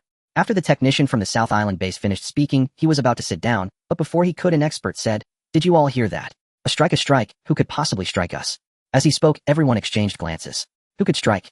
Who has the capability to do so? The implication, China already has strong defenses and monitoring against the Beidou satellites, and this time, they didn't even catch the source of the attack. The only country capable of achieving this is the United States. Damn the Americans. An old expert stood up and shouted angrily. He was one of the developers of the Beidou system and had poured his lifelong efforts into it. Naturally, he was furious to hear, "We also struck back at them," someone said angrily. "The key now is evidence. Another person said, "Do we have missiles capable of evading their monitoring?" As they spoke, they all looked towards the missile department. Among those involved this time was Lin Feng's senior sister Qin Ru. Qin Ru shook her head slowly as everyone stared at her. She had to admit that to evade the opponent's monitoring, the missile speed must exceed twice the norm. Currently, even the most powerful Oriental Express cannot achieve this. Are we really just going to swallow this indignation? The old expert trembled with anger, even struggling to stand. Everyone fell silent. At that moment, Yang and Zhou Quanmin exchanged glances. In their eyes there was no silence, only amusement. In Yang An's eyes there was even a hint of surprise. However, both of them were old foxes skillfully hiding. Zhou Quanmin was the first to speak, saying, "Stop the noise. The most crucial thing right now is to maintain social stability." Everyone remained silent, but an old expert said, "Without the positioning system, many things cannot proceed. How can we stabilize? Then we can use other systems." Other systems? For example, the Western European system. Haven't we been sanctioned by the AO organization? Western Europe certainly won't let us use the Galileo system. "Don't worry," Zhou Quanmin said. "Trust me, we will recover soon. Let's adjourn the meeting for now." Everyone was puzzled, but given Zhou Quanmin's status, if he was daring enough to make such promises, then China was surely in disarray. Once others left, Zhou Quanmin and Yang and stayed behind. The latter said, "Can't we just say we have contingency plan? It can also boost morale." "You don't understand." Zhou Quanmin said, "The Tianjin was meant to be confidential, we don't need to publicize it. Moreover, if we reveal this, the US will surely be misled into believing it, leading to chaos among Western Europe's allies." Yang An's mouth twitched as he said, "You politicians really have dark hearts. Unlike us scientists, we have no ulterior motives." "What did you say?" "Nothing." Yang An smiled and said, "Minister, are we not?" "Of course," Zhou Quanmin said. "The Tianjin was built at such great cost, not just for show." "Indeed." Yang An said excitedly, "They'll discuss this with Chief Lin right away." Zhou Quanmin nodded, saying, "We should discuss it. I haven't even decided where to strike yet." Lin Feng was truly speechless. "Chief Lin, are you listening to me?" Yang An's voice was trembling. "Old Yang, you seem quite excited," Lin Feng said. "No, how could that be? The Beidou satellite was attacked while I was involved in it, so naturally, I feel a mix of sorrow and anger." Yang An said, trying to mask his emotions. "Is that so?" Lin Feng smiled wryly and avoided the topic, saying, "I'm handling some matters with academician Qian. I will come find you when I head to Yanjing tonight." "All right then." Yang An could no longer hide his emotions. Lin Feng put down his phone and looked at the positioning software on his device, realizing it indeed had failed. He rubbed his head and said, "The Americans chose to strike now rather than earlier or later. It's no wonder old Yang is. What are you so excited about?" At that moment, Qian Yongyuan walked in. Lin Feng saw that Qian Yongyuan was covered in black, even smoking, and his hair was a complete mess. "Academician, did you just come back from Huizhou?" Lin Feng asked. Qian Yongyuan wiped his head and said, "Damn it, I underestimated the power of this initial test sniper cannon. I almost lost my life." "Aren't you usually very perceptive?" Lin Feng laughed. "You're still laughing." Qian Yongyuan threw down his things and turned to leave. Lin Feng asked, "Where are you going?" "I need to take a shower first. How about waiting to wash later?" "I need your help." "No, I'm a clean freak," Qian Yongyuan said as he walked away. Lin Feng wasn't worried. After all, they were probably still discussing how to respond in Yanjing. A few minutes later, he saw Qian Yongyuan come out looking clean. He said, "What did you want my help with earlier?" Lin Feng took out a revolver and handed it to him. "This toy has good material," Qian Yongyuan remarked. Lin Feng wiped his sweat. Hearing the word toy was indeed uncomfortable. However, Qian Yongyuan was right. A revolver truly is a toy among modern weapons. Lin Feng came here to say that the upgrade of the mecha might not be so fast, so he sought Qian Yongyuan to upgrade and modify this revolver. At the very least, he wanted it upgraded to the level of an automatic pistol. "Help me modify it," Lin Feng said. "There's no need to go through so much trouble. I'll give you one. I have plenty of guns here." Qian Yongyuan said as he prepared to Lin Feng replied, I just like this one. He didn't feel like explaining further. Upon hearing this, Qian Yongyuan immediately understood and said, oh, I didn't expect you, Chief Lin, to be so young yet so sentimental. Alright, I'll help you modify it. It will definitely match many weapons. Let me tell you, I'm a firepower expert, not just boasting. Lin Feng nodded as Qian Yongyuan picked up the revolver and left again, saying, give me 5 minutes. As he walked out, Qian Yongyuan returned to the firepower testing room. The guard outside said, Academician Qian, please be careful. The fire just got extinguished and there is still a lot of smoke inside. Upon hearing this, the guard soldiers felt relieved. Qian Yongyuan happily passed by the newly constructed testing area, switching to a new one. He examined the revolver and said this material is quite good, no wonder Master Lin refused to give it up.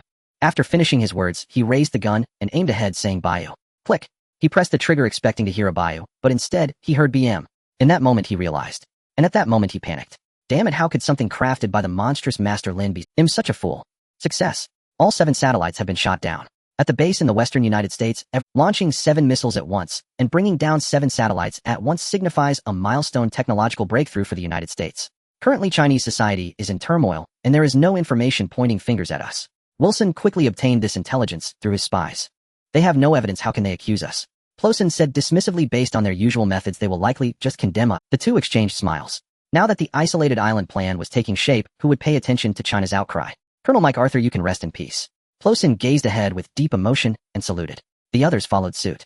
After the salute, Wilson checked the time and said, I must leave. I still have to deal with Zhang Yuankai's matter. It's fine, Zhang Yuankai is currently a man without a country. His eagerness to send intelligence over indicates his desperate wish to achieve merit. Plosin said, that's true. Wilson laughed heartily, performed a salute, and then left. Soon after, Lansport also said, I need to hurry back to the Black Palace to report to Mr. Smith. Plosin nodded.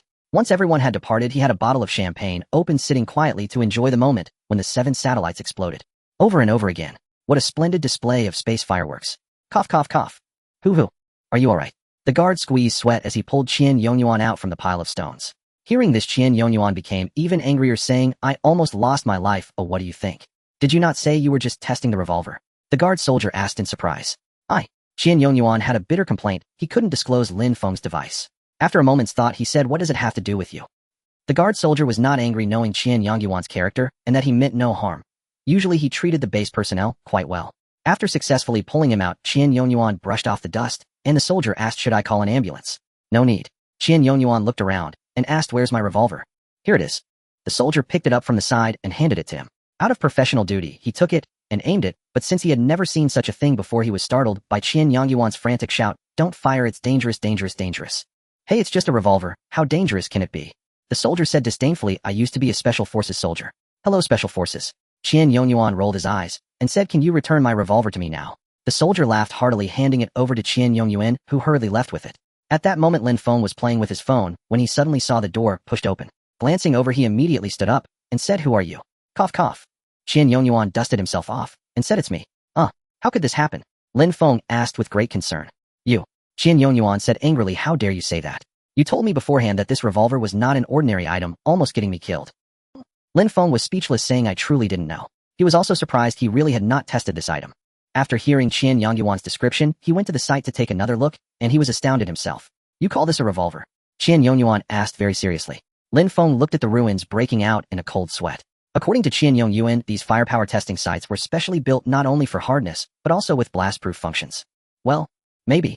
When Lin Feng arrived in Yinjing, it was already late at night. He was not thinking about retaliating against the United States, but was pondering the real damage to the mechas. A regular revolver actually produced such powerful effects if it were to be upgraded in the future. Lin Feng couldn't. What are you thinking about? Chen Haidong's voice pulled Lin Feng back. When did you arrive? Lin Feng regained his senses only to find Su Qinxi had already vanished. Don't look for her, it's vacation time. Chen Haidong said today is her day off, and this bureau will personally protect you. Lin Feng didn't ask further. It seemed that these people were unwilling to say much about Su Qinxi. The two arrived directly at the Ministry of State Affairs, where most people had already gathered. Besides Yang An and Lin Feng, there were also Zhou Quanmin and Li Guocheng. Can we confirm that it was the United States? If we are mistaken, that would be problematic. This can be confirmed in the Tianjin. Lin Feng said. The Tianjin has such a function. Everyone was surprised. The Tianjin can replace satellite positioning and monitoring, otherwise it wouldn't be able to achieve precise strikes. Lin Feng explained. Everyone was overjoyed while Lin Feng said, by the way, Minister Zhou, has that positioning system been integrated with the Tianjin? It's already prepared for launch. Zhou Quanmin pointed at Yang An and said, Academician Yang is personally executing it. That's good. Lin Feng said while sitting down, just say. That we are using Europe's Galileo. Bang. Before Lin Feng could finish his sentence, Yang An's hand holding the cup fell to the ground. What happened, Elder Yang? Lin Feng asked. Yang An glanced at Lin Feng a few times and weakly said it's nothing. Zhou Quanmin was snickering and quietly asked academician Yang how is Lin Feng's heart. You politicians are really dark-hearted, we scientists are better with no scheming. This was Yang An's original words. Yang An didn't want to bother with him and said let's discuss where to strike instead. Unexpectedly, Li Guoqing jumped in and said the Black Palace. Everyone was sweating nervously. The Black Palace was not invulnerable to attack. However, if they did strike, the Americans would surely retaliate fiercely, inevitably leading to nuclear war. Not to that extent, Zhou Quanmin said. Though I would really like to fight. Everyone fell silent, then exchanged knowing glances and burst into laughter. How about we take down their GPS? An eye for an eye, Li Guoqing suggested. Yang An and Zhou Quanmin both found the idea acceptable. However, Lin Feng did not nod, but seemed to be deep in thought. What do you think? Zhou Quanmin asked. Even if the American missile systems have made significant advancements, how can they be certain that these 7 satellites are the primary stars of Beidou? Lin Feng inquired. Are you suggesting? The only country that could have handed over this data is Country D, Lin Feng stated. Suddenly, everyone understood. It was highly likely that Country D had given this data to the Americans. After all, Country D was one of the first nations to join the AO organization. Then let's take down all of Country D's satellites, Lin Feng suggested. No one opposed the idea. When they signed the agreement, it was stipulated that Country D could not leak data, and now they had violated the agreement first. What about the Americans? Zhou Quanmin asked. Justice has its sources, let the destruction come from where it originates, Lin Feng said. Besides, the GPS is too cheap. Hearing this, everyone felt a chill. They all knew that these 7 missiles had been launched from the American space base on the west coast, which was also a critical military base for them. Such an act was not much different from bombing the Black Palace. However, in name it was vastly different. Moreover, constructing such a massive space base was far more expensive than the Beidou system. If they were to strike, they would hit where it hurt. This also serves as a warning for them, Lin Feng said as he looked at them. Meanwhile, while Lin Feng and the others were troubled about what to attack, the Americans were waiting to see the spectacle unfold. However, the spectacle they anticipated did not materialize. For instance, they were waiting for Huaxia to hold a press conference denouncing the Americans. They were also expecting diplomatic correspondence from Huaxia condemning the Americans. They anticipated seeing Huaxia fall into chaos due to the absence of a positioning system. But none of this happened. The first 2 scenarios were understandable because without evidence Huaxia could only swallow its anger. However, they could not comprehend the third. Within less than 24 hours after the 7 primary stars of Beidou were struck, satellite positioning surprisingly resumed. In response, the official explanation was the Beidou system experienced a malfunction and temporarily relied on foreign systems. Foreign systems? Lanspot looked puzzled. What did they mean by foreign systems? Before he could gather his thoughts, Smith Plang slammed his hand on the table and said, where else could it be? Obviously it's Western Europe. Upon hearing this, Lanspot suddenly understood. GPS, Beidou, Galileo. These were the only 3 systems capable of such feats on this blue planet. Though the Russian Bear had a system, it was not practical due to its outdated nature. Based on their tests, the system Huaxia was currently using was so smooth and accurate it had to be the latest development. Then, it could only be Galileo without a doubt. These Western European countries are truly vampires, taking so many resources from us, while secretly trading with Huaxia. Lanspot was furious and shouted, Sir, we absolutely cannot tolerate this. Of course, Smith replied. Plang immediately picked up the satellite phone and dialed the leader of the Western Alliance, Lewis. What? Huaxia is using our positioning system. Impossible, absolutely impossible. Lewis was shocked and denied it at first.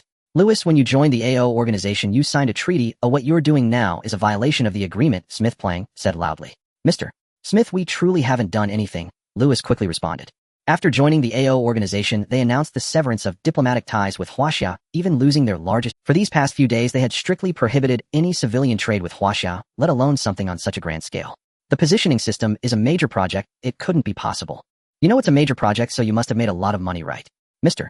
Guozhang, we really haven't, or I was merely using a Stop it, you just want to play both sides, Smith Plang said angrily. How about this? If you cut ties now, you'll still have a chance. It's really not us, Lewis insisted, trying to explain several times. Fine, if you say it's not you, then open the central server, and I'll send someone to inspect it. That's impossible. Galileo involves our Western European security issues. Feeling guilty, are we, Lewis? Smith Plang reiterated, please disconnect immediately. This is not a request, but an order. An order. Hearing this, Lewis felt furious and said, does America really think it's invincible? In the Tianjin Control Center, when Lin Feng arrived, he was accompanied by the bureau chief. To be honest, the bureau chief now looked a bit like a country bumpkin clamoring to come and see the excitement. If you keep looking at me like that, you won't get paid this month, the bureau chief said, maintaining his dignity by frequently threatening Lin Feng with his salary. For the sake of money, Lin Feng could only yield. Just as he was about to enter, he saw Zhang Yuankai inspecting a man. Who is this? As the bureau chief approached, he asked. But as he got closer, he was astonished and said, Mr. Yishuessen turned to glance at the bureau chief, nodding slightly. As scientists often maintained a serious demeanor. Can I go in now? Yi Shuesan asked. Of course you can, Zhang Yuankai nodded. The bureau chief and Lin Feng did not need to be checked. After greeting Zhang Yuankai, they followed him inside. Who is he? Lin Feng did not recognize Yi Shuesan. He is a top Chinese-American scientist, and the Americans equate his value to half a master, the bureau chief said, giving a thumbs up. What is he researching? Space, the bureau chief replied. The country invited him back when he graduated, but he refused. He faced severe backlash online back then. What about now? Lin Feng asked. A while ago he voluntarily applied to return to the country. The announcement we made regarding the deployment of the Tianzhou-1 was largely due to him, the bureau chief explained. Upon hearing this, Lin Feng secretly developed a greater admiration for him. Regardless of whether he was a talent or not, he was not forgetful. As the three of them walked while maintaining some distance, Yang and hurriedly approached from the front. Upon seeing Yi Shuesan, he smiled happily, but quickly walked to Lin Feng and said, everything is ready. Lin Feng nodded. Yang turned back to Yi Shuesan preparing to speak, but unexpectedly heard Yi Shuesan say, is bureaucratic red tape still so serious in the domestic scientific community? Senior Yang, I respected you before coming here, but Yang paused, glancing at Lin Feng, and suddenly, damn it, who are you calling bureaucratic? Don't mention Lin Feng. The country might not need you or me, but Lin Feng must stay. Lin Feng felt a greater admiration for Yi Shuesan and said, since Mr. Yi has just arrived, why not go in together and witness a grand fireworks display? I don't like watching fireworks, Yi Shuesan replied, turning to leave. Take me to my accommodation, I'm tired. He regarded this as a welcome party for him. Yi Shuesan did not like such things. Yang felt caught in a dilemma. Lin Feng was kindly inviting you, treating you as one of their own, yet you misunderstood him. Senior Yang, this is troublesome, Yi Shuesan continued. Just as he took a step forward, he paused because he heard Lin Feng's calm voice from behind. The Americans shouldn't have any space-based weapons, right? Heavens. Yi Shuesan had to admit that he hadn't spoken in Huaxiao language for a long time. Therefore, before returning, he specifically reviewed the 6th grade textbooks. He felt he must have heard wrong. Thus, with this spirit and attitude, he stepped into the Tianjin Control Center. At first glance, it appeared crude. Crude did not refer to the environment, but rather to its area and scale. The space was small, and there were few devices. Based on Yi Shuesan's years of experience, this could not possibly be an advanced equipment command center. At second glance, it was strange. Although there was just a projection device, Yi Shuesan was able to see a complete and extremely high-definition image on it. Yi Shuesan suddenly remembered something. When he had just disembarked, he had heard about Beidou. Surely this was the sub-control center of the Galileo system obtained from trade with Western Europe. Such a center only allowed viewing without any control rights. He thought for a moment and said, can I have a look? The technician glanced at Lin Feng, who nodded. As Yi Shuesan walked forward, he remarked, I have researched the GPS system, but I have truly never come into contact with Galileo, so I'm quite curious. Upon hearing this, the entire base fell silent. Some people had already begun to stifle their laughter. In fact, some even laughed out loud. They were all scientists, very rigorous, and generally would not laugh unless they truly couldn't help it. Yi Shuesan heard their laughter, but did not think much of it. As he sat down, he immediately noticed something different. Simply put, the image was excessively clear. To put it simply, if the GPS image at its highest state was considered ordinary, then the image he was seeing now was ultra clear. No, it should be ultra Blu-ray level. Of course, this was just a metaphor. If you looked at this image, you could even see the nose hair of others on the ground clearly. Yi Shuesan realized something was amiss and said, Galileo is surprisingly advanced. This time, many people couldn't hold back their laughter, and someone asked, Mr. Yi, do you think Galileo can be this advanced? Yi Shuesan suddenly came to his senses. If Galileo had such technology, how could the U.S. be unaware? What is this? As Yi Shuesan spoke, he recalled Lin Feng's words. Space-based weapons. No, that couldn't be possible. Yang stepped forward and said, that's right, what lies before you is Huaxia's first space-based weapon. As soon as the words fell, Yi Shuesan was momentarily stunned. Space-based weapons. Huaxia had space-based, that couldn't be possible. He had always thought that while Huaxia's space technology had made great strides, it still lagged behind the U.S. in certain aspects. Really? Is it true? Yi Shuesan became excited. This was not just patriotism, it was also the spirit of us. Yang nodded vigorously, and Yi Shuesan's gaze towards him changed. He asked Senior Yang how long did it take to manufacture 180 days, Yang replied. 180 days. Yi Shuesan suddenly looked up, his eyes filled with disbelief, his gaze shifting from respect to admiration, as he said, if I had known Huaxia had achieved such great accomplishments in the field of space, I wouldn't have needed to come back. The crowd's expressions suddenly became strange. Just as Yi Shuesan was wondering if he had misspoken, Yang hurriedly pointed at Lin Feng and said, let me introduce you. Yi Shuesan frowned. He had heard of Lin Feng, he was quite influential. However, he had a strong aversion to such people. I am not the chief engineer of Tianjin, he is. Yang said. Yi Shuesan paused, and in an instant he stood up abruptly and said to Lin Feng, you are insulting. A few minutes later, Yi Shuesan looked at Lin Feng in disbelief. What energy theory? Global satellite navigation. These were concepts he had never even heard of. The military has sent a communication inquiring if we can begin, someone said. Yi Shuesan quickly moved aside, his heart racing. What he was about to witness would be the live combat scenario of the space-based weapon. He glanced at Lin Feng, intending to apologize, but saw Lin Feng was busy. Have the coordinates been confirmed? Lin Feng asked. It's being confirmed. Please wait a few seconds. A few seconds. Yi Shueson was stunned because he saw that this was not a target pre-locked in advance, but real-time. Locking targets 32 in total. All D-country satellites are locked. Locking target West Coast space base. All data complete, preparing to await the final attack. The staff turned to look at Lin Feng. Wait, Yi Shueson shouted. Everyone turned to look at him, and Yi Shueson was utterly bewildered. He must not have heard wrong. Locking 33 and planning to attack the U.S. West Coast space base. Is there a problem? Lin Feng asked. No. None. Yi Shueson, though confused, understood. He was new here. Lin Feng turned around and said to the staff, Tianjin. Launch. Yes. The staff pressed the button, and only Yi Zuzhen's mind flashed with the video he had seen online. No worries. He looked at Lin Feng, and at that moment he suddenly realized. He really would take action. The chief did not deceive D-country's Space Department. As a defeated nation, its situation was already awkward and military capabilities were severely restricted, making the space field even more challenging. However, as time passed, and with D-country's rapid economic development, their space endeavors began to take off. This is also why they were willing to spend such a great price to trade with Huaxia. They were truly willing to spend exorbitant amounts for space technology. Just days ago, they successfully launched the RAM-No. 7 satellite relying on satellite technology obtained through trade. According to D-country's plan, RAM-No. 7 would be the first of a new generation of satellites. Subsequently, they would connect all D-country's satellites to form a local space network. Today, RAM-No. 7 is functioning normally, the staff said to the person in charge behind. The person in charge, upon hearing this, displayed a joyful smile. As long as they got through today, they would have passed the verification period, confirming the success of RAM-No. 7. But just as his smile was still radiant, suddenly the screen in front of him went black. What happened? Did the power go out? But this was the Space Department. How could there be a power outage? Moreover, the equipment on the table was still glowing. Immediately after, a beeping sound echoed throughout the base. The person in charge had not yet regained his senses when a technician said, Report. Our space satellites are all blacked out. What? Yi Shueson was filled with shock. Locking onto 32 satellites at once was not the key point. The crucial part was that the Tianjin could actually strike simultaneously. Such technology was unheard of. Yi Shueson dared not say much. This top-Riternese scientist felt like a... However, he couldn't help but ask, Are you really going to attack the West Coast space base? Lin Feng turned around, and Yi Shueson immediately said, I am not saying this to defend the United States. Now that I have returned, my heart belongs to Huaxia. Before Yi Shueson could finish, Lin Feng interjected, Isn't it what the United States thinks? As long as there's no evidence left behind, they won't have anything to hold against us. I will strike your base and see if you can find any evidence. Yi Shueson swallowed hard as he saw the technicians pressing simultaneously on the screen. The diamond-shaped orb opened up again. Tianjin, activate. All at once, those crystal-like lenses sparkled with light. Amidst the flickering points of light, densely shot forward. After moving about 100 meters, the beams merged into one. At the same time, a light beam quickly smashed into the atmosphere. However, its trajectory was not aimed at the skies above the United States, but rather at Huaxia.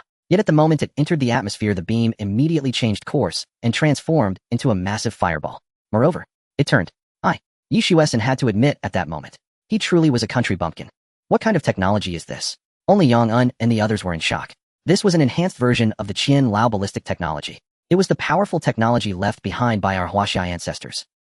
At the West Coast sky base, Plozin was packing his luggage, his expression cheerful. Because tomorrow he was heading to the Black Palace for an award ceremony.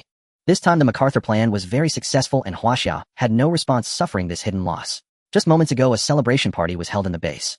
They had launched 7 Telos missiles at once, and they had gone through a tough period of work, so it was normal to let loose a bit.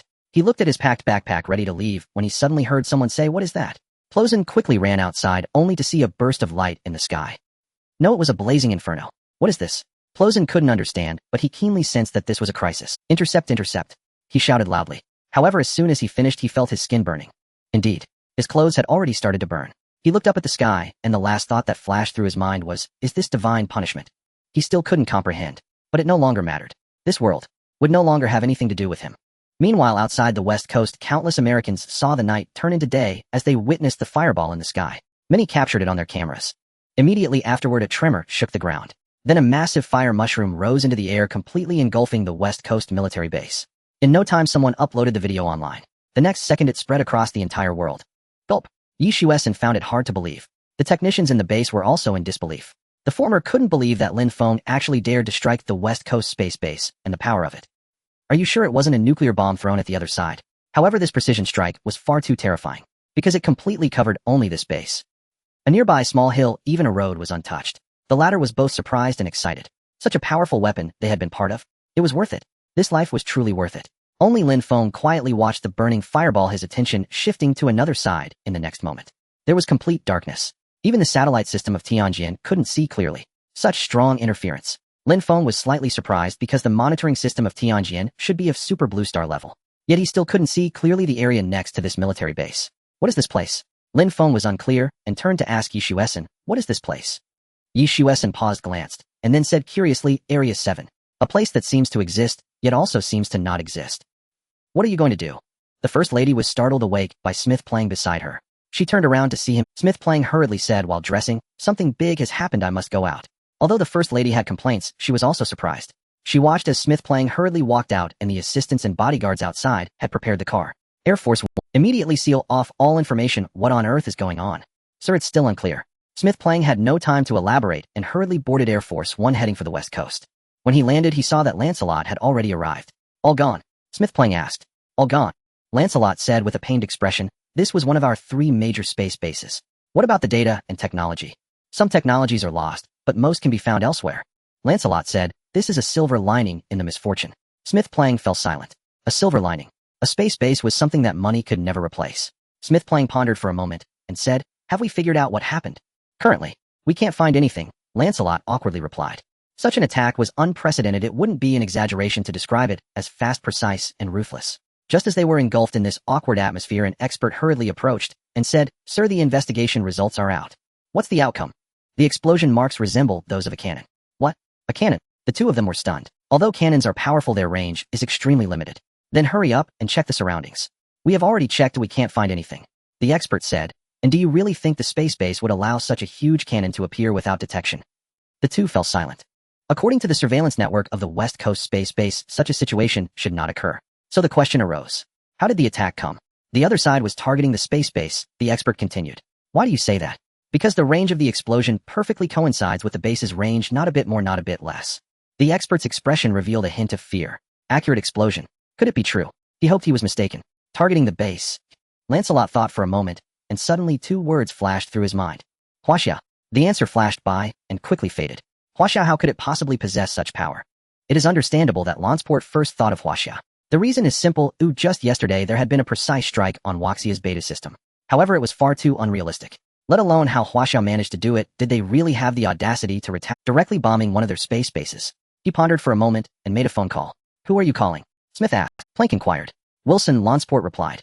Smith Planck's mind flashed with several question marks. Wasn't Wilson the head of the Huaxia group? What does it have to do with him? Deep in thought, he heard Lansport say, are you aware of what happened at the West Coast base? No, I don't know. Now you should wake up and check if Huaxia is involved in this matter, Lansport said before hanging up. It was Smith's turn. Planck immediately asked, are you overthinking this? Lansport considered and replied, it's not impossible. Huaxia might have sent Tianzhou 1 near the West Coast to attack us. In an instant, everyone was awakened. Wilson, who was already irritated from being woken up, had a task from his superiors and naturally had to complete it well. However, when he opened the internet and saw the entire news, he swallowed hard. This must be the most serious incident since the 911 event. Lansport thought for a moment and sent a message to Zhang Yuankai. 30 minutes passed, and Yi Shuesan was still in shock. He couldn't understand why an attack that resembled a laser turned into a fireball after entering the atmosphere. Why did what? So many questions. Let me formally introduce myself, Lin Feng. Lin Feng's voice pulled him back. Yi Shuesan came to his senses and quickly extended his hand, sincerely saying, I was reckless before, I'm very sorry, I shouldn't judge a person by their age. Admitting a mistake is part of Yi Zuzan's character. Lin Feng smiled and said, I don't mind these things. From a certain perspective, returning to the country in a time of crisis is a spirit not possessed by ordinary researchers, and Yi Shuesan is indeed a pure scientist. Welcome to our team. We have gained another talent for the Space Department, Lin Feng said with a smile. When Yi Shuesan heard this, he scratched his head like an ignorant student and said, but I don't understand anything like the anti-gravity system you mentioned. No worries, we don't understand either, we're all learning together, Youngin said. Upon hearing this, Yi Zuzan's eyes widened. So it turns out that Lin Feng was the only one who understood all the technology in this base. After a brief moment of astonishment, his eyes became wild. He felt that returning was the right choice. Not only could he serve his beloved country, but he could also learn more advanced technology. Youngin, looking at the continuously popping news online, asked, Chief Lin, do you think the US can guess it was us? It doesn't matter anymore, Lin Feng replied. Since they struck first, they must face the consequences. The internet exploded with discussions. If it were another country's military base that was bombed, it wouldn't matter. At one point, the US blocked all media, but in a world where information travels fast, news quickly spread across. Hey, did you see the footage? I heard this video was slowed down tenfold to see it clearly. It's terrifying. What kind of attack is this, eh? I heard the initial assessment is that it was artillery. Nonsense, can artillery have this kind of power? It looked more like an airstrike. Do you think the US has done too many bad things and is now facing divine retribution? For a time, the phrase divine retribution became a hot topic worldwide. This made the US extremely awkward. After all, they had to find a scapegoat just like during the 9/11 incident. But who should they look for now? Equally awkward was Zhang Yuankai, who felt ridiculous when he received Wilson's message. Did he suspect that Huaxiao attacked their space base? But now Huaxiao didn't even have its own satellite system and was borrowing from Europe, so how could they launch an attack? While he was distressed, he saw the bureau chief and Lin Feng coming out. To be honest, he was really curious, were these two people from the War Ignorance Bureau really fine? What were they doing in a place like this all day? Old Zhang wanted to smoke. The bureau chief was in a good mood and offered cigarettes to anyone he saw. No, I'm at work, Zhang Yuankai chuckled. The bureau chief smiled. He wanted to brag about what he had just seen. However, he was very measured in what he said. Things that shouldn't be said he wouldn't say even to those closest to him. Maybe next time, the bureau chief put away the cigarettes and Zhang Yuankai almost instinctively said, did you see? Just now the US was bombed at a Western base. Really? The bureau chief immediately pretended to be clueless and didn't even need time to react, saying, which one? The space base. The US's 3 major bases? The bureau chief was ecstatic. Seeing Zhang Yuankai's expression, he felt a bit deflated but also relieved. If the bureau chief didn't know about it, that likely meant it had nothing to do with Huaxia. The bureau chief excitedly chatted with him for a few more moments while Lin Feng's expression remained calm. Once the bureau chief and Lin Feng left, the former remarked, old Zhang probably never imagined that the person who bombed that base was right in front of him. Lin Feng didn't think much of it either, he was just curious. Zhang Yuankai gave him the impression that although a military base of the enemy, the US, was bombed, why did Zhang Yuankai seem completely unexcited? At this moment, Wilson on the other side was anxiously waiting for news. It wasn't until dawn that he saw Zhang Yuankai's report. According to the information, Tianzhou 1 has not departed from port. No other channels have heard anything related to Huaxia. Zhang Yuankai replied shortly. Seeing this, Wilson breathed a sigh of relief and quickly called the Black Palace. The call was answered by Lansport. I understand. Good, that's it. Lansport hung up and exchanged glances with Smith Plank. It wasn't Huaxia. There were pros and cons. The good news was that Huaxia wasn't as terrifying as imagined. The bad news was, where did this attack even come from? Lost in thought, Smith Plank suddenly slammed the table, startling Lansport. Tell Western Europe that if they don't interrupt their trade with Huaxia and cut off the Galileo system, they should wait for our revenge. That night, the higher-ups in the United States were unable to sleep. The leaders of the Euro Union were also restless. A phone call from Lansport left Louis feeling incredibly uneasy. No matter how he explained, the other party simply wouldn't believe him. Therefore, Louis had no choice but to convene an emergency Euro Union meeting. However, the most significant figure from country D, Baiklai, was not answering his calls and seemed to have vanished. This led to a very awkward meeting, as country D was the most crucial representative of the Euro Union. However, it was truly unfair to blame Baiklai. He was currently in a dire situation with all satellites in his country suddenly going dark. How could he possibly have the time to attend a meeting when he couldn't even ascertain the situation? If we were to open Galileo for their investigation, where would our dignity stand? But they just won't believe me, or what can I do? Louis said. This meeting essentially revolved around discussions of dignity and the threats from the United States. Ultimately, Louis felt helpless and could only look at the group sitting on the edge. The think tank. This group possessed the clearest minds within the Euro Union and the best perspective. My suggestion, the chief strategist Hicks, sitting at the front, spoke up, open it up to the United States. As soon as he finished speaking, the atmosphere shifted dramatically. Many began to flush with embarrassment, preparing for a heated debate. According to reports from experts involved in researching controllable nuclear fusion, the United States is nearing the end of its research phase on controllable nuclear fusion. Hicks said slowly. Then the productivity of this planet will experience a qualitative explosion. We cannot afford to miss this opportunity. I will not participate in your choices, though I will only inform you of the pros and cons. And never go against the Yinjing. In the deep of night, Zhou Liming sat in his room, feeling extremely anxious. This was not just anywhere, it was the National Security Bureau. In Zhou Liming's mind, those who entered here were almost all traitors. After a short while, Chun Haidong arrived accompanied by the bureau chief. Seeing Zhou Liming's nervousness, he smiled and said, don't be nervous. How can I not be nervous? Zhou Liming replied with a bitter smile, my dad said I must never become a traitor. Chun Haidong laughed heartily, pointing at the bureau chief and saying, he has been brought in by us twice, and he is still fine, isn't he? Don't speak if you have nothing to say. The bureau chief's face flushed. Chun Haidong ignored him and said to Zhou Liming, the reason we asked you here is to ask you one thing. What is it? Are you willing to become Lin Feng's double? Huh? Zhou Liming was taken aback and instantly turned red. Please don't misunderstand, we are not insulting you, rather. Chun Haidong quickly explained. He had learned about Zhou Liming's character and knew his pride was very strong. What do you think? Zhou Liming exclaimed excitedly, am I worthy? Both Chun Haidong and the bureau chief were speechless, literally swallowing their words. Wasn't it said that his pride was very strong? The situation is like this. The bureau chief looked at the curious Zhou Liming and began to explain slowly. Chun Haidong listened from the side. The general background was, the bureau chief had not slept all night on his way back from the Tianjin Control Center. The reason was his concern for Lin Feng. After the emergence of Tianzhou No. 1, a large number of spies were bound to come to inquire about Lin Feng. Lin Feng's identity was highly classified, but there is no wall that does not let the wind through in this world. If information regarding space-based weapons were to leak, these spies would become even more terrifying. To this end, the bureau chief devised a bait plan. That was to find a double for Lin Feng. We can all die, but the bureau chief concluded, we also understand that this is a humiliating matter. If you are unwilling, you only need to keep it confidential. I am willing. Unexpectedly, before the bureau chief finished speaking, Zhou Liming immediately agreed. The bureau chief was taken aback. You are right, we can all die, but Lin Feng cannot. Zhou Liming said moreover. I am truly willing to die for Master Lin. During this conversation, both the bureau chief and Zhou Liming were deeply moved, while Chun Haidong coughed violently, saying, Can you two show some respect for me, the head of the National Security Bureau? Both looked at him. Did I tell you to die? I just asked you to be a double, Chun Haidong said. The people we focus on protecting in the Security Bureau have never made mistakes. Zhou Liming wiped his sweat. However, this plan does not need to be executed for now. Chun Haidong said to Zhou Liming. If the United States notices the situation with the space-based weapons, we will activate you. At that time I will wait for your call, Zhou Liming said seriously. No need, Chun Haidong clapped his hands, and two muscular men appeared. He said, as long as they come looking for you, it means the plan has begun. After saying this, Chun Haidong added, rest assured I will not let you die. I just want to catch those spies and informants who intend to harm Lin Feng. Alright. Zhou Liming stood up and left with the bureau chief. After taking a few steps, Zhou Liming quietly said, should I write a farewell letter? Could you keep it for me? Huh. The bureau chief was taken aback, and then he heard Chun Haidong's cursing from behind, questioning the trust between people. When the bureau chief returned to the War Ignorance Bureau, he indeed came back with a farewell letter. What is this? Lin Feng was scribbling something at the desk. Love letter, the bureau chief casually said as he placed it in the drawer. Lin Feng did not ask further, unaware of the double plan. If he had known, he would have definitely opposed it. The bureau chief walked over to see what Lin Feng was writing, only to see space deep sea. What does this mean? The bureau chief asked. The areas humanity has yet to develop. Lin Feng pondered, that is space and the deep sea. I can accept space, but what is there to explore in the ocean? The bureau chief said. Then think about how much area the ocean occupies on Blue Star. Lin Feng said, of course space is undoubtedly the future direction for humanity. The bureau chief immediately thought of controllable nuclear fusion and couldn't help but feel a surge of anticipation. In his lifetime, would he really be able to see the true scene of space?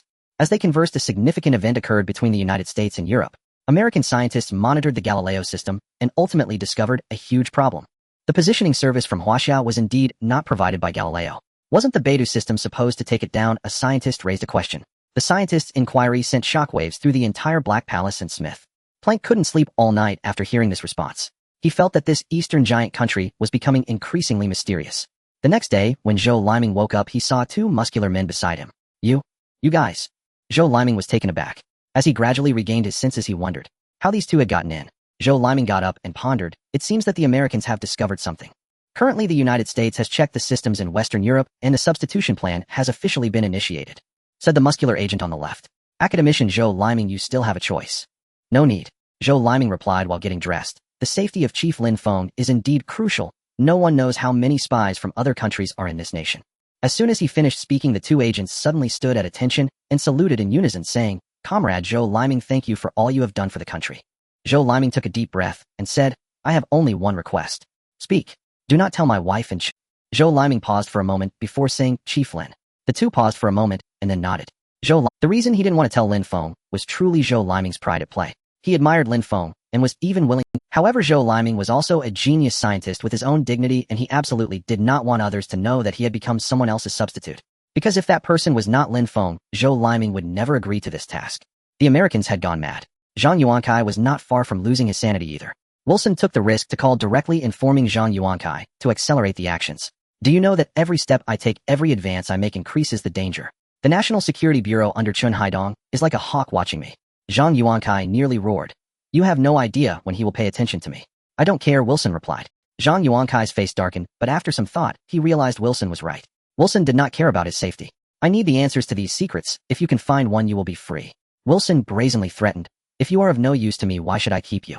And besides, last time you Zhang Yuankai explained with frustration. That was indeed a high-level base. Otherwise how could someone of my level not get in? What was launched that day might really be a secret. That's enough. Wilson completely disregarded him and said, remember, you don't have much time left. Beep beep beep. Upon hearing this, Zhang Yuankai directly pulled out the card and crushed it. He paced back and forth, not wanting to take risks, because those from Huaxia were not simple people. In the past, during the War of Resistance, their underground organizations instilled fear in the enemy. It's time to move forward, Zhang Yuankai knew. He took a step forward, coming closer to death. But he had no other choice. In recent days, the international situation has been unpredictable. The Russians, Western Europe, and the American think tanks began to take action aiming to cut off Huaxia's resource supply chain. First, the Russians completely severed trade with Huaxia. They amassed a large amount of resources, including rice, soybeans, vegetables, and so on. These think tanks understood that in order to bring down a country, they must first target the livelihood of its people. Simultaneously, they dispatched numerous trolls to promote the notion of national regression on Huaxia's internet. Therefore, when Li Xiong arrived at Li Xinzong's study, he saw Li Xinzong frowning deeply. Many small countries were willing to provide us with resources, but now they have all been threatened by them. Li Xinzong said, although the Russians are not acting voluntarily, they ultimately prioritize their interests. Li Xiong sat down and said, Dad, may I say something? Of course, Li Xinzong nodded. Li Xiong may not have the most stable mindset, but when it came to this kind of fight, he was quite— They like to use money to buy people, right? Then let's reach out to more countries. Li Xiong said, the United States will definitely pay a price to win over these countries, which will increase their burden. Pull the enemy into self-destruction. Li Xinzong paused and then laughed heartily. Self-destruction is unnecessary, but stabbing them in the back is certainly possible. Li Xiong said, good, this matter will be entrusted to you. Li Xinzong said, Dad, but I— Li Xiong was taken aback, but am no longer the chief strategist. Go on, Li Xinzong waved his hand. As he watched Li Xiong leave, he thought of Lin Feng and the state of the country. In truth, it was already showing signs of decline. Due to a lack of productivity, a large number of people were unemployed and could only rely on government assistance. Additionally, resources had begun to become scarce. Yes, a supernuclear submarine. Lin Feng explained to Luo Shui, as if discussing an ordinary matter. As one of the heads of the super aircraft carrier project, and with the second carrier being prepared for construction, Lin Feng suddenly handed him another blueprint. Is there a problem? Lin Feng asked. No.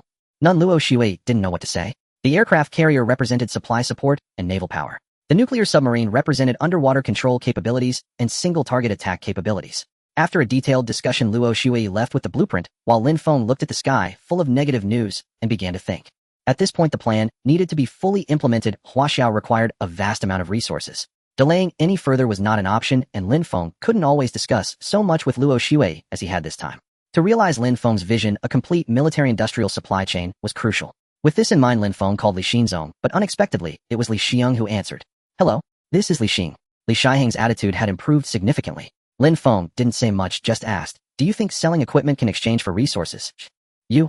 Upon hearing this, Li Xiong was furious. This prodigal son wanted to sell what technology now? Looking at Li Xinzong's unfriendly gaze beside him, he still patiently said, selling equipment technology can indeed break the blockade, but it's only temporary. Thank you for your answer. Lin Feng hung up directly. This? Li Xiong was speechless, thinking, can you at least show— After hanging up, Lin Feng immediately called Zhou Quanmin. What are your thoughts? Zhou Quanmin asked. Does our country have any unique features? The land is vast and rich in resources, but the population is large, and per capita resources are scarce. Although, are you reciting textbook material? Leader. Who is the largest arms dealer in the world now, eh? Lin Feng asked. The United States. Do they make a— That's obvious. Zhou Quanmin only said 2 words. The arms business was extremely profitable. He added, didn't you sell some before? Then why can't this role be us? Lin Feng said. Huh. Zhou Quanmin paused, then remembered something. That's right. Why can't this role belong to Huaxia? The Ministry of National Affairs. Everyone looked at Lin Feng in shock.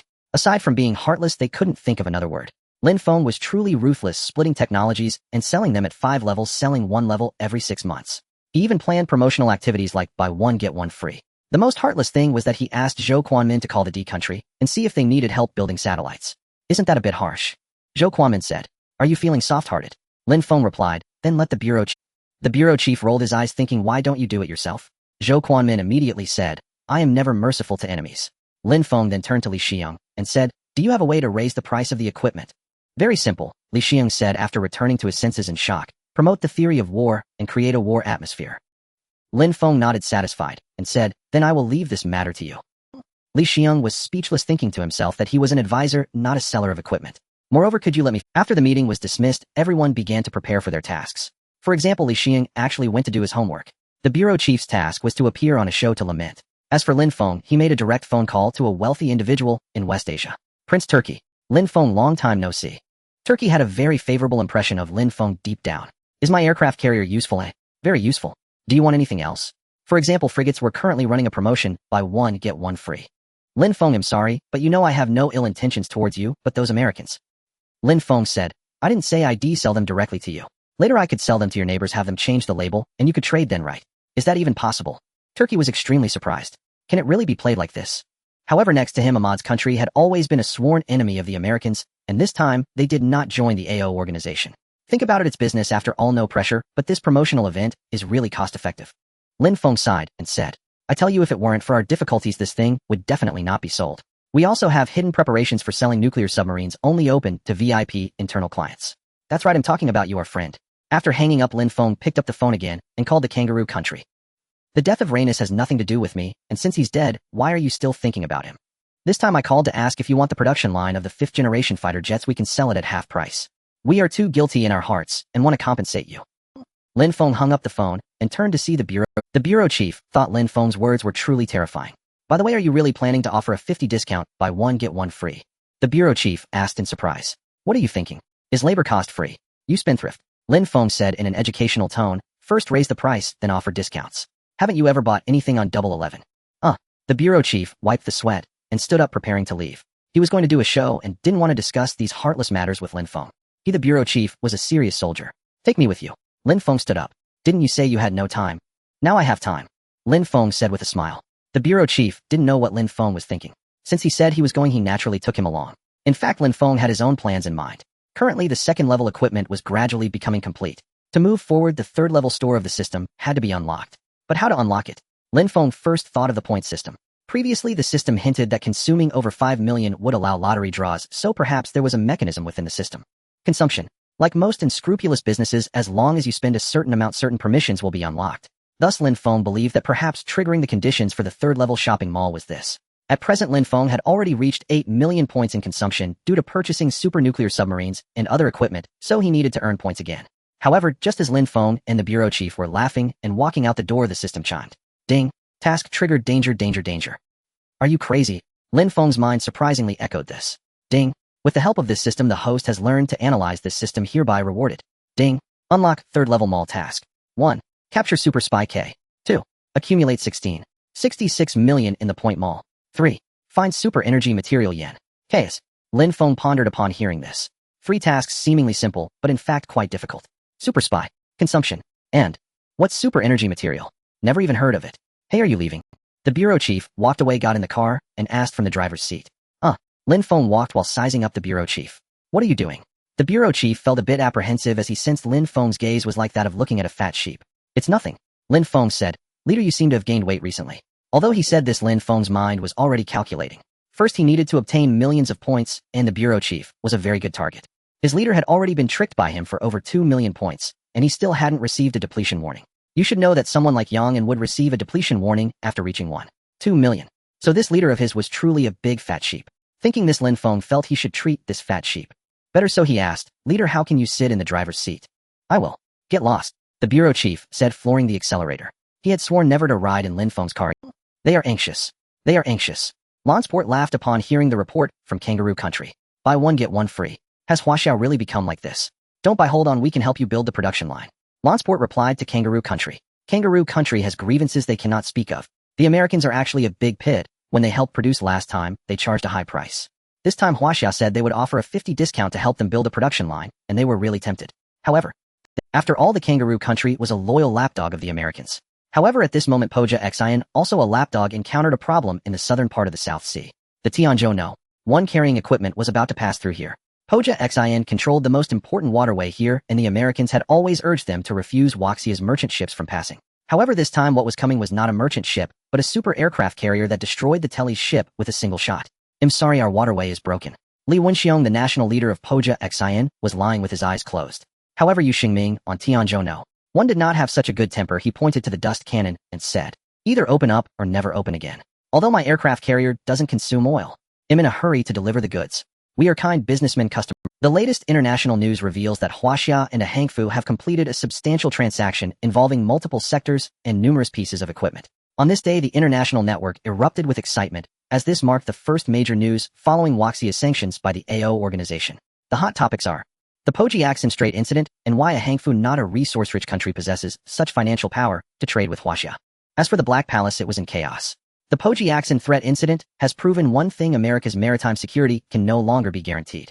After all, Huaxia possesses the most advanced super aircraft carrier in the Blue Star. Moreover, Lansport gulped and said, a Hangfu told the Kangaroo Nation that they have a 5th-generation production line and can sell at half price. Isn't this just Huaxia changing its spokesperson to continue selling goods? Smith Plank quickly remarked, sanctions, sanctions, we must impose sanctions. We've always been sanctioning a Hangfu. Lansport replied, speechless. Then let's prevent other countries from purchasing from. Smith-Planck suddenly recalled something. The member states of the AO organization only demanded no trade with Huaxia. It's already too late, Lansport said. According to intelligence reports, the doghouse has purchased over 500 billion in equipment, as well as D country. D country too. Smith-Planck was taken aback. There's no helping it, their satellites encountered issues, Lansport explained, and there is significant pressure domestically. At this moment, Smith-Planck struck the table and declared, "Tell Zone 7 that we want a super aircraft carrier. It's time to restore our dominance at sea." The next day, the U.S. urgently held a press conference informing everyone that purchasing a Hangfus equipment was, however, it was too late. Most of the items sent by Huaxia had already been sold out. Moreover, a Hangfu, as an intermediary nation, had inexplicably gained some aircraft technology and quite a bit of equipment. Thus, this was a triple-win business deal. Meanwhile, internationally, people praised the genius who came up with this idea. There are even rumors that the fifth-generation fighter production line was secretly sold to a country, but a Hangfu did not disclose which country it was. Half price, half price. The leader of the kangaroo nation, Brandon, was quite irritated as they had adhered to their so-called principles, yet other countries profited instead. How could he not feel envious? That very night, Brandon unexpectedly received a call from Zhou Quanmin. "What's the matter?" Brandon answered, albeit with a poor attitude. "No, I just wanted to tell you that the fifth-generation production line has been sold to a country in the gray state." Zhou Quanmin quickly responded. Upon hearing this, Brandon frowned. Huaxia was truly cunning. "About you killing Li, half price." Zhou Quanmin finished and hung up abruptly. This time it was Brandon's turn to feel distressed.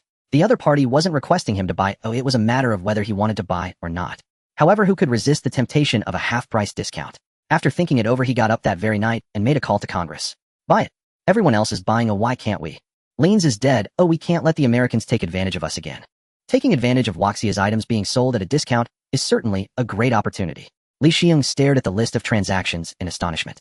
Lin Feng is truly a talented individual. He actually managed to sell the equipment even to D country and the kangaroo nation. Moreover, it was sold at a premium. "This will sustain us for a while longer," Li Xiong remarked. "No, these resources are for constructing the 3 major bases," Lin Feng replied. "Public sentiment has begun to waver," Li Xiong said loudly. "So distributing these items will resolve the issue," Lin Feng replied. Li Xiong fell silent. This indeed was a root cause issue that wouldn't resolve the underlying problems. "You may leave, I'm tired," Lin Feng suddenly waved his hand. Li Xiong was furious, thinking this was his office after all. "I forgot this is your office." Lin Feng got up nonchalantly without even a single apology. Because his mind had not been on this matter lately, but rather on the mission. Super spy. Points. Super energy. Without mentioning the latter, where would he capture spies? This mission is absurd. Since I have awakened a technology system, can I be assigned some tasks related to science? Would you like to cancel the mission? Lin Feng twitched his mouth, thinking this broken system still has a temper. He did not respond, contemplating that he shouldn't argue too much with a faulty system. Su Chenxi. Moi. Su Chenxi rarely looked up. "You are a spy, you should know how to catch spies right. What's the training process like?" "It's very simple," Su Chenxi replied earnestly. Lin Feng felt delighted, thinking that she truly is a super agent. First catch the spy, then confirm their identity, and finally apprehend them. Su Chenxi continued to speak seriously.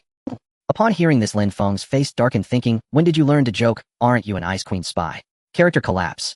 But Su Chenxi remained cold and earnest, stating, "To find a spy, one must understand." Upon hearing this, Lin Feng suddenly understood. Fate. However, little did he know what the super spy K truly desired. In the midst of his contemplation, Lin Feng's eyes suddenly brightened as he realized something. Zhang Yuankai was not As someone who has weathered many storms, Zhang Yuankai understood that haste was futile. The closest he could get to was the Tianjin command center. Though he still could not enter, he understood the principle of getting closer. First, he could rule out Yang'an.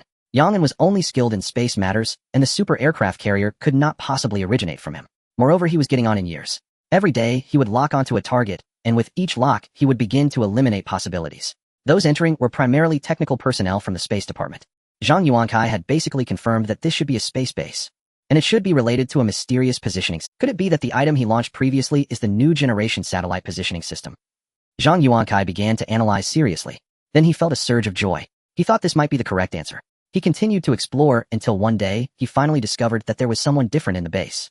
Zhou Liming. This young scientist had an unclear background, only stating that he was transferred from the southern island. The southern island is near the sea and can produce aircraft carriers. Zhang Yuankai's suspicions arose not only from the individual's origin, but also because he noticed 2 super agents were hiding beside Zhou Liming. Only the most observant could detect them, and Zhang Yuankai was indeed that observant. When the Australian government fully acquired the 5th-generation fighter jet line, the United States finally announced it. They will spend $1 trillion to produce 3 super aircraft carriers. Moreover, these 3 super aircraft carriers have already begun assembly employing cutting-edge technology. They realized that if they continued down this path, it would not be a viable solution. Currently, China is in a state of stagnation. You can impose sanctions, but if anyone dares to obstruct their maritime passage, they will face a cannon shot. The White House believes that only by regaining control of maritime transport can China be completely isolated. So early in the morning the chief saw Lin Feng watching the news. The chief was greatly moved, thinking that a patriotic young man like Lin Feng must be furious right now. "It's okay, you've done your best," the chief said, trying to speak in a tone befitting an elder. "I'm proud of you. I was thinking, since they are producing aircraft carriers, why not sell some technologies from Tianzhou? No one to them," Lin Feng said. The chief's pupils contracted in shock, thinking to himself, has this kid gone mad from being a black market dealer? He said seriously, "The United States is our enemy." Lin Feng wiped his sweat and did not elaborate. In fact, an enemy is undoubtedly an enemy. However, one can still do business with enemies. Lin Feng thought that by the time the third-level marketplace was unlocked, equipment like super aircraft carriers would be outdated. Moreover, to do business with the United States while simultaneously battling them would be quite exhilarating. China could win twice. A win-win situation. The chief did not know Lin Feng's thoughts, but he knew that Lin Feng would never engage in a losing venture. He said, "I need to attend a symposium to discuss the 3 major bases you have planned. Are you coming?" Lin Feng nodded. After the last transaction, Zhou Quanmin united the 5 major regions to hold a press conference announcing the establishment of the 3 major bases. Currently, public discussion in the country is extremely high. "We warmly welcome Chief and Mr. Lin Feng." The host greeted them at the symposium. The two nodded, and after a brief exchange of pleasantries, the host spoke up. "In the 15th five-year plan announced by the country, there is the construction of 3 major bases. What does the chief think?" "This?" The chief pretended to show a troubled expression. Both he and Lin Feng were quite adept at this expression. "If you can speak, please do. If not, you may skip it," the host said. "All right," the chief replied. "I know that the 3 major bases are time-consuming and labor-intensive projects, but now our country is under sanctions and technology is being restricted. Building the 3 major bases can provide a significant number of job opportunities. Furthermore, the 3 major bases are merely to ensure our security issues." As the chief spoke, he was suppressing laughter inside. What job opportunities, what security assurances, it was all nonsense. Initially, he had discussed this with Lin Feng, and that little rascal had immediately said, "I didn't think so much. I just believe that consolidating military factories together would allow for faster equipment production. Then we can sell even more things." Hearing this, the chief felt like hitting someone aback. Then Lin Feng had passionately painted a rosy picture for Zhou Quanmin, saying that they couldn't just look at the present, but should prepare for the future. Of course, now Zhou Quanmin was also corrupted, and if he heard that Lin Feng intended to use it for business first, he would definitely be the first to raise his hand in agreement. "Mr. Lin Feng, what do you think?" the host asked Lin Feng. The chief's words were hard to distinguish between truth and falsehood. However, Lin Feng's were clear. Lin Feng did not expect the host to ask him. After thinking for a moment, he felt uneasy for having deceived the audience for so long, so he decided to speak the truth to calm the troops, saying, "Don't worry. The country has plans and goals.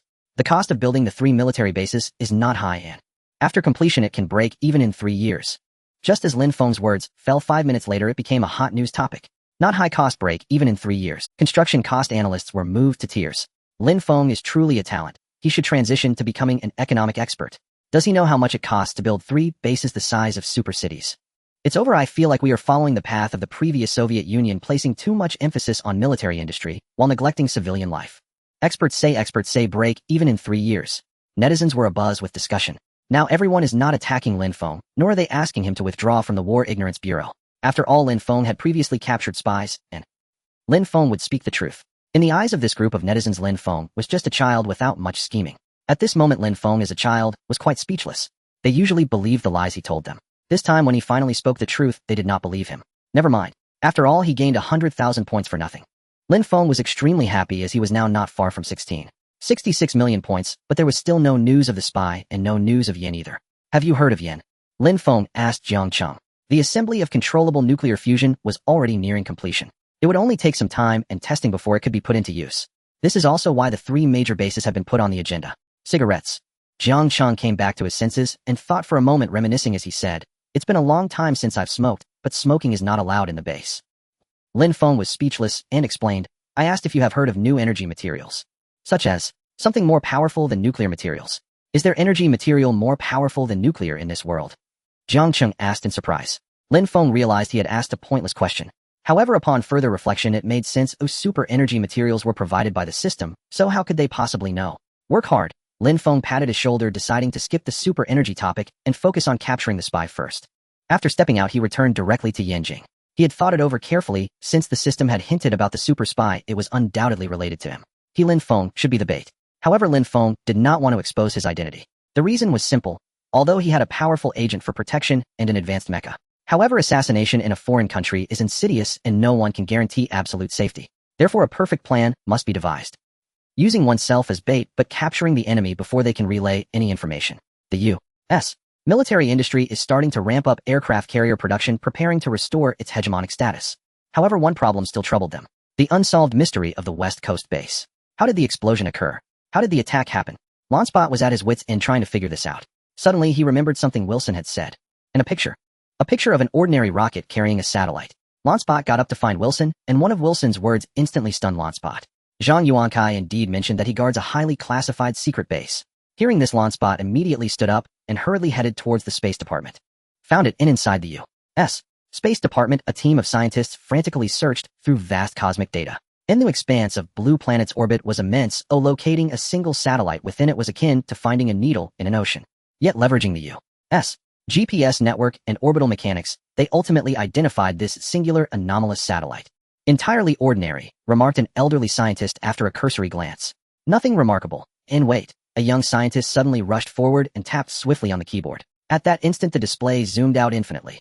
Then a luminous line snapped into place, connecting Blue Planet directly to the moon. In G1430, a wave of stunned silence swept across the room.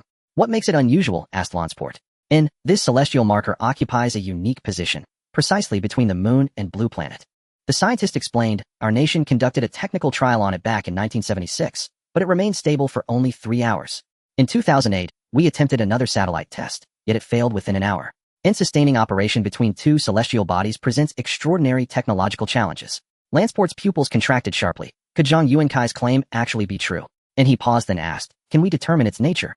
The scientist hesitated, then replied, judging by its external configuration, it does not appear to be a weapon of aggression. And that statement was effectively meaningless. After several seconds of silent contemplation, Lansport ordered, destroy it. Zhang Yuankai had been observing Zhou Liming intently ever since he first noticed him. And after all, the United States demanded absolute precision, and proving Zhou Liming was the mastermind behind it all was imperative. Still, Zhang Yuankai judged the probability to be extremely high, and he had secretly dispatched trusted aides to reinvestigate Zhou Liming's background, and discovered that Zhou had once studied ship-related engineering disciplines. That revelation left Zhang Yuankai both deeply unsettled and strangely elated. In earlier times, such a cross-domain genius emerging from China would have filled him with genuine pride. Alas, this man no longer belonged to China. And after brief reflection, Zhang Yuankai transmitted the findings directly. The reply arrived instantly. 3 stark words, and kill him. And Zhang Yuankai's face darkened upon reading them. In truth be told, he had anticipated it. The Americans would never let him go so easily. Yet he yearned desperately to break free from their endless control. And impossible, Zhang Yuankai murmured. Now is the moment to negotiate terms. He was the one person best positioned, and most likely, to approach Zhou Liming closely. Yet his own loyal subordinates would refuse to assassinate Zhou Liming, because they were soldiers bound by honor and discipline. Thus he would have to act alone. In 3 days from now, a contact will meet you at China's southern frontier. Follow him, and you'll fly safely across the Pacific. Wilson stated. And why should I trust you? Zhang Yuankai retorted. And because you have no alternative, Wilson replied coolly. Tell me, on this Blue Planet, is there any corner truly beyond the reach of China or the United States? Since your past has already sealed your fate in China, America remains your sole refuge. In hearing those words, Zhang Yuankai severed the transmission without another word, though reluctant to admit it. And it seemed he truly had no other path forward. Yet he would not flee to America across the Pacific. He would instead slip quietly into another nation. For Zhang Yuankai knew well completing this mission would finally sever the Americans' hold over him, permanently. He sat down, lit a cigarette, and gazed silently at Zhou Liming's photograph on the desk. And, Zhou Liming, don't blame me. It's simply your ill fortune. China, don't blame me either. I merely wish to survive. If this spy is targeting me, how can I lure him out and detect him instantly? Lin Feng pondered deeply, yet found no viable solution. He certainly couldn't announce publicly that he himself was the mastermind. And then, suddenly, a spark ignited in his mind. And the spy might not only seek him personally, but also covet something else entirely. Data. Orbital weapons data. And with that realization, a meticulous plan began taking shape within Lin. As he mused, Lin Feng nearly laughed aloud, prompting Su Qinxi to glance back surprised. She rarely saw this man in such unguarded delight. Su Qinxi, could you do me a favor? And she remained silent, until Lin Feng leaned close and whispered his request into her ear. Her brows knotted tightly, refusing to relax. This is the plan, Lin Feng declared. Su Qinxi stayed silent. And fine, I'll ask someone else, Lin Feng added without insistence. But before he'd taken even a step, Su Qinxi spoke. I want the latest model laptop. And Lin Feng met her gaze, and though he longed to laugh, he held it in, replying with quiet amusement, agreed.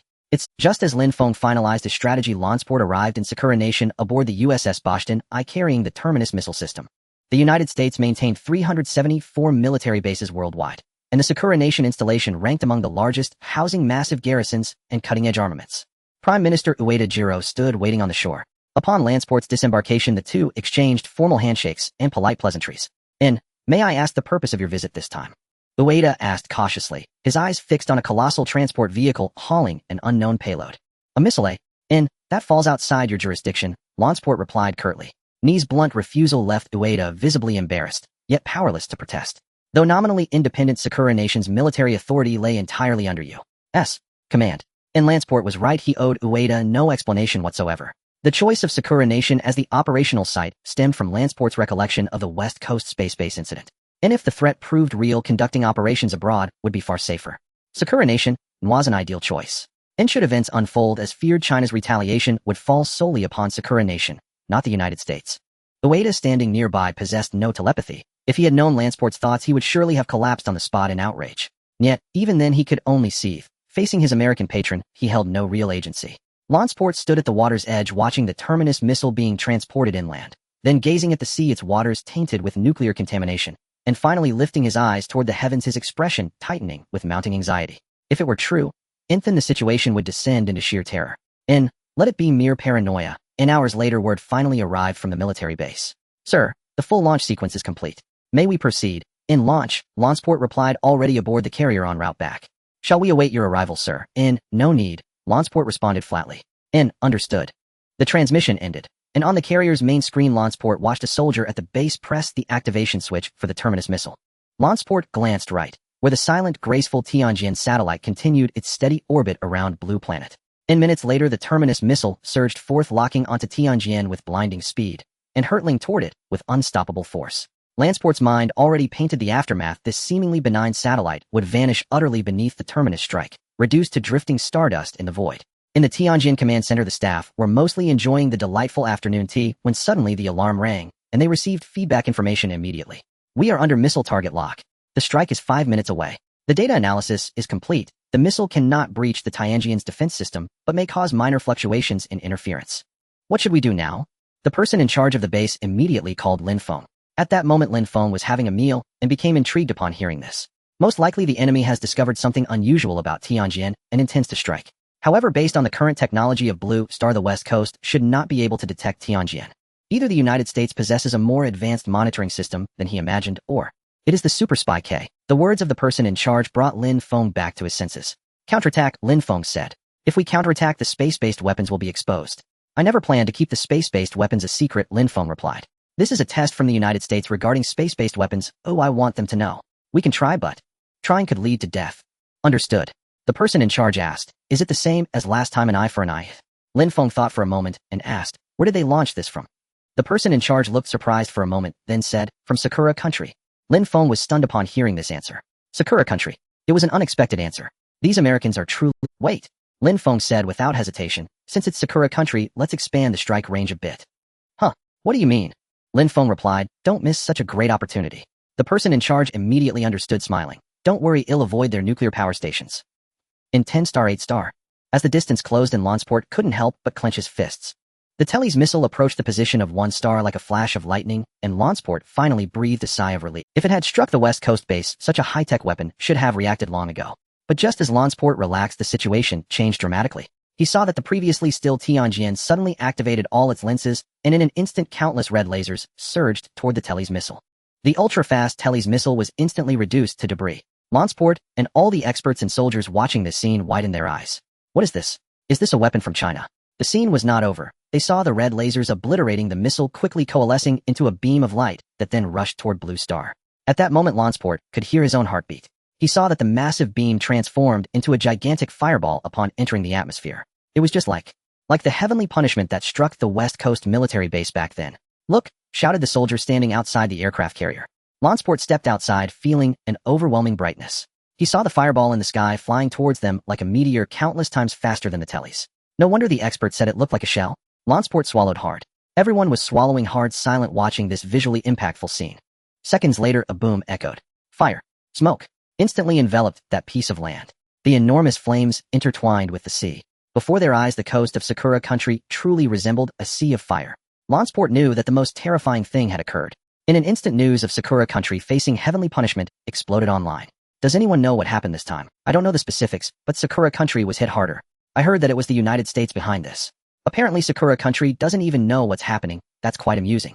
In a short time opinions were divided. Some said there was a nuclear leak in Sakura country, while others claimed it was a military test by the U.S. That caused a massive explosion. Only the United States and China knew the truth.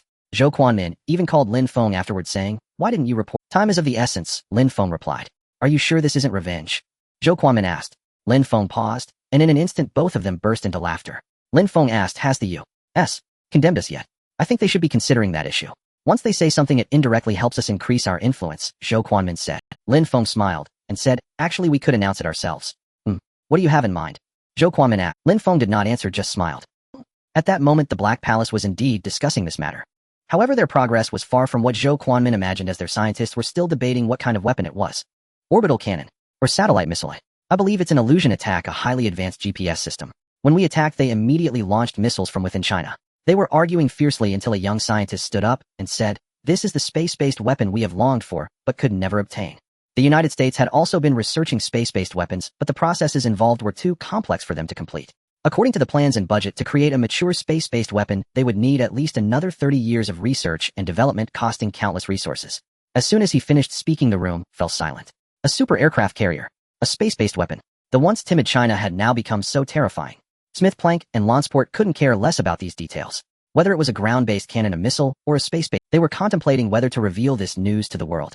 Just then the door creaked open, and Smith Planck looked up. In the next second he suddenly stood up and said to everyone in the room except Lansport, "You all get out." Outside the door stood 7 men in suits, but all 7 had a combination of English and Arabic numerals printed on their suits. Zone 7. Translated, it means the 7th district. Smith Planck took a deep breath. Everyone says that in the Blue Planet the authority of the United States President is the greatest, able to manage domestic affairs, even to the point of interfering in the internal politics of other countries. However, only a select few know that within the territory of the United States, there are places that Smith Planck cannot reach. A mysterious base. In the archives of the National Affairs Council, there are no further records regarding it. In fact, during the 2008 presidential term, the African-American president almost fell victim while investigating the secrets of Area 7. All along, Area 7 has rarely made an appearance, but each time it does it brings extremely advanced technology. For instance, supercomputer chips. For example, Ford-class aircraft carriers. And so forth. However, the most shocking truth remains moon landing. Back then, the Apollo moon landing program was simply impossible to realize. Given the technological level of 1969, under normal technological development, executing such a plan was utterly unfeasible. A middle-aged man walked in. He looked to be around 50 yet appeared to be almost 30. "You can call me Hades." The man spoke slowly. Smith Planck was somewhat taken aback. Wasn't Hades the name of the Western god of the underworld? "This is just a pseudonym. In Area 7, there are no true names." Hades continued. "It's like why the initial plan was called Apollo. That's because those who came out from Area 7 were referred to as Apollo." Both men suddenly understood. Hades walked in, then slowly sat down. Smith Planck was filled with excitement because in his view Hades was the savior to their predicament. "I am already aware of all the circumstances. The explosion at the West Coast space base awakened us. Space-based weapons are not to be feared." Upon hearing this, both men breathed a sigh of relief. Space-based weapons are not to be feared. This indicates that Area 7 possess even more powerful weapons. China is unlike the former Soviet Union. They have a long history and possess extraordinary intelligence. If the United States wishes to restore its hegemonic status, there must be a war between China and the United States. Hades looked at them and continued, "Our arrival is not merely to assist you in reclaiming the hegemony of the Blue Planet Empire. More importantly, it is for this plan I hold in my hands." Hades handed over a document which Smith Planck eagerly took and flipped through only to see the cover that read Hades' plan. He opened the first page and his expression changed dramatically. The bureau chief was impeccably dressed, looking quite presentable. Today he would accept an interview revealing a piece of news. China would be responsible for the explosion in the Sakura nation. China has already possessed space-based weapons. Thus the bureau chief was very excited. Even in order to secure the right to speak first, he had pleaded with Lin Feng for Unexpectedly, just as he was about to take the stage, a staff member next to him said, "Did you see? The United States has held a press conference condemning us and announced that China possesses space-based weapons." "What a?" The bureau chief was stunned upon hearing this. The United States said something. According to their previous speculations, the United States was very likely to keep this news under wraps. The bureau chief took out his phone and indeed saw that the internet was flooded with hot news. Shock. Our nation possesses space-based weapons. The United States revealed it personally. The dragon rises. Our nation actually possesses space-based weapons. In addition to the press conference from the United States, there was also an official video released from the United States. This system showcases the space-based weapons and all footage of the counterattack by space-based weapons. In just half an hour, it was broadcast over 3 billion times worldwide. However, the majority of countries chose silence. Only 2 countries reacted.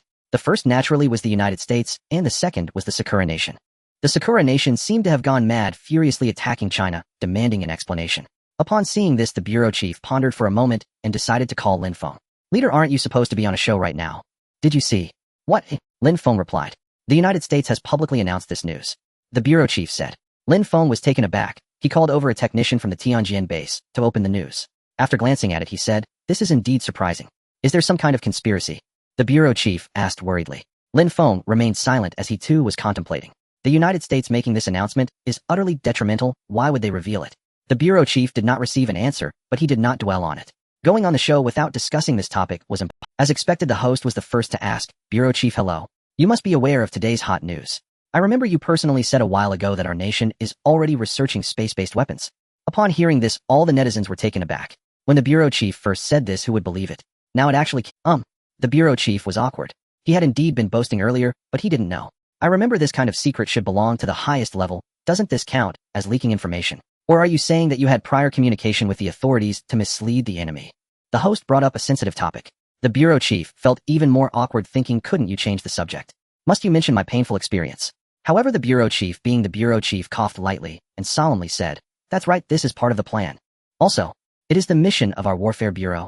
That's all the information." Lin Feng pointed at the documents on the floor and said to the others, "Take them to the designated location. These documents are bait to lure out the super spy K." "Yes," the staff member replied. Lin Feng rarely had free time. As he sat down to rest and pulled out his phone, he saw a piece of news. The D country's Ministry of Foreign Affairs condemned China for its shamelessness, claiming that they used space-based weapons to take down their satellites and then turned around to sell them satellite production lines and technology. Now they want a refund. Lin Feng couldn't help but laugh upon seeing this. A technician nearby who was tidying up glanced over and asked, "Chief Lin, how do you think we should respond?" "Very simply," Lin Feng replied. "I ask you, did D country purchase their satellite production line from us? Right? It seems not." Everyone paused. The last transaction involving equipment was completed in Afghanistan, and there was no sign of China being involved. So whoever they bought it from, let them go back to that source. Moreover, they've announced a break in relations with us. Oh, why should we care? Lin Feng said with a smile. However, those who can stand up and speak show that their hearts are firmly with the United States. Those who remain silent are another matter altogether. In the entire Di Luo Palace, silence reigned as the meeting continued for half an hour, yet they remained mute throughout. Among them, the most awkward was their chief strategist Joyce, who had once vowed that the data would not deceive. Yet it turned out that Huaxia surprisingly possessed space-based weapons. Wasn't this something only seen in science fiction? They were all too aware that in today's era, whoever grasped the most advanced technology could lead the entire Blue Star. The emergence of super aircraft carriers and space-based weapons required their vigilance. I believe this does not signify that the future belongs to Huaxia. Joyce refused to concede, stating, "Currently Blue Star is still under the control of the United States. We have only just managed to lift economic sanctions, or just look at our GDP growth last season. Is it only when Huaxia directly aims its cannons at us that we would realize?" Clearly, some advocated leaving the AO organization and befriending Huaxia. Others, however, argued for continued alignment with the United States. In an instant, opinions varied widely. Joyce remarked, "Even if we could maintain the friendship we once had with Huaxia, we are neighboring countries, and thus our relationship cannot be too close. Due to the presence of the United States, our relationship with them won't be too bad either. But what happens if the United States collapses? Let us not forget that historically we have taken much land from them." Joyce's words were undeniably lethal. As a strategist, he possessed a high IQ and understood these people's psychology. Upon hearing this, Lavsky frowned, clearly in agreement. Just then an agent walked in from outside, saying, "Your Majesty, there is a call from the Black Palace." Outside, Lin Feng stood by the window, gazing at the distant mountains and forests. There lay the Space Command Center of the Tianjin, which was now preparing to relocate. However, the relocation was merely a facade. Lin Feng had seriously contemplated one thing: for the United States to locate Tianjin among the vast satellites, they must first be aware of its existence. Thus, they surely had prior knowledge regarding Tianjin. For instance, its appearance. Given this situation, one could imagine that the other party must be aware of this base's existence. Moreover, they might have even witnessed the launch of Tianjin. None of this was derived from his analysis, but rather from Su Qinxi, a woman with a background as an agent who was quick-witted and meticulous. At this moment, he was swaggering towards the base with her. Lin Feng. As they approached, Zhang Yuankai stepped forward. In truth, he had little interest in Lin Feng. He lingered at the door to get closer to Zhou Liming. "Who is she?" Zhang Yuankai scanned Su Qinxi. Ever since the outer perimeter had been taken over by the National Security Bureau and the military, Su Qinxi had hardly entered inside, as her role was to remain hidden and protect Lin Feng. "My girlfriend," Lin Feng smiled and said. "So beautiful." Zhang Yuankai chuckled, not surprised. Lin Feng's connections must be substantial, so it was not shocking to find such a beautiful girlfriend. However, he was astonished at Lin Feng's ability to bring her inside. After exchanging pleasantries, Lin Feng entered. The second level was occupied by the National Security Bureau personnel. Lin Feng simply stated, "My people," and they immediately allowed him through. Zhang Yuankai observed this scene slightly astonished. Lin Feng's authority was evidently considerable, allowing him to bring outsiders in. Just as he was about to turn back to his residence, he heard Lin Feng say, while walking, "We're preparing to relocate, so bringing you along is not a big deal. I must tell you it's only I who can bring you in here. My father said that this transportation operation would be entirely entrusted to me." After saying this, Lin Feng blinked vigorously. Su Qinxi bit her lip, seemingly unwilling. Acting, Lin Feng whispered. "We agreed on a brand new laptop." Su Qinxi whispered back. Lin Feng nodded, and then heard Su Qinxi grit her teeth again, forcing out a very unnatural voice. Lin Feng Gij is truly impressive. Later that night, Zhang Yuankai lay back in his chair staring ahead. What was he contemplating? The future. Lin Feng's appearance had unveiled the future to him. If he could obtain information regarding the space-based weapons, he might not need to risk assassinating Zhou Liming. Or perhaps he could hand Zhou Liming over to the Americans for assassination. Zhang Yuankai believed that if he took this information to the Americans for an exchange, he could acquire a significant fortune. Initially, Zhang Yuankai considered killing Zhou Liming, knowing that under the guard of the National Security Bureau the information was unlikely to be accessible to him. However, Lin Feng's words today had surprised him. Lin Feng, known as the greatest second-generation official of Huaxia, possessed privileges beyond ordinary imagination. More importantly, he was young. Young people engaging in such matters were unlikely to think thoroughly. So, Wilson, upon hearing this surprise, stated, "If you can truly steal this information, I will provide you with a new identity and a fortune. I swear by my integrity as Wilson." "It's a deal." Zhang Yuankai thought for a moment and continued, "I've given you Zhou Liming's residence. Tomorrow is my only opportunity to act. It will surely alert the snake, and you must act at that moment." "No problem." Wilson smiled and said, "Good luck to you." "Good luck to us both."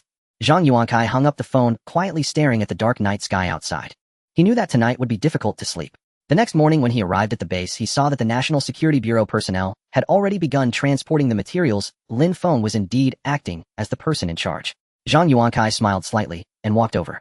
He was a meticulous person. He didn't know Lin Feng's character, but he understood that young people typically cared deeply for their girlfriends. At this very moment, 2 American agents had secretly headed to Lin Feng's residence, preparing to capture one person. Su Qinxi was somewhat incredulous. How could the enemy act according to his words? She sat there playing the piano after all, her outward identity was that of a music student. Feeling a bit bored, she continued until she heard footsteps. She was slightly taken aback, but then continued to play with an impassive expression. Outside, the 2 American agents glanced at the photo in their hands. A cultured, delicate, and beautiful girl. At first glance, she seemed quite frail. The muscular agent on the left said. The agent on the right responded, "Actually, one is enough. Why send 2 people? "Good morning."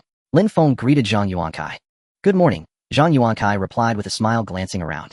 "I'm leading the external security detail assigned to." After all, Super Spy K had infiltrated the system at such a high level. His identity must be formidable, granting him access to top-tier classified information. "Serving the nation is our duty," Zhang Yuankai said. "The people," Lin Feng corrected with a faint smile. "Right." Zhang Yuankai tapped his temple, chuckling. "What a memory I have." Lin Feng swept his gaze across the surroundings and remarked, "Let's sit for a moment, but it seems we'll have to wait." As he spoke, he pulled out a cigarette and offered one to Zhang Yuankai smoke. Zhang Yuankai hesitated. "Not advisable during an active mission." "No problem," Lin Feng replied with the nonchalant air of a privileged scion. "I'm in charge." Zhang Yuankai chuckled, accepted the cigarette, and said, "I'll smoke after the mission is complete." "Suit yourself," Lin Feng replied indifferently. They sat in silence, observing the comings and goings, until Zhang Yuankai suddenly remarked, "This operation is no ordinary assignment. Just look at its scale." "Indeed," Lin Feng smiled wryly. "Once this mission concludes, my credentials will be gilded." Zhang Yuankai laughed softly and asked, "Your father is?" He immediately sensed the misstep and added, "Just curious." Lin Feng merely smiled, unfazed. At that moment, Zhang Yuankai's phone rang. He glanced at the screen and answered without hesitation. He murmured a few terse affirmations, okay, then hung up. Unbeknownst to him, Lin Feng's hand paused mid-motion as he lit his cigarette, his eyes narrowing almost imperceptibly. With practiced ease, Lin Feng quipped, "Uncle Zhang still fluent in English these days." Zhang Yuankai scanned the area and grinned. When speaking with Americans, English is only natural. Lin Feng feigned obliviousness, but inside he was profoundly shaken. He had assumed Super Spy K was embedded somewhere lower down, perhaps within the escort unit or stationed at the base. He never imagined the mole had ascended to Zhang Yuankai's rank. No wonder the system itself had singled him out. "What do you mean?" Lin Feng continued the charade, feigning disbelief. "We're in open conflict with the U.S., and yet you maintain contact." "So what?" Zhang Yuankai sneered. "Are you implying I'm an American?" Lin Feng furrowed his brow, preparing to erupt in outrage, when Zhang Yuankai, calm as ever, gazed into the distance and asked, "Lin Feng, your girlfriend's name is Su Qinxi, correct?" Lin Feng froze stunned. Before Zhang Yuankai delivered the final blow, "She's in my hands now. So tell me, will you expose me, or save her life?" A phrase echoed in Lin Feng's mind, outward fury, inward triumph. Everything unfolded precisely as planned. Su Qinxi had been captured seamlessly, the coercion flawlessly executed. "Monster!" Lin Feng exploded, a volatile youth unmoored by rage. His fist shot forward, aiming to strike. Zhang Yuankai remained utterly unmoved. If others discover this, I may die, but your girlfriend will die. Tisk tsk, such a beautiful young woman. Bastard. Lin Feng swung wildly into empty air, his facial expression calibrated to perfection. Just then a State Security Bureau agent passed by and approached. Mr. Lin, everything all right? Fine. Lin Feng instantly composed himself. Just doing some physical training. The agent showed no reaction, merely stating, transportation begins shortly. You'll board vehicle 1. Lin Feng nodded. Once the agent was out of earshot, he turned back to Zhang Yuankai. What do you want? These files, Zhang Yuankai declared. You dare covet data on orbital weaponry. Lin Feng's pupils contracted in feigned horror. Do you forget, you're a soldier of Huaxia? Who would choose treason if given a choice? Zhang Yuankai smiled faintly. I have no other path. Treason is treason. No justification redeems it. Lin Feng's contempt was palpable. And precisely because he reacted so predictably, impulsive, unguarded, yet backed by immense influence, Zhang Yuankai found his assessment confirmed. A young man with little guile, but extraordinary lineage. I offer you 2 options, Zhang Yuankai said. First, state security agents are right here. Second, make copies of these files for me. In return, I release your girlfriend. Silently, cleanly, with no trace. You bear no blame. You're coercing me into treason, Lin Feng said coldly. And you know exactly what this is, coercion. Zhang Yuankai smiled. Even if uncovered later, your father's authority guarantees your survival. I have no doubt. Lin Feng fell silent, deep in apparent contemplation. Zhang Yuankai was astonished. Truly the most influential official Sun Online could even pull this off.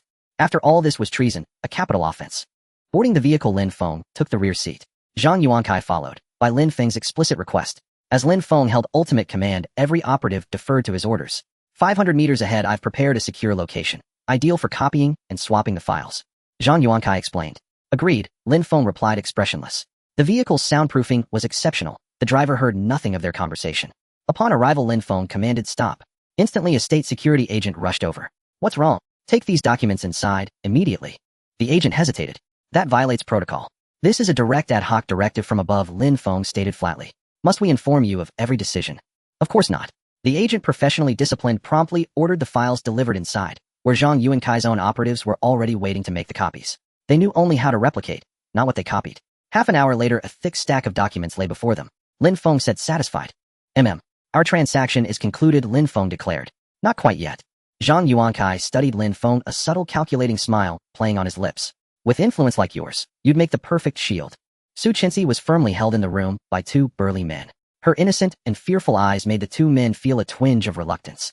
However, they were American agents, and it was impossible for them to show mercy because of this. In fact, they were even considering whether to do something else to such a beautiful girl. With such thoughts, they immediately took action. Especially since this group of agents usually had their desires suppressed. The key was that Su Chenxi was too beautiful. They exchanged glances, and then slowly approached Su Chenxi. What are you doing? Su Chenxi looked pitiful. Don't be afraid. The 2 agents revealed greedy and lecherous eyes, inching closer to Su Chenxi. Su Chenxi became even more frightened, and said, don't come any closer. Don't be afraid, we are very capable, and we will definitely satisfy you. The 2 men could no longer contain themselves. But at that moment, Su Chenxi suddenly smiled. The 2 men paused. Could it be that this delicate woman was also a person consumed by desire? As they thought about this, the burly man on the left excitedly turned his head, reaching out to grab Su Chenxi's shoulder, but unexpectedly a hand grabbed him back. Crack. Before the man could react, he heard the sound of bones breaking. The man looked up, and before he could shout, he saw Su Chenxi's cold gaze, and heard her calm voice. I told you not to come close. Both men were startled. To crush their bones with bare hands, and she was a woman. What kind of strength was this? Before they could react, Su Chenxi's fist had already swung towards them. Then the room was filled with only the sounds of painful wail. After that, there was no more sound, only the sight of Su Chenxi walking out spotless. Lin Feng, what are you planning to do? Chen Haidong listened to the agent's report.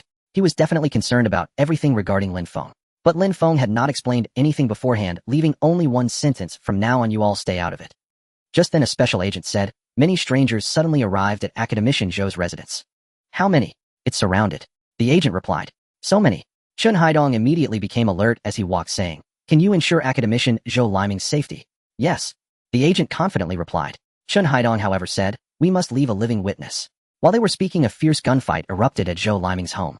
Zhou Liming sat inside listening to the gunfire outside, feeling extremely anxious. He knew that implementing this decoy plan would definitely involve danger. However, he was willing to try, because if this person wasn't him, it would be Lin Feng. And Lin Feng was too important for this. Don't worry, no one will get in. The agent beside him comforted. Zhou Liming nodded, but as an unarmed scientist, he was still immensely worried. Let's go, Lin Feng said as he walked out to the people outside. All right. The agents from the National Security Bureau nodded, and at that moment Lin Feng said, At that time you will personally deliver these materials to Academician Yang'an. Aren't you going? The agent paused. I have something to take care of, Lin Feng replied coldly. The agent realized this was against the rules, but didn't dare to say more. Once the convoy left, only Lin Feng and Zhang Yuankai remained. Let's go, we should set off too, Zhang Yuankai said. All right, Lin Feng said expressionlessly. As he got into the car he said, how can I ensure Su Qinxi's safety? She poses no harm to me, so I won't kill her. Zhang Yuankai replied. And you? Where will you go? Lin Feng asked. Of course I'll take these things and leave here, Zhang Yuankai said as he started the car. However, he did not realize that at the same time he started the car another vehicle was following behind. In that car was Su Qinxi. As Lin Feng's guardian, her mission was to protect him. Even though Lin Feng had already told her that however, Su Qinxi could disobey orders because her direct commander was not Lin Feng. Her direct commander was the order. When she came to Lin Feng's side, the order she received was she could die, but Lin Feng could not. Watching the cars slowly move forward, Su Qinxi actually wanted to take action. However, she thought that Lin Feng should have. After all, Lin Feng had done so many things. If it were just about capturing Zhang Yuankai, that would not be Lin Feng's style. While she tried to keep her distance, Lin Feng and Zhang Yuankai were talking. Actually, why become a traitor? You don't need to know. Zhang Yuankai did not explain. You are leaving, what is there that you can't? Lin Feng said. Zhang Yuankai pondered for a moment and said, have you heard of the 306 Yanjing incident? Lin Feng thought for a moment and replied, I've heard a bit. It was said that Zhang Yuankai had captured a traitor selling information within the army. It was during that time that he ascended to, but in fact I was the one who sold that piece of information, framing him in collusion with the Sakura nation. Who is he? My other competitor, the only one. Zhang Yuankai said, after so many years I have almost forgotten his name. Is it that you are unwilling to mention it? Lin Feng said, because mentioning it would make you feel uncomfortable. Perhaps. Zhang Yuankai chuckled bitterly, and then said, actually I don't quite understand, there are many places to gain prestige. Why did your father arrange for you to go to the War Ignorance Bureau? Do you really want to know? A bit curious.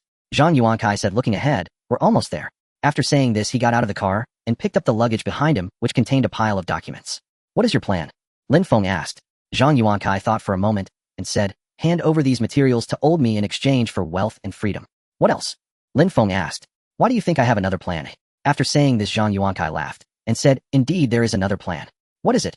Zhou Liming. Lin Feng paused. He is the one behind this, isn't he? Zhang Yuankai said. Upon hearing this, Lin Feng's pupils constricted, a hint of killing intent emerging as he anxiously said, did you attempt to kill Academician Zhou? It seems that it really is him. Zhang Yuankai looked at Lin Feng and smiled, saying, it's useless for you to be anxious now. While I made my move, they also moved. Lin Feng's expression gradually turned unfriendly. Zhang Yuankai burst into laughter and suddenly raised his hand. He had a gun in his hand that had appeared out of nowhere. His shadowy face was filled with killing intent as he said, do you know why I told you? Lin Feng remained expressionless. He knew that people like Zhang Yuankai had long lost their bottom line of promises were because Zhang Yuankai slowly said, dead people cannot reveal secrets. At the moment Zhang Yuankai raised his gun, Su Qinxi had already drawn her own weapon from above the mountains. Though they were 100 meters apart, Su Qinxi was confident she could take him down with a single shot. However, she was worried that with Zhang Yuankai's reflexes, he might fire the moment he heard the gunshot. To her surprise, she heard Lin Feng say, don't shoot. Su Qinxi paused. Who are you talking to? Zhang Yuankai asked, confused. Lin Feng, however, continued to speak to himself, saying, he cannot die yet. Who are you talking to? Zhang Yuankai shouted. Panic began to set in, and at that moment he pulled the trigger. Bang! As the gunshot rang out, Su Qinxi leaped up like a rabbit, her anxiety and unease propelling her to. She intended to kill Zhang Yuankai. However, what followed shocked both her and Zhang Yuankai, who swallowed hard. They both saw the bullet seemingly suspended in front of Lin Feng, as if it were under control. The scene was not overly flash, yet it was visually striking. Superpower. This was the first thought that flashed through the minds of the spy, and Zhou Liming sat anxiously, the gunfire sporadic yet intense, until the door was pushed open. He sprang to his feet, filled with tension. At that moment a voice from outside said, Academician Zhou, it's safe now. Zhou Liming glanced at the two muscular agents nearby, still unable to shake off his fright. It's safe now, the agent said. Zhou Liming swallowed hard, for he could smell a strong scent of gunpowder and blood. Just then Chun Haidong walked in with several agents. He surveyed the surroundings before saying to Zhou Liming, thank you. You still can't leave now, Chun Haidong said. There are corpses everywhere, you're just an ordinary person. I fear you might be left with psychological scars. How many people, eh? Zhou Liming asked, feeling touched by Chun Haidong's thoughtfulness. So far at least 100. 100. Zhou Liming exhaled, saying, you really think highly of me. After a moment's thought he added, no, it should be said that Lin Zhongshe is truly too important. In the coming days, for your safety, you might have to change your name. Zhou Liming is already dead, Chun Haidong said. How about? Zhou Liming suddenly raised his head. Announced that I'm still alive. Are you crazy? Chun Haidong was shocked. Because as long as I'm still alive, their target won't be aimed at Lin Feng. Chun Haidong fell silent, looking at Zhou Liming's serious expression. He knew. This was very unethical, and it was unfair to Zhou Liming. However, it seemed like it was an order given to Su. She could die. They all could die. But Lin Feng could not. Clang. The crisp sound of metal falling brought Zhang Yuankai and Su Qinxi back to their senses. Who exactly are you? Zhang Yuankai looked at Lin Feng, finally realizing something was wrong. He picked up his gun ready to shoot wildly, but the next second, he suddenly turned and ran. He knew that against a superpowered individual, ordinary weapons were useless. Lin Feng had no intention of chasing him down, merely stating, "Time to get to work." Hearing this, Su Qinxi rushed towards the direction Zhang Yuankai was fleeing. After a while, Lin Feng only heard 2 gunshots. 10 minutes later, he saw Su Qinxi returning with Zhang Yuankai. Zhang Yuankai was bloodied, his expression one of extreme pain. "Stop the bleeding, he won't die." Su Qinxi's mood seemed less than pleasant. Lin Feng glanced at her, and it reminded him that he hadn't informed Su Qinxi about the mecha. She must have been worried sick when Zhang Yuankai fired. "Sorry," Lin Feng said. Su Qinxi remained silent, just throwing Zhang Yuankai to the ground and stepping on him. Zhang Yuankai winced from the pain, feeling frustrated and confused. "He apologized to you. Why did you step on me?" At that moment, Lin Feng bent down coldly, saying, "Surprised." Zhang Yuankai was not just surprised, he was utterly dumbfounded. He understood that the official second generation before him was definitely not just an ordinary official second generation. He realized it completely when he turned back to see Su Qinxi. "This was a trap. Since when did you start doubting me?" "I never doubted you," Lin Feng replied. "I doubt everyone." Zhang Yuankai snapped out of his daze and asked Lin Feng for the second time, "Who exactly are you?" "I'm not going to interrogate you. I'll leave that to the National Security Bureau," Lin Feng said. "Kill me, kill me." Zhang Yuankai shouted. Falling into Chun Haidong's hands would be worse than death. Lin Feng shrugged, picking up the bag of documents, saying, "I won't deal with you. I have things to do." "What are you going to do?" "Deliver this bag of documents to the United States," Lin Feng said. "This?" Zhang Yuankai was puzzled, but then suddenly realized this bag of documents is fake. "True and false," Lin Feng stated. "The Americans should believe it." Upon hearing this, Zhang Yuankai looked at Lin Feng as if he were a demon, saying, "Whose plan is this?" "What do you mean by asking that question?" "Right, this must be Zhou Liming's plan," Zhang Yuankai said. "Fortunately, he's..." Upon hearing this, Lin Feng frowned and took out his revolver. He admitted it. At that moment, he felt a surge of... Meanwhile, Su Qinxi put down her phone and slowly said, "Don't worry, Academician Zhou is not dead. That's part..." Lin Feng was somewhat taken aback. It seemed the National Security Bureau had been hiding some things from him. "Congratulations, you..." Lin Feng once again lifted the bag of documents, and Zhang Yuankai looked at him in terror. "Zhou Liming isn't dead. Why is he not dead?" He had too many unknown answers. What on earth was going on? Lin Feng looked at his pitiful expression, pondered for a moment, and finally said, "If you can't figure it out, just hold it in. I won't tell you. Your capture is just part of the plan. Now I need to execute the other half of the plan." After saying that, Lin Feng took the bag of documents and left with Su. After investing so much effort, it was naturally not just to capture Zhang Yuankai. Zhang Yuankai quietly watched their retreating figures, listening to the sounds of the National Security Bureau's vehicles nearby. Suddenly a bold thought flickered in his mind. Could it be not Zhou Liming, but rather him? Zhang Yuankai found it hard to believe, but at that moment his instincts told him this was true. Because when Lin Feng and this identity perfectly overlapped, all questions surprisingly found their answers. He recalled a saying, "When all other possibilities have been eliminated, the one that remains, no matter how improbable, must be the truth." Chun Haidong arrived. As he stepped out of the vehicle, he spotted Zhang Yuankai lying on the ground. After a moment's pause, his first instinct was to stamp hard on him. "Have you no humanity left?" Chun Haidong seethed with fury. Zhang Yuankai occupied an exceptionally high-level position. Were he willing, he could hand over all Western border defenses and classified intelligence to the United States. These were frontline border deployments. Zhang Yuankai's hair stood on end. He knew that Chun Haidong's arrival marked only the beginning of his nightmare. "Arrest him, keep him alive," Chun Haidong said, disdain dripping from every word. Yet Zhang Yuankai fixed his gaze upon him and demanded, "Is it true? Is Lin Feng truly him?" "What dog is barking?" Chun Haidong asked. Instantly, the agent restraining Zhang Yuankai drove a brutal punch into his abdomen. Zhang Yuankai vomited blood, violently convulsing in agonized retching. Once Zhang Yuankai was loaded into the vehicle, Chun Haidong demanded, "Where are those 2 brats?" He was furious. Lin Feng had concealed an elaborate scheme from him entirely. "Chief Engineer Lin said they've gone to conduct a transaction with the Americans," replied an agent. "Damn it, there's another plan. I knew that kid wasn't ordinary." Chun Haidong growled, "Just wait till I get my hands on him. I'll teach him a lesson." After a pause, the agent ventured cautiously, "Are you certain?" "Chief Engineer Lin and Su." "Huh." Chun Haidong turned sharply. The agent immediately backpedaled. "Yes, absolutely, he deserves a lesson. Next time I'll inform you in advance," Lin Feng told Su Qinxi. She remained silent, refusing to acknowledge him. Lin Feng knew full well he'd miscalculated this time, but he'd already run rigorous tests. Standard firearms were utterly incapable of breaching the defensive integrity of his true damage mecha. As Lin Feng pondered how to placate the sulking agent, Su Qinxi unexpectedly broke her silence. "It's all right. I understand. Superhumans must conceal their identities." Lin Feng fell speechless. Does she really think too much? He thought, then said aloud, "It's a mecha, not a superpower." "I know," Su Qinxi replied evenly. "It must remain secret from outsiders." Lin Feng fell utterly mute, then gave up explaining altogether. After all, a transparent mecha was beyond belief. Even scientists would balk. How could Su Chenxi, a field agent whose idea of intellectual rigor was mobile gaming, possibly accept it? Side by side they peered through binoculars at the scene ahead, where a clandestine exchange was unfolding. An undercover state security agent held a heavy satchel of documents, handing them to an American operative. Where is Zhang Yuankai? He said he won't come. He doesn't trust you. The American operative accepted the claim without doubt. He tossed the money bag to the Chinese agent, then took the satchel and asked, how can I verify the authenticity of these files? You may await official news or authenticate them yourself. Wait a moment, the American operative replied, snapping photographs and transmitting them home. After several minutes he appeared to receive confirmation and nodded, accepted. The Chinese agent collected the cash, asked nothing, and departed without delay. The exchange concluded successfully. Lin Feng exhaled in quiet relief, only for Su Chenxi to ask, what happened? A portion of these documents is genuine, but one critical section on engine assembly has been deliberately altered. For once Su Chenxi showed genuine curiosity. Lin Feng's lips curled into a wry, knowing smile. Have you ever seen an engine that explodes? State Security Bureau. Enough. Enough. Chen Haidong clapped both hands over his ears. Two nearby agents swiftly averted their gazes, too terrified to witness the spectacle. The one berating Chen Haidong was Lin Feng. But he wasn't alone. Zhou Liming stood there too, enduring equal verbal laceration. Who else knows? Lin Feng demanded. The bureau director, Chen Haidong answered, without hesitation betraying his superior. Damn it.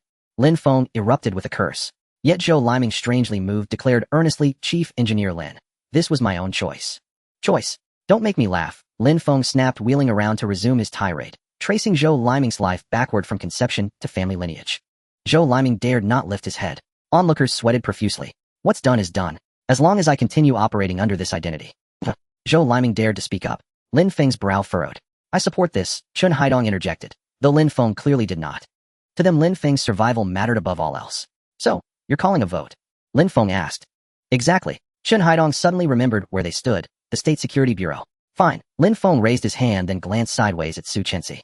Chen Haidong followed his gaze, only to watch stunned as Su Chenxi mirrored Lin Feng's gesture and lifted her hand. Chen Haidong swept his eyes toward the two agents beside him. They opened their mouths to speak, but Lin Feng flicked another glance at Su Chenxi, who instantly seized both agents and hurled them bodily out the door. There was no recourse. The two agents stood no chance against Su Chenxi. This. Chen Haidong and Zhou Liming wiped their brows. Unfair. Unfair. Chen Haidong bellowed.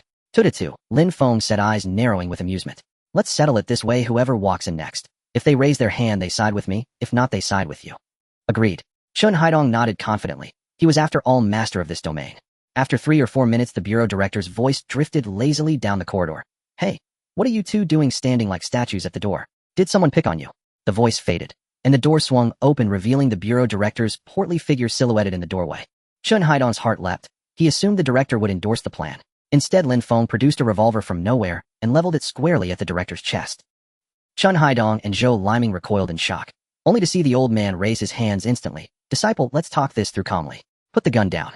I know, it wasn't right to keep it from you, but the outcome is favorable. Lin Feng's lips curved in a faint wry smile, while Chen Haidong and Zhou Liming glared furiously at the director, shouting, damn you. What? Coward. How dare you insult people? No manners whatsoever. White House, United States. Smith Pratt and his cohort were ecstatic, gazing intently at Wilson. Zhou Liming is dead. This, Wilson announced, is the complete dossier on the space-based weapons system.